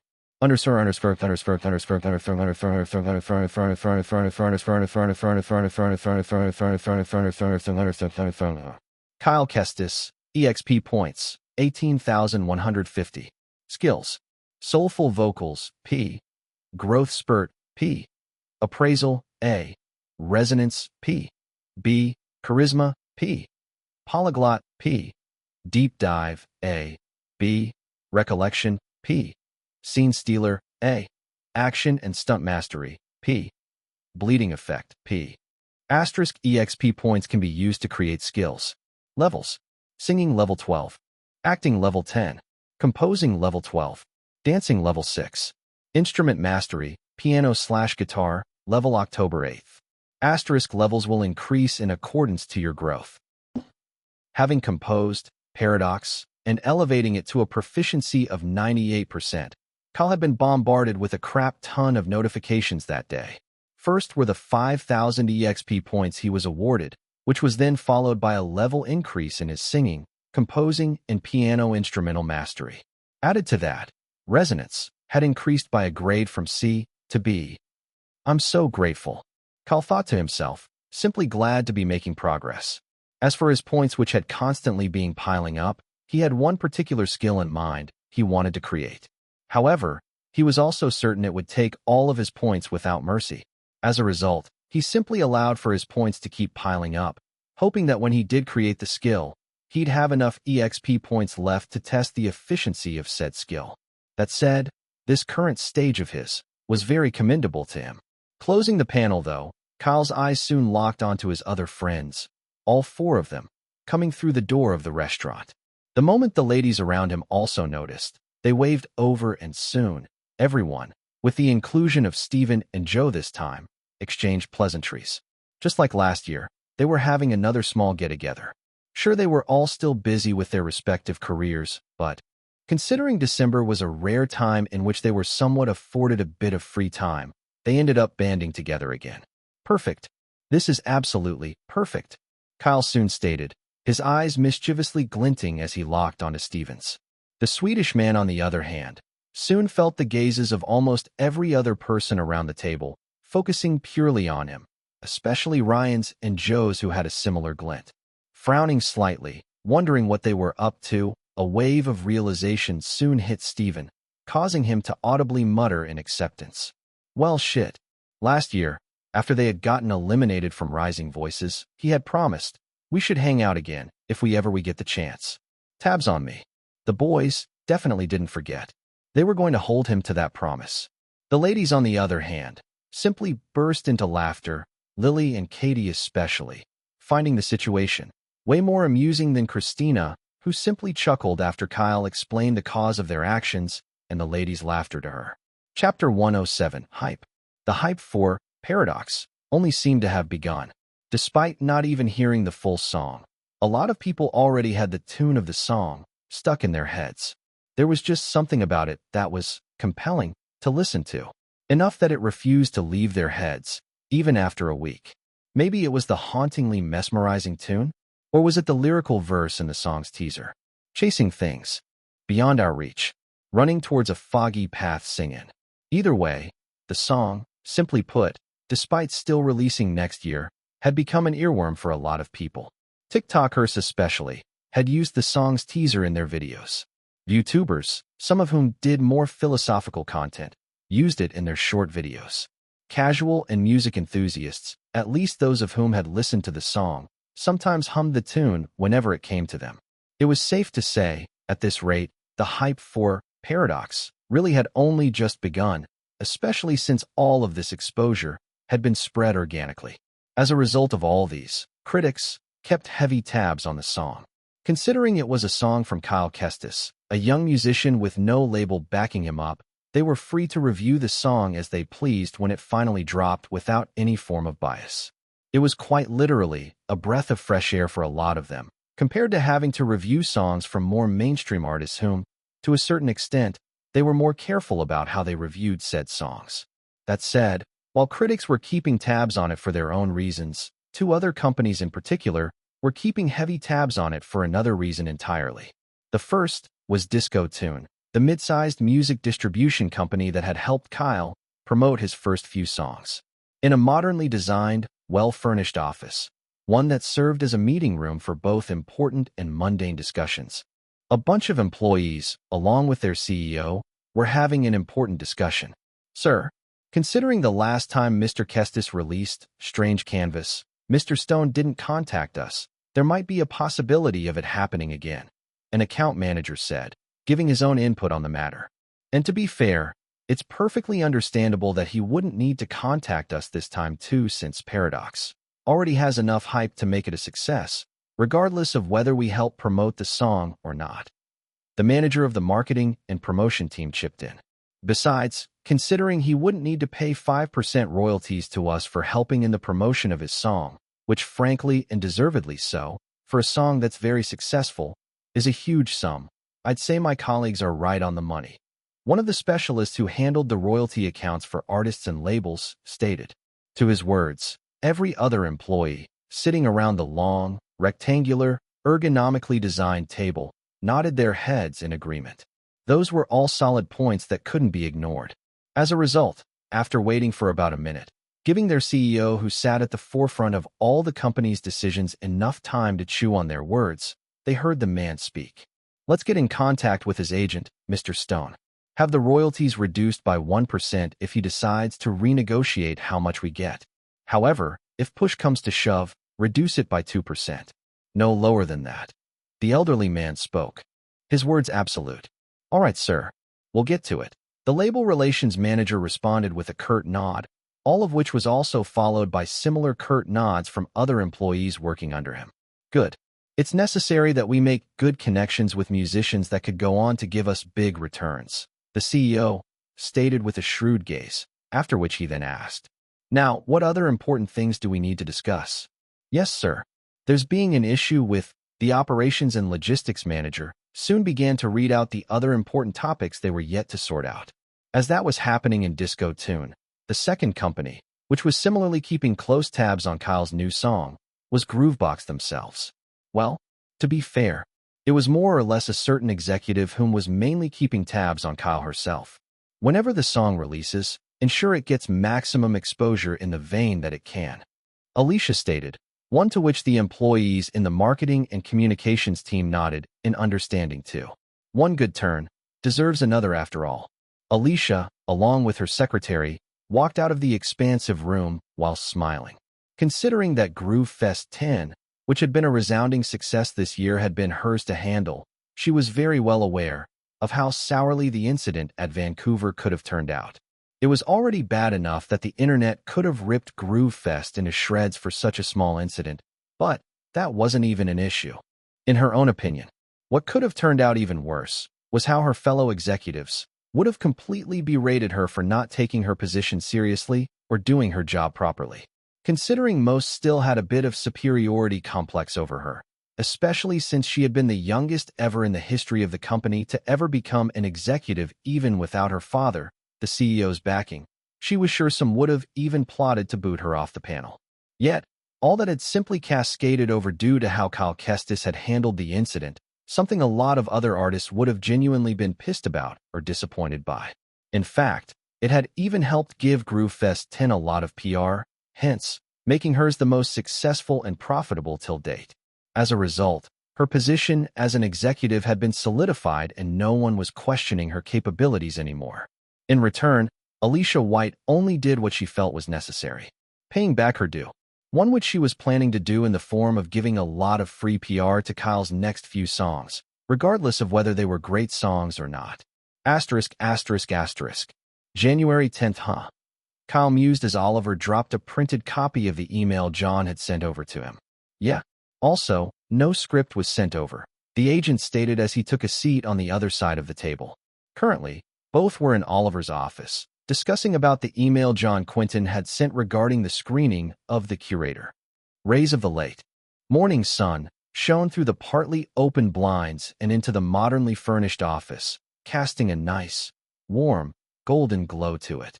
But, as you'll have noticed from the email too, they asked you to pick any scene of The Curator you liked from any of the previous seasons of the series and act it out. Oliver added, fingers interlocked as he leaned gently on his table. Kyle mused out loud as he read the email for a few minutes. I'm guessing they really want an actor who actually understands and gets to feel the curator then. He soon stated a few seconds after with a thin smile, one that earned a gaze of interest from Oliver. Sure enough, Kyle, despite being a big fan of the show, never really followed everything that surrounded the series itself. Things like the behind-the-scenes, the producers, or the directors, all of it didn't really matter to him, especially since he had been watching the show since he had been in high school. Added to that was the fact that he was chronically offline most of the time, and voila, his knowledge of the show's actual production was bare bones. It was also because of that same reason that he had no idea that John Quinton had been the previous showrunner for the first 5 seasons, all of which were the absolute best in the series. Still, he remembered hearing rumors here and there that the previous actors in the first 5 series had been selected with a more unconventional approach. Now that he was actually experiencing it, though, he could understand just what they meant. John really wanted to find out if the actors he had selected perfectly grasped how the curator's brain ticked. That was why he was having them go through the show to decide which scene they felt was more indicative of who the curator was and have them act said scene out. Yet, Kyle was almost certain that not every actor had the time to sit through 9 seasons of a show just to act one singular scene out. Still, Kyle also knew that a lot of them would try their absolute best to go through the show, especially if there were some amongst them who probably also grew up with the show like he did. Added to that, considering he wasn't going to be the only one going for the private screening, Kyle had a feeling that everyone else that was being considered for the role would probably pick the more iconic scenes from The Curator. Yet, for him, there was another thought process going through his mind entirely. Since, presumably, the main goal of John was to find out if an actor actually understood how the curator behaved, there was actually no reason for him to pick out a single scene in the entire show. Rather, why not show Quinton that he did in fact comprehend how the curator's brain ticked with a script of his own? Sure, Kyle wasn't a writer, but he did know one very talented writer. Yet, as Kyle began to fill Oliver in on his plans, one to which his agent found very interesting, the young man had next to no idea that he was, quite possibly, one of the very few, if not the only actor who was actually planning on going to such great lengths to nab the role. However, that was something he would be finding out much later on. Chapter 108, With a Bang. 1st of January, 2020.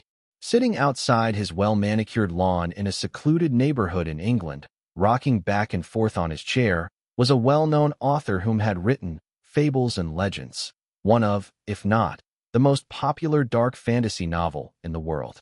The story, following an optimistic young farmer who was thrust into a war he never asked for, due to a political struggle between different races and factions across the lands of Thrinodia, was one that had gone on to become a worldwide sensation.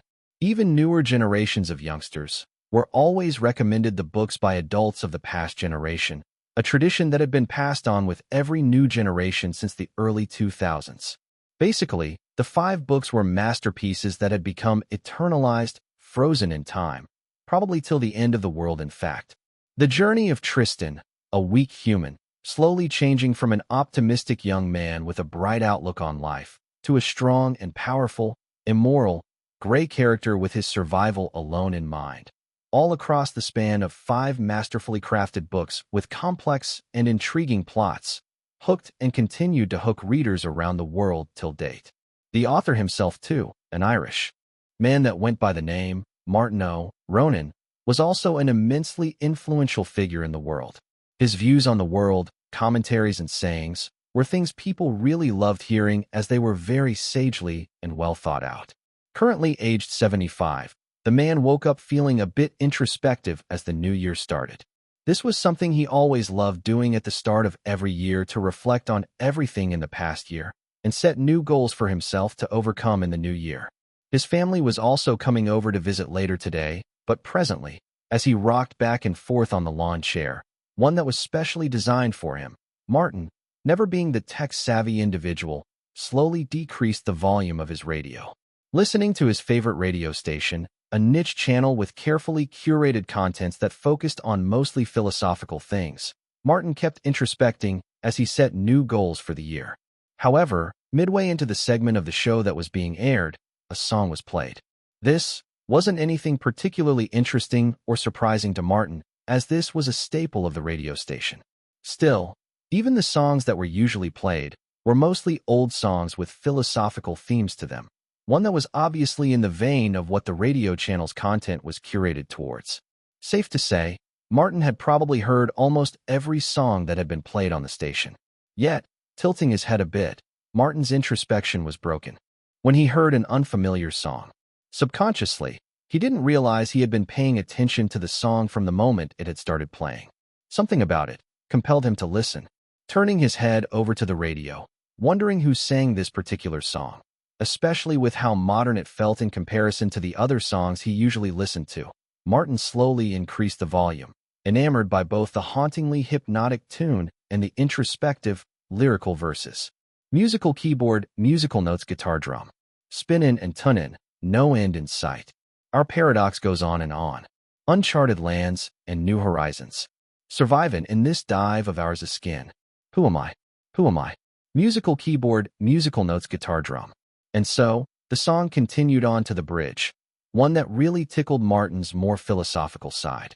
Musical keyboard, musical notes, guitar drum. It's a haze of delusions, questioning your reality, freedom and lofty ideals. Piece de resistance, is it? It's such a paradox, isn't it?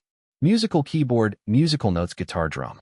It really is. The old man gently nodded, quite impressed by the structure of the lyrical verses.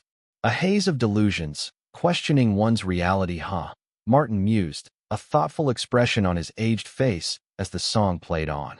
Introspectively, it was such a powerful line, one that indicated that people were mostly held back, not by their inability to do or achieve something like they usually thought. Rather, people were held back by the unshakable belief in the uncertainty that they couldn't do or achieve the things they wanted. Yet, the next lyrical verses, freedom and lofty ideals and piece de resistance, is it, went on to completely turn the first 2 verses on its head. Subtly, it explained that to achieve something seemingly unachievable required acceptance. Acceptance that a gradual work in progress towards said thing was necessary on the part of the challenger. And rounding it all up in full circle was the last line. It's such a paradox, isn't it? A presentation to the listener that basically touched on the contradictions between the two. Yet, both of those contradictions were still perhaps very true. These same contradictions bled into the structure of the addition of new verses to the chorus as Martin listened. Musical keyboard, musical notes, guitar drum. Who am I? You are. Who am I? You are. Musical keyboard, musical notes, guitar drum. Who am I? And you are. Both of which were attributed to the previous verses of uncertainty and acceptance in the song's bridge, gave the impression that the singer was about to finally give answers to both.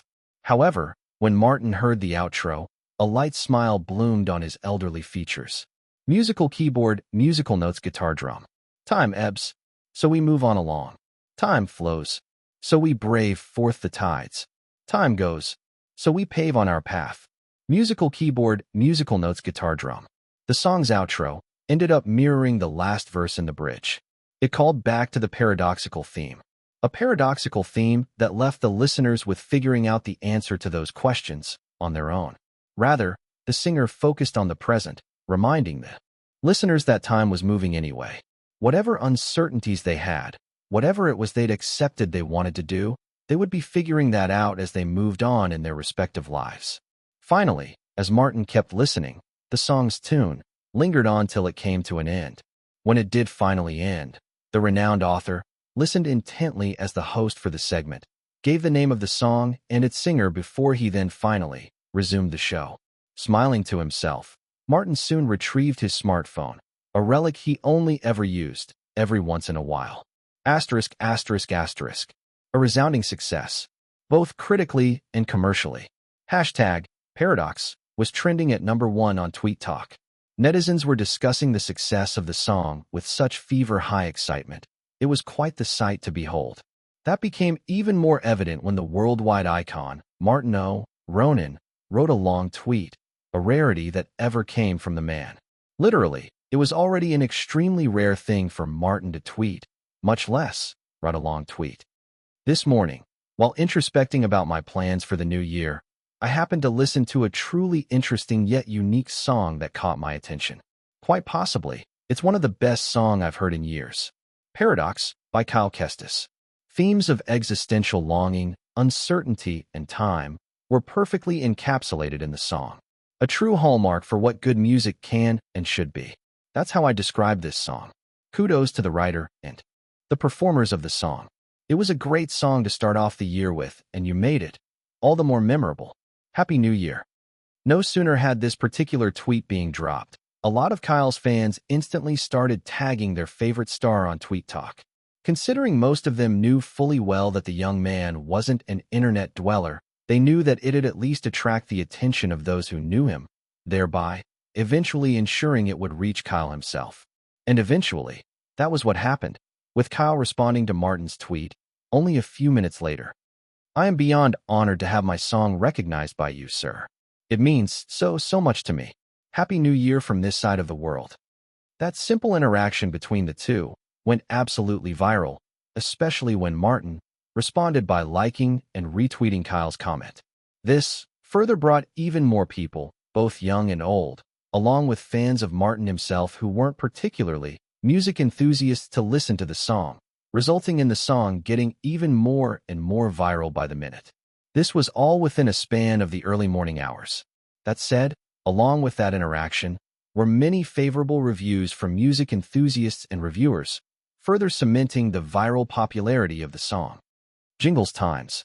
Paradox by Kyle Kestis is a song that not only entrances from the very first moment that it comes on, but also makes you really want to introspect as a person. It's a blend of alternative rock with well-communicated philosophical themes that just isn't seen in today's music industry. Give it a listen. I promise you won't regret it. Sing Song Birdie. Dazzled. I was dazzled from the very first moment I heard Paradox. The lyrical structure of the song is quite literally a work of art in its own right, but the piano riff is something else entirely. Just out of this world. Kudos to Kyle Kestis for delivering once again. Music Guru.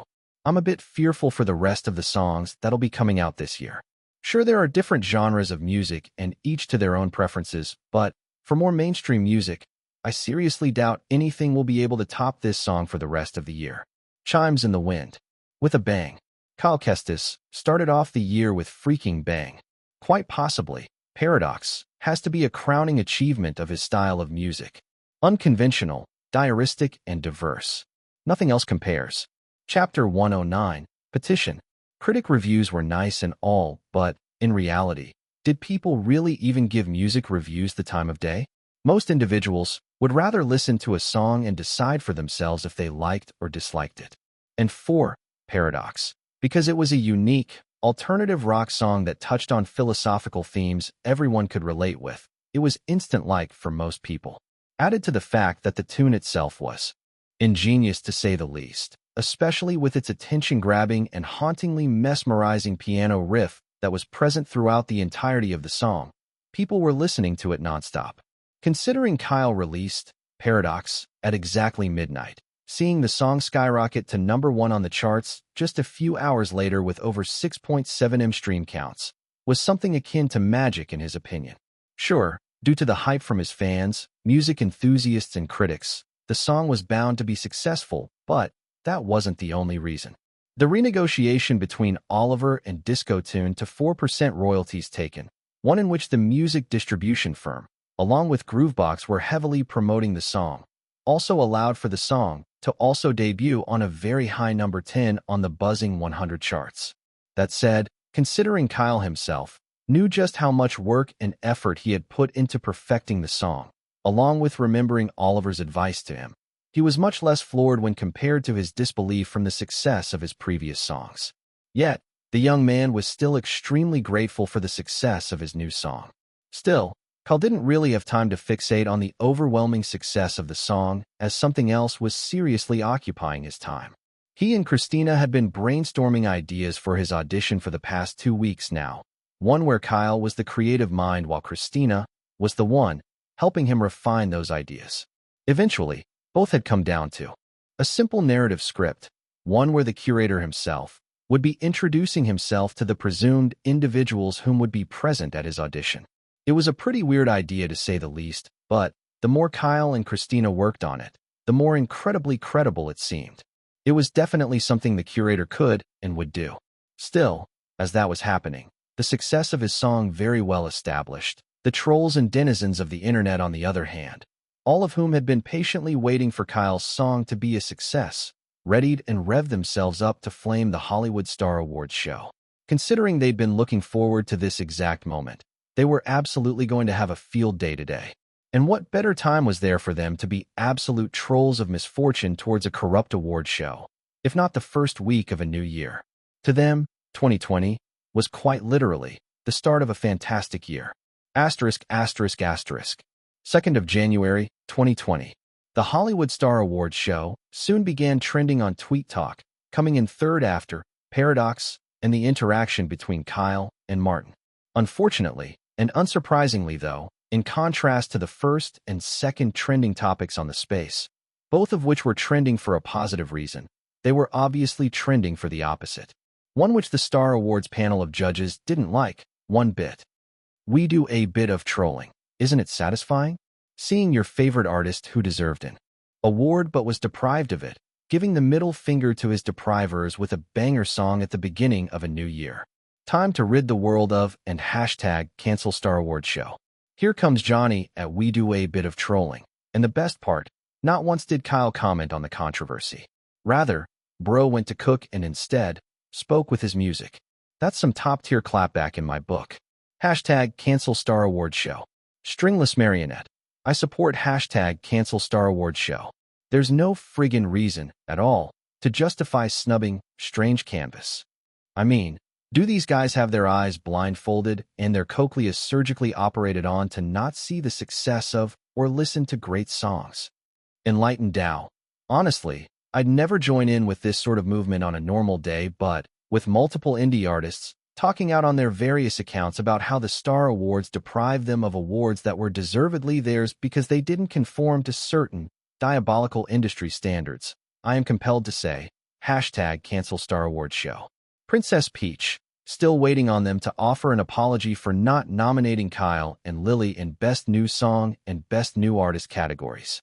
#cancel Star Awards show. Gremlin in your backyard. I'd rather there be no award show at all than have an award show that's just there to cater to people sucking up to them behind the scenes. I stand with #cancel Star Awards show movement. Shrek loves Fiona. At first I'd always thought people over-exaggerated when their favorite artists didn't win an award because, well, some fans are like that. Brain rot and whatnots. But, personally, after following Kyle Kestis's music since 2018, I can confidently state that I get the hate for this darn award show. #cancel Star Awards show. Roasted barbecue. Smell that, people. The smell of flames. gradually scorching and burning the Star Awards show. I don't know about you all, but I just might get addicted to this. Hashtag cancel Star Awards show. Rude awakening. Fraudulent little shits will probably hope this will pass over like all the other times on the internet, only to realize a fucking petition of over 800,000 people has already been signed to hashtag cancel Star Awards show. Just like the last comment had stated, the big wigs who ran the Hollywood Star Awards show were at first complacent about the entire matter, only to genuinely feel threatened a few hours later when they saw the actual petition being signed online. Sure enough, petitions alone never really did anything in the grand scheme of things, but with the alarming level of awareness at which it was spreading at, especially on Tweet Talk, it was something that couldn't be overlooked anymore. 800,000 people signing a petition to have their award show canceled due to corrupt, lack of transparency, and fraudulent behavior was nothing to scoff at. That was especially true, considering today was only the second day. Possibly, by the end of the week, if not a month at this rate, it would have skyrocketed to millions of signatures. Knowing fully well that this sort of movement was going to hurt their reputation for a long, long time to come, they quickly began to think of ways to appease the general public before it escalated beyond control, one of which started with them issuing a public apology. We've seen it all, and we've decided we owe an apology to the general public. We are committed to a thorough review and immediate corrective actions to restore the integrity of our awards. We apologize, to our community and promise to rebuild your trust in us through transparency and fairness. We hope that, in the coming years, you'll witness with us an industry-transparent Star Awards show. Reading the article out loud was Oliver, a particularly unimpressed expression on his face as he mused. So, they are admitting that they were fraudulent. How's this? Kyle, on the other hand, tried on another long coat, seemingly unperturbed by what his agent had read. No, feels too subdued. The curator wouldn't wear something fairly normal. The subtle, gray stripes are a nice touch, though. Christina signed to Kyle in response. Figured as much. Kyle responded to the lady, after which he then took off the exotically styled coat. Honestly, Oliver, I doubt they'd change anything this year, next year, or the coming years for that matter. The young man casually stated in response to his agent, gently placing the long coat atop the pile of others, which he had already tried on as he continued. It's been a running theme for them to disregard the interests of the general public anyway. This is probably just them trying to mitigate some of the awareness that's spreading before it gets out of control. I'm certain it is. Oliver nodded in agreement, and Christina did the same, although her hands were already rummaging through another hanger of exotic-looking coats. But still, it'll take quite a long while for them to recover their reputation after this. They can even kiss this year's award show goodbye since people won't even bother tuning into their show. The agent added with a bit of a contented expression, one his ward found a bit unexpected. Is he glad they're getting canceled? Kyle thought to himself with a thin smile. Guess he really was pissed that I didn't win an award. The young man mused to himself, a bit of interest in his eyes as he tilted his head in slight amusement. Currently situated in a popular mall Oliver recommended, Kyle, along with the help of Christina, was trying out outfits at the clothing store. Considering the audition was in a few days, both individuals had already finalized the script they had wanted to use. Kyle, however, wanted to take the auditions a step further. Since the curator was a bit eccentric yet mysterious, especially with his different characterization of traits over the years, Kyle wanted for his version to also be expressive yet still somewhat sophisticated. It was a contrast that he knew was going to be exceptionally hard for him to pull off.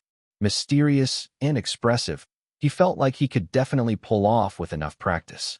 Subtle eccentricity mixed with sophistication, however, now that was something he doubted he could bring to life by simply trying to act the part alone. Yet, at times, to really embody a character, only a bit more push was needed. And in the case of the titular time traveler, a simple switch-up in looks and attire could effectively do that. Also, considering every version of the curator had different attires from the previous, Kyle was also using it as an opportunity to set his version aside from the rest, even if it was just an audition.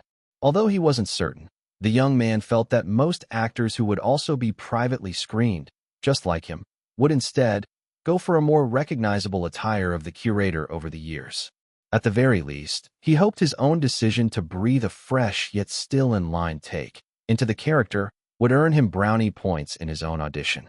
And so, sorting through a few more coats for about an hour, Kyle, along with Christina and Oliver, settled on a particular coat. One which they knew would fit the curator's eccentric, mysterious, and sophisticated persona that Kyle was going for. It's perfect. Christina sighed in excitement the moment Kyle wore the long coat, while Oliver nodded in agreement. However, as an added touch, the lady's eyes soon landed on a certain accessory and swiftly, she made a beeline for it, ran back towards Kyle, and fitted the attire with it. Fully embracing the belle époque era, Kyle grinned at the lady with an approving gaze, one to which Christina responded with a light grin of her own, her fingers raised to give a thumbs up that seemingly signaled the word. Yep. Chapter 110. Time Capsule. Paradox's music video, one which had been released on the same day the song itself was released, was one that was simple yet effective. The fact that it was shot in a bar, an environment that was relatable to a lot of people, more or less put them in the same state of mind as the people in the bar whom had listened to it on that same day. Curiosity and anticipation.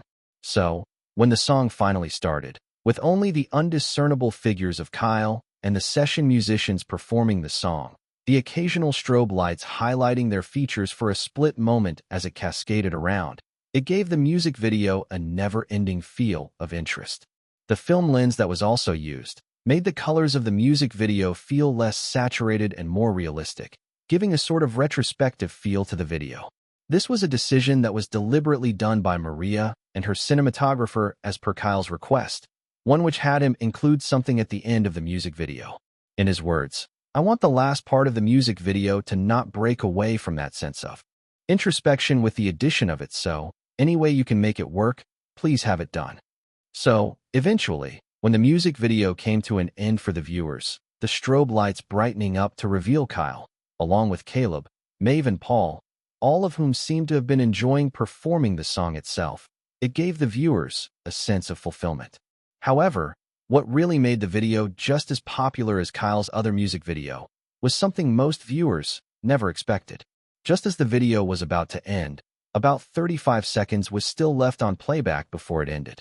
And in those 35 seconds was a smooth transition to a short clip of a homemade video from a smartphone of someone's POV walking through a corridor of a neat apartment.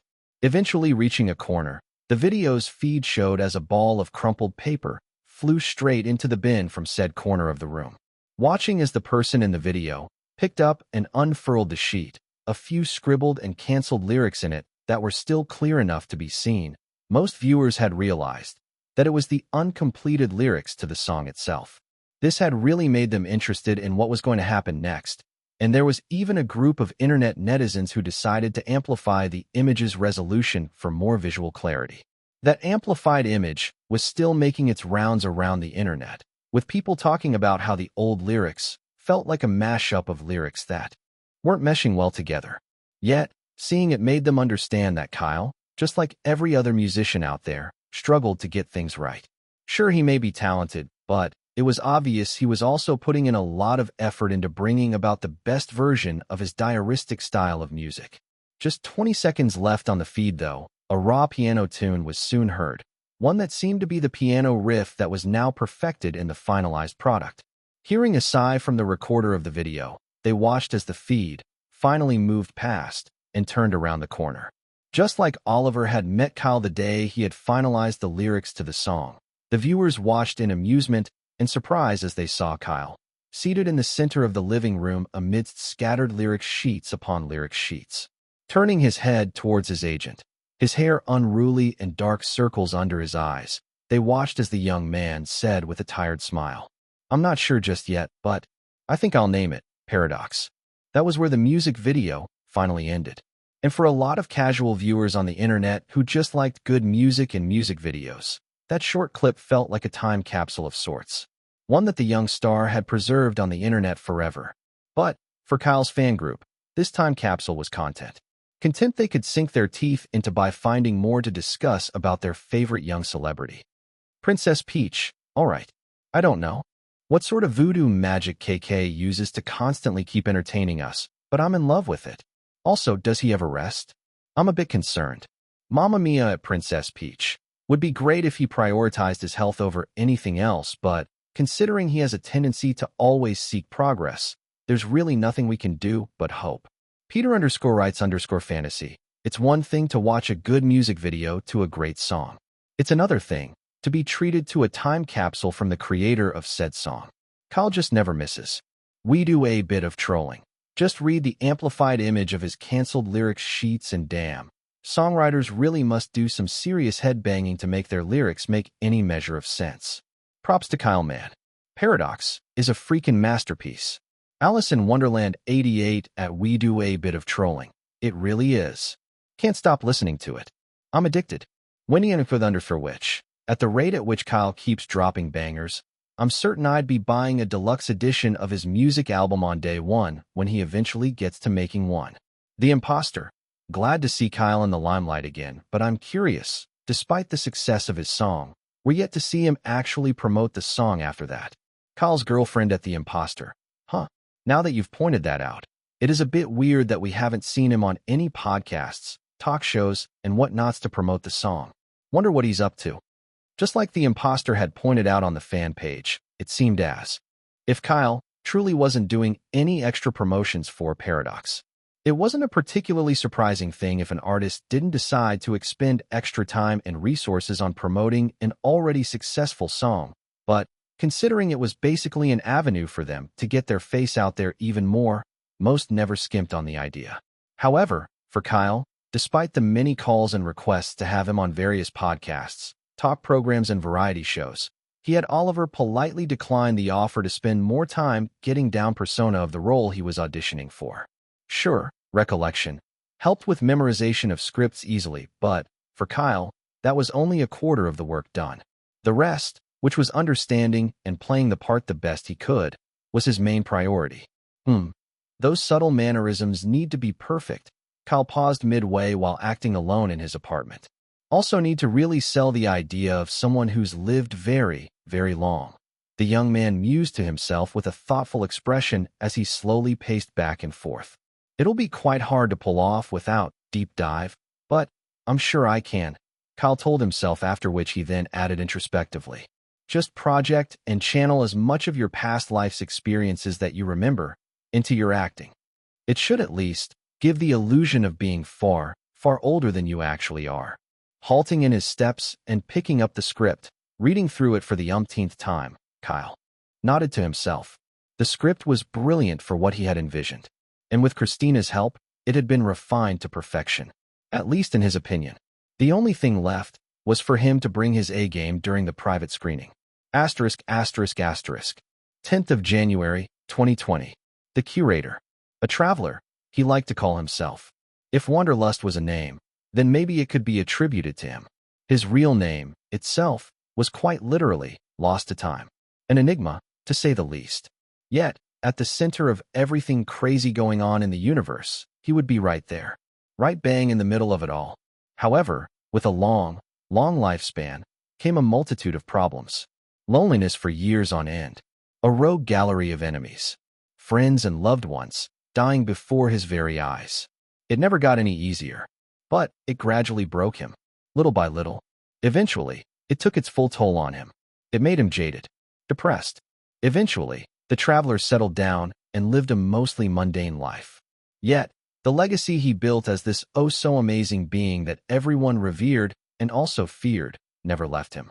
And unfortunately, considering Earth was where he settled, the blue star was subject to frequent interferences from his enemies and just unexpected incidences in general. Due to this reason, despite masking his despondency and jaded emotions behind the facade of different personas over the years, the Curator did what was necessary to protect the planet. Why? Because, in his words, I've put a lot of work into it. But more than that, unknown to most, the Curator hoped that in the process of being a protector, he would find his way back to whom he once was. Auspicious, optimistic, bright, and most of all, happy. That was why he took on the moniker, the Curator. Because cura, in Latin, means to take care. As thin strands of Kyle's slicked hair gently ruffled in the wind whilst driving with the convertible roof of his new car retracted, a Ford Mustang that cost him $40,000. He, along with Oliver, made their way to Dream Landings HQ in Brooklyn, New York City. Today was the day of his private screening. Today, Kyle would be auditioning for the titular role of the curator. Privately screened auditions for actors, just as it sounded, was one that was done with confidentiality in mind. A lot of the time, these auditions would happen without the general public having even the least bit idea about it. The same could be said for Kyle the moment he and Oliver arrived at Dream Landing's expansive and modern reception lobby at 6:30 a.m. in the morning. Swiftly, the young actor and his agent were whisked away by John's secretary, who guided and had him meet up with John on the upper floors.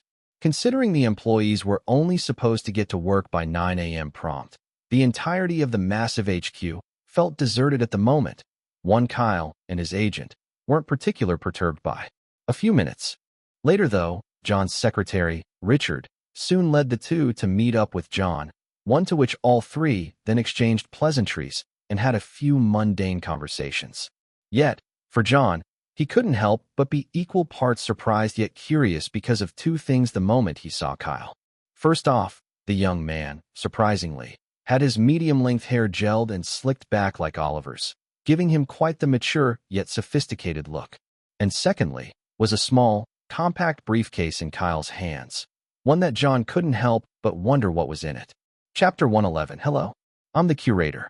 A fairly wide room, one with enough space to fit about 30 people comfortably, was where John was now currently leading Kyle and Oliver towards. It was where Kyle's private screening was going to happen. There was also a camera which was expertly situated at the corner of the room, one which was set up to capture the audition of every actor whom had gone through a screening. However, before all three reached their destination via the elevator, two other individuals were already seated in the room. Barry Goodman, the producer which had worked with John Quinton previously during the glory days of The Curator, hummed in thought as he watched a videotape on the laptop. His dirty brown hair, which already had streaks of gray in them, was styled in a Caesar cut, and his dark brown eyes, which reflected the video he was watching, was one of concern. Currently in his mid-50s, the man with a fairly average build let out an inward sigh as he glanced over to his right and thought, "John, we might have to use an older actor eventually." The videotape, one which contained a compilation of all the auditions of the actors whom had been handpicked by John himself for the role, made one thing very clear to Barry. They were going to have a hard time picking an actor who would be filling the shoes of the titular time traveler. Not because most of them had knocked their acting out of the park, but more because most didn't even seem to want to put in any effort into bagging the role. Sure, Barry understood that acting in a TV show whose appeal had been slowly declining over the years didn't sound very enticing to young actors whom were trying to elevate their career, but then again, he couldn't blame them. At the same time, he was certain that most talent agencies and agents who managed the career of their talents would be very skeptical about the show getting back on track. Considering everything was being kept under wraps regarding the production of the 10th season of The Curator, most probably never knew John was going to be the showrunner. And even then, even if they had known, they would have still been very, very skeptical. Bringing an already terribly reputed show back to form was no easy feat, to say the least, especially with all the almost irrevocable butchering some of the previous showrunners had done. Or should we just compromise and pick and dash? Barry's thoughts were cut short when he heard a certain voice cascade over to his ears. "I know what you're thinking, Barry, but no." Tiana Rivers, the director whom had directed Evermore Chronicles, Dreaming's last hit series which had just rounded up, countered. Having seemingly predicted his inner thoughts, she kept speaking. Even if their agencies tried to dissuade them, as an actor, especially if they are auditioning for a role, they need to give it their all regardless. "We aren't picking any of them," Tiana strictly stated. Currently having her dirty brown hair styled in a coiffed manner, the woman in her late 40s had a sort of timeless beauty to her as her thinly rimmed glasses, one which framed her chestnut brown irises, rested on the ridge of her nose with a slight frown on her features. Known as a no-holds-barred, no-nonsense director, Tiana Rivers could be sometimes hard to work with. However, for those who really got to know her, they understood that this was just her character, and she usually meant no harm most of the time. Simply put, Tiana was not a people pleaser. Actors who came to build a relationship with her were actually quite rare, as most were either hit or miss on the first impression, with the latter, unfortunately, being more prevalent. Yet, at the same time, this personality of hers with literally next to no filter was one that worked wonders when she was making a movie or a series with the actors she got along with. Her orders were crisp and well communicated, along with her being open to listening to the ideas of her actors. As long as they could improve a scene or add more depth to a character, she was always willing to consider it. That said, one of the things Tiana had a deep disdain for were actors who weren't putting their all into a role. It was also the reason why she was frowning at the moment while staring at the videotapes playing on the laptop. Yet, her frown only deepened even further when she remembered having to sit through all of those lackluster auditions in person and not being able to put the actors in their place because of John's request. One where he had asked of her to not react to whatever they did, no matter how bad it was. Thankfully, we've sorted out the actors for the other roles and today's screening will be the last, Tiana thought to herself, placating her slightly sour mood with that. No sooner had she thought of that, though, John opened the door and strolled in. Casually taking his place on the ergonomic chair, one that was situated between Tiana's and Barry's, the director questioned curiously, "Where's the actor?" "Prepping outside. He'll be in Sue Dash." John hadn't even completed the statement before the door opened again and in walked Kyle. His steps were light and casual and his gait relaxed. Yet, there was a certain feel of complete composure and elegance in that same manner that he walked, his hands gently clasped behind his back. But, more than that, what really ignited a genuine gaze of curiosity from all three individuals, one which they couldn't even hide, was Kyle's dress code. The young man was currently wearing a well-tailored, thick, intricately embroidered and patterned, sapphire-colored long coat, reminiscent of the Belle Epoque era. There was also a red gem, situated in the middle of the ascot-tied scarf around his high-collared white shirt, one which was tucked neatly into the embroidered red vest he was also wearing. "I guess that's what was in the briefcase," John mused to himself with a curious thought, loving the distinct dress style that Kyle was in. Sure, it wasn't something the curator had ever worn in the show's long run, but, then again, it was something the time traveler most definitely would have loved to wear if given the opportunity. However, before he, Barry, or even Tiana could say anything, Kyle's calm voice, one which was purposely lowered yet still very audible, cascaded over to their ears. "Ah, there it is. There's that familiar expression." The curator smoothly twirled over to face them and said, his eyes looking at all three with a mixture of a soft, empathic yet contemplative gaze. Watching him look at them as if they were his grandkids, Barry and Tiana were a bit stunned. To them, it made quite literally next to no sense how a young man could make both of them feel so young with a single gaze. In that moment, it almost felt like an old soul was trapped inside the young man's body as he kept holding their gaze, making him feel almost like an enigma to them. But for John, he was quite literally smiling to himself. This was the main quality he was after when he had Kyle audition for the role, one he had noticed on the very first day they had conversed. The idea of a seemingly old soul trapped inside the body of a young man. Centuries pass and it never gets old, you know? The curator, however, soon resumed speaking, a thoughtful yet curious expression, instantly replacing the previous blend of complex expressions on his features. It was such an immediate shift, one that genuinely caught Tiana and Barry off guard, and yet, the curator seemingly continued his monologue. Humans, and their insatiable need to satisfy their curiosity. He contemplated out loud to himself for a brief moment, his hands gesturing outwardly, after which he then spoke to the three again. "My attire's cool, I know." He flexed the intricately designed long coat a bit with a proud expression, one that immediately elicited a thought in the minds of all John, Tiana, and Barry. So random. Yet, it was that randomness that also made them realize that this was the slightly eccentric persona of the curator in action. "Like it? Of course you do." The curator immediately asked and answered with a gentle nod to himself, after which he then returned his gaze back towards the three with a curious question, almost as if he was just as curious they were. "But you're more interested in this, weirdo, aren't you?" To that, all three simply nodded gently, wanting for Kyle to continue the audition. As far as they knew, there was not a single scene of such in all 9 seasons of the show, so they all knew that this was all an original from the young man himself. It was also why they were very curious to hear more of what he had to say. Contemplating to himself for a brief moment, seemingly trying to find the best way to explain who he was, the curator snapped his fingers and then asked with a bright expression, "Would you like to hear a story?" Yet, almost instantaneously, the curator continued as if he already knew all 3 would answer in the affirmative. The story of a man who's been running away from something his entire life. Running, hoping that he inadvertently runs back towards the same thing he's been running from. Taking a brief pause, his bright expression slowly morphing into a more introspective one, the curator quietly stated. Himself, hearing that, watching as the expression on the face of the young man flipped to fit the current introspective feel, John, Tiana, and Barry, all of whom were moved by his words, heard him speak again. "Do you know who that man is?" he questioned again, this time staring at them with a mix of a saddened, pained, and downcast expression.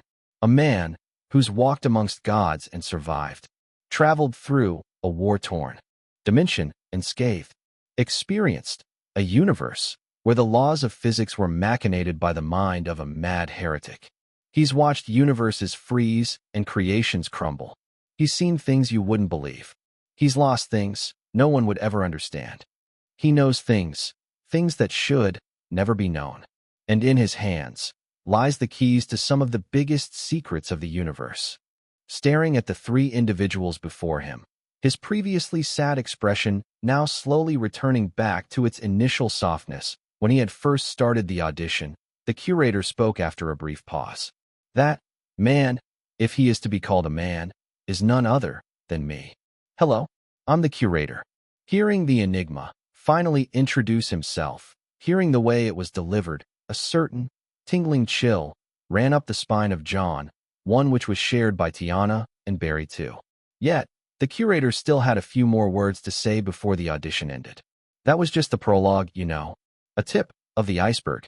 So, if you're still curious about who I am, which I presume you probably still are, would you like to hear more?" he inquired, a slight grin, one that could only be described as fascinating yet mysterious, gracing his lips. Chapter 112, Spoilers. Ding. Ignoring his systems ringing in his head, Kyle had expected for all 3 before him to take their time, evaluating his audition. Usually, that's how most of his auditions had always been, even if he was certain that he had impressed the judges. Sure, in his mind, he felt like he did a great job of showcasing every quality of the curator he had in mind during this audition too, but still, considering he did it all on his own, and especially without the help of Deep Dive, he was still quite concerned if his own acting prowess alone was enough. There are far better actors that could have given an even more convincing performance. That was what the young man was thinking about when suddenly, a few words hit him like a thunderbolt. "You got the role." Silence. Stunned silence.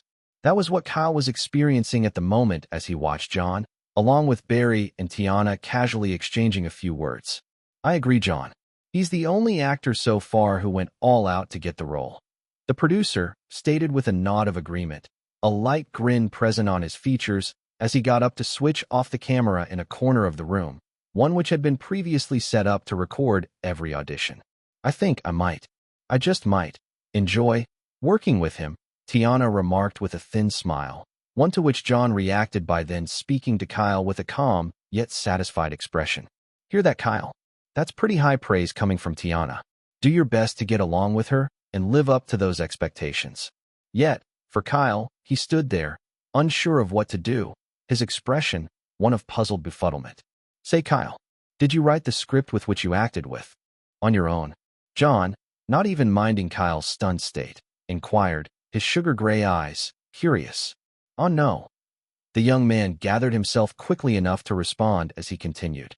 "I had some help from a friend. Well, I'd like to meet this friend of yours.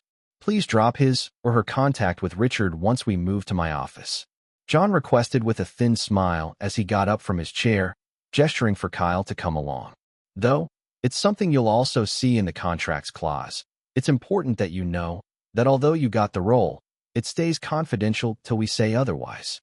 John added as Kyle trailed behind him whilst replying, a dazed expression still present on his face. All right. Oliver wasn't the least bit surprised that his ward had bagged the role. Okay, maybe to a tiny extent, he actually was. But, for the most part, the outcome of it wasn't completely puzzling to him the way it was to his ward. Considering John himself requested for the young man to audition for the role, the agent knew that the Dreamland executive must have seen something worthwhile enough in Kyle to have him come in for a private screening regarding such a big role. Added to that, Kyle himself had taken the audition very seriously, enough that he put in a lot more effort into it than his previous auditions.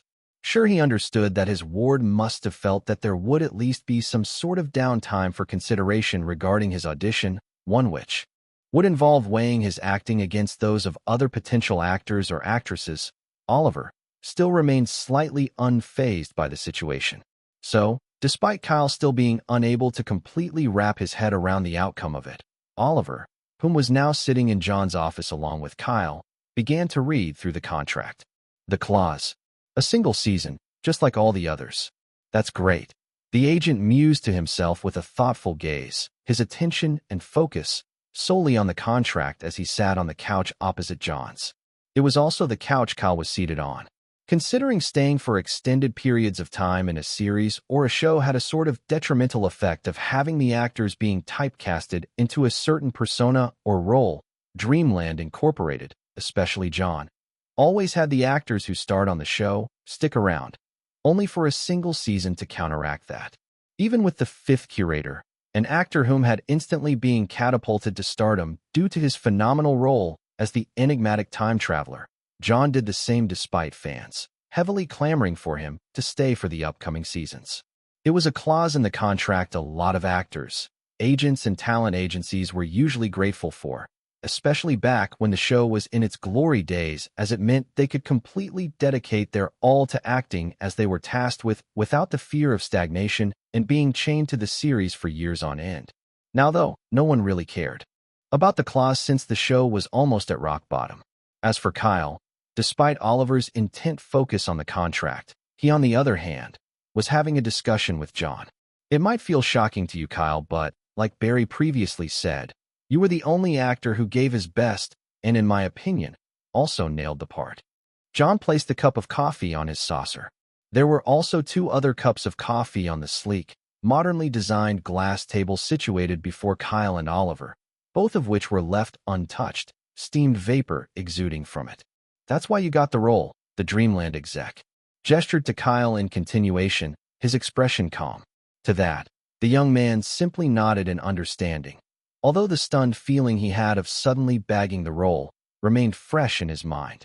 It'll sink in eventually, John stated casually, realizing that the young man wasn't completely over being given the role almost immediately.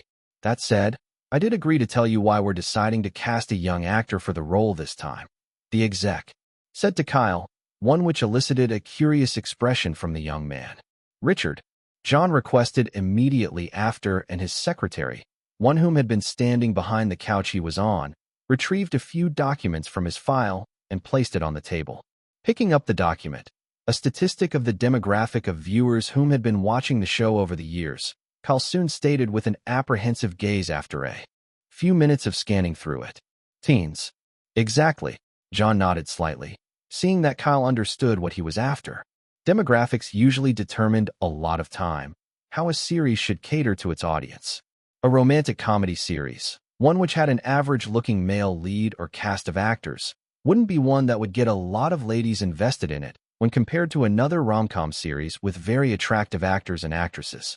Sure, it sucked every now and then, but, unsurprisingly, that was, quite simply, how things were.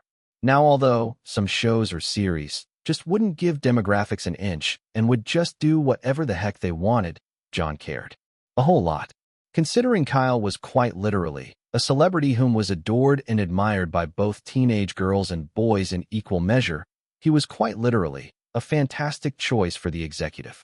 Still, that wasn't something that would stop him from creating a good story like most other showrunners tended to forget. For him, it was simply something he had to keep in mind while crafting a good story. Catering to the audience was one thing, Creating a good story was another. As a result, no sooner had John replied, he continued speaking. But still, it's only one of the major reasons why we're going with casting a younger actor.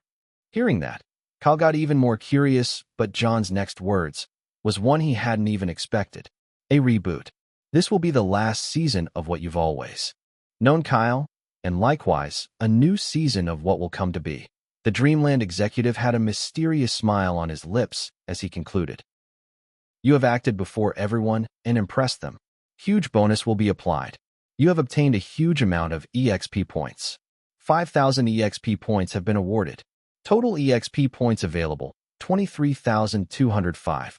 Deep Dive has advanced from grade B to A. Acting has advanced from level 10 to level 11.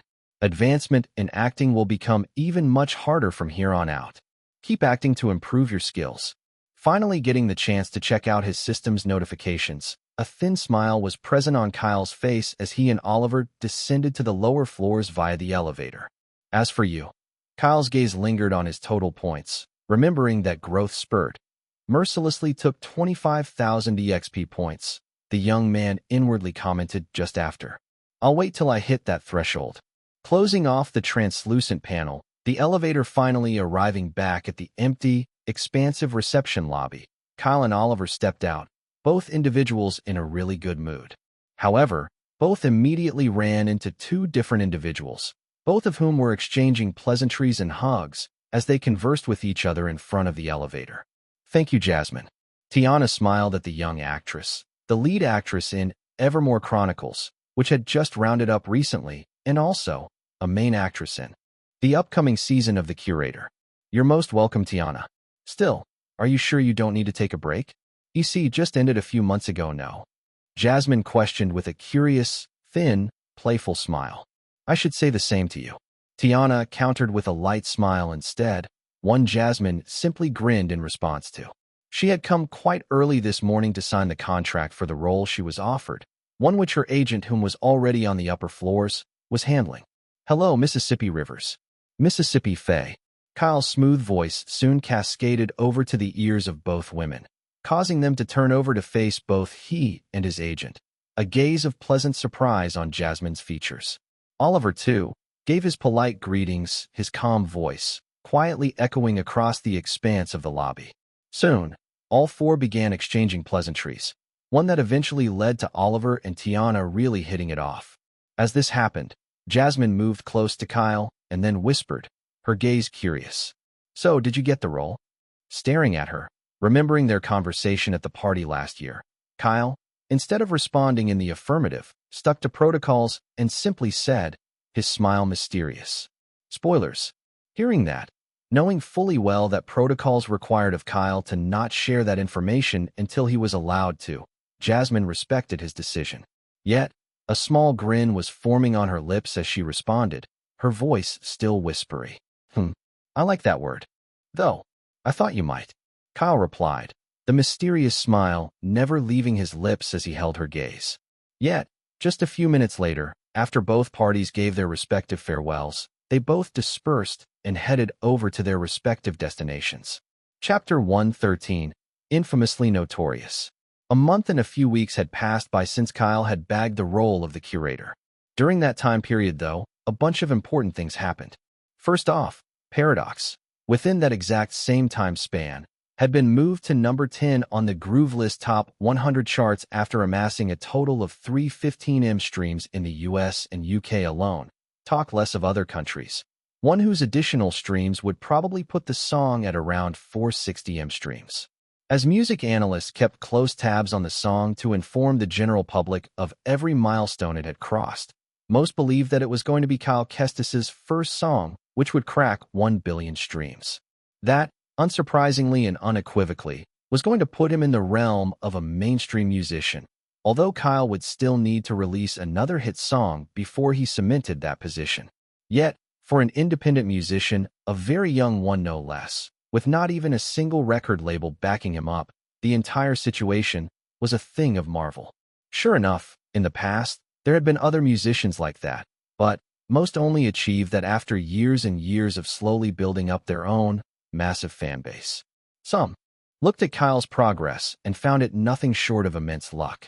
However, majority knew that although luck was involved and undeniable in the young celebrity's ascent to stardom, Kyle Kestis was a hard-working and multi-talented young chap, one whose disciplined work ethic and workaholic nature further bolstered and heavily aided in his exponential rise to fame and fortune. That said, the second important thing that was noteworthy was Christina being offered a job as a screenwriter for the new and upcoming seasons of The Curator. Having been contacted by John, an opportunity that arose for the lady due to the audition script she and Kyle doggedly worked on, the woman's efforts were slowly being crowned and rewarded. Still, due to how flexible the contract she signed was, courtesy of Quentin's love for making his employees as comfortable as possible, Christina was still able to work with Maria without any issues. The moment the lady had accepted the position, though, she had quite literally met up with Kyle and attacked him with the tightest and warmest of hugs as a show of appreciation. Yet, Kyle had simply told her that it was her hard work that paid off, as he was just a medium through which that hard work was crowned. The third important thing that occurred was how Lily also bagged a certain role in this same new season of The Curator, one that had come as a pleasant surprise to Kyle when he found out. Considering Dreamland Incorporated was being very secretive about everything, enough that even Hollywood tabloids, news channels, and even reporters had no idea what was going on behind the scenes, a lot of the actors whom were also involved in the new season were kept in the dark. Added to that, the general public weren't all that interested in the new season of the show either, so all the media house and publications, big or small, weren't exactly keen on getting any scoops. That, however, made keeping everything strictly confidential very easy for the multi-billion-dollar company. Occasionally, though, a few tidbits of information were fed to the actors here and there by the broadcasting company themselves, one which was an avenue afforded to them due to being part of the main cast. That was how it eventually got around to Jasmine and every other actor involved in the new season, along with the crew, that indie actor, Kyle Kestis, had bagged the role of the titular time traveler. Sure enough, most were confused, dissatisfied, and generally unwelcoming of the idea, with exception of Jasmine and a few others. Due to how older actors were the only ones they felt were capable of giving out very complex performances worthy of The Curator, they couldn't really see a young chap giving a remotely good, much less outstanding performance in the shoes of the character. Still, most had to accept the decision regardless and do as they were required without questioning John's, Tiana's, and Barry's decision to cast Kyle. Whether it was a good decision to cast such a young lad as the enigmatic time traveler, they would be finding out soon enough. So, 2 months and few weeks later after that reveal to them, after all the pre-production had been sorted out, the 10th season of The Curator was greenlit. Shooting was about to begin. April 1st, 2020. The set was bustling with life. Cameramen, audio engineers, prop staffs, extras, stage helps, and the likes populated the entire expanse of the massively wide, modernly built, underground hall. This massive hall, one which was purposely built years back by Dreamland Incorporated, was one where any scene which was CGI, VFX, and SFX heavy was filmed. Cameras were being set up. The walls were padded and soundproofed. Giant green and blue screens were expertly placed in all the necessary angles and corners. And, amidst all these, in the middle of the set, was a large, wide, fully prop-built interior of a destroyed spaceship from the ground up. Sure, this particular spaceship was only going to be used only once in the entire season, but if there was one thing Dreamland Incorporated did right, despite the show's popularity dwindling alarmingly, it was their commitment to never skimping on coming as close to realism as they possibly could. John especially never used green screens unless it was absolutely necessary, since he had all the necessary funds and go-ahead to facilitate and envision a cinematography that could be as realistic as possible in the sci-fi genre. Why couldn't he? Currently, though, Kyle was getting accustomed to the interior of the destroyed spaceship, a certain look of awe and wonder in his expression as he moved around. There was even a certain underlying mechanic hum to the spaceship that permeated the entire hall, almost as if to simulate the actual movement of the ship despite it being currently static.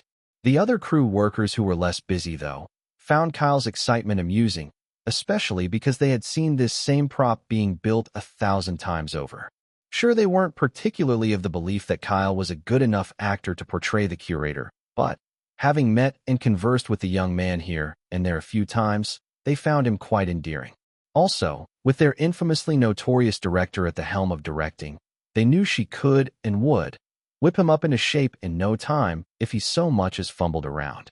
Yet for the young man, all this was a first for him, his enthusiasm to explore through the roof. As John, Tiana, and Barry perused the sight before them, each in their casual wares, John soon asked, "Tiana, does he have any idea how you direct?" "No, but that's on him to find out. I do need to see if he's come prepared for the grueling work schedule." The director's expression was blunt yet calm as she responded. Tiana had already slipped into work mode. "Considering he and Jasmine have conversed quite a lot, though, I'm certain she must have at least informed him of it." Barry, on the other hand, chipped in casually, one to which John calmly nodded in response to. Glancing over to his far right, watching as Jasmine, along with a few other actors, conversed and exchanged ideas, the showrunner spoke again, his expression casual. "Well, we'll be finding out soon enough. Hope he's not the nervous type." "He better not be." Tiana's voice, blunt as ever, replied as she stepped forward and clapped her hands once, loud enough to gather everyone's attention. Instantly, the set went quiet as the director commanded, her voice cool. "Perform all the necessary checks. We begin in 5. Swiftly, everyone, including the actor, staff, and crew members, readied themselves. Considering most had already worked with the director at least once in their lives, they knew she was someone who hated any form of flippancy on her set. Tiana's directing style was very unconventional, to say the least. For one, compared to other directors who spoke out loud to get their orders across, Tiana simply spoke. Why? Because she had a certain dislike for all the building up and shouting that led up to the action part, especially if the take or scene came out rubbish. In fact, she didn't even like using the word itself. Rather, she would say start, casually. It was just a personal preference of hers to not scream her lungs out when she could simply speak normally and still get her orders across. But more than that, there was another thing Tiana was infamously notorious for, something actors especially had to watch out for while acting if she was directing. Thrice, you were only allowed to act a certain scene a certain number of times. Thrice was the max for scenes which required heavy CGI and VFX. As for the more normal scenes, once. An actor, as long as you worked with her, you would only be given the avenue to perform said scene once. If you messed up, that was on you. Even if you pleaded for a second chance, Tiana would simply tell you in the coldest tone possible. Why? Do you find it fun to waste everybody's time? Yet, it's not as if she wouldn't retake the scene at a later date. Her work ethic just made her put things into perspective that she would rather go do another scene and get a great shot than waste precious minutes, possibly hours, on trying to get a single scene right. But, in an effort to ensure her actors took their role very seriously, the single-take tactic was one she frequently employed. So, quickly encasing and pushing Kyle into one of the translucent glassy cocoons which had been previously structured and modeled to perfectly fit him, one which was made out of dissolving sugar, the stage hands and prop artists left the site after painting it in a fresh, silvery sheen, leaving only the glassy cocoon in the middle of the spaceship. Seeing that they had done that, Tiana then moved over to her chair and gazed around for a few seconds, using a gesture of her hands to make checks and ensure that all was in place. Realizing everyone was ready and everything was as it should be, the director opened her mouth. Start. Yes.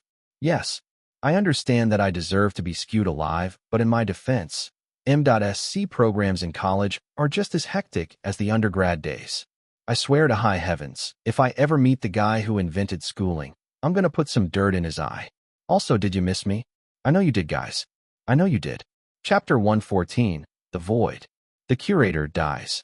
Yet the curator never really dies. Well, by the format in which actual, living, breathing humans did. Rather, as a result of being an advanced hybrid from an alien and human race of a galaxy far, far away, one that was unlucky enough to be the last survivor of his home planet after a ravaging incurable plague killed every last being alive in it. The curator realized he had the ability to cheat death. Instead of dying, he would instead undergo metamorphosis, changing not just his entire physiology as a fresh new being, but also gaining new values, ethics, and morals while retaining some old ones, all with the memories of his previous incarnations. Disorientation, however, just after he metamorphed, due to not being right in the head as of his first few minutes of coming back to life, wasn't a particularly weird occurrence. At least for those who knew. This was common, basic lore in The Curator. Yet, for John, whom had created the show, despite fitting into the lore of the fictional universe he had created, it was also a perfect little gimmick for him to constantly keep having a revolving door of fresh new actors to reprise the role of the curator. When he had first created the show, directors, producers, actors and actresses, writers, and the general public alike had thought of it as a genius move. A way to constantly keep the series fresh even if it went on for seasons on end. Yet, after the fifth curator, the general public found it extremely hard to see anyone else who could play the role any better, causing almost every other actor jumping into the shoes of the time traveler to be judged against his rendition from day one. This was what eventually caused the downfall of the show, as every other curator after his ended up mostly imitating him. Imitating the actor's dark, cunning, brooding persona, one which was a more direct approach to the inward representation of how the curator really thinks, was also, at the time, a drastic change from the previous four renditions who were more upbeat and jovial. As one would expect, this copy and paste technique from the other actors who filled in the shoes of the time traveler after the fifth was one that didn't really sit well with the audience in the long run. The general public wanted something fresh and different. Yet, even with the revolving doors of new actors, along with screenwriters and showrunners who were unsure of which direction to take the series, the show ended up getting stale and, unfortunately, stagnated, ultimately leading to a loss of interest in it. Also, since the scripts for The Curator were written monotonously, a fact every blessed fan knew, it was usually left to the actors to interpret it however they pleased. This was why, the moment the clapper loader released the slate for Kyle to begin acting, everyone on set had their eyes laser-focused on the silvery, glassy cocoon, waiting for the young man's interpretation of the character. But, more than that, most were immensely curious and wanted answers.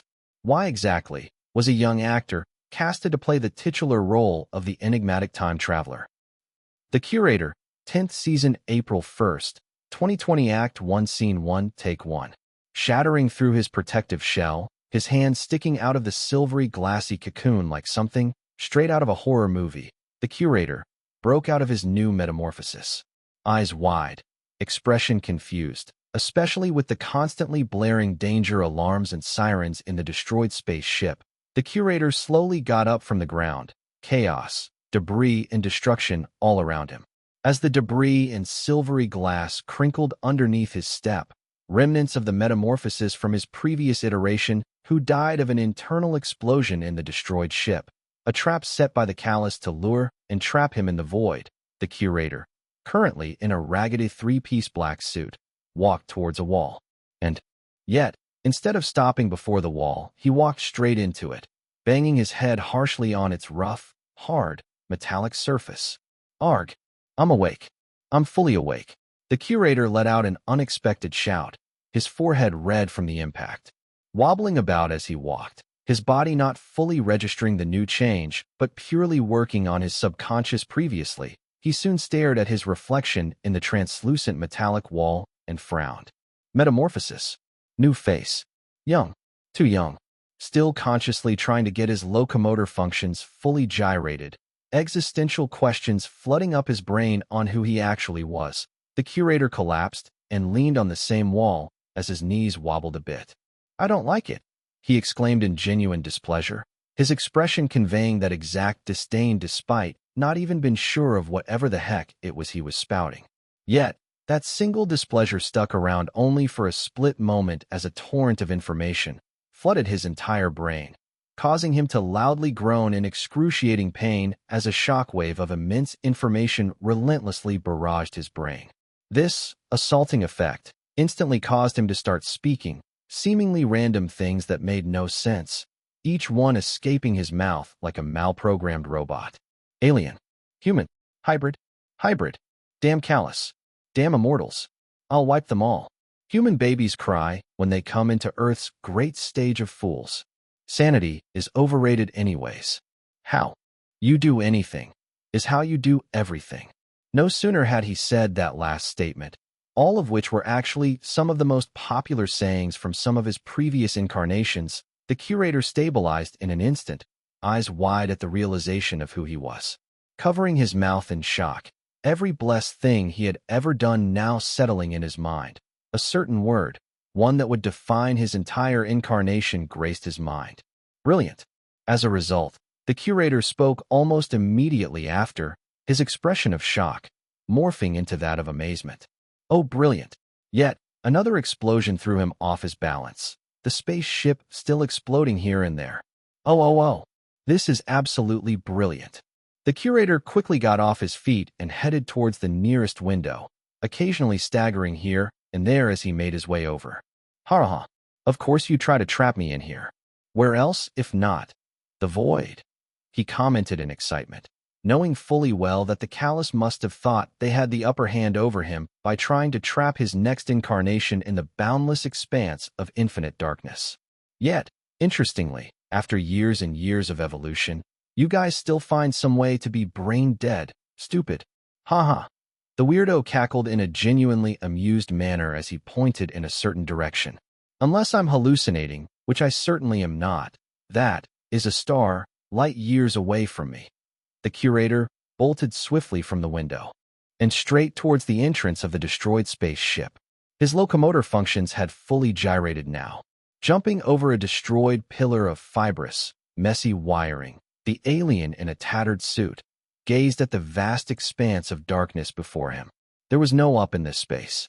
There was no down either. No left, no right. No light, no dark. No time, no end.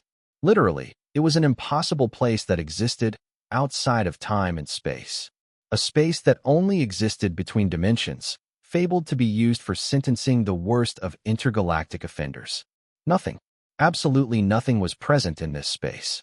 The void, quite literally, was a myth of sorts, one that no one should have ever experienced or seen. For some, it was what they would call true infinity, and for some, it was hell. Yet, for somewhere that was mythically infamous for all these, why was there a single twinkling star in the distance? It's quite the fortunate incident that only I know how to access the void. Nice try, though. The curator soon stated aloud, almost as if speaking to someone. Without a single moment wasted after that, the alien looked over his shoulder, stared at the destruction behind him for a moment, and then, with a mocking smile, jumped off the ship and into the void with the words, "Alley-oop, cut, print, check the gate." The set was silent. Absolutely silent. Expectations had been extremely low regarding if Kyle's acting prowess was enough to sell the titular time traveler's persona. Sure, he was in a hit movie last year, and his acting had been spot on, but comparing this form of acting to that form of acting was quite literally a revelation for almost everyone on set. Kyle Kestis wasn't just a good actor. Rather, Kyle Kestis was a fantastic actor, period. Since the entire scene was a monologue with only him in it, it was going to be really hard to sell the scene. And yet, without even a single character to have his monologue bounce off of to add more weight to his words, the fact that his presentation still kept all of them hooked was a thing of marvel. Added to that, the young man's interpretation of the titular time traveler was a genuinely unexpected choice. Chaotic and extremely expressive, along with the signature eccentricity the curator was known for. Compared to the previous 4 actors whom had acted in the shoes of the curator, after the 5th, Kyle's version was, obviously, drastically different from theirs. Typically, their iterations had acted all tough and strong as their old memories were forcefully seared into their brains and returned to them. It was something the 5th curator had also done, one that felt so badass to the viewers as at the time.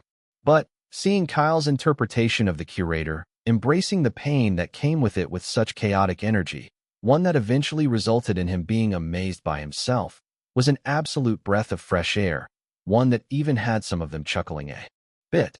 So, as everyone on the set were still very much stunned, yet pleasantly surprised, John and Barry, both of whom already knew Kyle was perfect for the role, had quite the satisfied expression on their features. Even Jasmine was evidently stunned, a bright expression mixed with wonder on her features. First off, despite she and Kyle conversing a few times over the week, they never really talked much on anything besides the script. So, the fact that he didn't ruin the shot even once made it clear to not just her, but everyone, that Kyle must have done his research on their director. Simply put, the young man came prepared. Secondly, she, just like everyone else, although felt Kyle was a good actor, wondered if drastically switching to such a complex role from his previous role in an action movie would be easy for him. Turns out, she, just like everyone else again, ended up being proven wrong. They were the ones whom had severely underestimated him, one that was evident as most stared at him in pleasant awe. Yet for John, Tiana, and Barry, they knew this was just a tip of the iceberg of the range of acting capabilities the young lad had shown them. Unaware of their stares, though, Kyle confidently walked away from the prop space ship, already back to normal, as he went to speak to Tiana, who called him over. Both were already discussing the next scene. Chapter 115. What's on the menu? There was a hefty stack of scripts in Kyle's hands as he walked through the door. Navigating through the busy restaurant, the young man soon spotted a curious Jasmine whose eyes were already questioning him from afar with a mix of puzzled amusement. Walking over to her, respectful apologies given to everyone he bumped into, the young man finally got to the sexy actress who was currently dressed in a stained, greasy outfit of a waitress. Compensating, Kyle simply responded, his tone casual and a light grin on his face as he sat down next to her on a separate, rotating stool by the counter. For what? Jasmine asked, the inquisitive expression never leaving her face. Both were currently situated in a corner of a crowded restaurant in Chinatown, NYC, one where cameras were still being set up here and there for some of the scenes in the first episode they needed to shoot. There was even a green screen being applied to the roofing and a corner of the restaurant in the back, one that Tiana was currently inspecting. That said, this same scene was also the first scene in which Kira Snow, Jasmine's character, would be introduced to the audience. The future episodes. Kyle casually replied again, placing the stack of scripts on the counter, his eyes already reading through the first page of the 5th episode at an alarming speed. Considering they were nowhere near close to shooting the 2nd episode, much less the 3rd or the 4th for that matter, the fact that the young man was already on the 5th script baffled Jasmine. This was especially because they were only giving all the other scripts just yesterday evening over an encrypted email to print out themselves. Even she, who prided herself on always preparing far ahead, was only halfway through the 2nd script. What? Are you really Sapphire? She soon laid her curiosity bare, her head tilting in even more befuddled amusement. To that question, Kyle instead took a brief pause from the script he was reading, twirled a bit on the stool, and then replied with a playful grin. Haven't you heard? I'm the curator. A small, hearty chuckle escaped Jasmine's mouth the moment she heard his response. Just before she could respond to his witty reply, though, another voice entered the fray. Do you want a bottle of sparkling water, Jasmine? One of the female caterers on set asked the actress. No, not at all. Thank you. Jasmine politely declined. Kyle, how about you? The caterer then signaled to Kyle, who replied in the affirmative. Yeah, thank you very much. He received the bottle of water with a polite smile. Kyle, Jasmine, Mrs. Wong, we begin in 5. Tiana soon called out casually from the crowded corner of the room, her voice surprisingly calm, instead of being blunt. All right. Both actors responded with thumbs up, along with an old, Asian-looking, elderly Chinese woman who was going to be involved in the scene too. Added to that, the scenes were going to be split into 2 parts as Tiana felt it would work better for her directing style of 3 takes for CGI and 1 take for a more normal scene. That way, the actors could put more effort into the more normal scene just after without slacking off due to having more takes. That said, considering the disciplined work ethic that Kyle had shown Tiana in just the past few days of shooting, though, she didn't have any issues being less blunt, as she had realized that young actor, just like the popular actress beside him, did exceptionally well when it came down to shooting his scenes. She hadn't even had a single hiccup while filming with the young man, one which only made her happy as the days on set went by, although her poker face had no intentions of revealing it. Also, Although Kyle didn't realize it, he was basically causing the more experienced actors and the extras on set to put in the extra work to not feel inferior to him, especially since he already seemed to have gotten on Tiana's good side despite the fact that he had only started acting 2 years ago. This was something even they struggled with, as impressing Tiana was pretty much a Herculean task that required unwavering consistency in the great performances an actor or an actress put out. "The rest of you, be ready," Tiana called out almost immediately after in the same cool manner, signaling to the extras who were going to be in the scene, all of whom responded in the affirmative.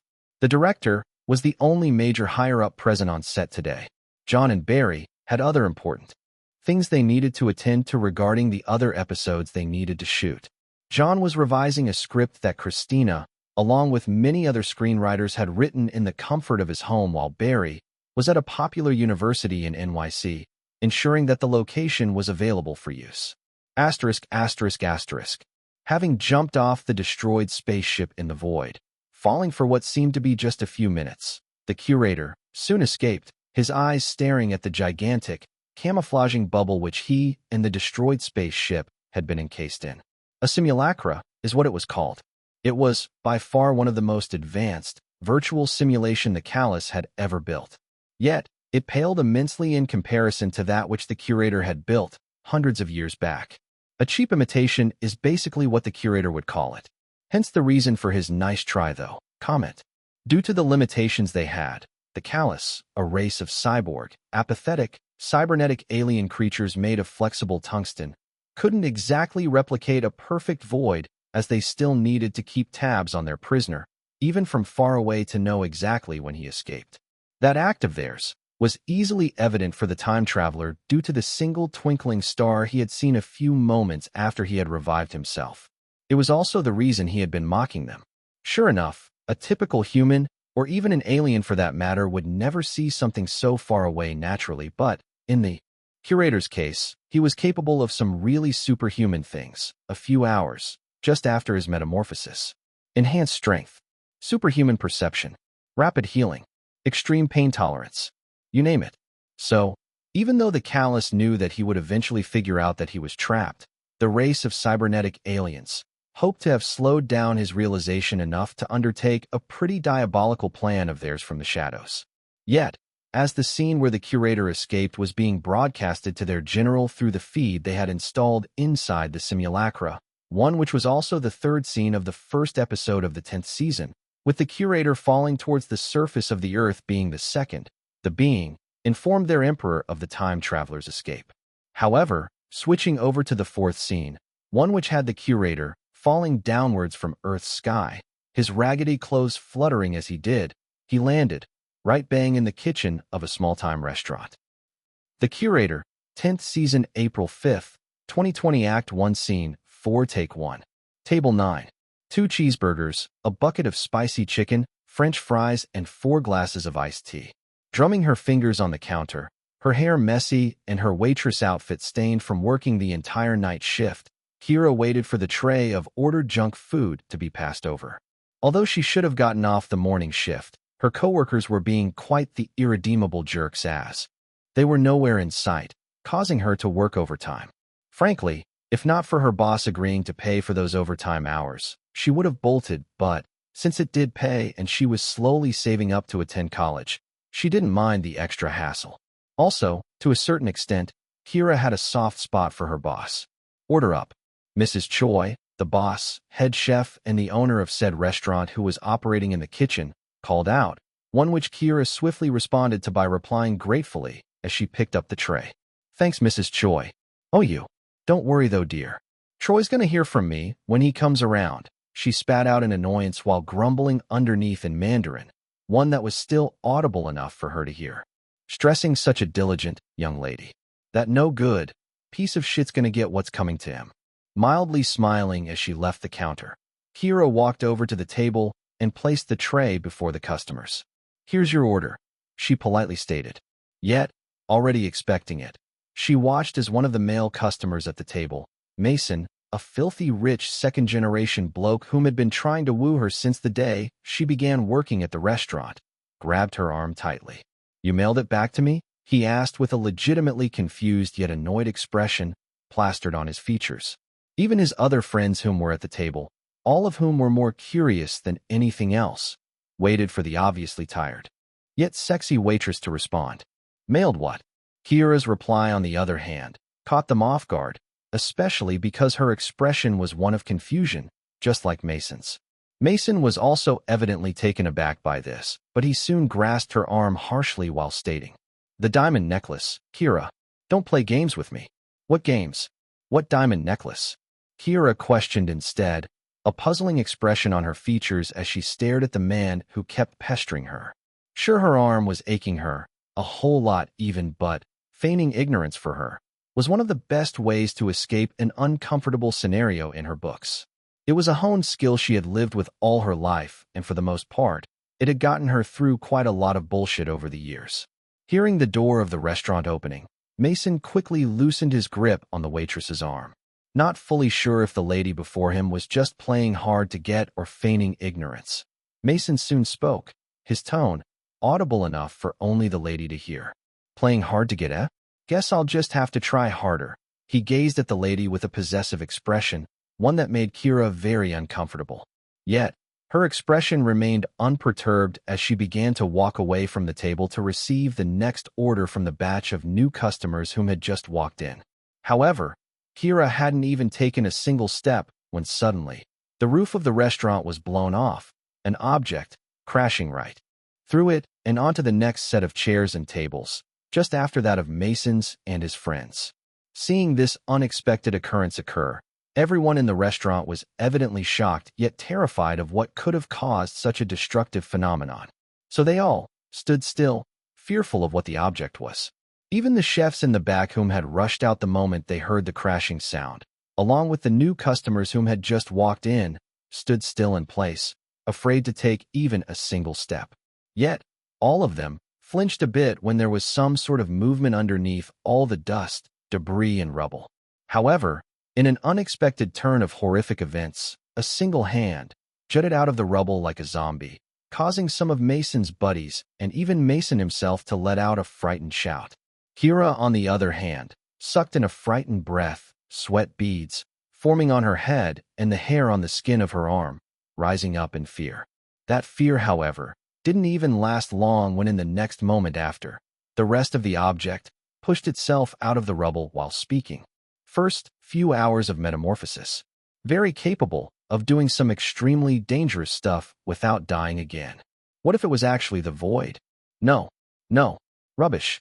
They aren't that advanced. Besides, I'm okay. At least, I hope I'm okay. Coughing in between his words, having a monologue with himself while dusting his raggedest suit, not yet aware of where he was. The realization soon dawned on the alien a few seconds later. "Oh, hello," he said to everyone who was still shaken by the entire occurrence with a casual expression. "Is this by chance a restaurant?" "It looks like one, doesn't it?" he asked with a curious expression while surveying his surroundings, after which he then stated with a small clap, his eyes expectant, "I'm starving and I'd like to eat. What's on the menu? Cut. Print. Check the gate."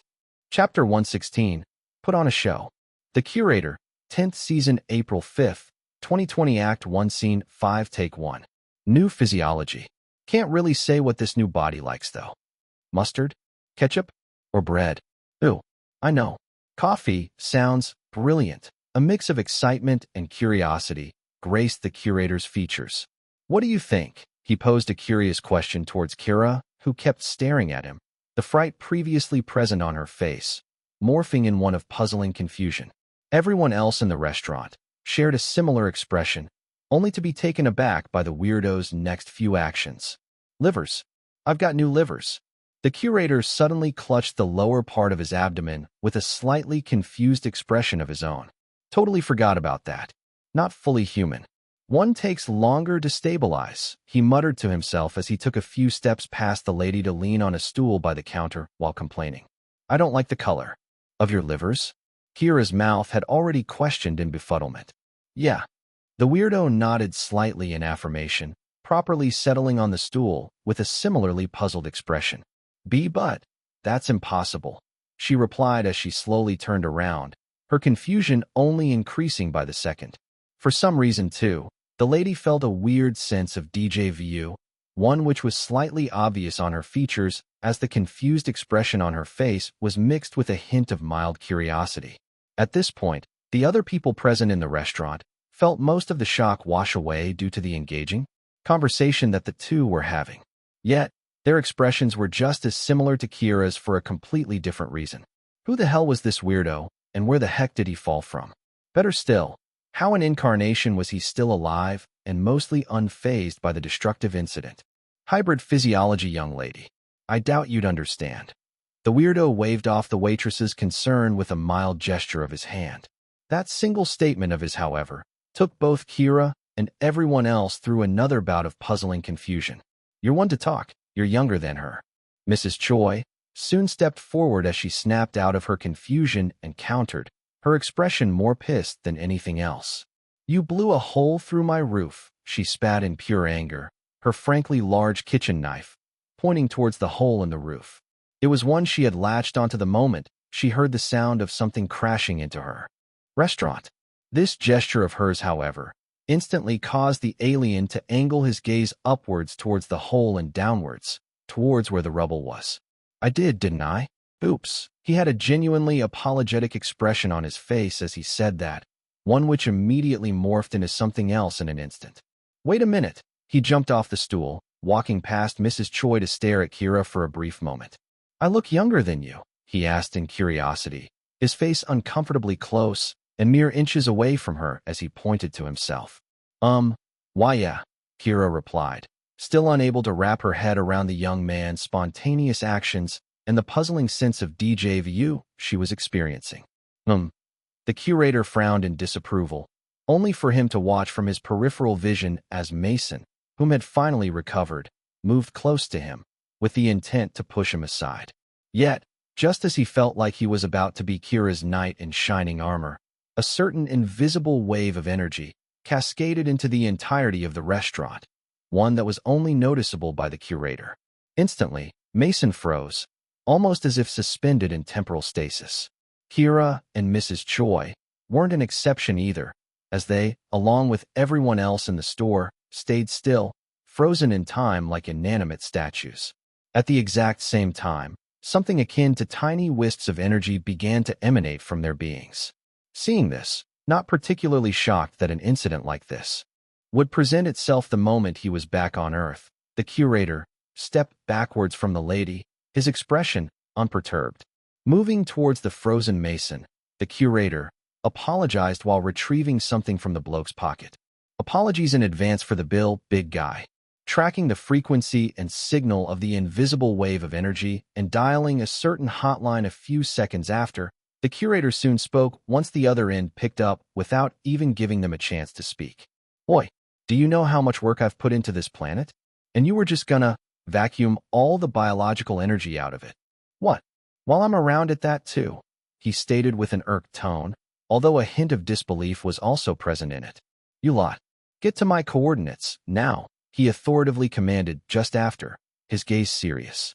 All right, time to put on a show. The time traveler instantly cut the phone call and casually tossed it onto the chair Mason and his friends had been sitting on before his arrival. Looking around the restaurant, the curator's gaze soon settled on a spoon, rolled in a napkin on a used tray Kira was yet to clean up. Picking up the spoon, his expression casual as he did so, the alien walked out of the store with a light hum. Cut. Print. Check the gate. Wasn't part of the script, but the hum was a nice touch. Tiana inwardly commended after having given the order to end the scene. Checking the cameras, ensuring everything was shot the way it was supposed to be shot, the director soon spoke as everyone on set dispersed to get prepared for the next scene. Everyone, take two. 2 hours, that is. Hearing Tiana say that, everyone on set felt grateful, some sighs of relief even audible. Although, to a certain extent, they knew it was because the crew had to prepare to film the next scene, which was going to be CGI heavy and mostly outdoors, they were grateful nevertheless. Undisturbed by the glee in the eyes of most people on set, save for the cinematographers and the prop crew who had their work cut out for them, Tiana soon stepped outside with them, her steps casual. She did need to monitor them after all and ensure they did all the necessary. Considering how hard the woman was on herself, way more than she even was on her actors, especially with how she also held herself to a higher standard, Tiana didn't even feel the need to have an assistant director. As a result, all of the extra duties most directors would have delegated to their assistant became something that she ended up doing herself. The hum was a nice touch. Jasmine, whom had also stepped out a few seconds their director did, said to Kyle as she walked up to him. "Was it?" Kyle replied with a slight tilt of his head, a surprisingly smug expression on his features. "That it was," the lady replied, her eyebrows slightly arched upwards in surprise as she thought to herself. Who knew? Kyle Kestis can indeed act. Smug. The tune that the curator had hummed just before he left the restaurant wasn't even part of the script in any way. Rather, it was the tune of the score that was usually played when the curator was about to do something really cool or crazy. That exactly was why Kyle was noticeably proud of what he had done, because the next scene, just after this, one which they would be shooting in 2 hours' time, the curator was in fact going to do something really crazy yet cool. Asterisk, asterisk, asterisk. Interpretation. How would an actor interpret the curator? Considering his ability to undergo metamorphosis, the alien could be interpreted in many ways with each incarnation. Although, to an extent, some common shared values and eccentricity always remained with each rendition. Still, the job of interpreting the titular time traveler was usually left up to said actor. Usually. However, in Kyle's case, John, Tiana, and Barry, after conversing a few days regarding his audition, made a pretty interesting decision. As a result, the Dreamland executive called the young man up a few days after and made a request of him. In summary, John had asked of Kyle to ditch some of the sophistication and mystery in his own interpretation and focus on being more chaotic. Sure, he would be allowed to showcase some of that sophistication and mystery in another way from time to time, but, for the most part, all three wanted him to focus on being a bit of a madman.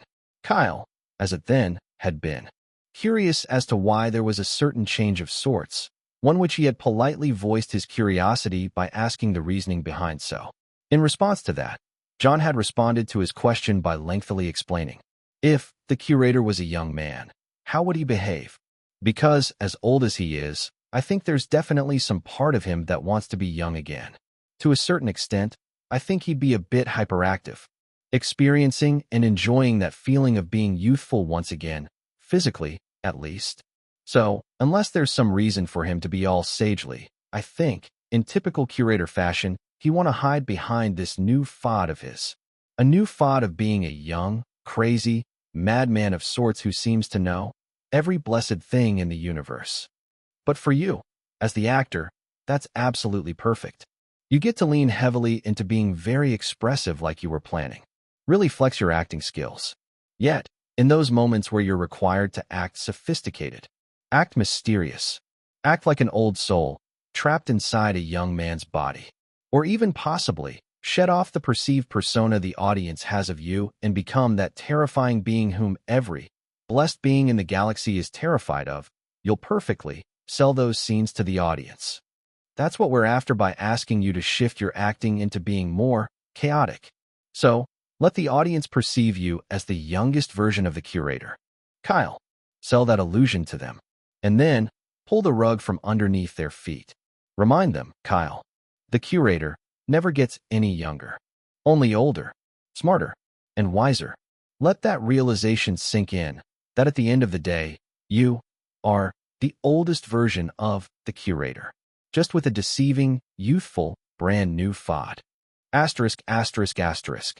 Having discussed with Tiana if he could be allowed to go a bit off script with the next scene they were about to shoot, despite even knowing that it was a CGI-heavy scene that had a lot of work put into it, Kyle was surprised to hear the director give him the go-ahead. However, she had also told him that she would only allow him this chance once, because, if for some reason or the other, he didn't make the scene better than what she was expecting, it was game over for him. Simply put, she wouldn't allow him to go off script again till they were done shooting all the episodes for the 10th season. So, with quite a lot of pressure on him to give the scene his best shot, despite also wanting to sprinkle quite a bit of what he thought would make the scene even better, Kyle For the first time since he had started acting as the curator, quietly muttered to himself. Deep Dive. Chapter 117, The Impossible Man. Typically, when movies or series were being shot, passers-by and pedestrians tended to not really pay attention. It wasn't because they weren't interested or curious about what was being filmed, although some just didn't give a hoot and simply went about their day. Rather, it was mostly because they had their own things to deal with and, for the most part, couldn't really spare the extra time or effort to satisfy that curiosity. However, with the scene before them, one which was being shot on the streets of a neighborhood in Chinatown, NYC, which had been booked down for this exact time, they couldn't help but watch, a few words audible enough to be caught by the many actors present on the street. Whoa! A young boy in his tweens mouthed quietly as he and his father gazed at the scene. Is this a scene from a new sci-fi movie? A male pedestrian curiously questioned as he strolled by. Girls, is that Kyle Kestis I spot? Quick, take a picture. A young, teenage lady excitedly squealed as she and her girlfriends pulled out their phones to click pictures. The budget must be something else, babe. Check out those camera mounts, a young man said to his wife, who nodded her head in agreement. Huh. I can already imagine it bombing at the box office because it has great cinematics, but no real story. One particularly obnoxious teenage guy audibly said to his twin brother. Shut up and take a damn picture for some street cred, bro, his twin countered in annoyance, slapping his brother on the back of his neck. Yet, despite all the other noises and ramblings going on in the background, the moment Tiana's voice cascaded through the entirety of the street with her megaphone, she was still a bit annoyed that she had to use to get her orders across this time. The entirety of the street went silent. Start. Still, it didn't exactly answer the question in everyone's minds besides the cast and everyone on crew who already knew. Why was every actor on said street pretending to be living statues? The Curator, 10th season, April 5th, 2020, Act 1, Scene 6, Take 1. Walking past all the statically frozen, mist-exuding humans on the street, his expression more relaxed than one would expect considering the crazy event around him, the Curator gently twirled the spoon between his fingers, its previously plastic feel slowly transforming into a silvery sheen, one reminiscent of his metamorphic shell. Should do the trick, just in case, he muttered as he continued altering the spoon's atomic structure. Just as he continued doing this by siphoning remnants of the metamorphic energy present in his body into the spoon, the being soon caught a certain outfit from the corner of his eye through the transparent pane glass of a pawn shop. It was a full attire, one reminiscent of the Belle Epoque era. However, the standout of it all was a dark blue, exotic-looking long coat with multiple, fine, patterned embroideries on it. Stopping, staring at the sky with a light squint, something akin to a dark dots noticeable in the distance, the Curator muttered out loud. They'll be here in about a minute, maybe 2 minutes and 30 seconds. Estimatedly. That's enough time. No sooner had he said that, the alien made his way into the shop with a glint of excitement in his eyes, clothes being removed as he changed attires. In about a minute and a few seconds, he was already out, his messy hair vigorously fluttering in the wind as the mechanical hum of a few space ships settled above the skies. I have to commend the callous. Luring me to the spaceship with that nasty frequency and waves of temporal energy you're using right now really was a great move. Sucks that it was only a decoy, though. The Curator audibly spoke to the spaceships, some of which were still whizzing about the skies. In response, a certain ray of light, red beams, descended upon the Curator, scanning him from head to toe. A moment after, a loud voice emanated from one of the spaceships, its tone otherworldly and emotionless. Negative. The temporal frequency wave doesn't affect you. You are not a complete species of this world. Yeah, heard that many times, but, more importantly, aren't your species supposed to be peaceful? The Curator countered with a question of his own, his eyebrows arching in curiosity. We are at war with the callous, and we require energy. The blue star, amongst the planets we have come across, has the easiest energy to harvest, enough to ensure that we come out victorious. The alien voice responded, a hint of finality to its tone. Cowards. The Curator rolled his eyes in exasperation. The callous were always looking for ways to indirectly attack him since they were just as wary of directly confronting him as any other alien race who knew about him.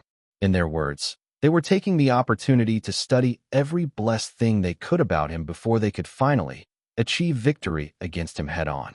However, at the moment, the curator was less concerned about their shenanigans as he spoke in response to the aliens in their spaceships who knew nothing of him, his voice casual. "All right, I will permit you to do so. We do not seek your permission, anomaly." The unearthly voice responded authoritatively. Sure. Though, before you start gallivanting through Earth, vaporizing innocent humans and stripping them of everything they hold dear, do me a favor and pull up the fatality index. You have one, just like every other sentient being in the universe. The otherworldly voice replied, scanning the alien once again as a holographic projection of the number 0 appeared above his head. Under cause of extinction. The curator stated again, his expression flippant as ever. No sooner had he stated that, the counter on his head began to count, a ticking sound, filling up every corner of the street. First it started slowly. 1, 2, 3. Then it rapidly began to pick up like a roulette. 4, 5, 6, 9, 10, 12, 16. Instantly, some of the spaceships in the sky halted their whizzing about for a split moment and then, without a single second wasted, whizzed right out of the troposphere into the exosphere and right off the surface of the Earth's vicinity in space. Simply put, the spaceships bolted out of fear of their lives, being added to the counter that was still ticking. Within a minute, the number which was still rapidly counting stacked up exponentially, stopping at a disastrous 94. Sure enough, seeing just those numbers alone shouldn't really faze anyone. But, at the moment, the remaining spaceships whom were yet to bolt out were beyond terrified of the singular being standing before them. The fatality index, under cause of extinction, was a literal, intergalactic library, storing every information on the number of alien races which a single being or entity had wiped out.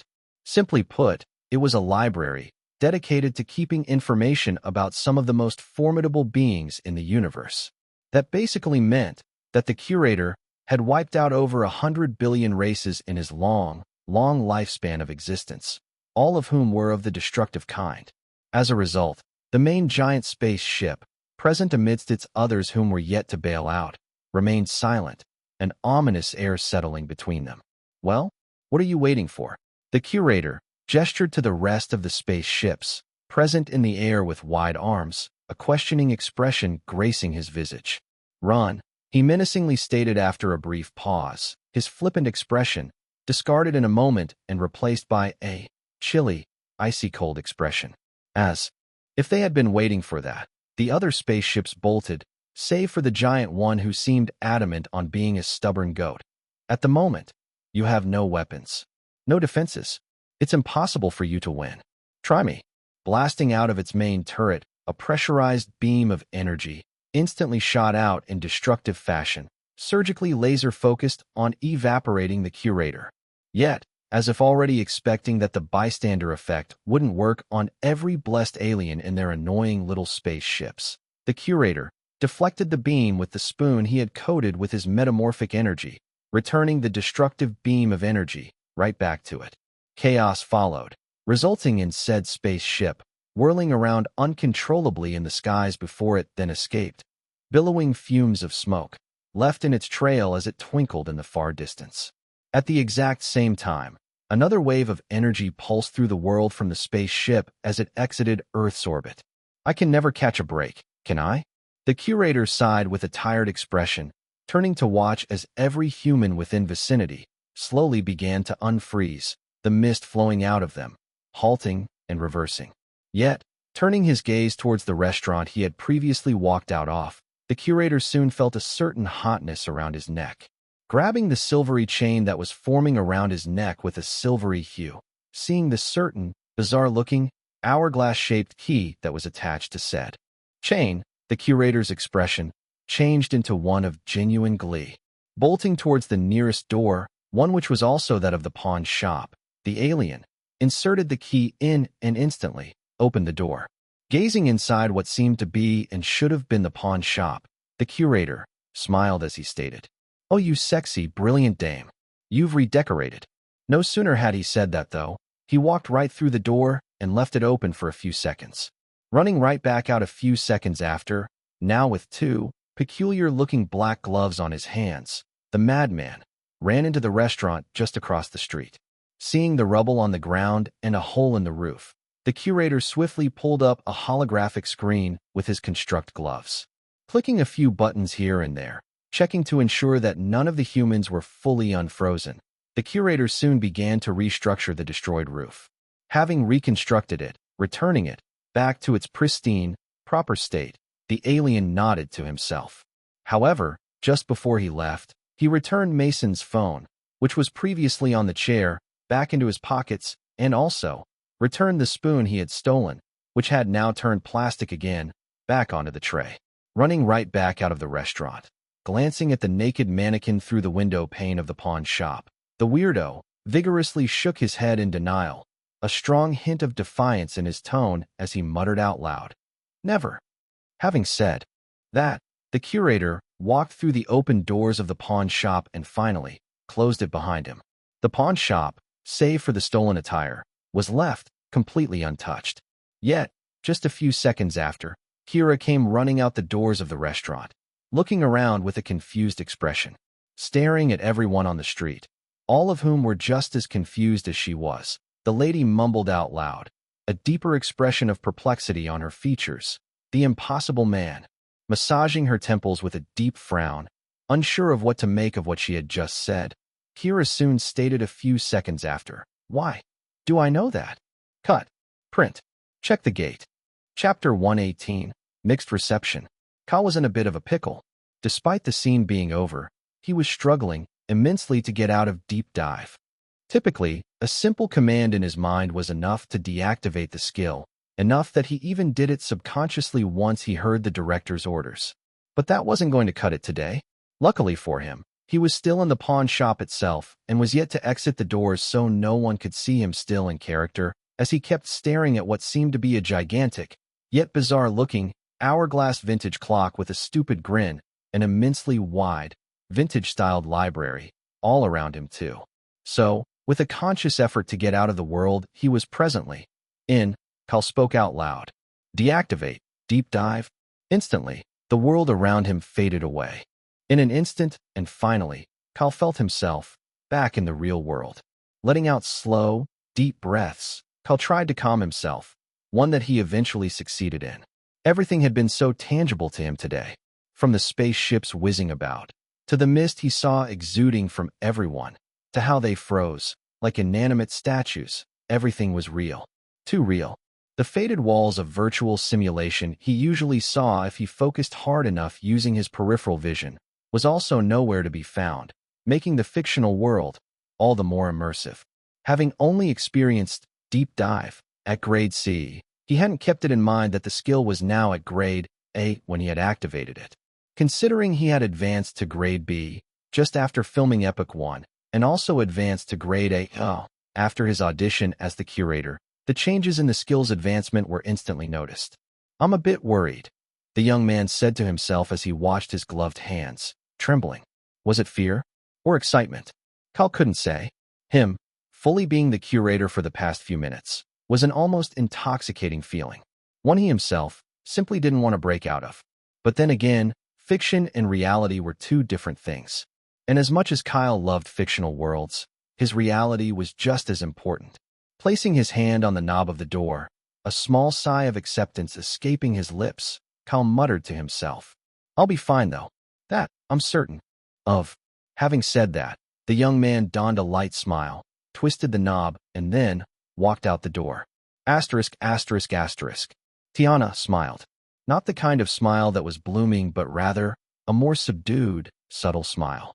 Still, the moment everyone on set noticed this, there was mostly a look of disbelief on their features. It was a very rare occurrence to see Tiana smiling after a shot. Yet, at the same time, everyone, especially the actors whom had read the script for this particular scene, knew the exact, sole reason behind her smile. Kyle Kestis. Honestly, the amount of improv and little additions that the young man had done in this single long take was beyond baffling to say the least. First off were the added lines. Starting from, "I can never catch a break, can I?" to "Oh, you sexy, brilliant dame. You've redecorated," were lines that weren't even in the script. Considering how those parts of the scenes didn't even require him to say anything originally, as it wouldn't have ruined the continuity of the shot regardless. Especially since his expressions alone would have done the trick, those tiny little additions helped cement his version of the curator even more. Secondly, was how he had returned Mason's phone into his pocket and the spoon back onto the napkin on the tray after fixing the roof. Those scenes, too, weren't even in the script. As for the third, now that was literally icing on the cake. The fact that he had defiantly stated never after knowing fully well that he stole the Belle Époque attire just because he liked it almost caused every actor on set at the time who were within vicinity to burst into laughter and break character from their frozen act. Yet, considering how perfectly in line it was with Kyle's chaotic version of the curator, everyone on set knew that when the first episode finally aired, that exact scene would be a major standout.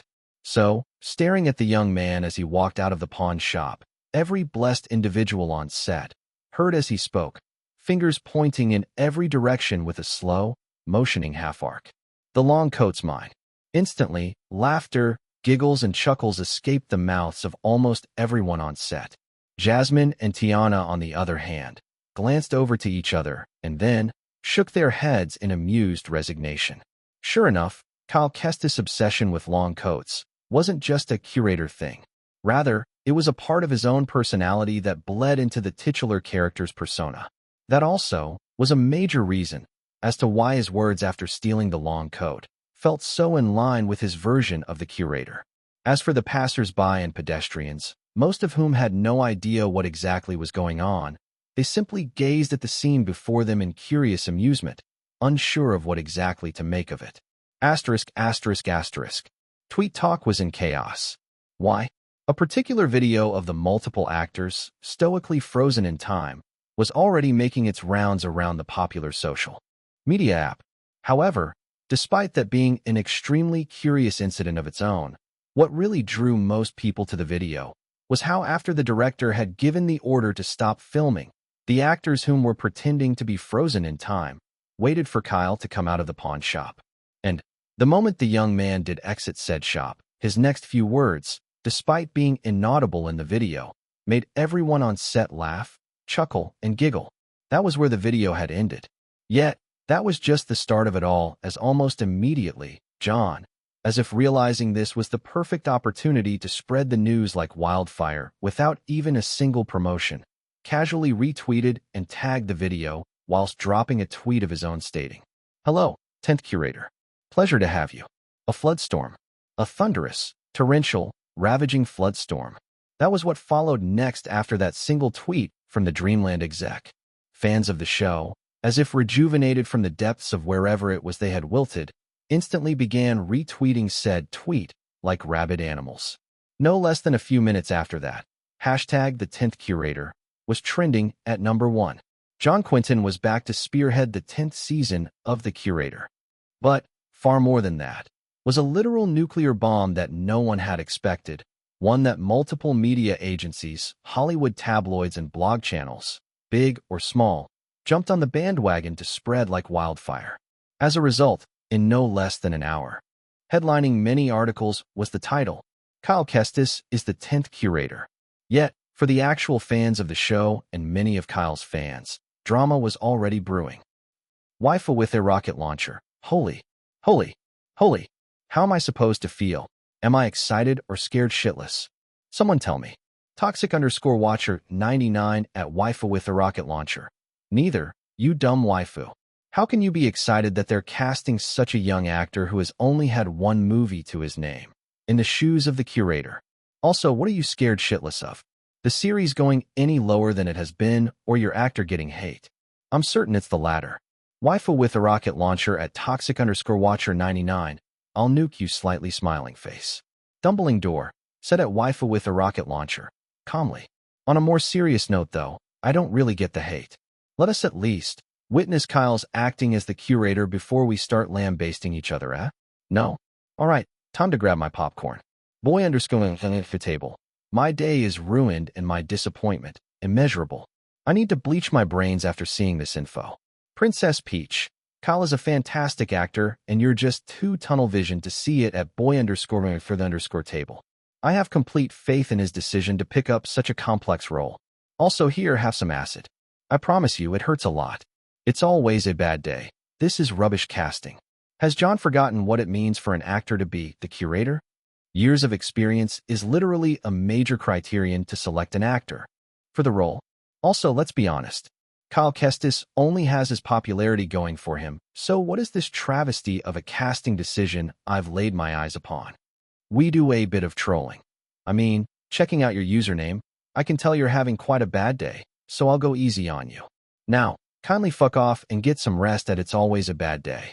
If you can't open your mind enough to realize that there must be some reason for John Quinton, who's known to carefully select actors to play the role of the curator, to cast Kyle, then that's on you. 100th curator. Honestly, with this casting decision, I'm certain the curator won't be innovating anything for years to come, especially when considering Kyle's role as Alex in Epic 1. Just another copy-paste of the 5th curator. Sigh. Popsicle Popper, man. I had high hopes when I read that Quinton was going to be the showrunner this season, but damn have my expectations been crushed. I have zero confidence that this season will be any better than the previous with this revelation. Just total, all-around, wrong casting, period. The 78th curator. I'm actually going to keep an open mind here. I love Kyle. I really do. But at the same time, I hope he's making the right decision by jumping into those shoes, because damn, those are some big, scary shoes to fill. Man from Mars, Dreamland Incorporated should just cancel the series altogether. The way I see it, now that they aren't attracting their core audience of young adults, they're planning to cater to the teen demographic? Yuck. As more and more comments continued to roll out, it soon became obvious that the reception towards Kyle Kestis' casting for the role of the curator was, unsurprisingly, mixed, almost tilting towards the negative side even. It wasn't a new information that only older actors, typically within the age of 40 years and above, were usually cast for the role of the titular time traveler, since their wealth of acting experience guaranteed that the audience could look forward to complex and engaging performances.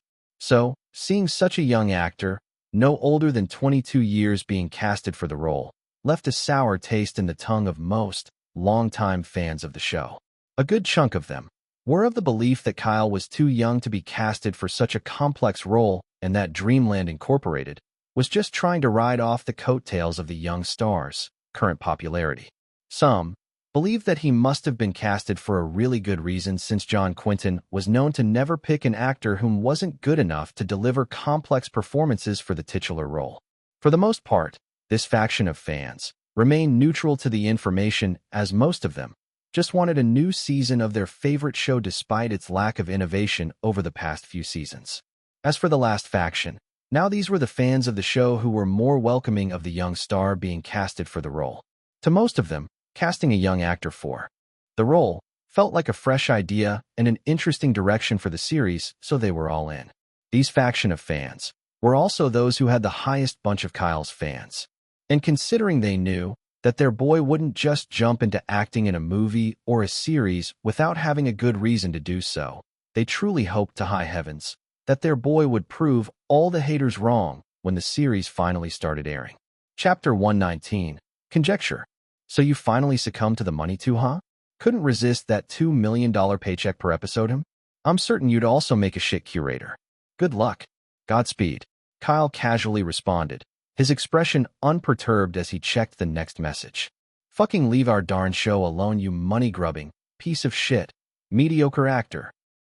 Money-grubbing and mediocre. Terrible combinations for an actor. Kyle mused out loud, not the least bit perturbed as he moved on to the next. Whoa, now that is some serious hate, the young actor stated with a slightly taken aback expression. That it is. Words are just words, though. It only sticks if you want it to stick. Oliver, whom had mostly been busy sorting out the promotions, getting endorsements, and mostly managing Kyle's music career while he filmed for the 10th season of The Curator, gave his input. John had also invited him to the dinner party he was hosting to celebrate the filming of the first episode of The Curator. Being the type to motivate his subordinates, John felt it necessary to boost their spirits with sentiments like this. Presently, though, all 6 were in the middle of the wide hall, all of them conversing as they had their meals. Other extras and workers, all of whom were also on crew and were chanced to be able to attend, sat around various dinner tables, a peaceful ambience settling in the hall. You know, you're one of the few actors I've met who seems genuinely unaffected by the hate from social media, Jasmine said with an air of experience and respect, her fork stirring her spaghetti meatball. Never knew the fan base could be this toxic though, she added with a slight frown, a strong hint of concern on her features too. If memory serves me right though, you were just as nonchalant when you got casted for the lead role in Evermore Chronicles. That was something. Tiana pointed her own fork at the young actress after cutting her steak. The woman was off work now and was back to being her normal, approachable self.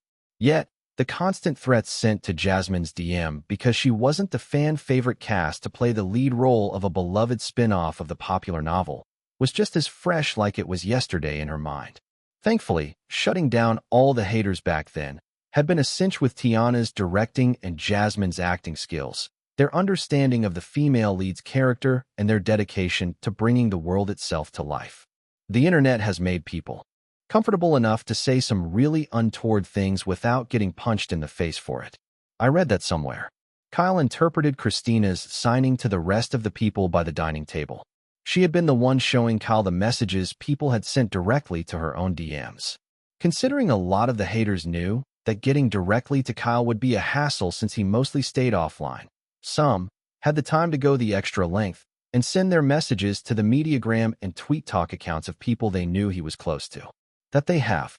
John replied to Christina as he took a sip of his wine while Barry spoke after chewing through some beef. It's never gotten this bad before, though.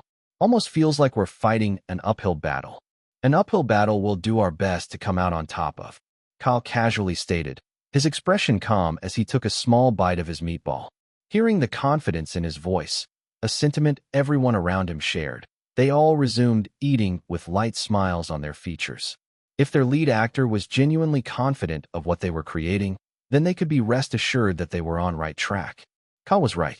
They were definitely going to come out on top. Asterisk, asterisk, asterisk.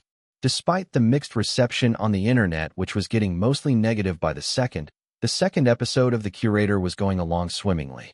Considering this episode took place about a month after the events of the first episode, the focus for the first few scenes of the episode shifted to Kira. Finally, the audience got to know of the young lady's backstory, most of which had been shot a few days prior. A kid actor who would have bore a striking similarity to a young Jasmine was even brought in to film some scenes. With her, though, Tiana was extremely nice, allowing far more than her usual limit of 3 takes. A child was a child regardless, and Tiana knew to treat her like one. That said, the scenes that had been shot, although weren't in any particular order, showcased that Kira came from an abusive home with a drunk of a father and an addict of a mother. As a result, to keep herself sane and mostly unaffected from a young age, the young girl hid and tucked herself away in the world of storybooks. Gradually, she started learning to consciously ignore the world around her, honing that skill to perfection till it became part and parcel of her.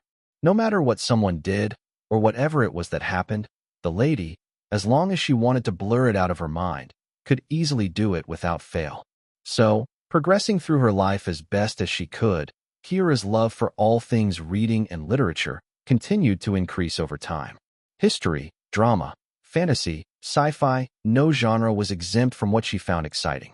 And eventually, that excitement turned to passion. Passion to want to pursue that same excellence the people who wrote those books had. Passion that caused her to want to create her own worlds, her own novels. And sure enough, she could have just jumped straight into writing, even if she didn't go to high school, college, or the likes.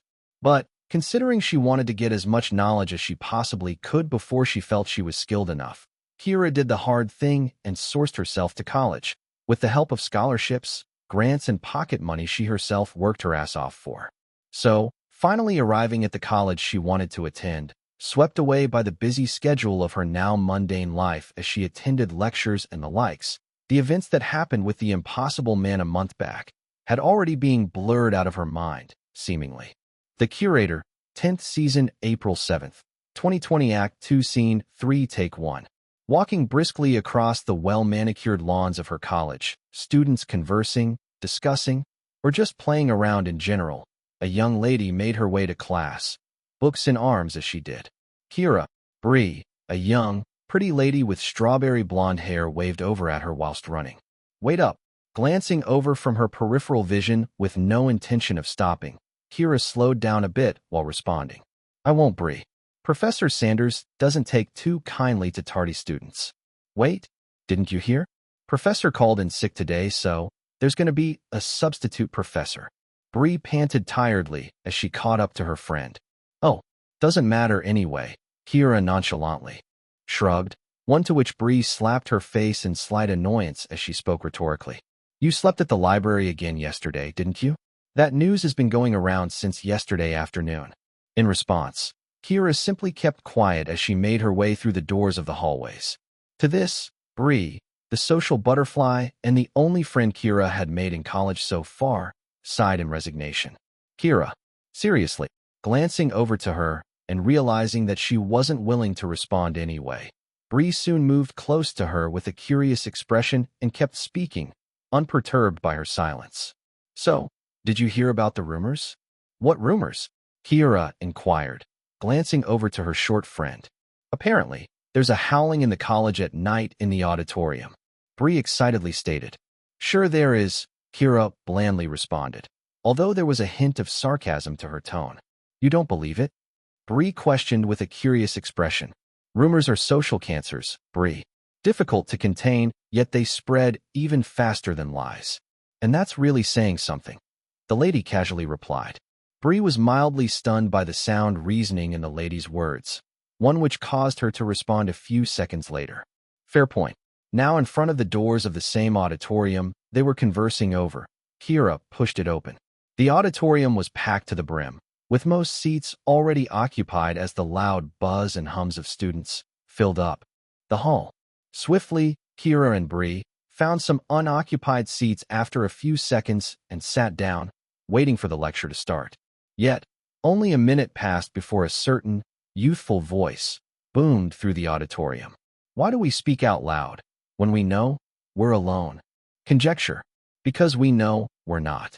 Walking onto the stage like he owned the place, an air of sophistication to him as his stylish long coat, which was black today and not blue, flowed behind his steps, the curator twirled to face his students, a particularly curious smile on his features as he asked, "Why do human babies cry when they are birthed?"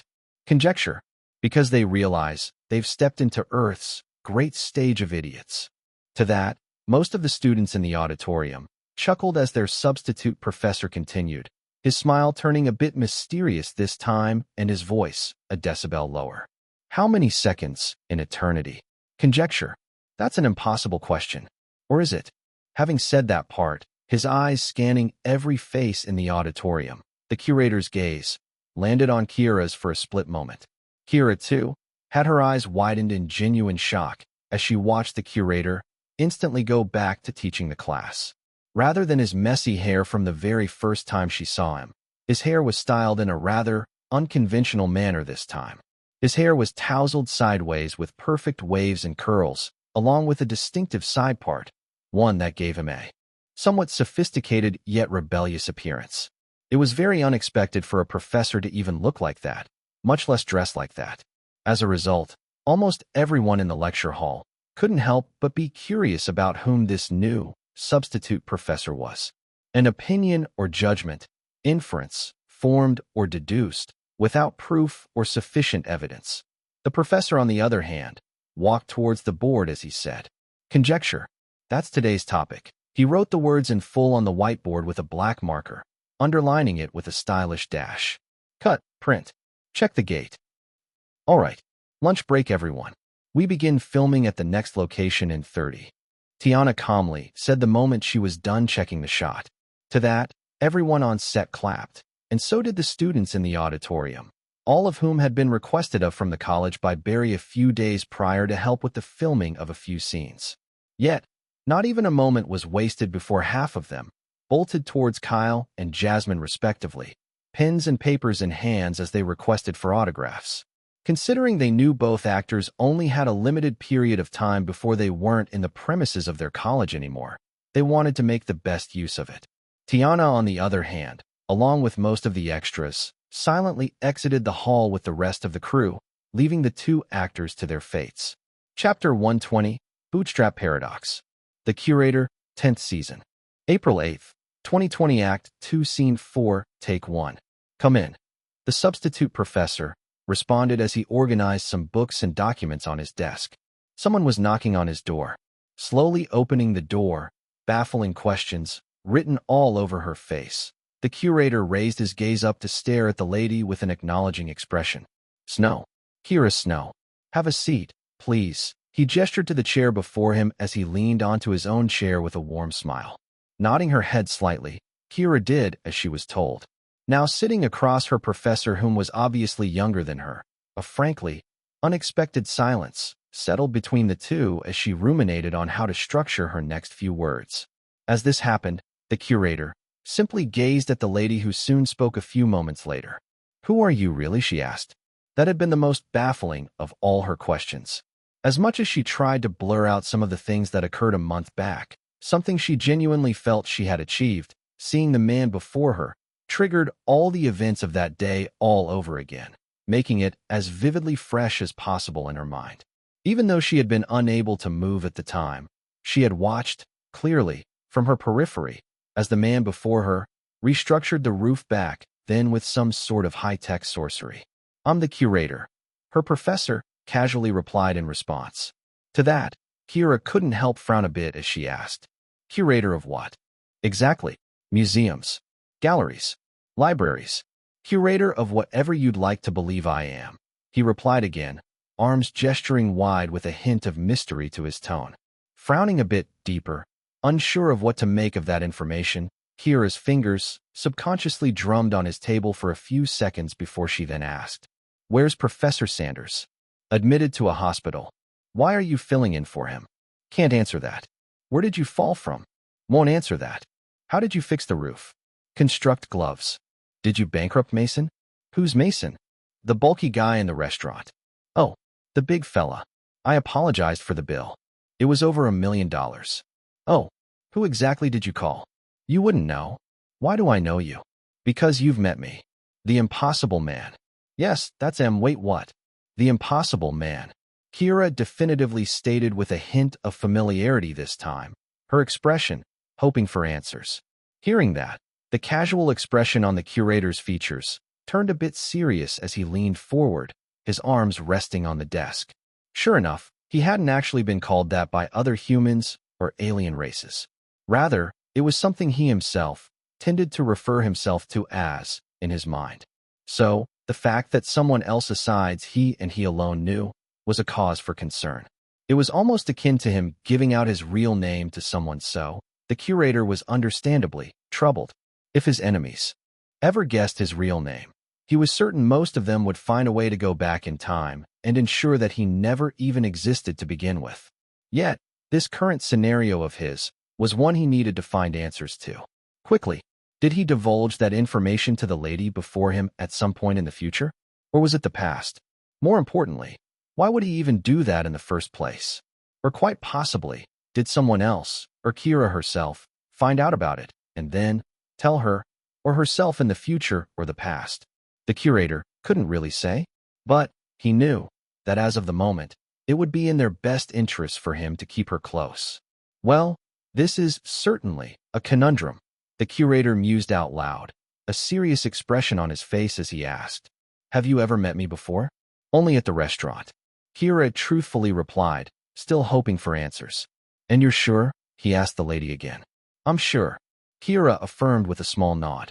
Staring at Kira, realizing from the expression on her features that she was genuinely stumped as she hoped for answers, the curator muttered out loud after a few seconds. A bootstrap paradox. Probably a subverted one. A what? Kira inquired in confusion. Bootstrap paradox. A situation in time travel where there's no point or origination of something, yet it happens. Realizing that Kira was still extremely confused, the curator dumbed it down for her. You wake up in your room one day, with a time machine. You watch as an older version of yourself steps out of the time machine and gives you a blueprint on how to create said time machine. You follow the blueprint's instructions and do eventually create said time machine after 5 years. Once it's ready, you hop into the time machine and then take a trip back to hand over the blueprint to yourself 5 years ago. Now there's a loop with unanswered questions. How did you know how to create the time machine? The curator asked the lady who was listening intently. I gave myself the blueprints. Kira responded with a slight frown. But where did the blueprints come from originally? Both the curator and the lady asked the exact same question in synchrony. Staring at her professor, one who arched an eyebrow in response to her paradoxical conundrum, Kira soon declared, "So you're saying something similar happened to me?" A subverted version of it, yes. Basically, a fake bootstrap paradox. He responded with a slight nod. Only, there's no time machine blueprints, but rather, someone or somewhere from the past or future gave you that name. So, there's bound to be some point of origin in your case, since you do know me as the Impossible Man, though you probably can't remember exactly where or whom you heard it from. The curator explained, leaning backwards onto his chair as he continued. And if that's the case, I can definitely find it. Though I'll need to have you around, if you're still looking for answers, that is. But time travel's a myth. Kira soon stated after a brief pause, her expression perplexed as she tried to wrap her head around all this sudden information. A lot of things are a myth, Kira. The curator responded, after which he then added with a mysterious gaze. But time travel? Time travel's not one of them. No sooner had he said that, though, a shrill, frightening, and piercing scream came from the hallways of the corridor. Cut, print. Check the gate. All right, that's a wrap for today, everyone. The director said to everyone on set after she was done checking the shot. To that, most on set at the moment were visibly grateful. It was still 4:30 p.m. in the afternoon, so it basically meant they were able to meet their quota for the day without any unexpected barriers in the form of sound equipment or cameras acting up. So, luckily for most of them, they had a few hours to themselves for the rest of the day before they were back to filming tomorrow. That said, that didn't apply to Tiana, Kyle, and Jasmine. All three, along with John and Barry, still had somewhere they needed to be before the end of the day. Why that? Jasmine curiously questioned, her eyes focused on the young man's visage. She hadn't gotten the chance to question Kyle before the next scene due to the multiple number of autographs she had to sign. Why that what? Kyle instead responded in a casual, questioning tone, although he did know exactly what she was hinting at. Score for Kyle. There was even a glint of amusement in his eyes. Squinting her eyes at the young man as he crossed his legs over and sat like an actual professor, something he knew he'd probably never get the chance to try again in his life. Jasmine then leaned back into her own chair as she responded. The hairstyle? It really suits. The curator? And you, of course. The lady said the last part, almost as if she was forced to do so, earning a slight, questioning squint from Kyle himself. To that, Jasmine's honey-colored irises glinted in amused retaliation. Now it was 1:1. Either way, it's a really cool hairstyle. Very stylized, too. The lady nodded her head in approval as she stated. Despite already being out of character, both still sat across each other, casually conversing as the crew around them packed up the filming equipment. Tiana herself had already slipped out of work mode as she loosened her perfectly coiffed, dirty brown hair, all of it falling into soft, messy tresses. Did you decide not to gel it backwards anymore? You know, like the day of the auditions? Jasmine continued, her tone genuinely curious this time. I did try it, but when I realized that it wouldn't quite cut it for a more chaotic version of the curator, I had to switch things up. My scalp stings, though. Kyle muttered the last part with a slight frown. Considering the amount of trial and error he and the hairstylist Oliver had hired had to do and redo to get a vision of how he felt he should present the character to the audience, an entire night was spent just to perfect the hairstyle. In fact, Kyle had even sent pictures of it to John, Tiana, and Barry through some of the styling and restyling, one which he eventually had them all settling on the one he had now. Him also wearing a black long coat instead of the blue he stole in the first episode was something he had phoned Tiana about to ask if she could allow it. The director, on the other hand, Didn't mind since it made for an interesting take for his version of the curator to constantly switch wardrobes, as long as his signature style of wearing belle epoque long coats wasn't changed. But it was worth it, right? Jasmine slowly got up from the chair as she asked with a light smile. That it was. Kyle nodded in agreement before he also got off the chair with an approving smile. Both still had a marketing meeting to attend regarding the trailers and promotions for the 10th season of the show at Dream Landing's headquarters. Chapter 121, A Bit of Trust. Kyle Kestis as the 10th curator. Are fans intrigued or apprehensive? The answer, by a large margin, is apprehended. Majority of fans aren't exactly in Camp Wonder Boy's casting for the role of the 10th curator, me included. The gravitas, the complexity, the oomph that makes the curator such an intriguing character died with the first 5 renditions, especially the 5th curator. In fact, maybe to a certain, the entirety of the series should have died with him. I'm sure most of us agree with that. Still, that's not to say that there haven't been a few standout episodes in the newer seasons. Even if it was all a copy-paste of the 5th, some of the older actors that were cast, some of whom acted as older versions of the curator, did provide some great acting chops that still, at the very least, had some of us die-hard fans to the show stick around. Now, even that seems to have gone down the drain. Even if John Quinton did have a hand in selecting Kyle Kestis for his role as the 10th, there really isn't much to expect, unfortunately. And that isn't even me being a hater because damn, Kyle Kestis's music career is absolutely phenomenal.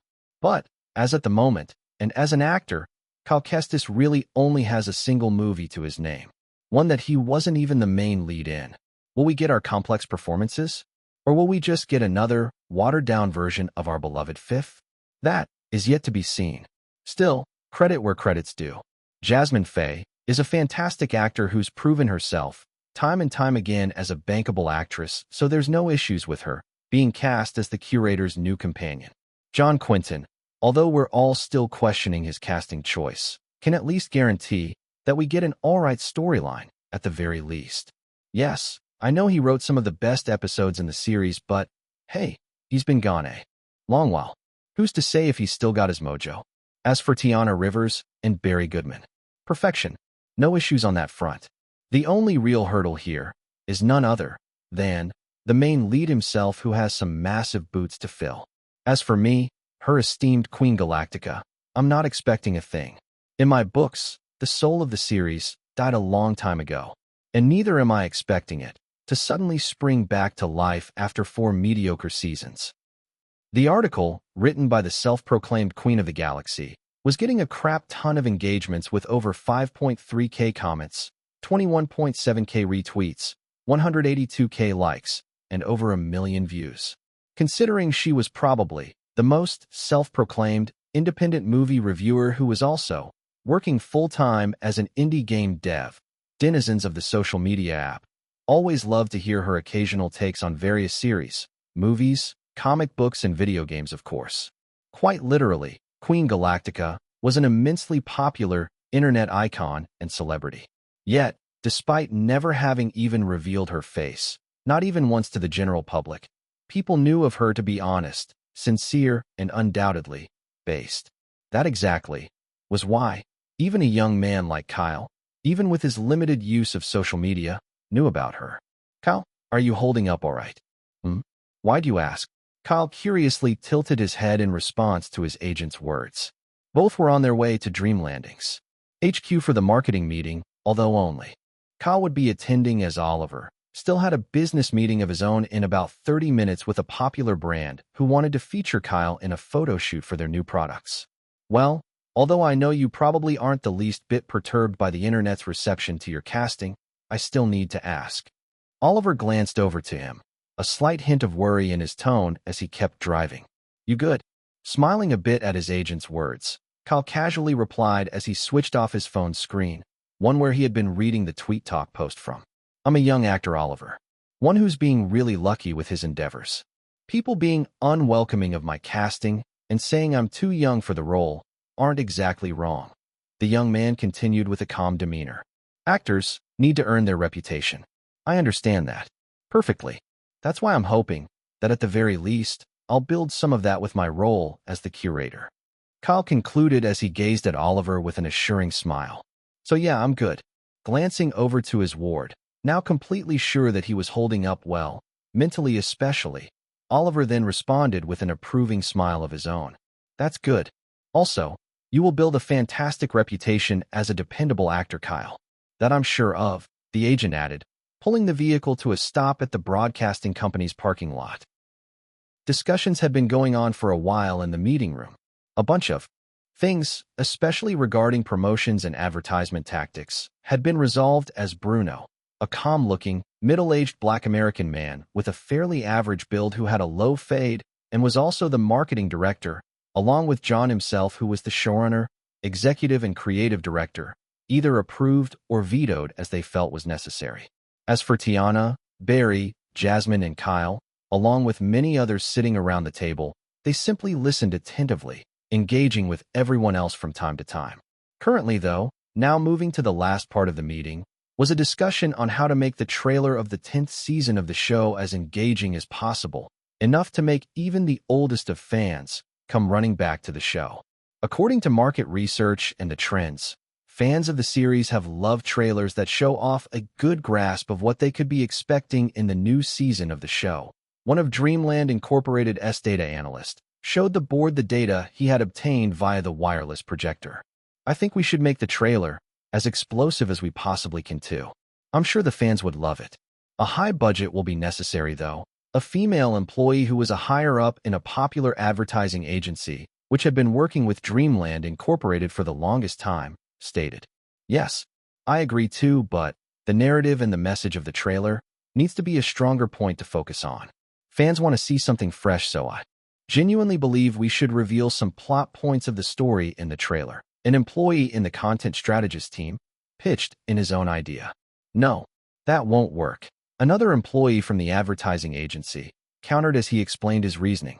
From what I've seen, people don't really enjoy knowing the plot of a series before it has even aired. It would be counterintuitive if we went along with your pitch. Like that, ideas were being thrown and countered as the employees at the meeting kept dropping various ideas in a civilized manner. At some point, though, Kyle couldn't help but frown. Something was seriously bugging him with the way all of them were going about this. Is there really even a need to make a trailer? He thought to himself with a slightly deeper frown. Sure, this sort of thing wasn't his turf at all, and neither did he specialize in it, but considering he was currently seeing things from the perspective of a fan of the show and not as an actor or as someone that was actually part of this business meeting, Kyle's reasoning only got stronger by the second. Having noticed this, though, Bruno, curious about what was going on inside the young man's head, gestured to John to glance over to Kyle.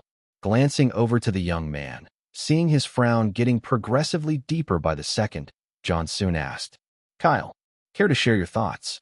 Obviously surprised that he was asked to share his thoughts, Kyle watched as everyone turned their attention to him, curiosity evident on their faces.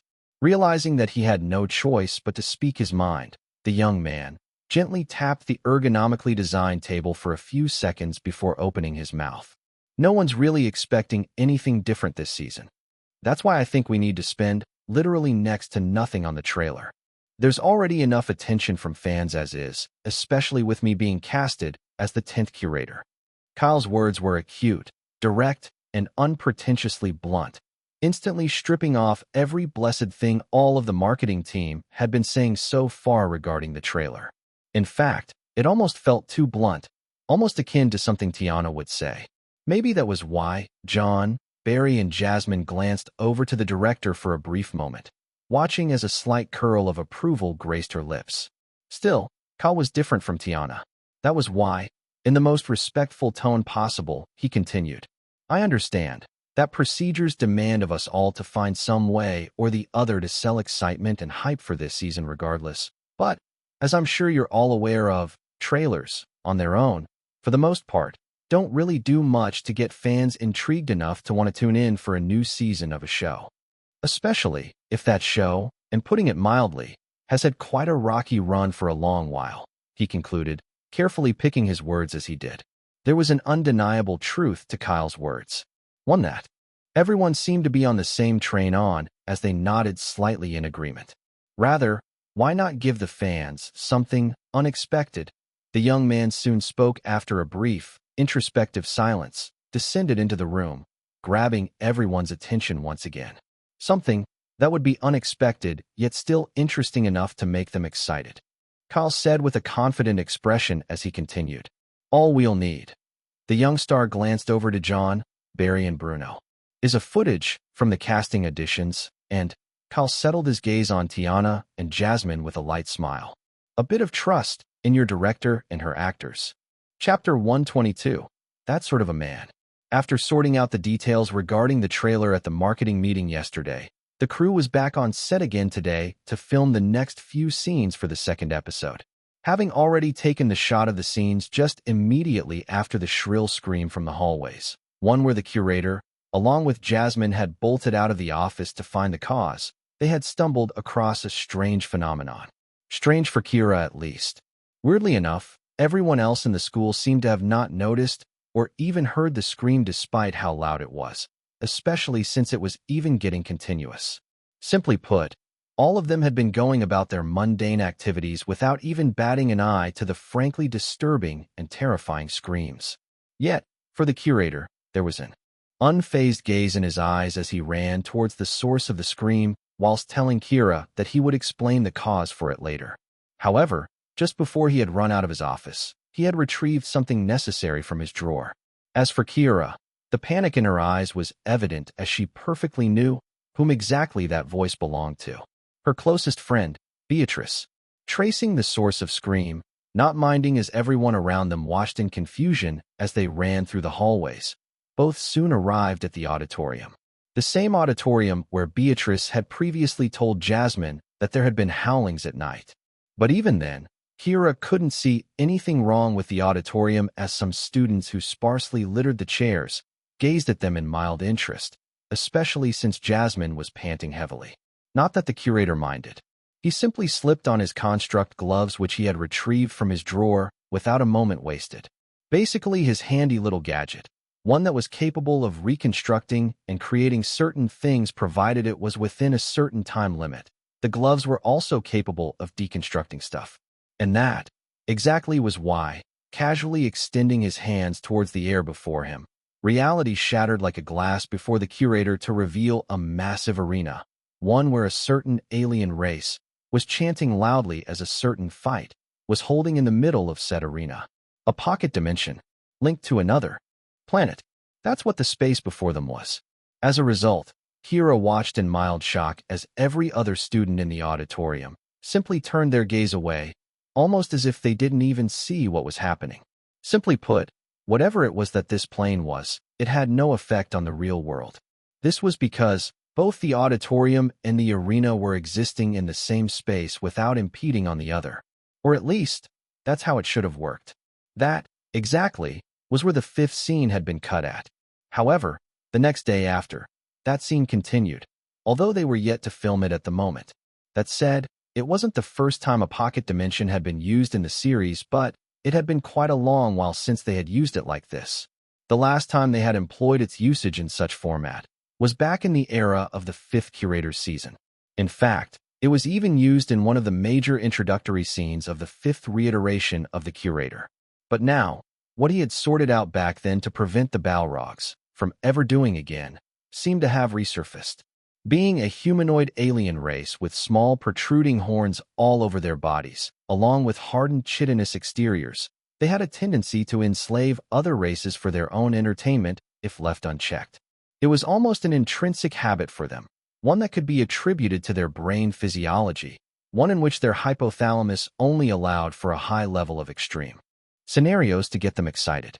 Now under a new, fearless ruler, though, they seemed to have resumed their nasty habit of randomly kidnapping humans and other aliens again for their own fun.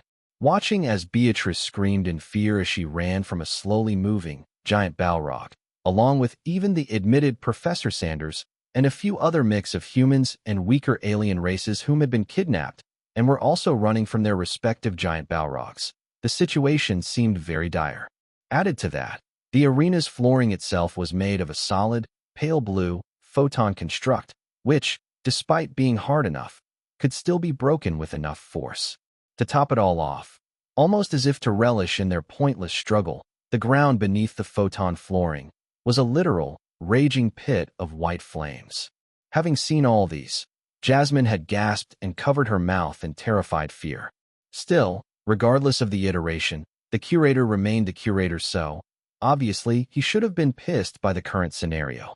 Yet, as of the moment, his current iteration wasn't at all annoyed as he descended the long row of staircases, scrutinizing the multiple aliens who had no idea whom he was just yet with a slow clap.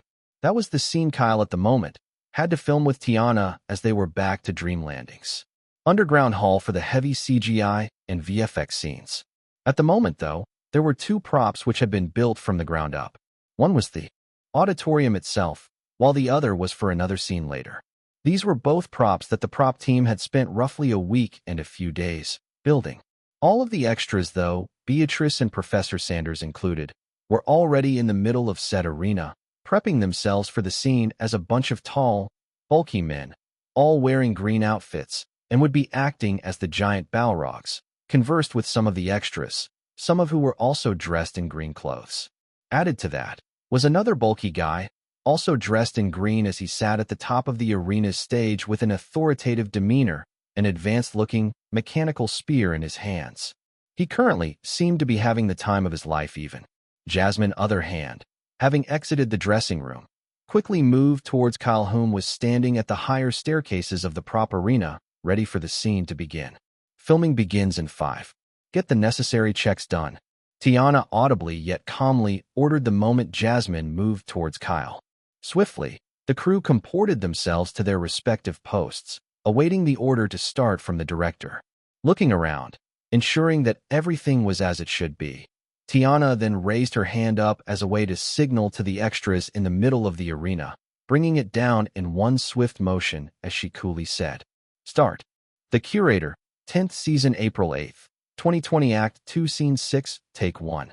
A slow, rhythmic clap echoed across the expanse of the arena, gradually silencing the noisy atmosphere.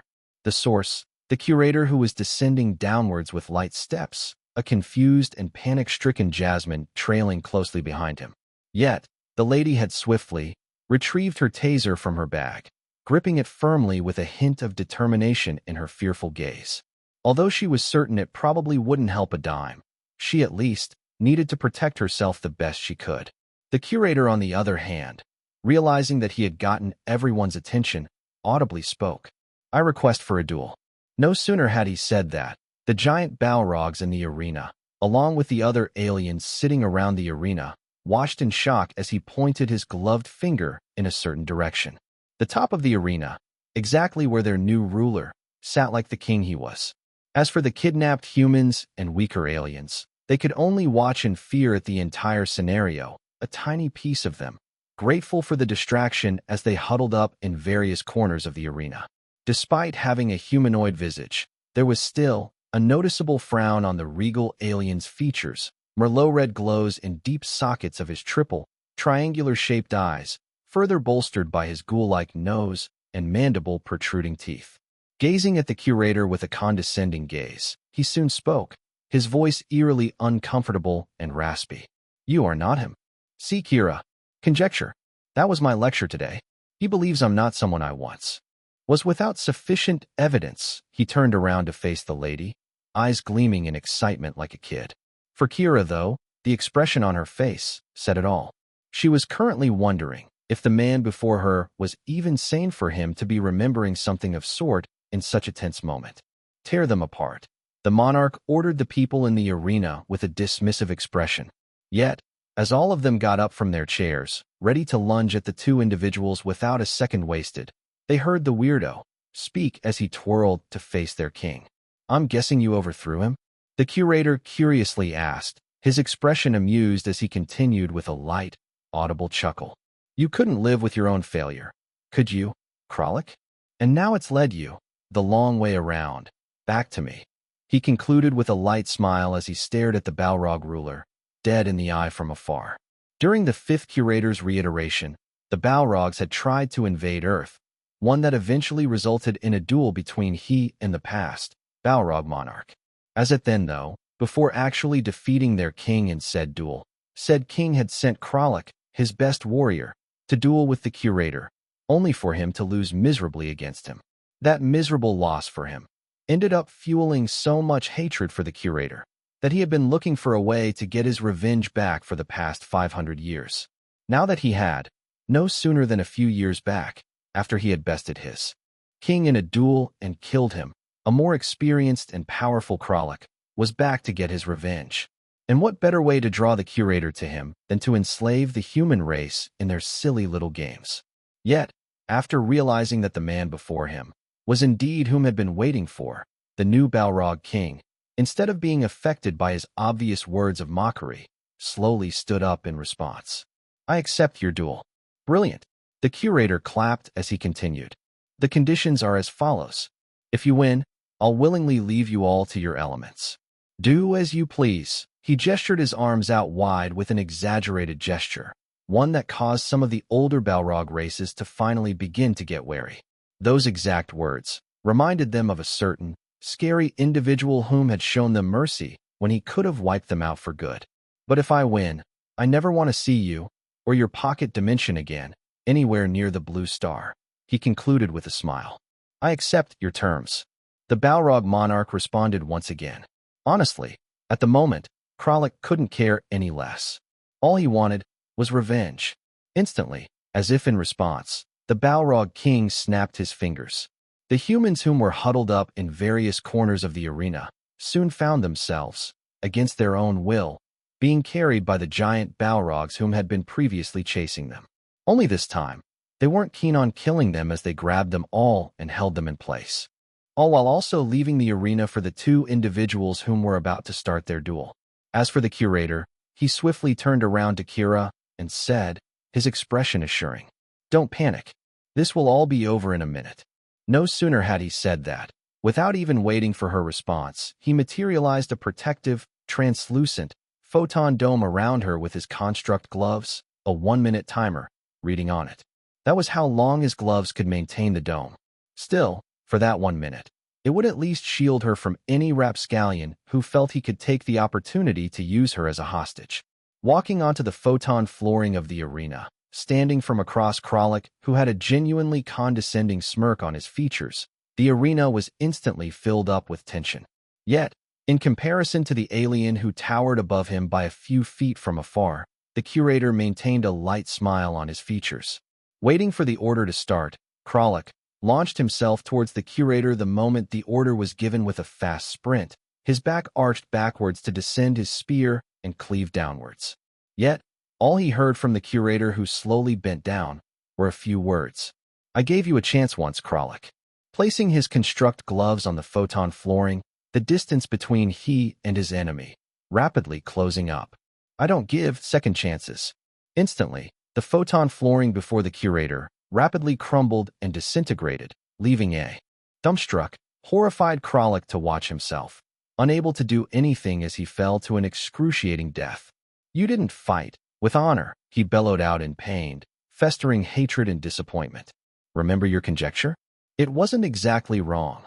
The curator, on the other hand, watched in complete apathy, a jaded, uninterested gaze in his eyes as Kralik slowly fell to his doom. "I'm so old now. That man you fought with years back, he's not dead. He's just not that sort of man anymore." Slowly rising up, turning around as Kralik burnt to a crisp, his ghastly, harrowing, agonizing scream filling up every corner of the arena, the curator walked off the stage as he finished his monologue with an unfazed expression. A man who had a lot of honor and a lot of mercy. The time for their fight lasted exactly 1 minute. Cut, print. Check the gate. Chapter 123. Where do you want to start? Having already defeated Kralik, the curator didn't need to say much before the rest of the Balrogs knew what needed to be done. Aside from realizing that they should never, ever reiterate their mistakes lest they piss off the one person who had taught them a lesson twice now, they quickly began to return all the kidnapped aliens back to their original locations with a proper teleporter. Previously, when kidnapping them, a phase shift teleporter, one which could instantly switch their locations, was used, although it wasn't exactly the safest due to having certain side effects. As for the kidnapped humans, though, they were with the curator. Having ensured that the aliens were rightfully returned, the curator, along with Jasmine, Professor Sanders, Beatrice, and a few other humans, employed the same teleporter to head back home. Landing in a secluded alleyway, one that was close to the college, Professor Sanders and Beatrice, along with the other humans, finally glad to be where they were meant to be, soon shook off the fear they had been experiencing and finally decided to ask the important questions. Yet, before any of them could, they all collapsed to the ground in synchrony, the stress from it all finally catching up to them. The Curator, 10th Season, April 9th, 2020 Act 2 Scene 7, Take 1. Beatrice. Prof. Kira swiftly moved over to them, checking if they were still alive. Nothing like polluted, fresh air from the alleyways. The Curator, on the other hand, stated as he deeply inhaled and exhaled, his expression casual, angling his gaze downwards. He then spoke to Kira. Phase shifts aren't exactly the safest. They're both fine, though. Just dealing with a small case of phase lag. Phase lag? Is that like jet lag? Kira, who was cradling Beatrice in her arms at the moment, asked in a mix of confused curiosity. Yep, jet lag in space, basically. Although its effects are a bit stronger than the typical thing, the Curator casually replied as he continued. Fainting and a bit of memory loss. They'll all wake up without even the slightest idea of what happened today or yesterday. Squatting down to Kira's level, checking their pulses, the Curator spoke to the lady with a gestured palm of request. Phone, please. A bit wary, especially since Mason went bankrupt the last time he used his smartphone. Kira's eyes showed reluctance. Reluctance to be put in the same situation as the bloke. No, it's an emergency call on Earth. The hybrid chuckled a bit, seemingly reading Kira's mind. Still, not quite sure if she could trust his words, Kira reluctantly retrieved the phone and placed it in his palm. Thank you. Cut, print. Check the gate. Dialing 911 and requesting for an ambulance, the Curator and Kira watched from a corner as the healthcare officials took care of Beatrice, Professor Sanders, and all the other humans after they had arrived. After ensuring that they were well attended to, the Curator left the area, Kira trailing closely behind him. Yet, for the actual actors, the entire scene was shot in a green room. Typically, they'd never have done it here, but considering it would make shooting the next scene after so much easier with smooth transitions, their director opted to go down that route. All right, everyone. Lunch break, Tiana declared. No sooner had she said that, almost everyone on set headed to the cafeteria. Shooting a series undoubtedly was hard work, especially considering how everything needed to be perfectly regulated before each shot. Hunger after a few hours of working wasn't unexpected, to say the least. Hope to see you again soon. By then, you'd probably be an even bigger star. A man on the thinner side of a fairly average build in his early 40s laughed as he spoke to Kyle. He had a thin, rectangular-rimmed glasses framing his dark brown eyes and messy black hair. He was also the extra who had been playing Professor Sanders. You too, Ray. I wish you the best in your future endeavors. Kyle grinned in response with a firm shake. As for Carla, the extra who played Beatrice, she was currently exchanging hugs with Jasmine. Soon, both individuals left the expansively wide prop hall. They had filmed all of their scenes in the show, including those that would be used later in the other episodes. A few minutes after, Kyle and Jasmine, along with Tiana, began conversing over a few necessary details regarding the upcoming episodes they were yet to shoot. It seemed like they were going to be traveling to quite a few places for some of the later episodes. A while later, after parting ways with their director, who was currently going over a few things with their cinematographer, Kyle and Jasmine soon began having their own conversation as they made their way over to the cafeteria. I'm excited for the future episodes. Jasmine spoke softly, her honey-colored irises full of anticipation, one to which Kyle responded to with an approving nod and a light smile. So am I. There was a similar gaze of anticipation and a glint of excitement in his eyes. Also, Lily's going to be on set next month, the lady quietly squealed in excitement afterwards. To that, the Kyle tilted his head in genuine curiosity. Sure, he had come to realize that Jasmine could be quite exuberant. It was more or less a side she only showed to people she was comfortable with. As a result, he couldn't help but ask almost immediately, You guys kept in touch after the celebration party? Of course we did. Turns out, we have quite a lot in common. The sexy actress responded with a happy grin. One Kyle was replying to Wen. Well, I'm not too surprised. Both of you are absolutely brilliant. There, stole your thunder. Jasmine directed her gaze over to the young man who was almost about to say the exact same words, a smug smirk on her lips. Oi, that's cheating. Kyle countered with a slight squint. Not in my books. Now it's 2:1. The lady giggled mischievously, walking a bit faster as she made her way over to the elevator.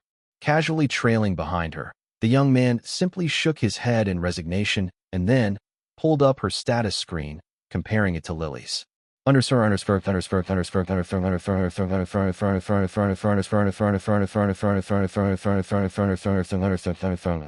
Jasmine Faye, 24 years.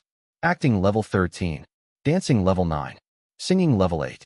Skills: enhanced assimilation, enhanced perception, gymnastics.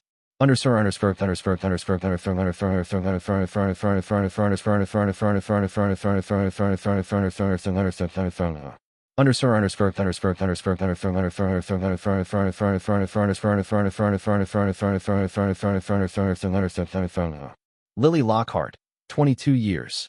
Singing level 12. Acting level 10. Dancing level 9. Instrumental mastery, violin/piano, level 9 out of 7. Skills: stage presence, vocal control mastery.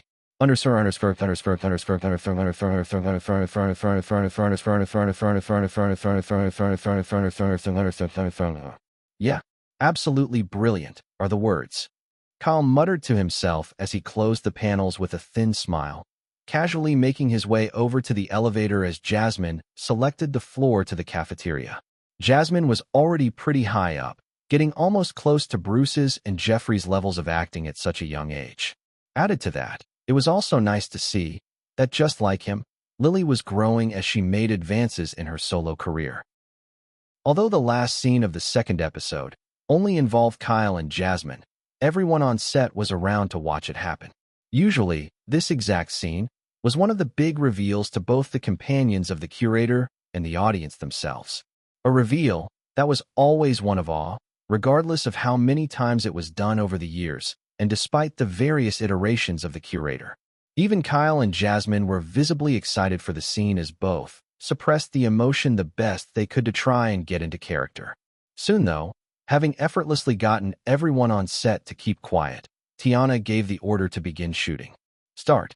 The Curator, 10th season, April 9th, 2020, Act 2, Scene 8, Take 1. Question: how did we hear Beatrice's screams, even though no one else in college did? The Curator said to Kira as they made their way across the quiet alleyway. That was quite literally the only question in Kira's mind as she gazed at the enigma beside her with a curious expression. The back doors to a few buildings were present, some dumpsters, and even a piece of newspaper and some nylon. Due to a mild gust of wind, gently blew across the air to settle down on the concrete flooring. Conjecture: because we were in a pocket dimension of our own. He responded to his own question with a light grin while continuing. Proof: dimensions of all kinds really, naturally exist in time and space, but they vibrate at a different frequency, beyond what humans are typically able to sense, so it goes unnoticed most of the time. To that, Kira couldn't help but bite her lips in contemplation for a few seconds. At first she had reasoned that the curator was a top-notch spy who worked for the government. But after seeing everything that had happened today, along with all that happened a month back, she was now certain that the man before her, if he could even be called a man, was not someone she could wrap her head around, or even try to blur out of her mind. As a result, instead of being confused, she then asked curiously, How do you know all this?" Angling his gaze towards her for a few seconds, amused by the fact that she wasn't doubting his words, the curator responded with a light grin. "You're about to find out." Stopping before a random door in the alleyway, the curator began to speak. Certain pocket dimensions, using different frequencies, can exist and overlap with the real world and other pocket dimensions at the same time. Some even have the ability to maintain that phenomenon outside of its pocket dimension for a while. He casually continued as he retrieved a bizarre-looking key from his pocket. The moment you walked into the office, you entered mine. My pocket dimension. That's why you could hear a scream, even from another dimension away," he concluded, inserting the bizarre key into the door hole. As Kira watched, wondering how the weirdly shaped key was even supposed to open a random door, the curator pushed it open, and instantly, the sight Kira was met with was that of the office she and the curator had met this morning. That was already enough to get her quite amazed. However, with a snap of his fingers, the office morphed into something that was beyond befuddling for Kira. That was really saying something considering all she had seen all day. Yet, not even a moment wasted, the curator gestured to her to walk in. Glancing over, her genuinely astonished gaze shifting between a smiling curator and the massive library before her, Kira stepped in. Vintage-styled with a touch and a sprinkle of modernity in the form of fluorescent, warm lights and shiny, lustrous, metallic flooring, was a massive hall, filled with towering shelves, each brimming with well-maintained books. "It's called the Index." The curator closed the door behind her as she gazed about in genuine amazement, only to get hit with another bout of awe at the other structure she landed her eyes on. Its size was humongous, and its hourglass-shaped vintage clock, made of gleaming brass and mechanical pieces, had beautiful celestial symbols adorning its bodice. Added to that was what seemed to be a silvery holographic pendulum made of pure energy, each seamlessly swinging back and forth in sync between both the upper and lower chambers of the hourglass, a mechanical panel full of a multitude of round things, buttons, and a big lever present at its base. Truly, it was a technological marvel. "And that is the horologium," the curator pointed out with an excited gaze as walked forwards whilst explaining with gestured arms. "The Index captures every event that has ever occurred across the vast history of the Earth, and the horologium can travel anywhere in time and space." Twirling around, the curator grinned mysteriously at an awestruck Kira while stating, "It's a brilliant combination, isn't it? And you know what the best part is?" he asked Kira, who was now laughing lightheartedly in genuine excitement, her eyes showing just how curious she was for the curator's next words. "It's mine," the time traveler proudly stated while flexing his long coat. To that, Kira couldn't help but gaze at the enigma before her with a genuine gaze of awe and interest once again as he spoke, arms gesturing outwards. "So, all of time and space, everything there ever was, everything there ever probably will, and a subverted, bootstrap paradox to resolve. Don't worry, I can always get you back to this exact moment in time too, so fear not, your normal life stays unaffected." The curator clapped, landing his gaze on the young lady. "Now, Kira Snow, with all that said, tell me, where do you want to start?" the curator asked the young lady with a jovial, inviting smile. Cut, print. Check the gate. Chapter 124, The Forgotten Genius. 2 weeks later. Why did Kira Snow even bother traveling with the curator? Sure, there was the bootstrap paradox incident and the fact that he had a time travel machine, but still, considering the past few incidences that had happened, she more than anyone knew that there would be a few, frankly perilous events if she traveled with him. Yet, she still did. Was it because of the excitement, the thrill, adventure, and wonder maybe? Or was it because everything she ever wanted was tightly packed into one neat bun that she just couldn't resist? Which exactly was it? The answer, however, was far simpler than most would have expected. Kira Snow, added to all the hypothetically speculated reasons, simply needed inspiration. Tons and tons of inspiration. She was an aspiring novelist through, and even the curator hinted at the fact that there were other reasons as to why she wanted to travel with a madman like him, considering that even when Kira was in college, people thought she spent most of her time reading in the library. The only exception was Beatrice, her closest friend, who knew that Kira was actually writing her very own novel. And lo and behold, Kira had also found her muse. A truly brilliant specimen of a muse. The curator himself. All of this was subtly brought up in the 3rd episode, which had already been shot, but was touched on properly at the end of the 4th episode, which had also been shot. The duo, after resolving a certain supernatural incident where an organization on Earth, run by certain extraterrestrial beings, began trapping humans into digital media as a form of capitalist punishment for a twisted agenda of theirs. Both had a pretty interesting discussion upon returning to the index. Curator.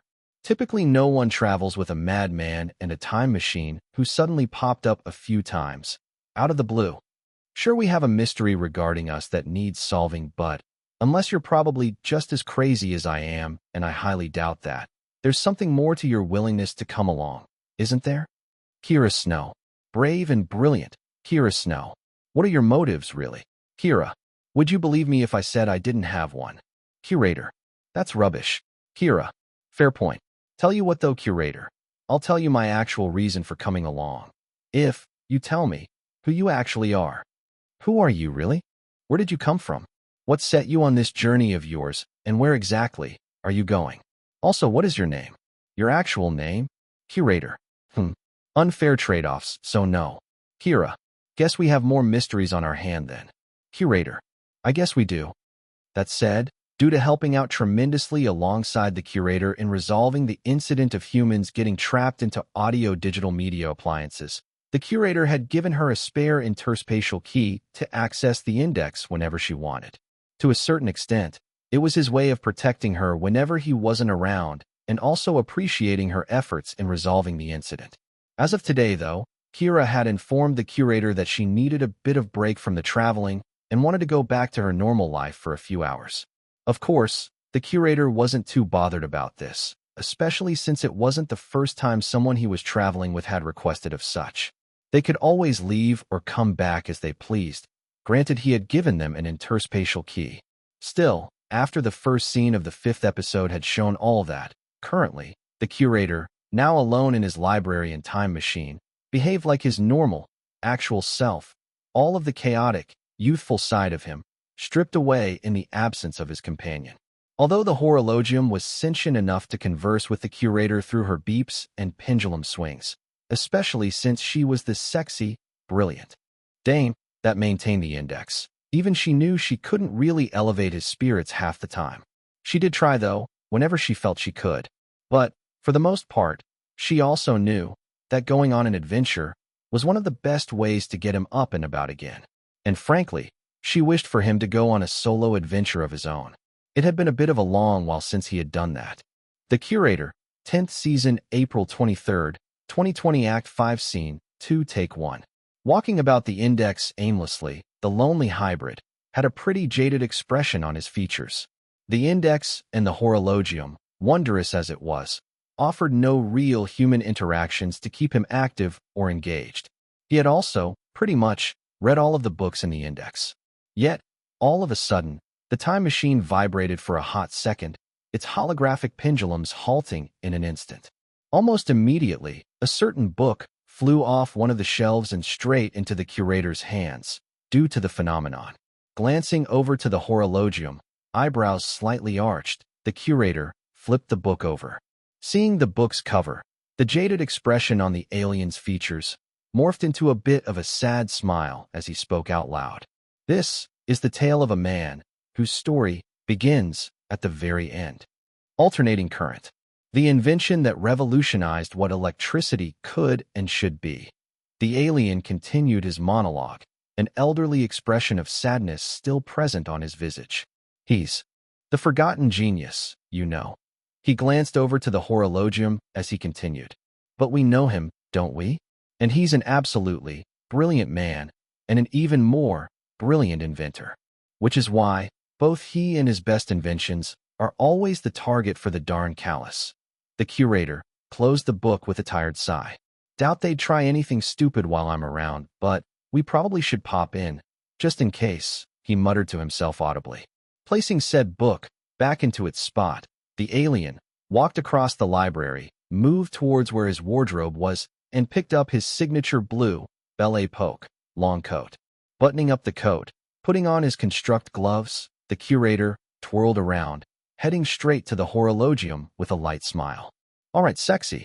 Guess we're going to Chicago, Illinois, 1893. The Curator pulled down the lever of the time machine with a hopeful expression. Cut, print. Check the gate. Having read through the contract that was sent over, a certain, elderly, A-lister actor who was known for a certain iconic role mused to himself. $1,500,000. It's quite a massive sum for a few appearances in just one episode. I really don't want to disappoint John, but this honestly feels like a cheap, cash grab move. Sighing tiredly, the actor then muttered out loud while gazing at the ornately designed ceiling of his mansion. What to do, what to do? Glancing over to the envelope on his table, though, one that had come with the contract, the actor sighed and just decided to at least check what was in it before he decided what he would do. Just as he was going about this, though, two other actors, both at different times, had the exact same thoughts as they were also offered a similar contract from John. Asterisk, asterisk, asterisk. A week later. It is my greatest honor to meet you all.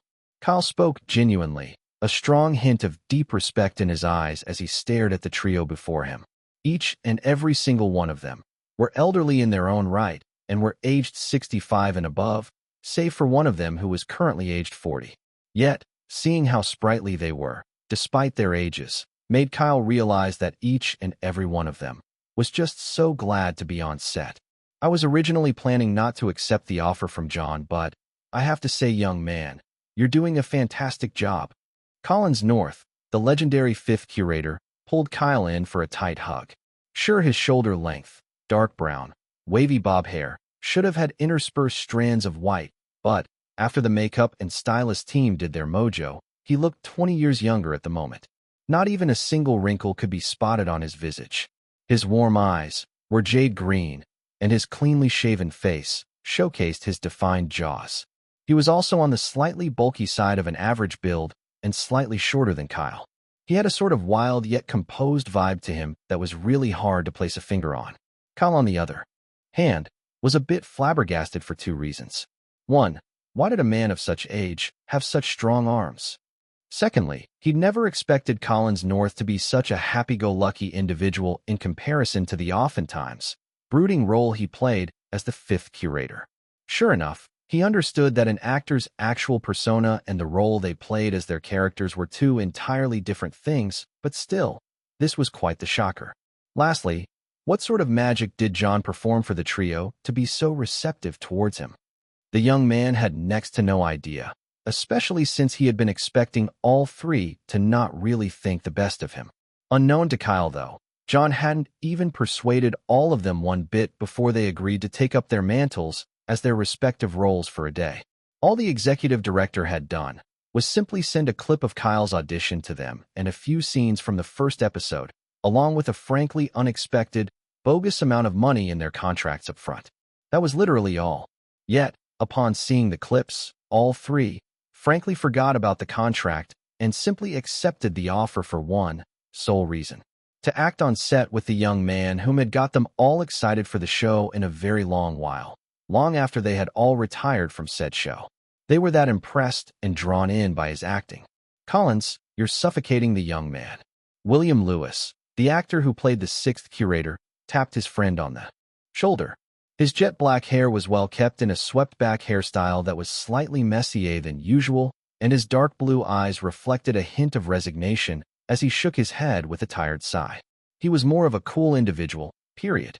That said, Collins was quite fond of doing this to actors he was really proud of. William even remembered him doing the same to him after he had a hit series of his own after his run as the curator wasn't well received. As for Brad Beckham, the actor who was going to be playing the role of the great engineer and futurist, the man simply watched the other three with an amused gaze. A very young yet extremely old curator, huh? John certainly chose one heck of a talented young chap for the role. He muttered to himself as he stared at Kyle, who actively breathing after being released from Collins' grip. Brad was the youngest of them, so, unsurprisingly, there was no need to spend much time de-aging him for the scenes they would be shooting today.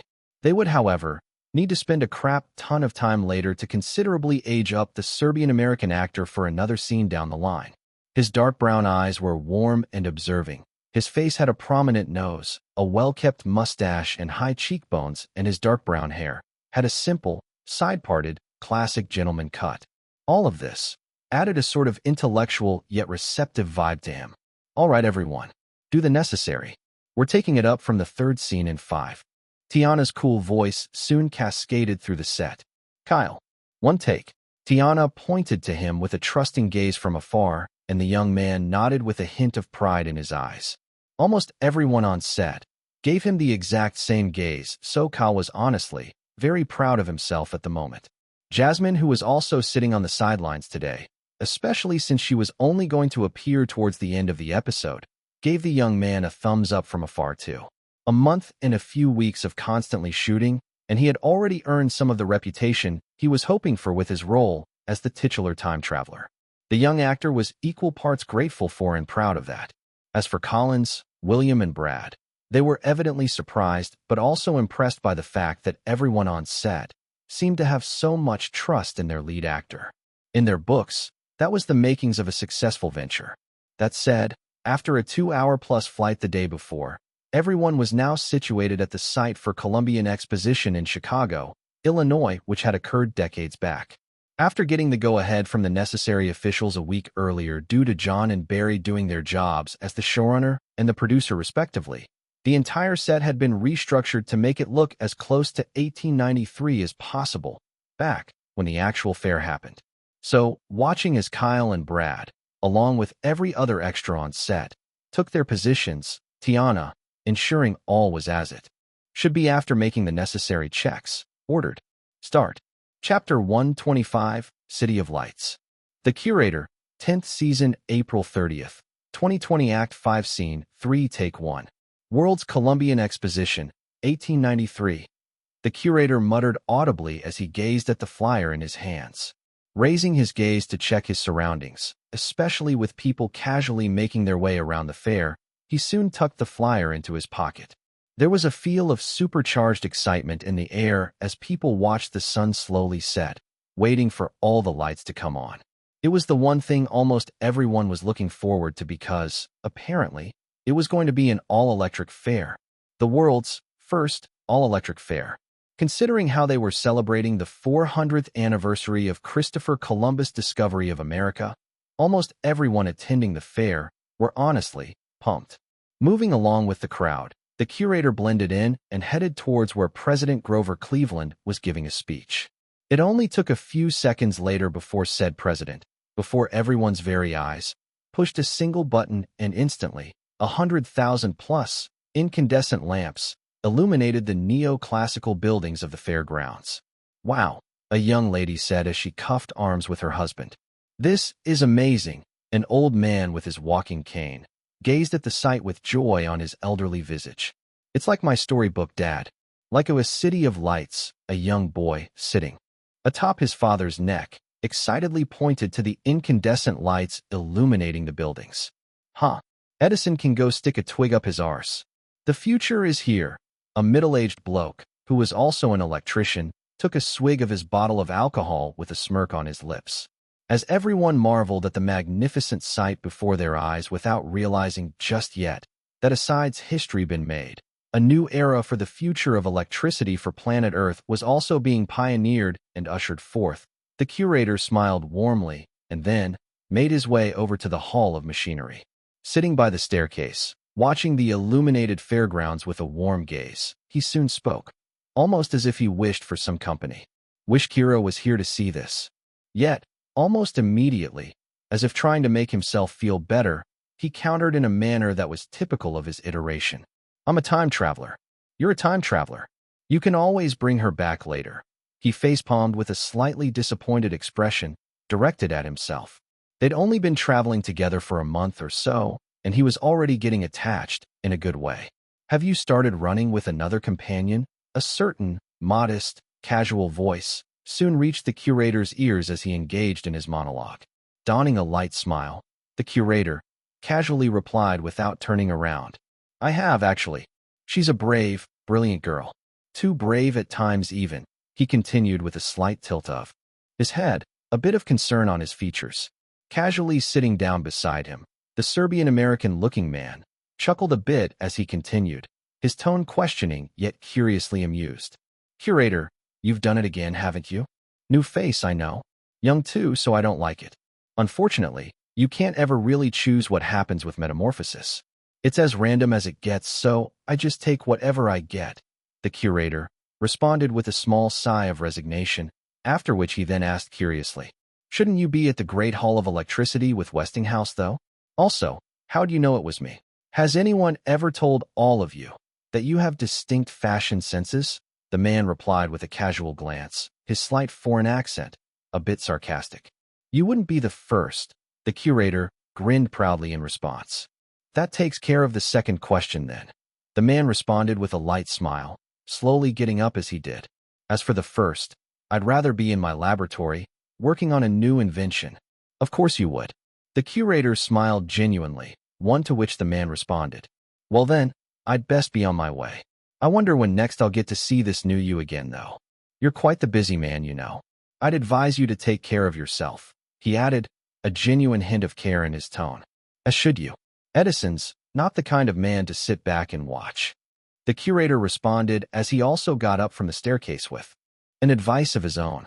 Turning around to face the inventor, engineer, and futurist, the curator extended a handshake with a warm smile while adding, Stay safe, Tesla.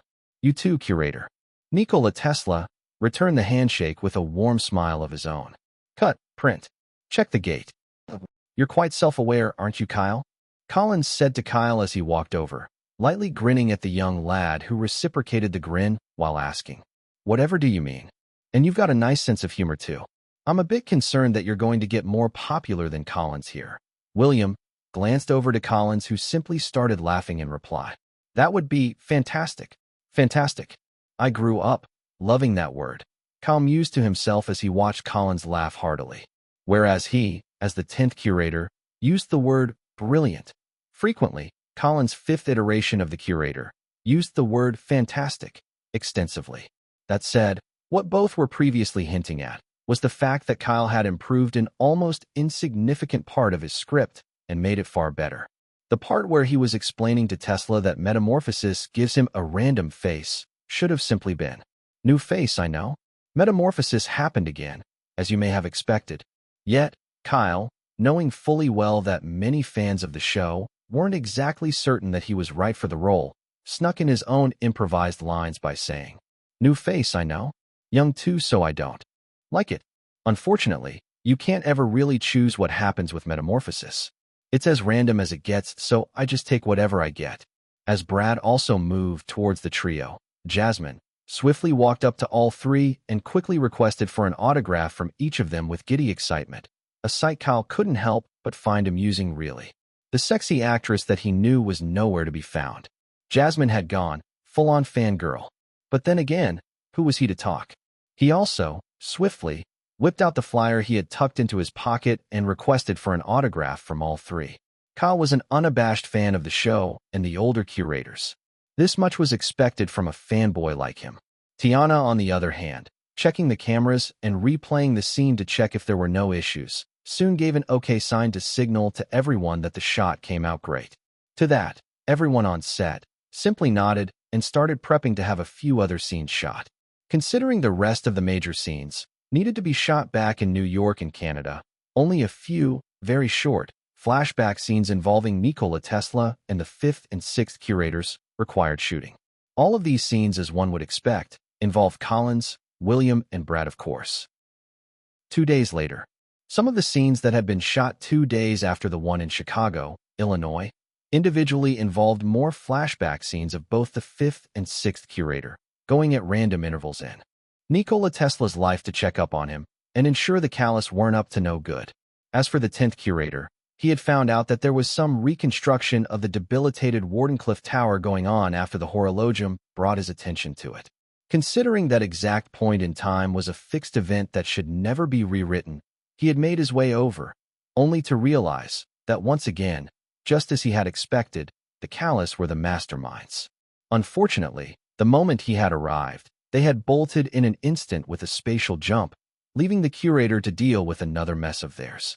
As a result, he had ended up deconstructing said tower, back to the way it was meant to be with his construct gloves before it released a disastrous electric pulse that was akin to a nuclear bomb.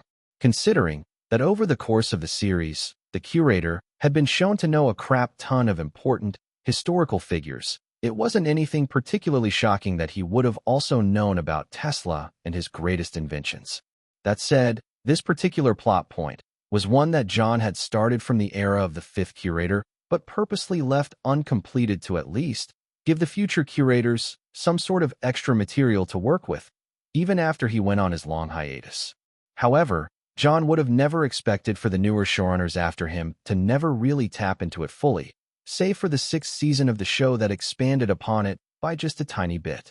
Now that he was back, though, he was ready to tie off this particular loose end with Kyle's iteration of the curator. In fact, this particular episode was one that was pinned down solely by him. So, after sorting out the Wardenclyffe Tower incident, the 10th curator finally decided to do something he had been putting off for the longest time due to a bit of cowardice. It was frankly a rare emotion he loathed himself for having. Yet, it had never gotten any easier over the years. Still, the curator was determined to face it, his decision to meet with Tesla one last time and close to the tail end of his almost unrecognized, forgotten life, unchanging. Despite Nicola's ingeniously brilliant mind and the amount of good he wanted for the world, the curator already knew full well how the man's story was going to end. Life, unfortunately, every now and then, never really seemed to favor those who really wanted to make the world a much better place. So, with a sad heart, the curator, along with Kira, who was now back to the Index for more adventures, made their way over to the New Yorker Hotel, January 6, 1943. There was also a wheelchair with them. Chapter 126, Passing on the Torch.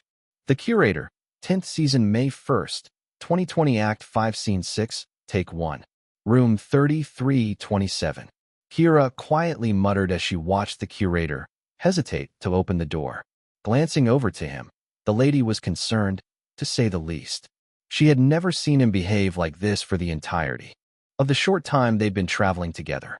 First, he hadn't been an entertaining chatterbox in the manner that he usually was, one she always looked forward to. And secondly, for the very first time, Kira saw an expression different from his usual jovial, yet mysterious nature. Anxiety. The curator, as of the moment, was evidently anxious. As a result, she wondered what or whom was on the other side for him to be so anxious. Yet, the curator's hesitation lasted only for a brief moment, a warm smile gracing his visage and his hands, turning the knob as he opened the door and walked in. Walking from behind him as he stopped before a bed, Kira's eyes landed on a frail-looking old man lying on the bed. Frankly, he looked like he didn't have a lot of time left. Yet, as if sensing their presence, the old man slowly opened his eyes, staring at the people standing before his bed. "Hello, old friend." The curator spoke quietly as Tesla's eyes slowly dilated in familiarity. Slowly forming a weak yet beautiful smile, the old man responded in a similarly weak tone. "Hello, curator. And I assume this is the brave girl you talked about?"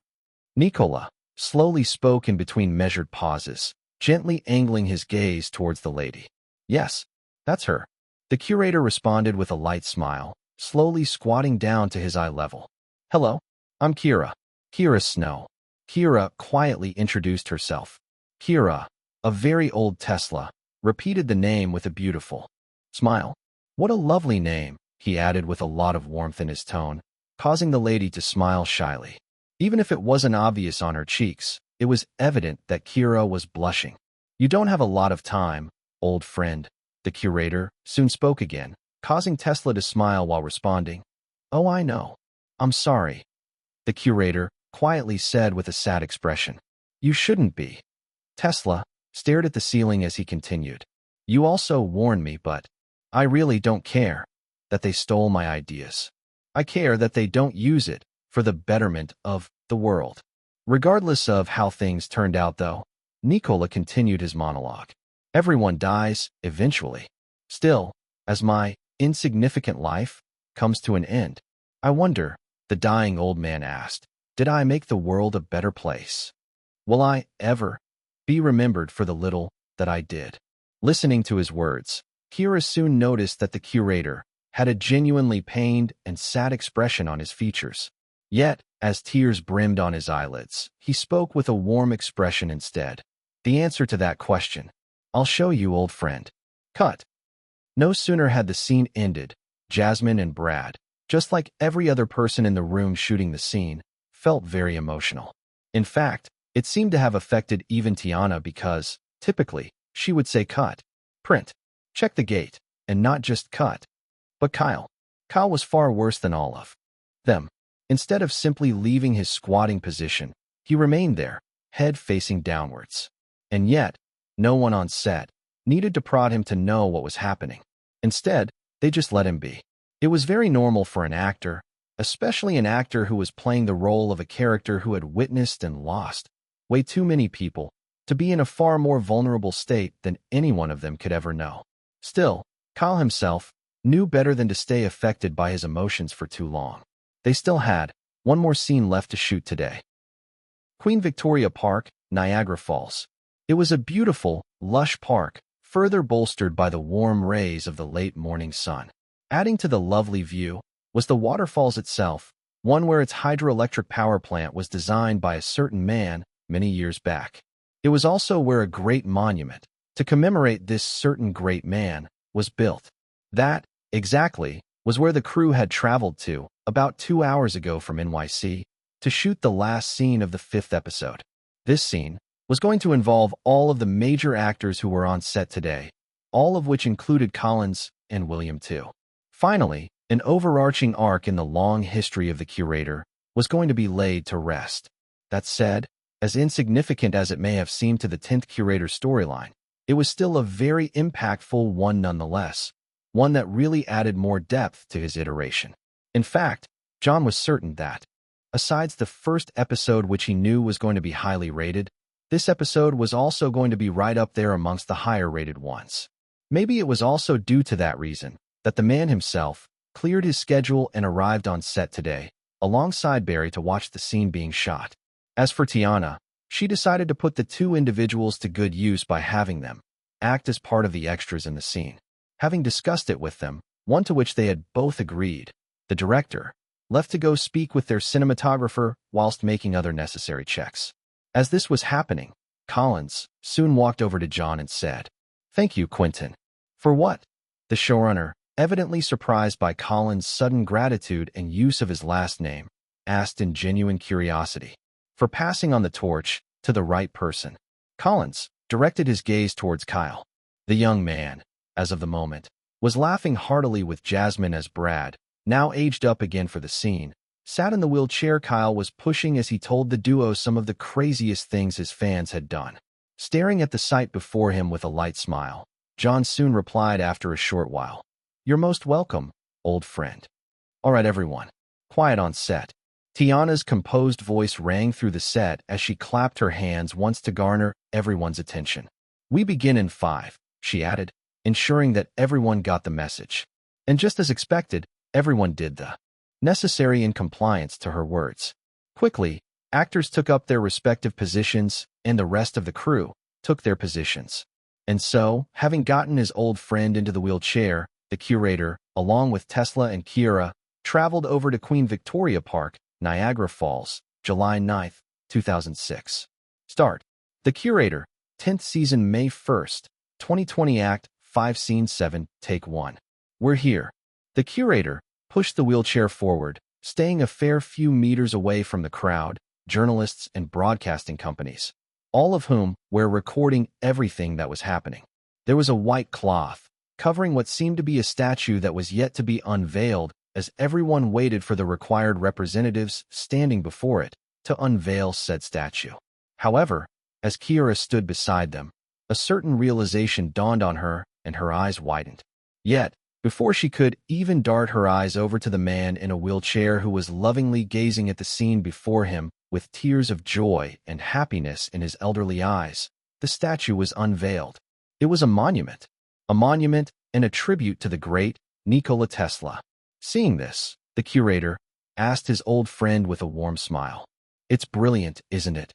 To that, Nikola gently nodded in acknowledgement, the gratitude in his gaze unmistakable as his lips quivered. "You will never be forgotten, old friend." The curator soon spoke again as he also gazed at the scene before them. "Never," he added, his tone definite.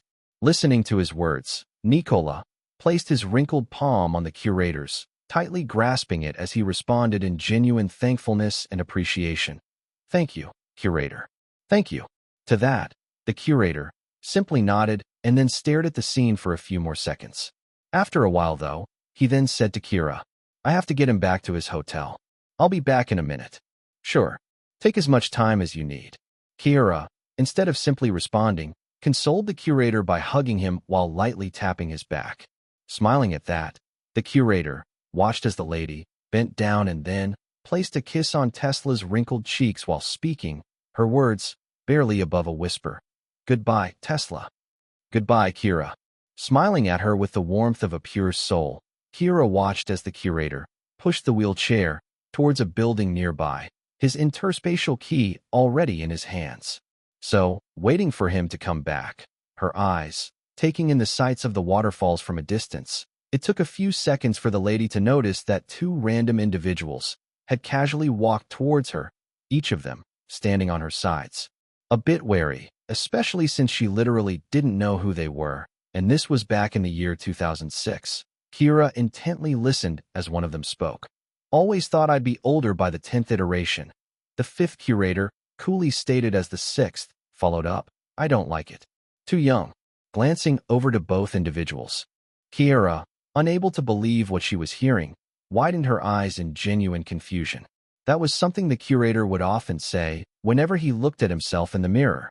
But before she could question the two individuals on what they had just said, her eyes soon caught sight of the curator walking out of the building and towards her. "And so, we finally say our goodbyes." The sixth curator smiled warmly and said, a brief silence descending between all three. "You may not know this, but his fifth iteration, picking up from where his sixth paused, continued as the 10th curator got closer while speaking to the lady. "He's probably the saddest he's ever been as of this moment. But he'll try to move on, like we always do, hiding behind another fad as usual," the sixth curator added and said. "Still, it's nice to know we're hanging in there." Their words to Kira was a bit of a puzzle she couldn't quite wrap her head around. Yet, deep down, a certain thought was forming in her head that she didn't want to believe. Because if that really was the truth, then it would explain why the curator occasionally had the gaze of an old man that just seemed so normal on his young appearance.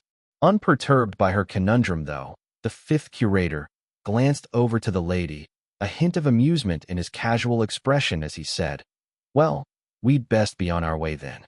See you in a second, young lady." Literally, in an instant, both face shifted out of existence, leaving the young lady to doubt just where they had come from and who exactly they were.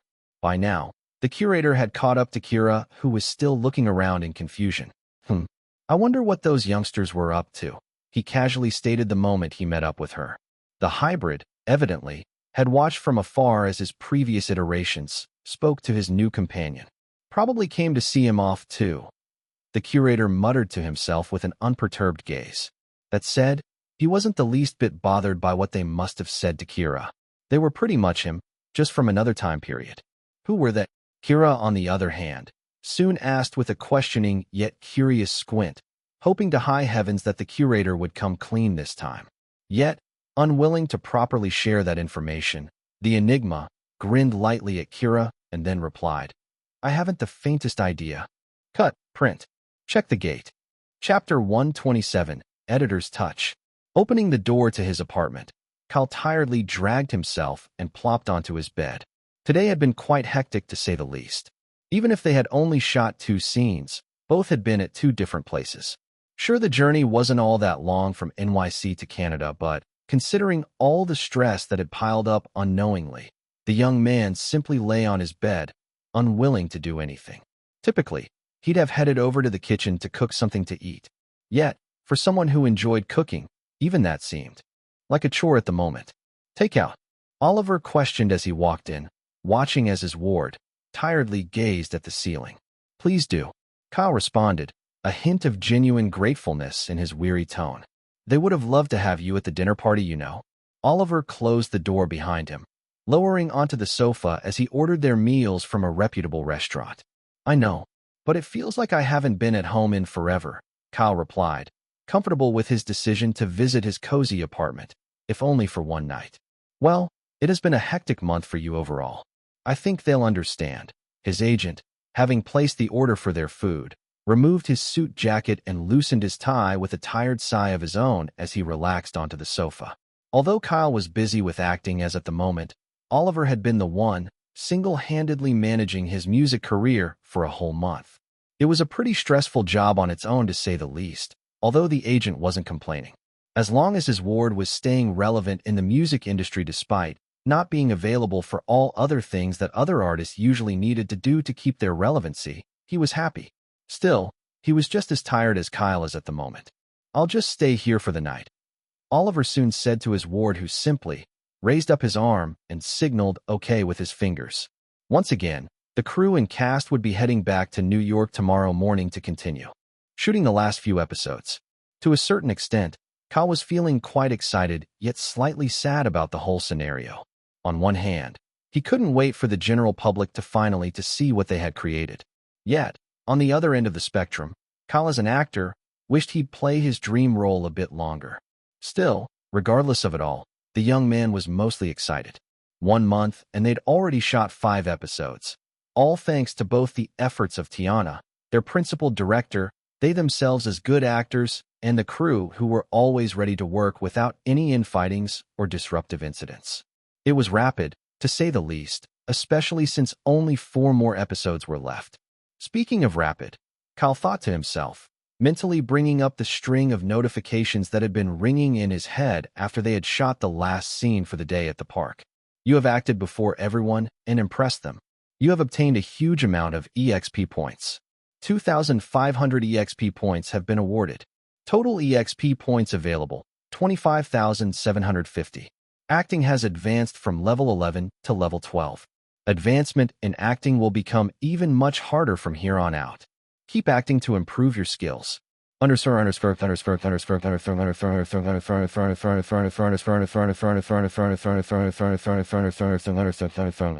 Kyle Kestis, EXP points, 25,750.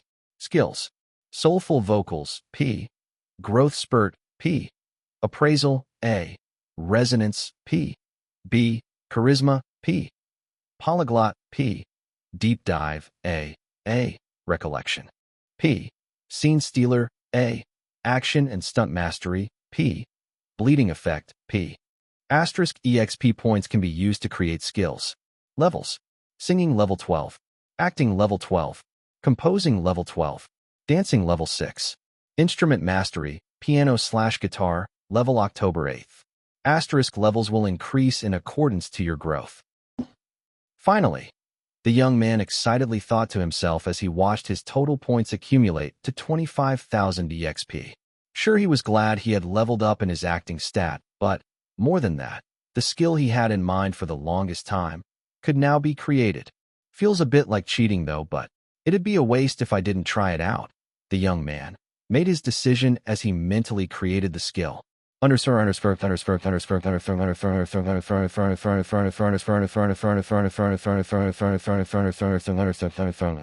Active skill, Editor's Touch.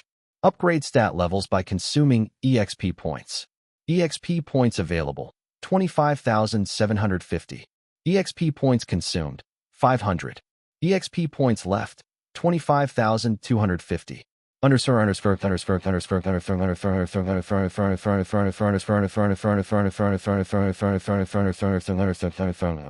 Ding. Active skill, Editor's Touch, has been created. Kyle's eyes widened in a mix of shocked confusion. What the? He inwardly questioned, a puzzling expression gracing his features. The skill he had been extremely wary of creating for the fear that it was going to be a high-grade skill only consumed 500 EXP points. Rather, what was more confusing to Kyle was how the skill wasn't even termed a high-end skill. As a result, the young man blinked his eyes a few times in disbelief.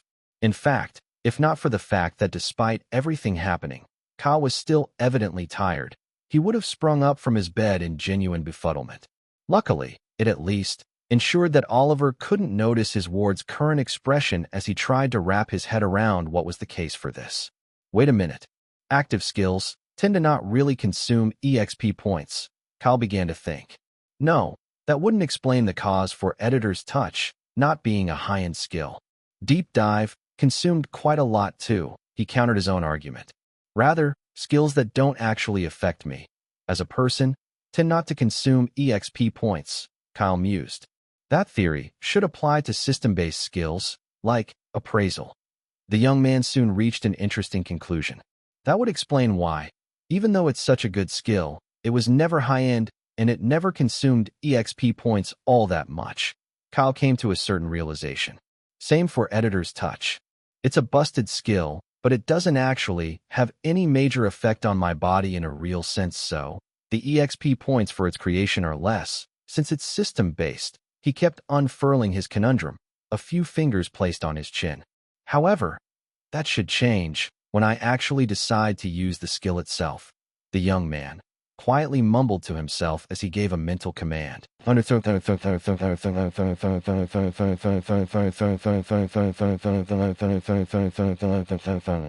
Acting level 12. Upgrade to level 13 with 5,000 EXP points. EXP points available 25,250.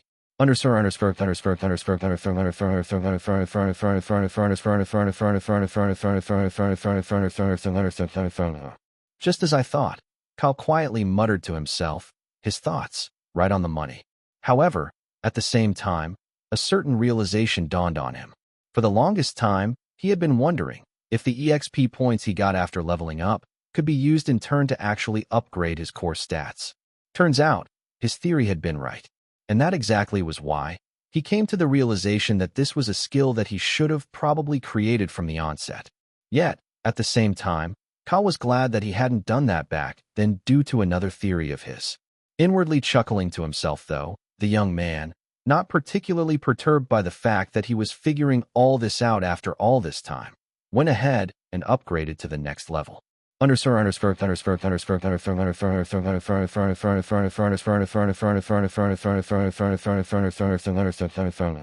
Acting level 12. Upgrade to level 13 with 5,000 EXP points. EXP points available 25,250. EXP points consumed 5,000. EXP points left 20,250.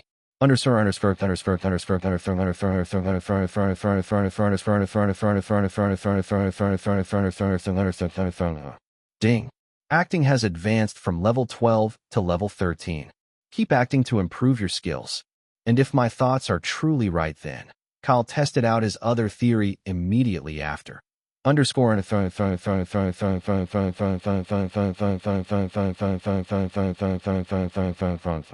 Acting level 13.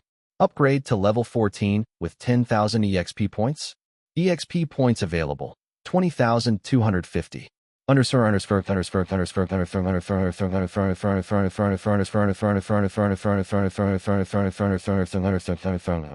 Yeah, exponential increments. Figured as much. The young man nodded his head in acknowledgement. Closing the system interface, though, Kyle introspected on the fact that he was now on the same acting level as Jasmine and Bruce.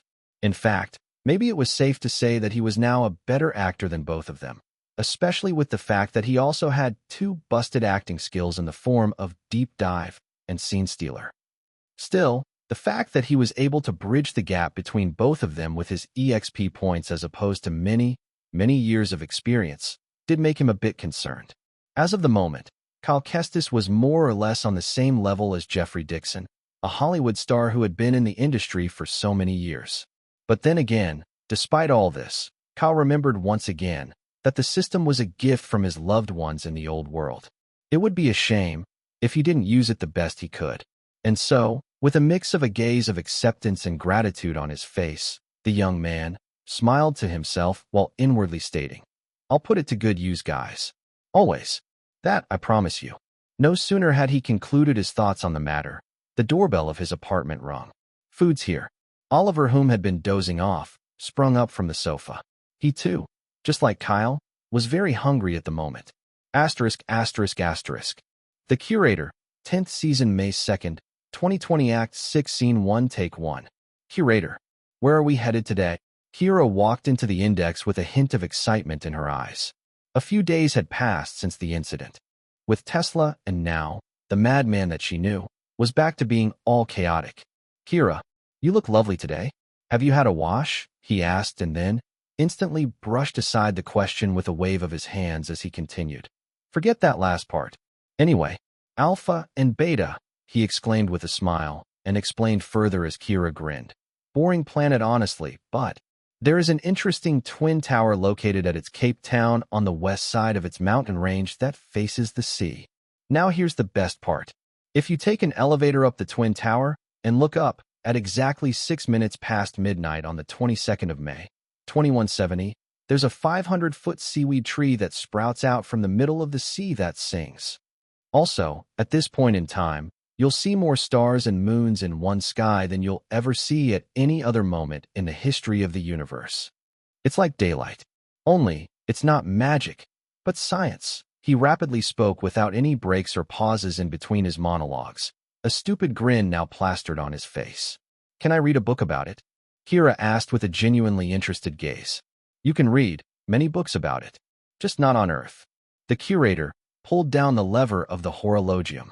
Instantly, the pendulum started moving faster as the vintage-styled hourglass clock made a peculiar sound, indicating that they were already time-traveling. As this happened, the curator went to his wardrobe and picked a red-colored, Belle Epoque long coat. Did you loot that from another store? Kira asked the madman who was dressing up with an expression of disbelief. Kira, I've saved the Earth more times than I'd like to admit. I think I deserve a reward every now and then. The curator dismissed her with a proud smile as he flexed his new long coat. Come on, hurry up. We haven't all day. He ran towards the door the moment the peculiar sound of the horologium stopped, ushering Kira out, all whilst also being a gentleman as he opened the door for her.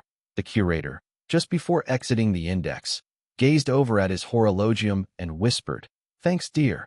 Cut, print. Check the gate. The 6th episode of The Curator was going to be a more laid-back one, with the story focusing on the curator and Jasmine, exploring the planet of Alpha and Beta, although a certain incident revolving around the seaweed tree possibly not sprouting did pop up. And as usual, written in the script, was how both the curator and Kira were going to resolve that incident. That said, as Jasmine walked off the interior prop of the index, she glanced over at Kyle with a curious squint. Mind giving me some of your drive and motivations? The lady soon asked the young man with an amused expression. Nay, Kyle simply shook his head in disagreement while continuing. It's a trade secret, and I'm a man of mystery. He phased a hand across his face like a magician, a playful smile nestling on his lips. I call bullshit. Jasmine bluntly countered, earning a light, hearty chuckle from Kyle. Yet, as this happened, some other people on set picked up on the same thing Jasmine did. For some reason or the other, they had noticed that Kyle was at his peak while acting out this scene. Sure, he was always a great actor every day, but there were a few times where he would suddenly get in the zone. Today was one of such days. However, as the next few scenes were shot for the rest of the day, a certain realization soon dawned on most of them. Kyle wasn't just simply in the zone all day.